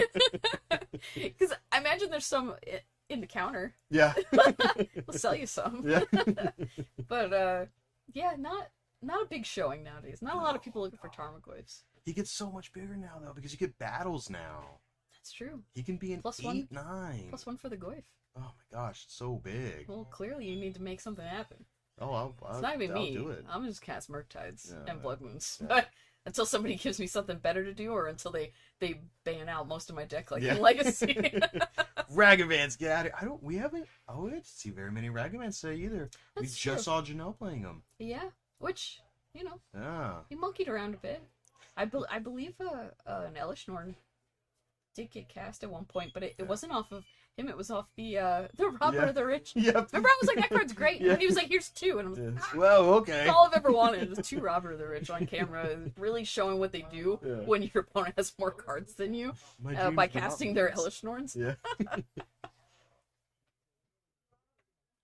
I know that Ragavan isn't really an auto include in a lot of these 5-color decks, only because either they're creativity, they're cascading, they're just doing things that go a little bit bigger than a 2/1 monkey for 1. As much as we love him, we adore him. I personally have cast a lot of cool spells off of him, but Me too. I mean, he doesn't fit in a lot of the decks that we've seen kind of top the tables today. Yeah. Not well positioned. I mean, definitely still a powerful card, Oh but yeah, we ain't saying nothing bad about the boy, Yeah. but I mean, there's a time and a place, yeah, and he didn't find it today. he was too busy eating his bananas to join in today. Oh, you're too busy out stealing treasures. Yeah. Doing what he does. Being a Pillaging. little pirate king. Monkeying around. He acts like he's you know, just the little pet of Karizev, but he's in Yeah. charge. I Oh, feel yeah. it. Oh yeah. They wouldn't have given him like 3 cards. Yeah. Very true. He has 2 different legendary tokens and a card. Like, how many other cards get to say Yeah. that? It's wild. All right, looks like we're starting up here. Are we We're going to keeping? play. Are we keeping Ooh, 7s? He's gonna fetch away in. I think we've seen The Guillermo rhino's on turn suspend. 1 rhino every single one of these He games. cannot stop These drawing have this been card. Look, there's only great. 4 in the deck. At this point, I'm like, how you seen him so often? Oh, it's easy. You just play the 5th one. Oh, okay, sure. Yeah, of course. Yeah, Yeah, you just get we'll to double save check more that often. after. Yeah, we're gonna go stomping No, ground here. we know for sure there isn't because we've seen the whole deck like multiple Yes. times now. I think Guillermo's just very lucky. Yeah, Or unlucky, depending on Yeah, your, right. your situational perception of that. how you feel about I think it, the yeah. Cascade is fine. For the first one, having it in hand is probably is or not the Cascade, the waiting for it to come off is fine. Yeah. For everything else, just leave them in the deck.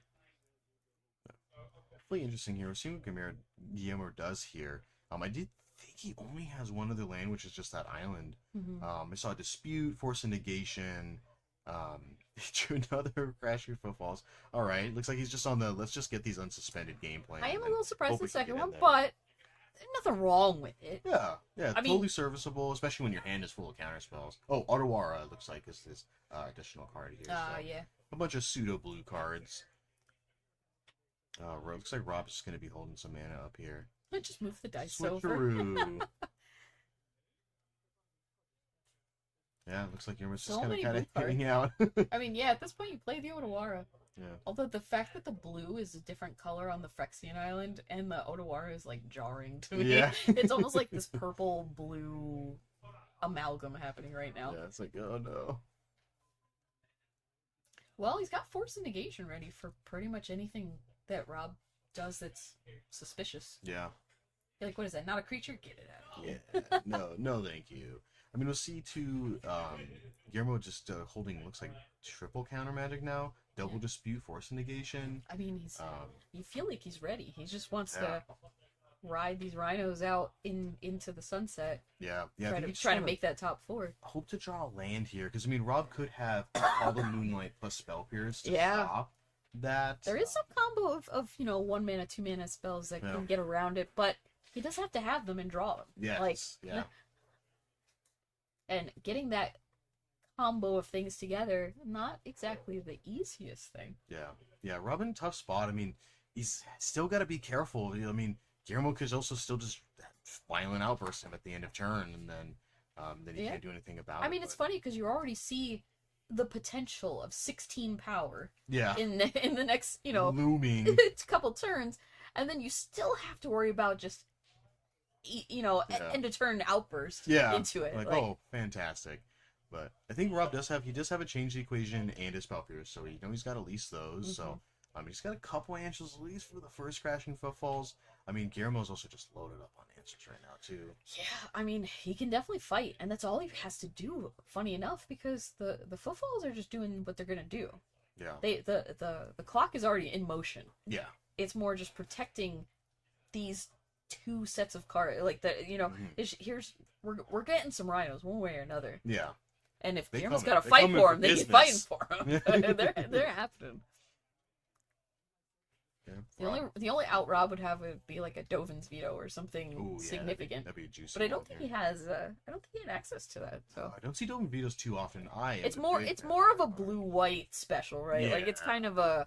I'm looking to fight a battle against other decks with counter spells, and I'm not going to lose that fight Yeah. situation. It's like particular things I do not want resolved, and they will not resolve. Because decks with access to green mana tend to lean towards Veil of Summer and things like that to Yeah. kind of just facilitate what they're doing and kind of counter their opponent in a way that's like hard to deal with.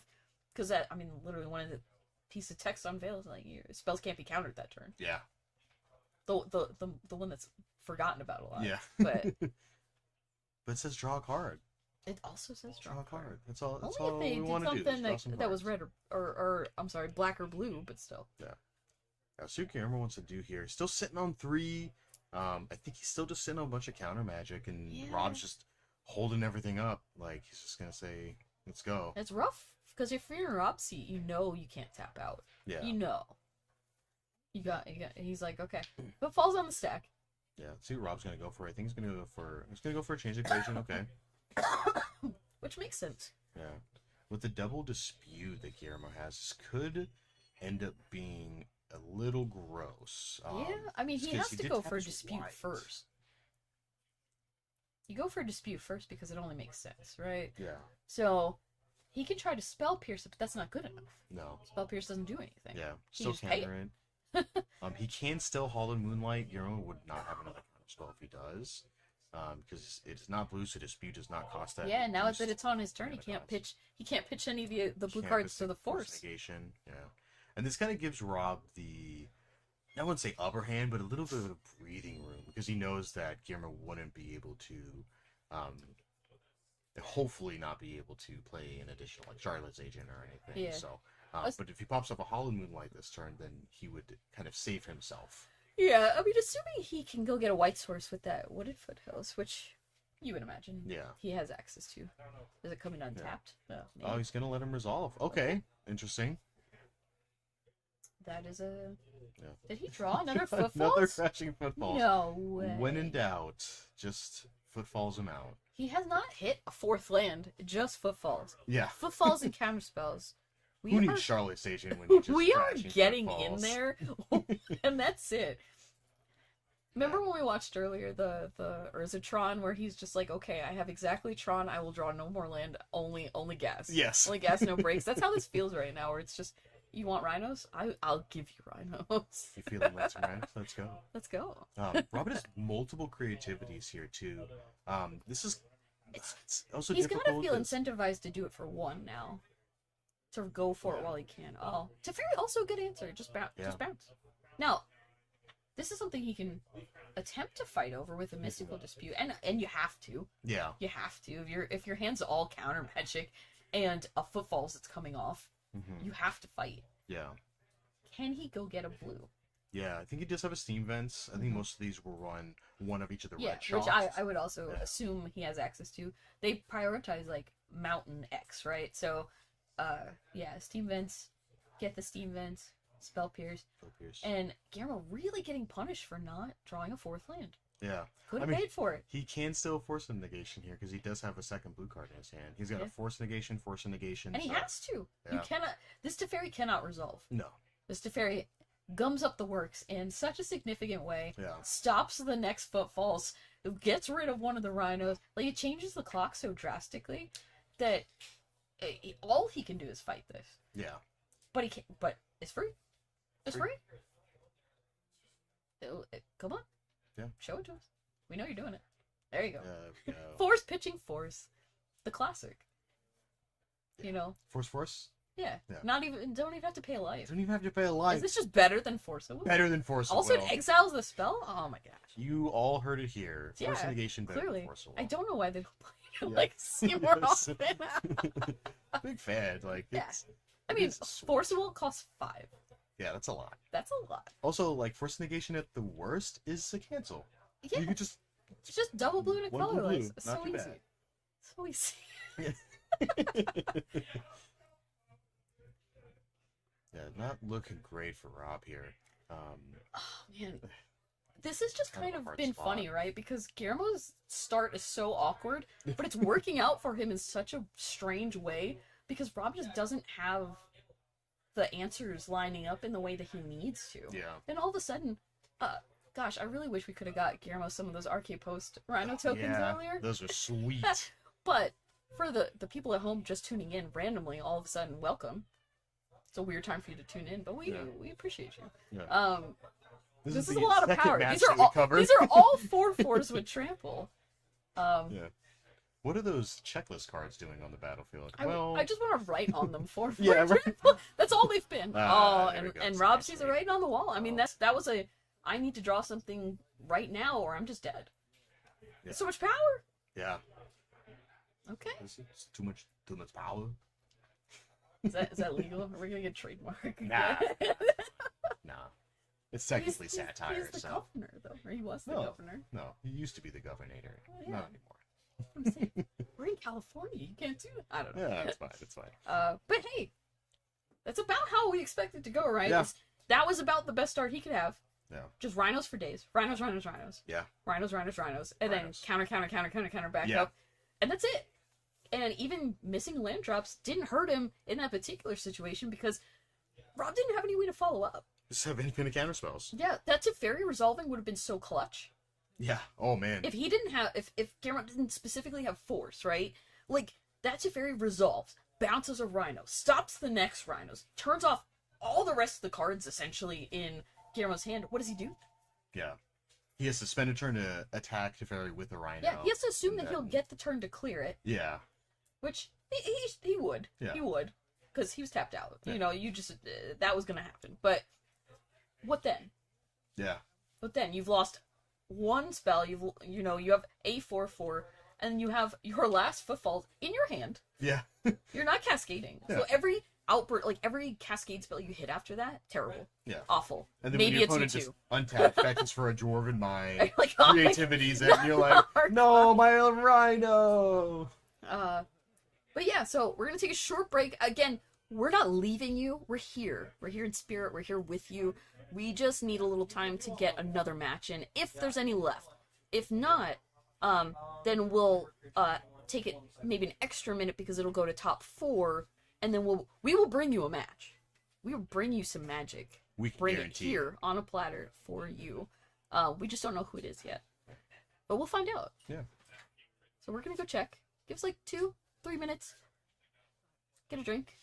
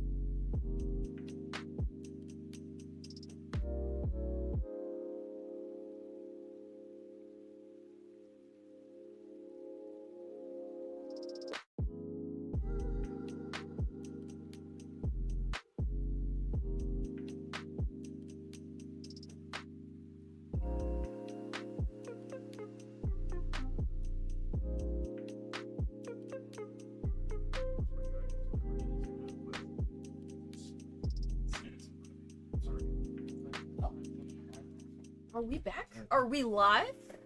Looks like we're back. Well, hello everybody. We're currently going into top 4 of our modern 3K here at TC's Rockets. If you forgot, I don't know why you did, but I'm Michelle.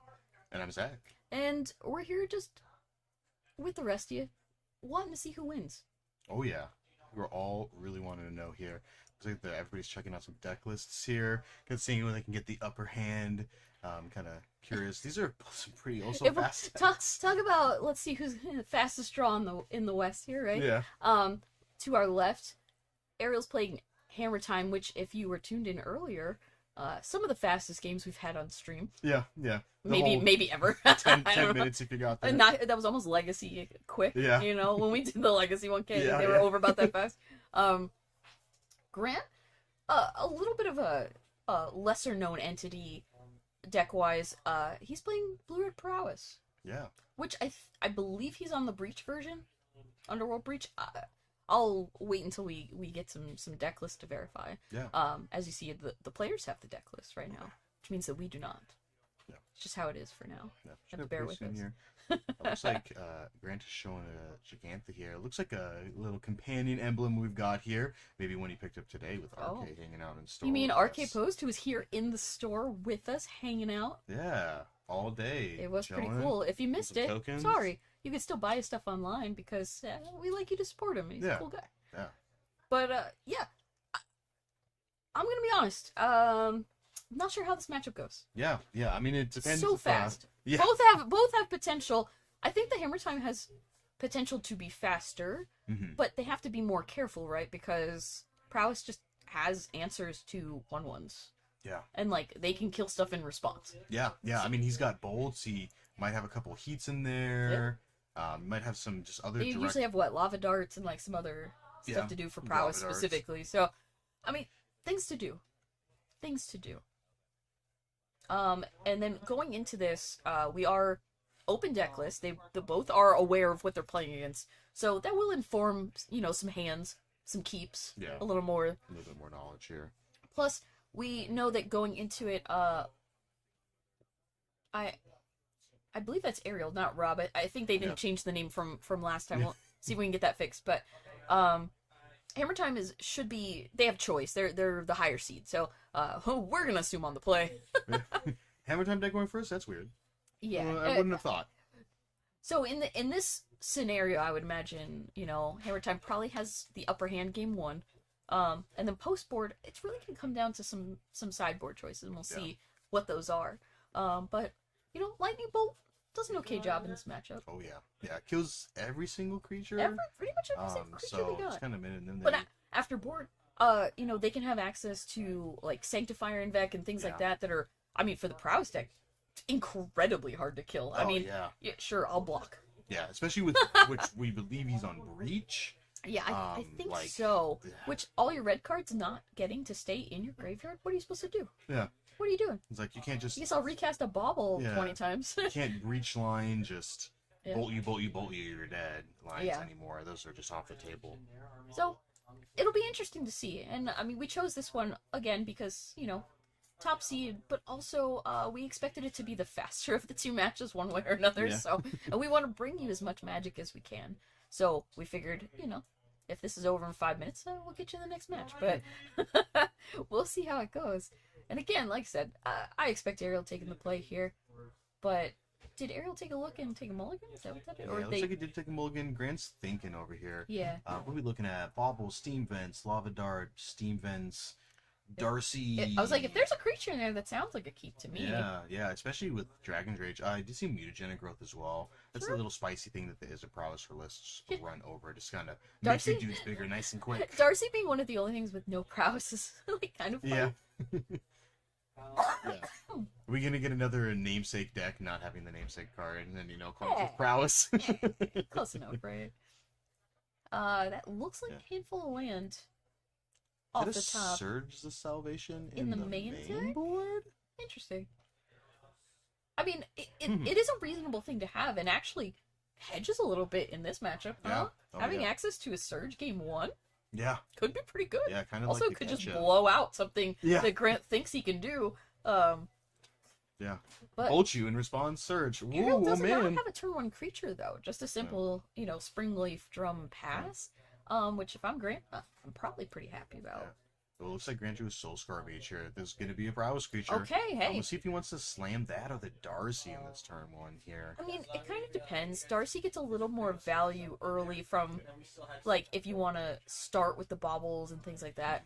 But I can see doing this if you're thinking Ariel's going to play a creature next turn. Yeah. Yeah, it does Then- have the... Ooh, okay. And that is a pretty good. perfectly good one to kill off. Because, again, Soulscar Mage doesn't just say prowess. It also says, if you're putting damage, not non-combat damage. So, again, your bolts, your lava darts, things like that. If you're aiming damage at your opponent's creatures, it also leaves them scarred with -1/-1 counters Yeah. until they die. Yeah, which is actually not bad against Culture Complete. Pretty good. Because, yeah, that's... Indestructible doesn't matter when the counters. It does the thing. Yeah. Yeah, we'll see if... It takes a lot of damage to kill a Cauldron Complete, Yeah. though, through -1/-1 counters. I don't think Grant wants to be in that position. No. Looks like Grant's going to jam a Darcy here, and then... Bob will so get a some trigger. triggers. Grant is definitely not going to see the Surge of Salvation coming off if Ariel wants to pop that off nice and early. He does Yeah. still have that 1 mana floating, but And Grant with doesn't have any... The Springleaf Drum, it seems like he doesn't have mana up, but we know he has exactly 1 white for the Surge. Yeah. So no matter what happens here, Ariel probably feels pretty safe. Yeah. I mean, Grant probably knows that it is in his main board, so maybe Yeah. keeping that in the back of his head, just thinking, man, like... Yeah, but If do he you has really exactly that. think that hard if he has exactly that when he already mulliganed and isn't showing you a ton of stuff? Although That's he true. does have a couple cards in it, but one of them. It's Cauldron. Yeah, that's true. I mean, I probably would because I tend to overthink things. You're like, what's But the let's best see what card happens. my opponent can have against me right now? Yeah, they always It's got to have. be that. Yeah, it's a rule of blackjack. It's always a 10. Is it? Is it a roll of blackjack? Yeah. Sure. So let's see what Grant wants to do here. Is thinking about the Surveil. Gonna ditch that EI here. He's gonna swing in for that 2, or it's like, you got it, don't need it. So Yeah. he's gonna Lava Dart here. I mean, it makes sense. Trigger again. Gonna do this before Which some you can even say 1's fine, but given that he doesn't have any free mana to follow up with a bolt or anything like this, you just Surge now, and ensure that you don't even get the -1. You're just not today, not even a little bit. Yep, gotta read this one. Oh, What no. in the world? What's So the- I don't know if Grant was playing around it because Yeah. he had to read it. And that just means that he might not have been thinking about it. Yeah. Kind of an odd card. You don't expect to really see that out of the main deck. Definitely a good one, but still just so weird. Now, if he wants to bobble him, he has to do it in response to the Surge. It gives him hexproof, Yeah, which is kind of funny. Yeah. Little bit of a tip there. it's like do this now. That's the first line is Yeah. you and your creatures get Yeah. hexproof. So Stormraid's gonna get in some more damage here, though. It's gonna get in for 3 instead of the 2 it would have before. Yeah. I don't think Grant's really looking to flash that back. After this for some extra damage, it's not looking too good. He wants to maybe keep that instant in the graveyard to keep Darcy active. Yeah. He does still have that mutagenic growth though, so he still can sneak in some damage. But Arrow possibly just looking to put in this Cauldron Complete next turn, but Prowess can still just race that. I mean, It definitely can. It is hard though, right? Yeah. But Darcy online with only 4 cards in the yard, it's pretty impressive, right? Yeah. It, Yeah. Hitting the exact delirium hitting is Natty Delirium it's- too good. it's pretty strong. Yeah. And Grant see- missing his yeah, I was saying, bobble did trigger did here. Grant remember his bobble trigger? Yeah. I mean, it is something he can miss. Yeah. It's not up to us. It's a little sad if he did. Yeah. He might realize it later, but Yeah. I'm gonna say I think When it'll it's gonna be be too much late. more disappointing. And I can't imagine Arrow being okay with him drawing the card that late. Yeah, looks like we're gonna miss it here. It's unfortunate for Grant, but And sometimes John, that that's like happens when you do something in response you weren't expecting to. yeah. You change up the timing of your own play. Throw yourself off. Yeah. It happens. This has also been a long day. Now casting a second one, maybe Yeah. maybe I'll remember. Yeah, so he wants to do here. Got 1 prowess trigger there. Do a little peeky, seeing what we got. Yeah, funny enough, Bobble, you can look all you want. You just can't do anything about it. But They're just gonna come in for 3. that's what here. Darcy's for. She's Yeah. a pseudo scry. Yeah. Sweet ground creatures. It's Yeah. just I mean, Surveil is great. You don't necessarily want to toss too much in the yard when you already have Delirium, though. Get another bobble here. Taking another little peek. See. Yeah, still looking pretty rough here because Well- like we're gonna get Cauldra. Yeah, it's like That we know the first set Caldra's is gonna coming. Pop off here, and getting the Shadow Spear is gonna be rough. Yeah, he could also Paladin. I did see that he did have a Pure Steel Paladin in hand. He can Yeah. still cast that next turn and also just get a hammer and get that 15/15. I mean, he's got Reality Chip in hand to also just kind of do things off the top of his deck if he Yeah. wishes. And it just Reality Chip, Hammer, go get a Shadow Spear. Oh, what do you want to do, Ariel? You have Yeah. free reign. The world is your oyster. You can literally have. He's an armory amongst himself over here. Yeah, we'll see what he's peeking here. It's like the Barbarian in Maybe he Diablo just 4 wants to right try now. to just race it. I mean, both of them just race so well. I mean, Shadow Sphere Yeah. kind of probably arguably fine, but I mean, this is a 2-turn clock here. Yeah, and Grant has small creatures that he can make large or do things, but no creature stands up very well against Cauldra Complete. Yeah. And with more things on the Germ token specifically, I'm not sure how he can get out of that. Yeah. Because like Pure Steel Paladin, probably not dying this turn. I don't think Grant has anything in hand to deal with it. I think he has Breach, Mutagenic Land, if I'm seeing it right. So, Yeah, I mean, Mutagenic can deal quite a bit of damage next turn. Yeah. I mean, if you're thinking but attacks not against here, Cauldra?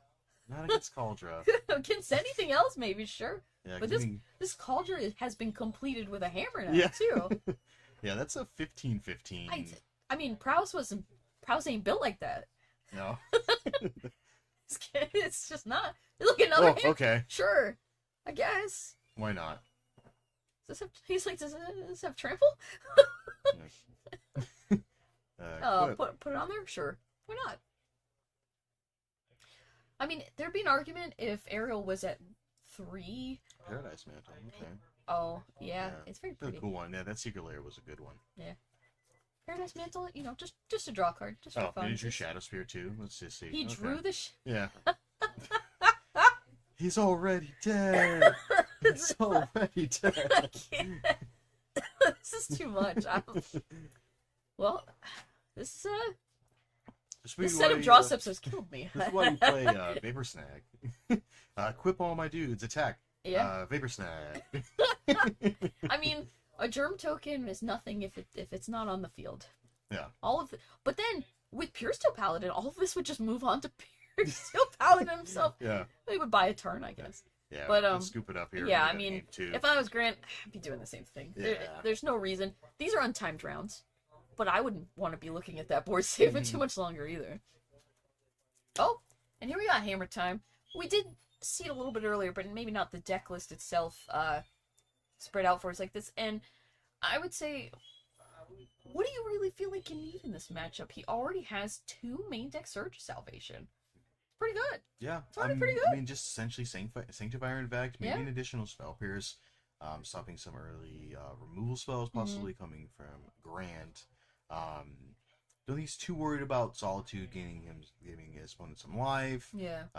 But probably try to just kill him before he kills him. Yeah, Just like gotta get in there. Again, it comes down to how much do you dilute your game plan. I'd say not too much. Yeah. This is already pretty solidly in his favor in that he has early creatures and ways to gain life and ways to protect them, right? Yeah. So, I mean, if being on the draw makes him, want to be more reactive, I could see some amount of the marches maybe.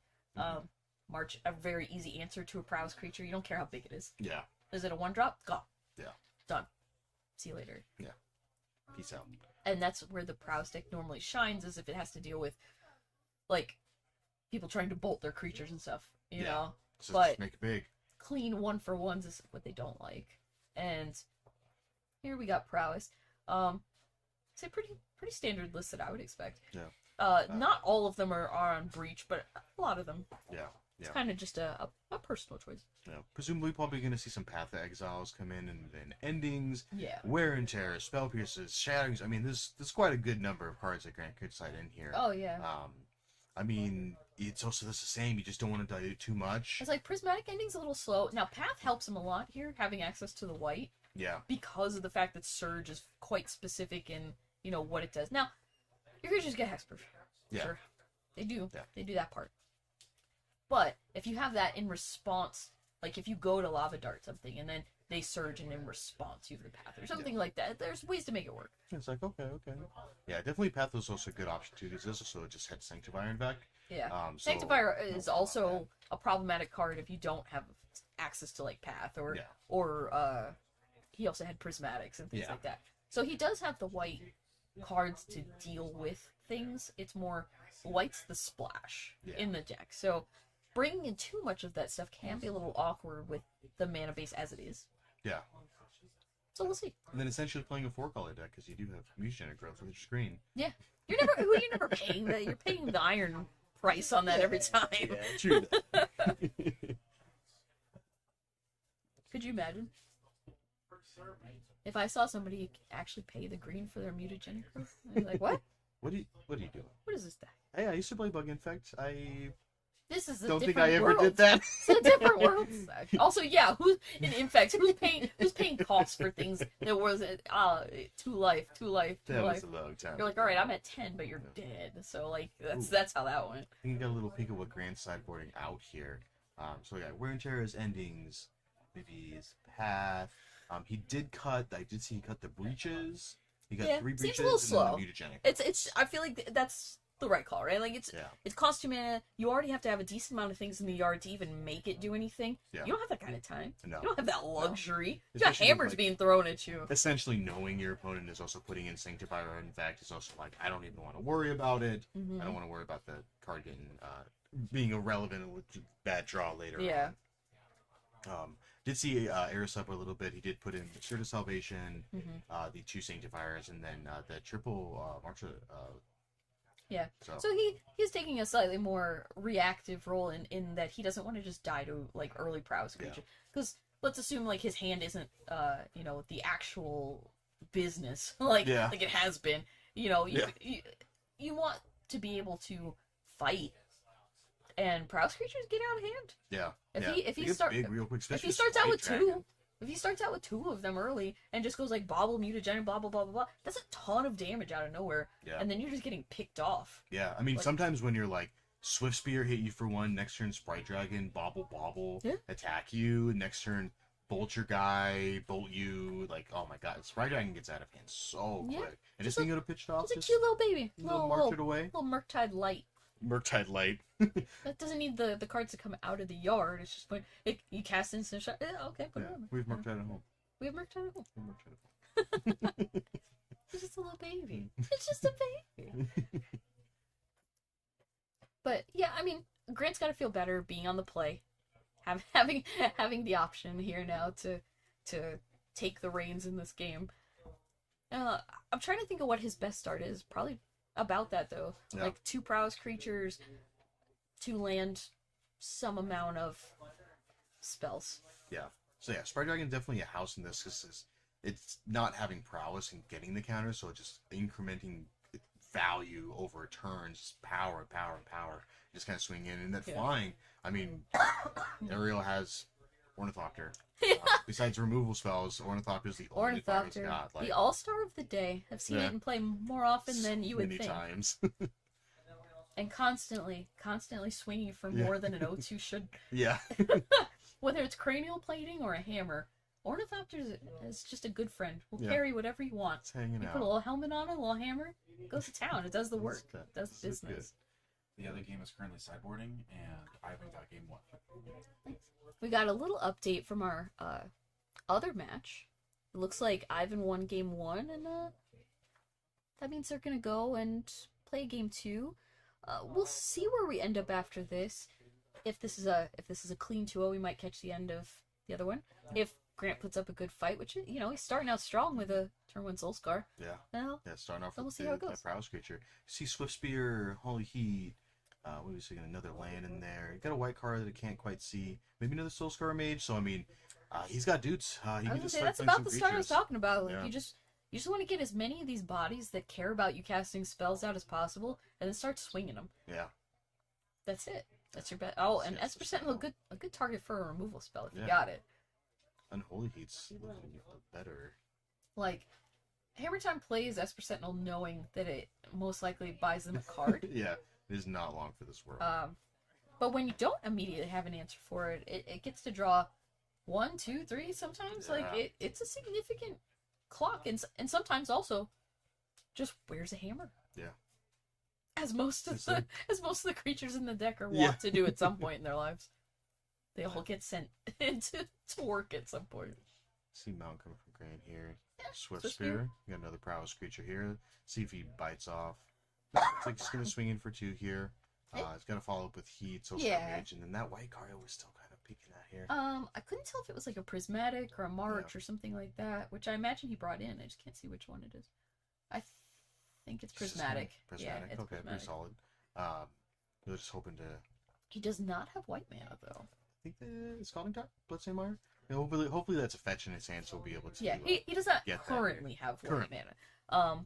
And prioritizing just getting all of your prowess creatures out to really make a solid attack. That's Yeah, you know. long swings. He might also be saving here. I mean, Arrow does have Sanctifier in fact, who did see in his hand. So Grant does have that fetch land. Probably just gonna fetch that, get that thing out of the way. like your white removal is you're more incentivized to save it for a card that is unanswerable Yeah. to any like red spell.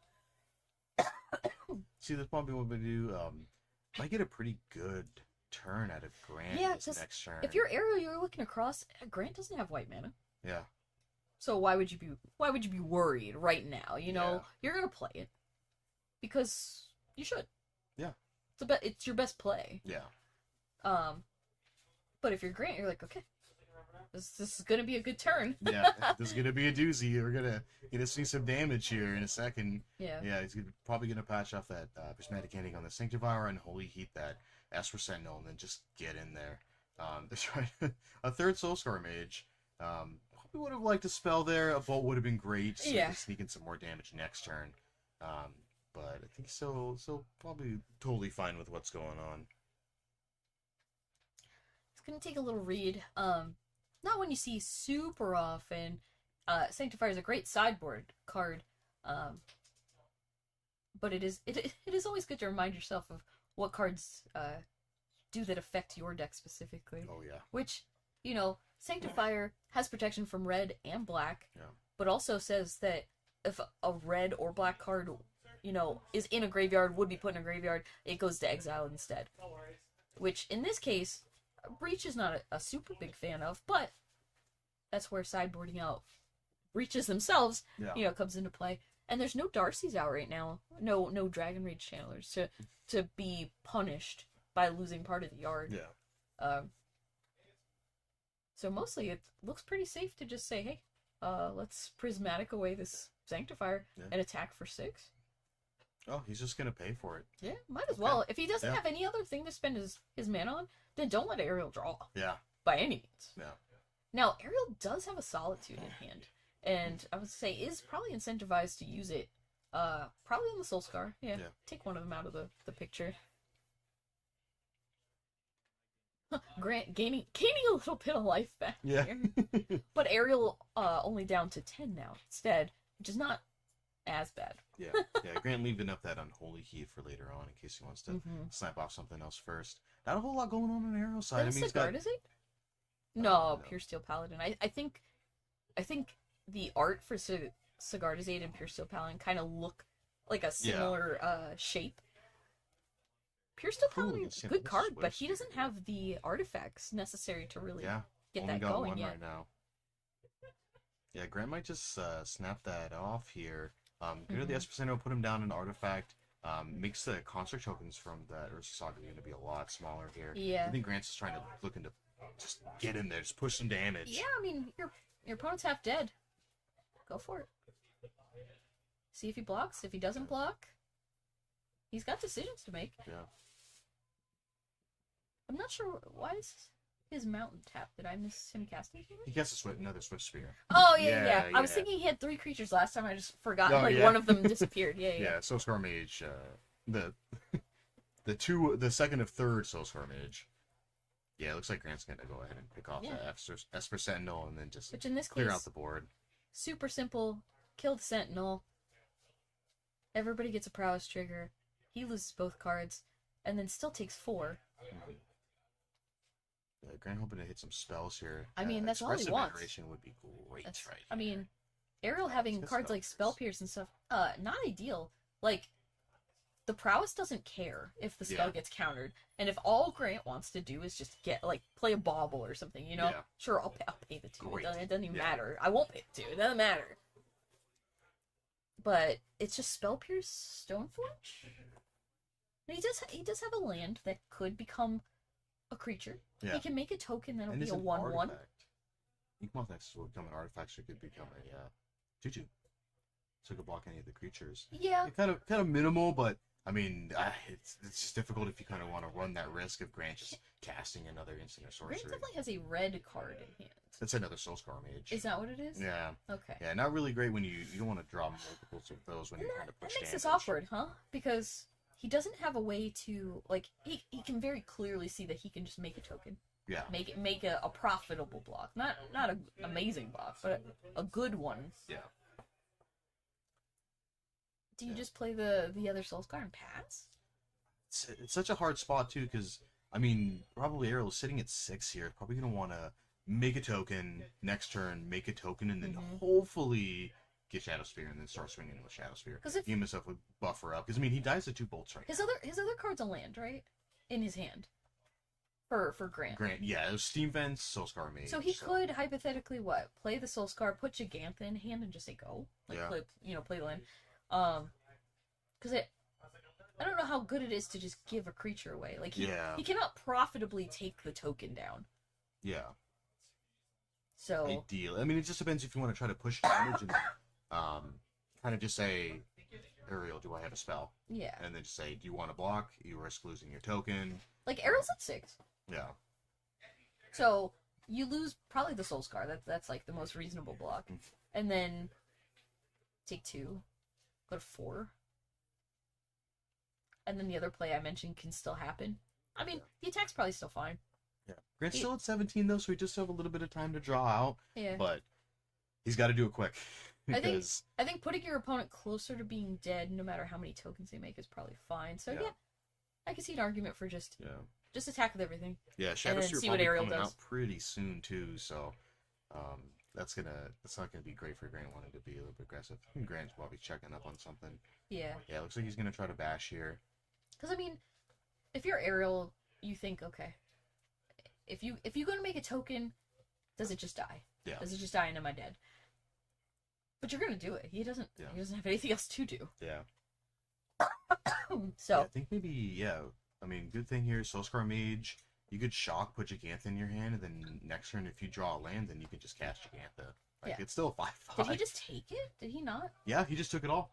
In the blocks. That's Yeah. wild. What Yeah, going to 3. It was a good call. I mean, that's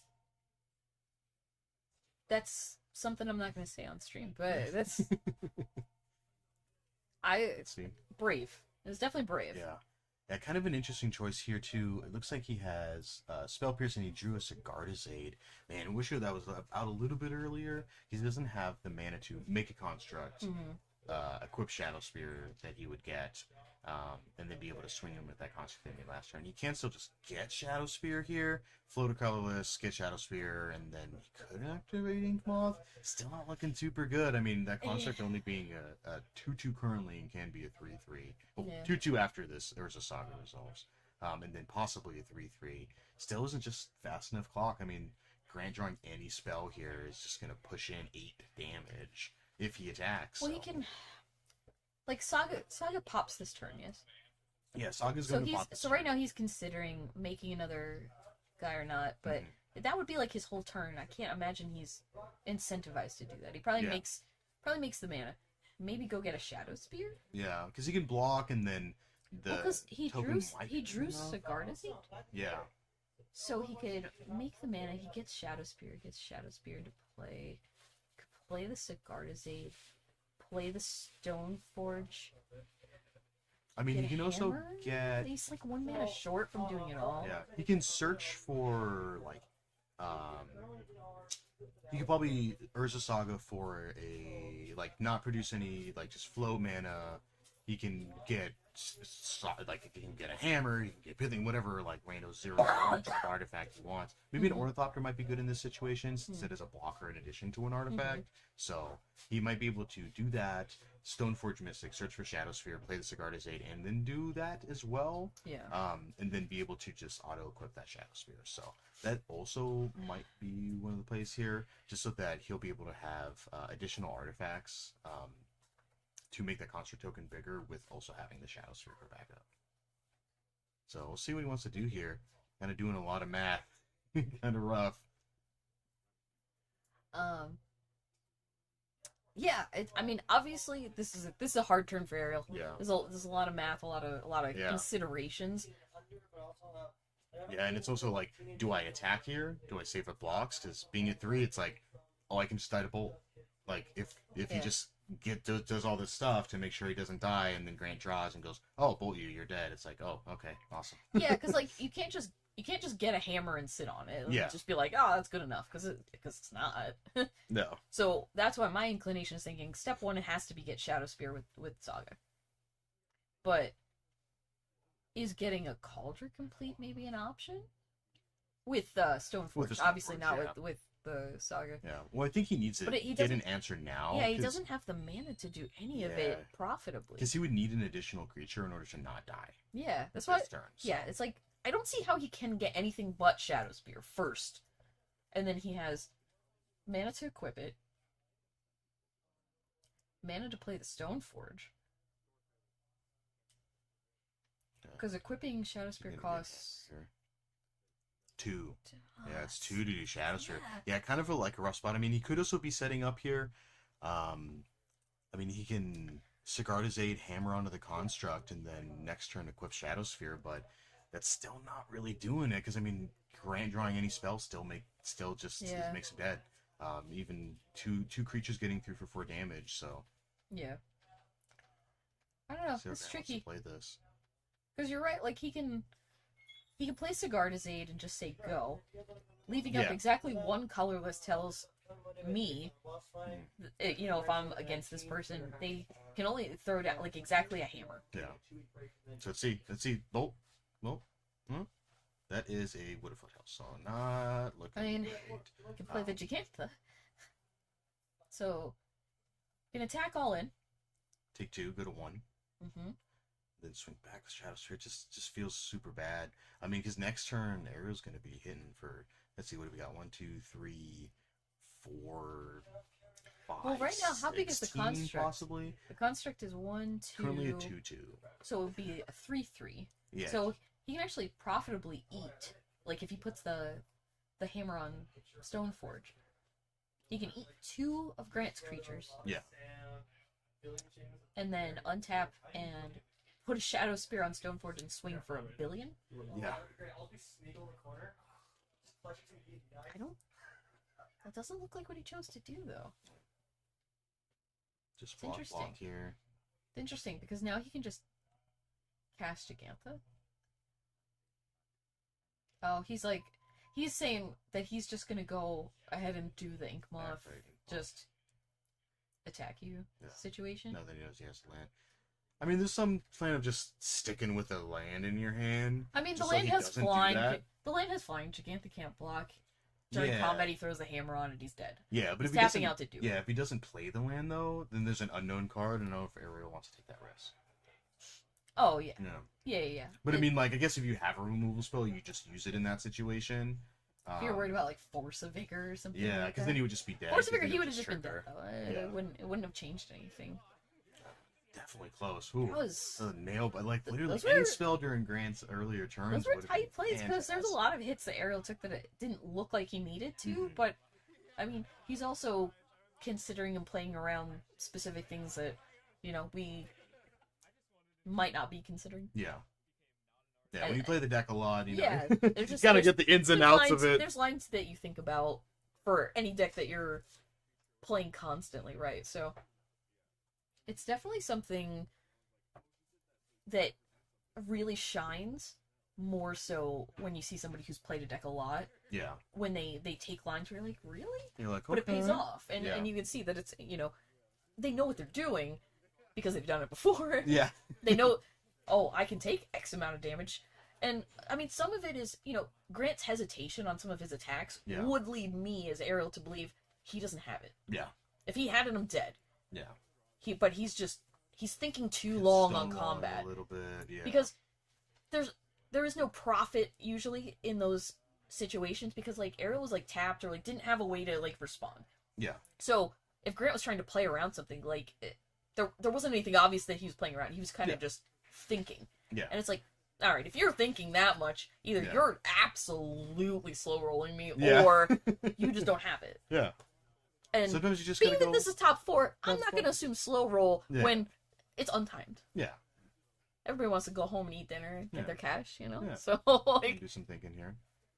but yeah, those were really cool games. Super interesting to see how that played out because it did seem like, you know, Ariel would have the advantage game 1, and then it was about as close as it could have been. Yeah. Grant really just needed to not brick one turn. Yeah. Like, just any spell. Yeah. A bauble. Everyone's a like, mistress bauble, please. one My life. kingdom for a bauble. And close. Yeah. Close games. Close games. Ooh, some doozies. Yeah, so Cool. Grant, good showing, you know. Definitely walk away with a couple of dollars in his pocket Yeah. here. You I see mean- Ariel in the finals. Yeah, this is gonna be Hammer Time versus Unknown right now. I mean, we know Ivan. TBD. We know Ivan was up game 1, of the other match. We'll see where they're at in play. If they're already in game 3, we're not gonna yank them over onto stream, Yeah. but we'll see if we can catch them. So we'll take a couple minutes break. Don't leave us, please. We'll be Please don't here. leave us. We'll be right back. We promise. But we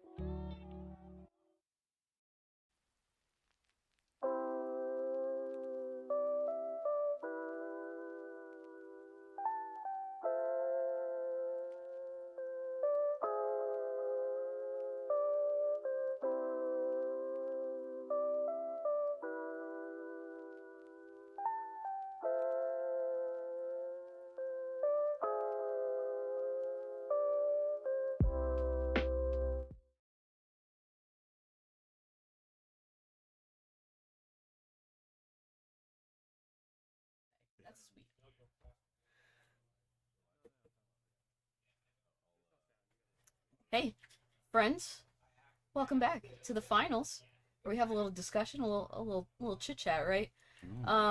As you can see, we already knew Ariel took it down Hammer Time, Ivan, Omnath, and that's it. That's the game. Yeah. But yeah, it's late here in San Diego, and first and second decided to split, and we're sorry. Sorry to not bring you an exciting match. Yeah, it would have been a doozy to watch. It would have been tons of fun. Exactly. We'll get on stream. We'll jam some games real quick now. It's late, and I know everybody wants to close up shop and get on their way. But gosh, what a fun day, right? Yeah, it was great. Thanks for sticking with us. If you were the whole time, thanks for sticking the whole time, and Yeah. we definitely appreciate it. It was definitely a blast. Oh yeah, we had so much fun. Thanks for listening to us rant and rave about modern cards. A lot of 5-color, 4-color, 2-color. Knowing what most of the cards do. Yeah. Sometimes not so much. Shout out to Red Bull for keeping everybody caffeinated all day. We appreciate you. RK Post was here. Super awesome. I got a couple prints. Oh yeah. Yeah. Got some tokens here. Yeah, but we just had a well-rounded day, and we're just happy you were here with us. So if you want to see more content like this and you're not already following us, try it. Yeah. Me and Zach will be here sometimes. Maybe not always. So don't be too lonely, but we'll show up every now and again. Yeah, we'll pop in. The VODs will be up, so you can check out the matches a little bit earlier that you missed. But there's some doozies, especially that round one. Oh man! Did you miss Abzan Walls? Abzan Walls. Did you miss round one? Go back and watch it. I promise, it was fun. Yeah, it was great. But I think that's gonna be it for us, right? So we're gonna go home. I'm assuming you guys are already at home, but if not, enjoy yourselves wherever you're doing. Be safe. I believe we're gonna send a raid to the Legacy Pits way, but we'll find out. But yeah, we're gonna go ahead and say goodnight, everybody. Bye bye.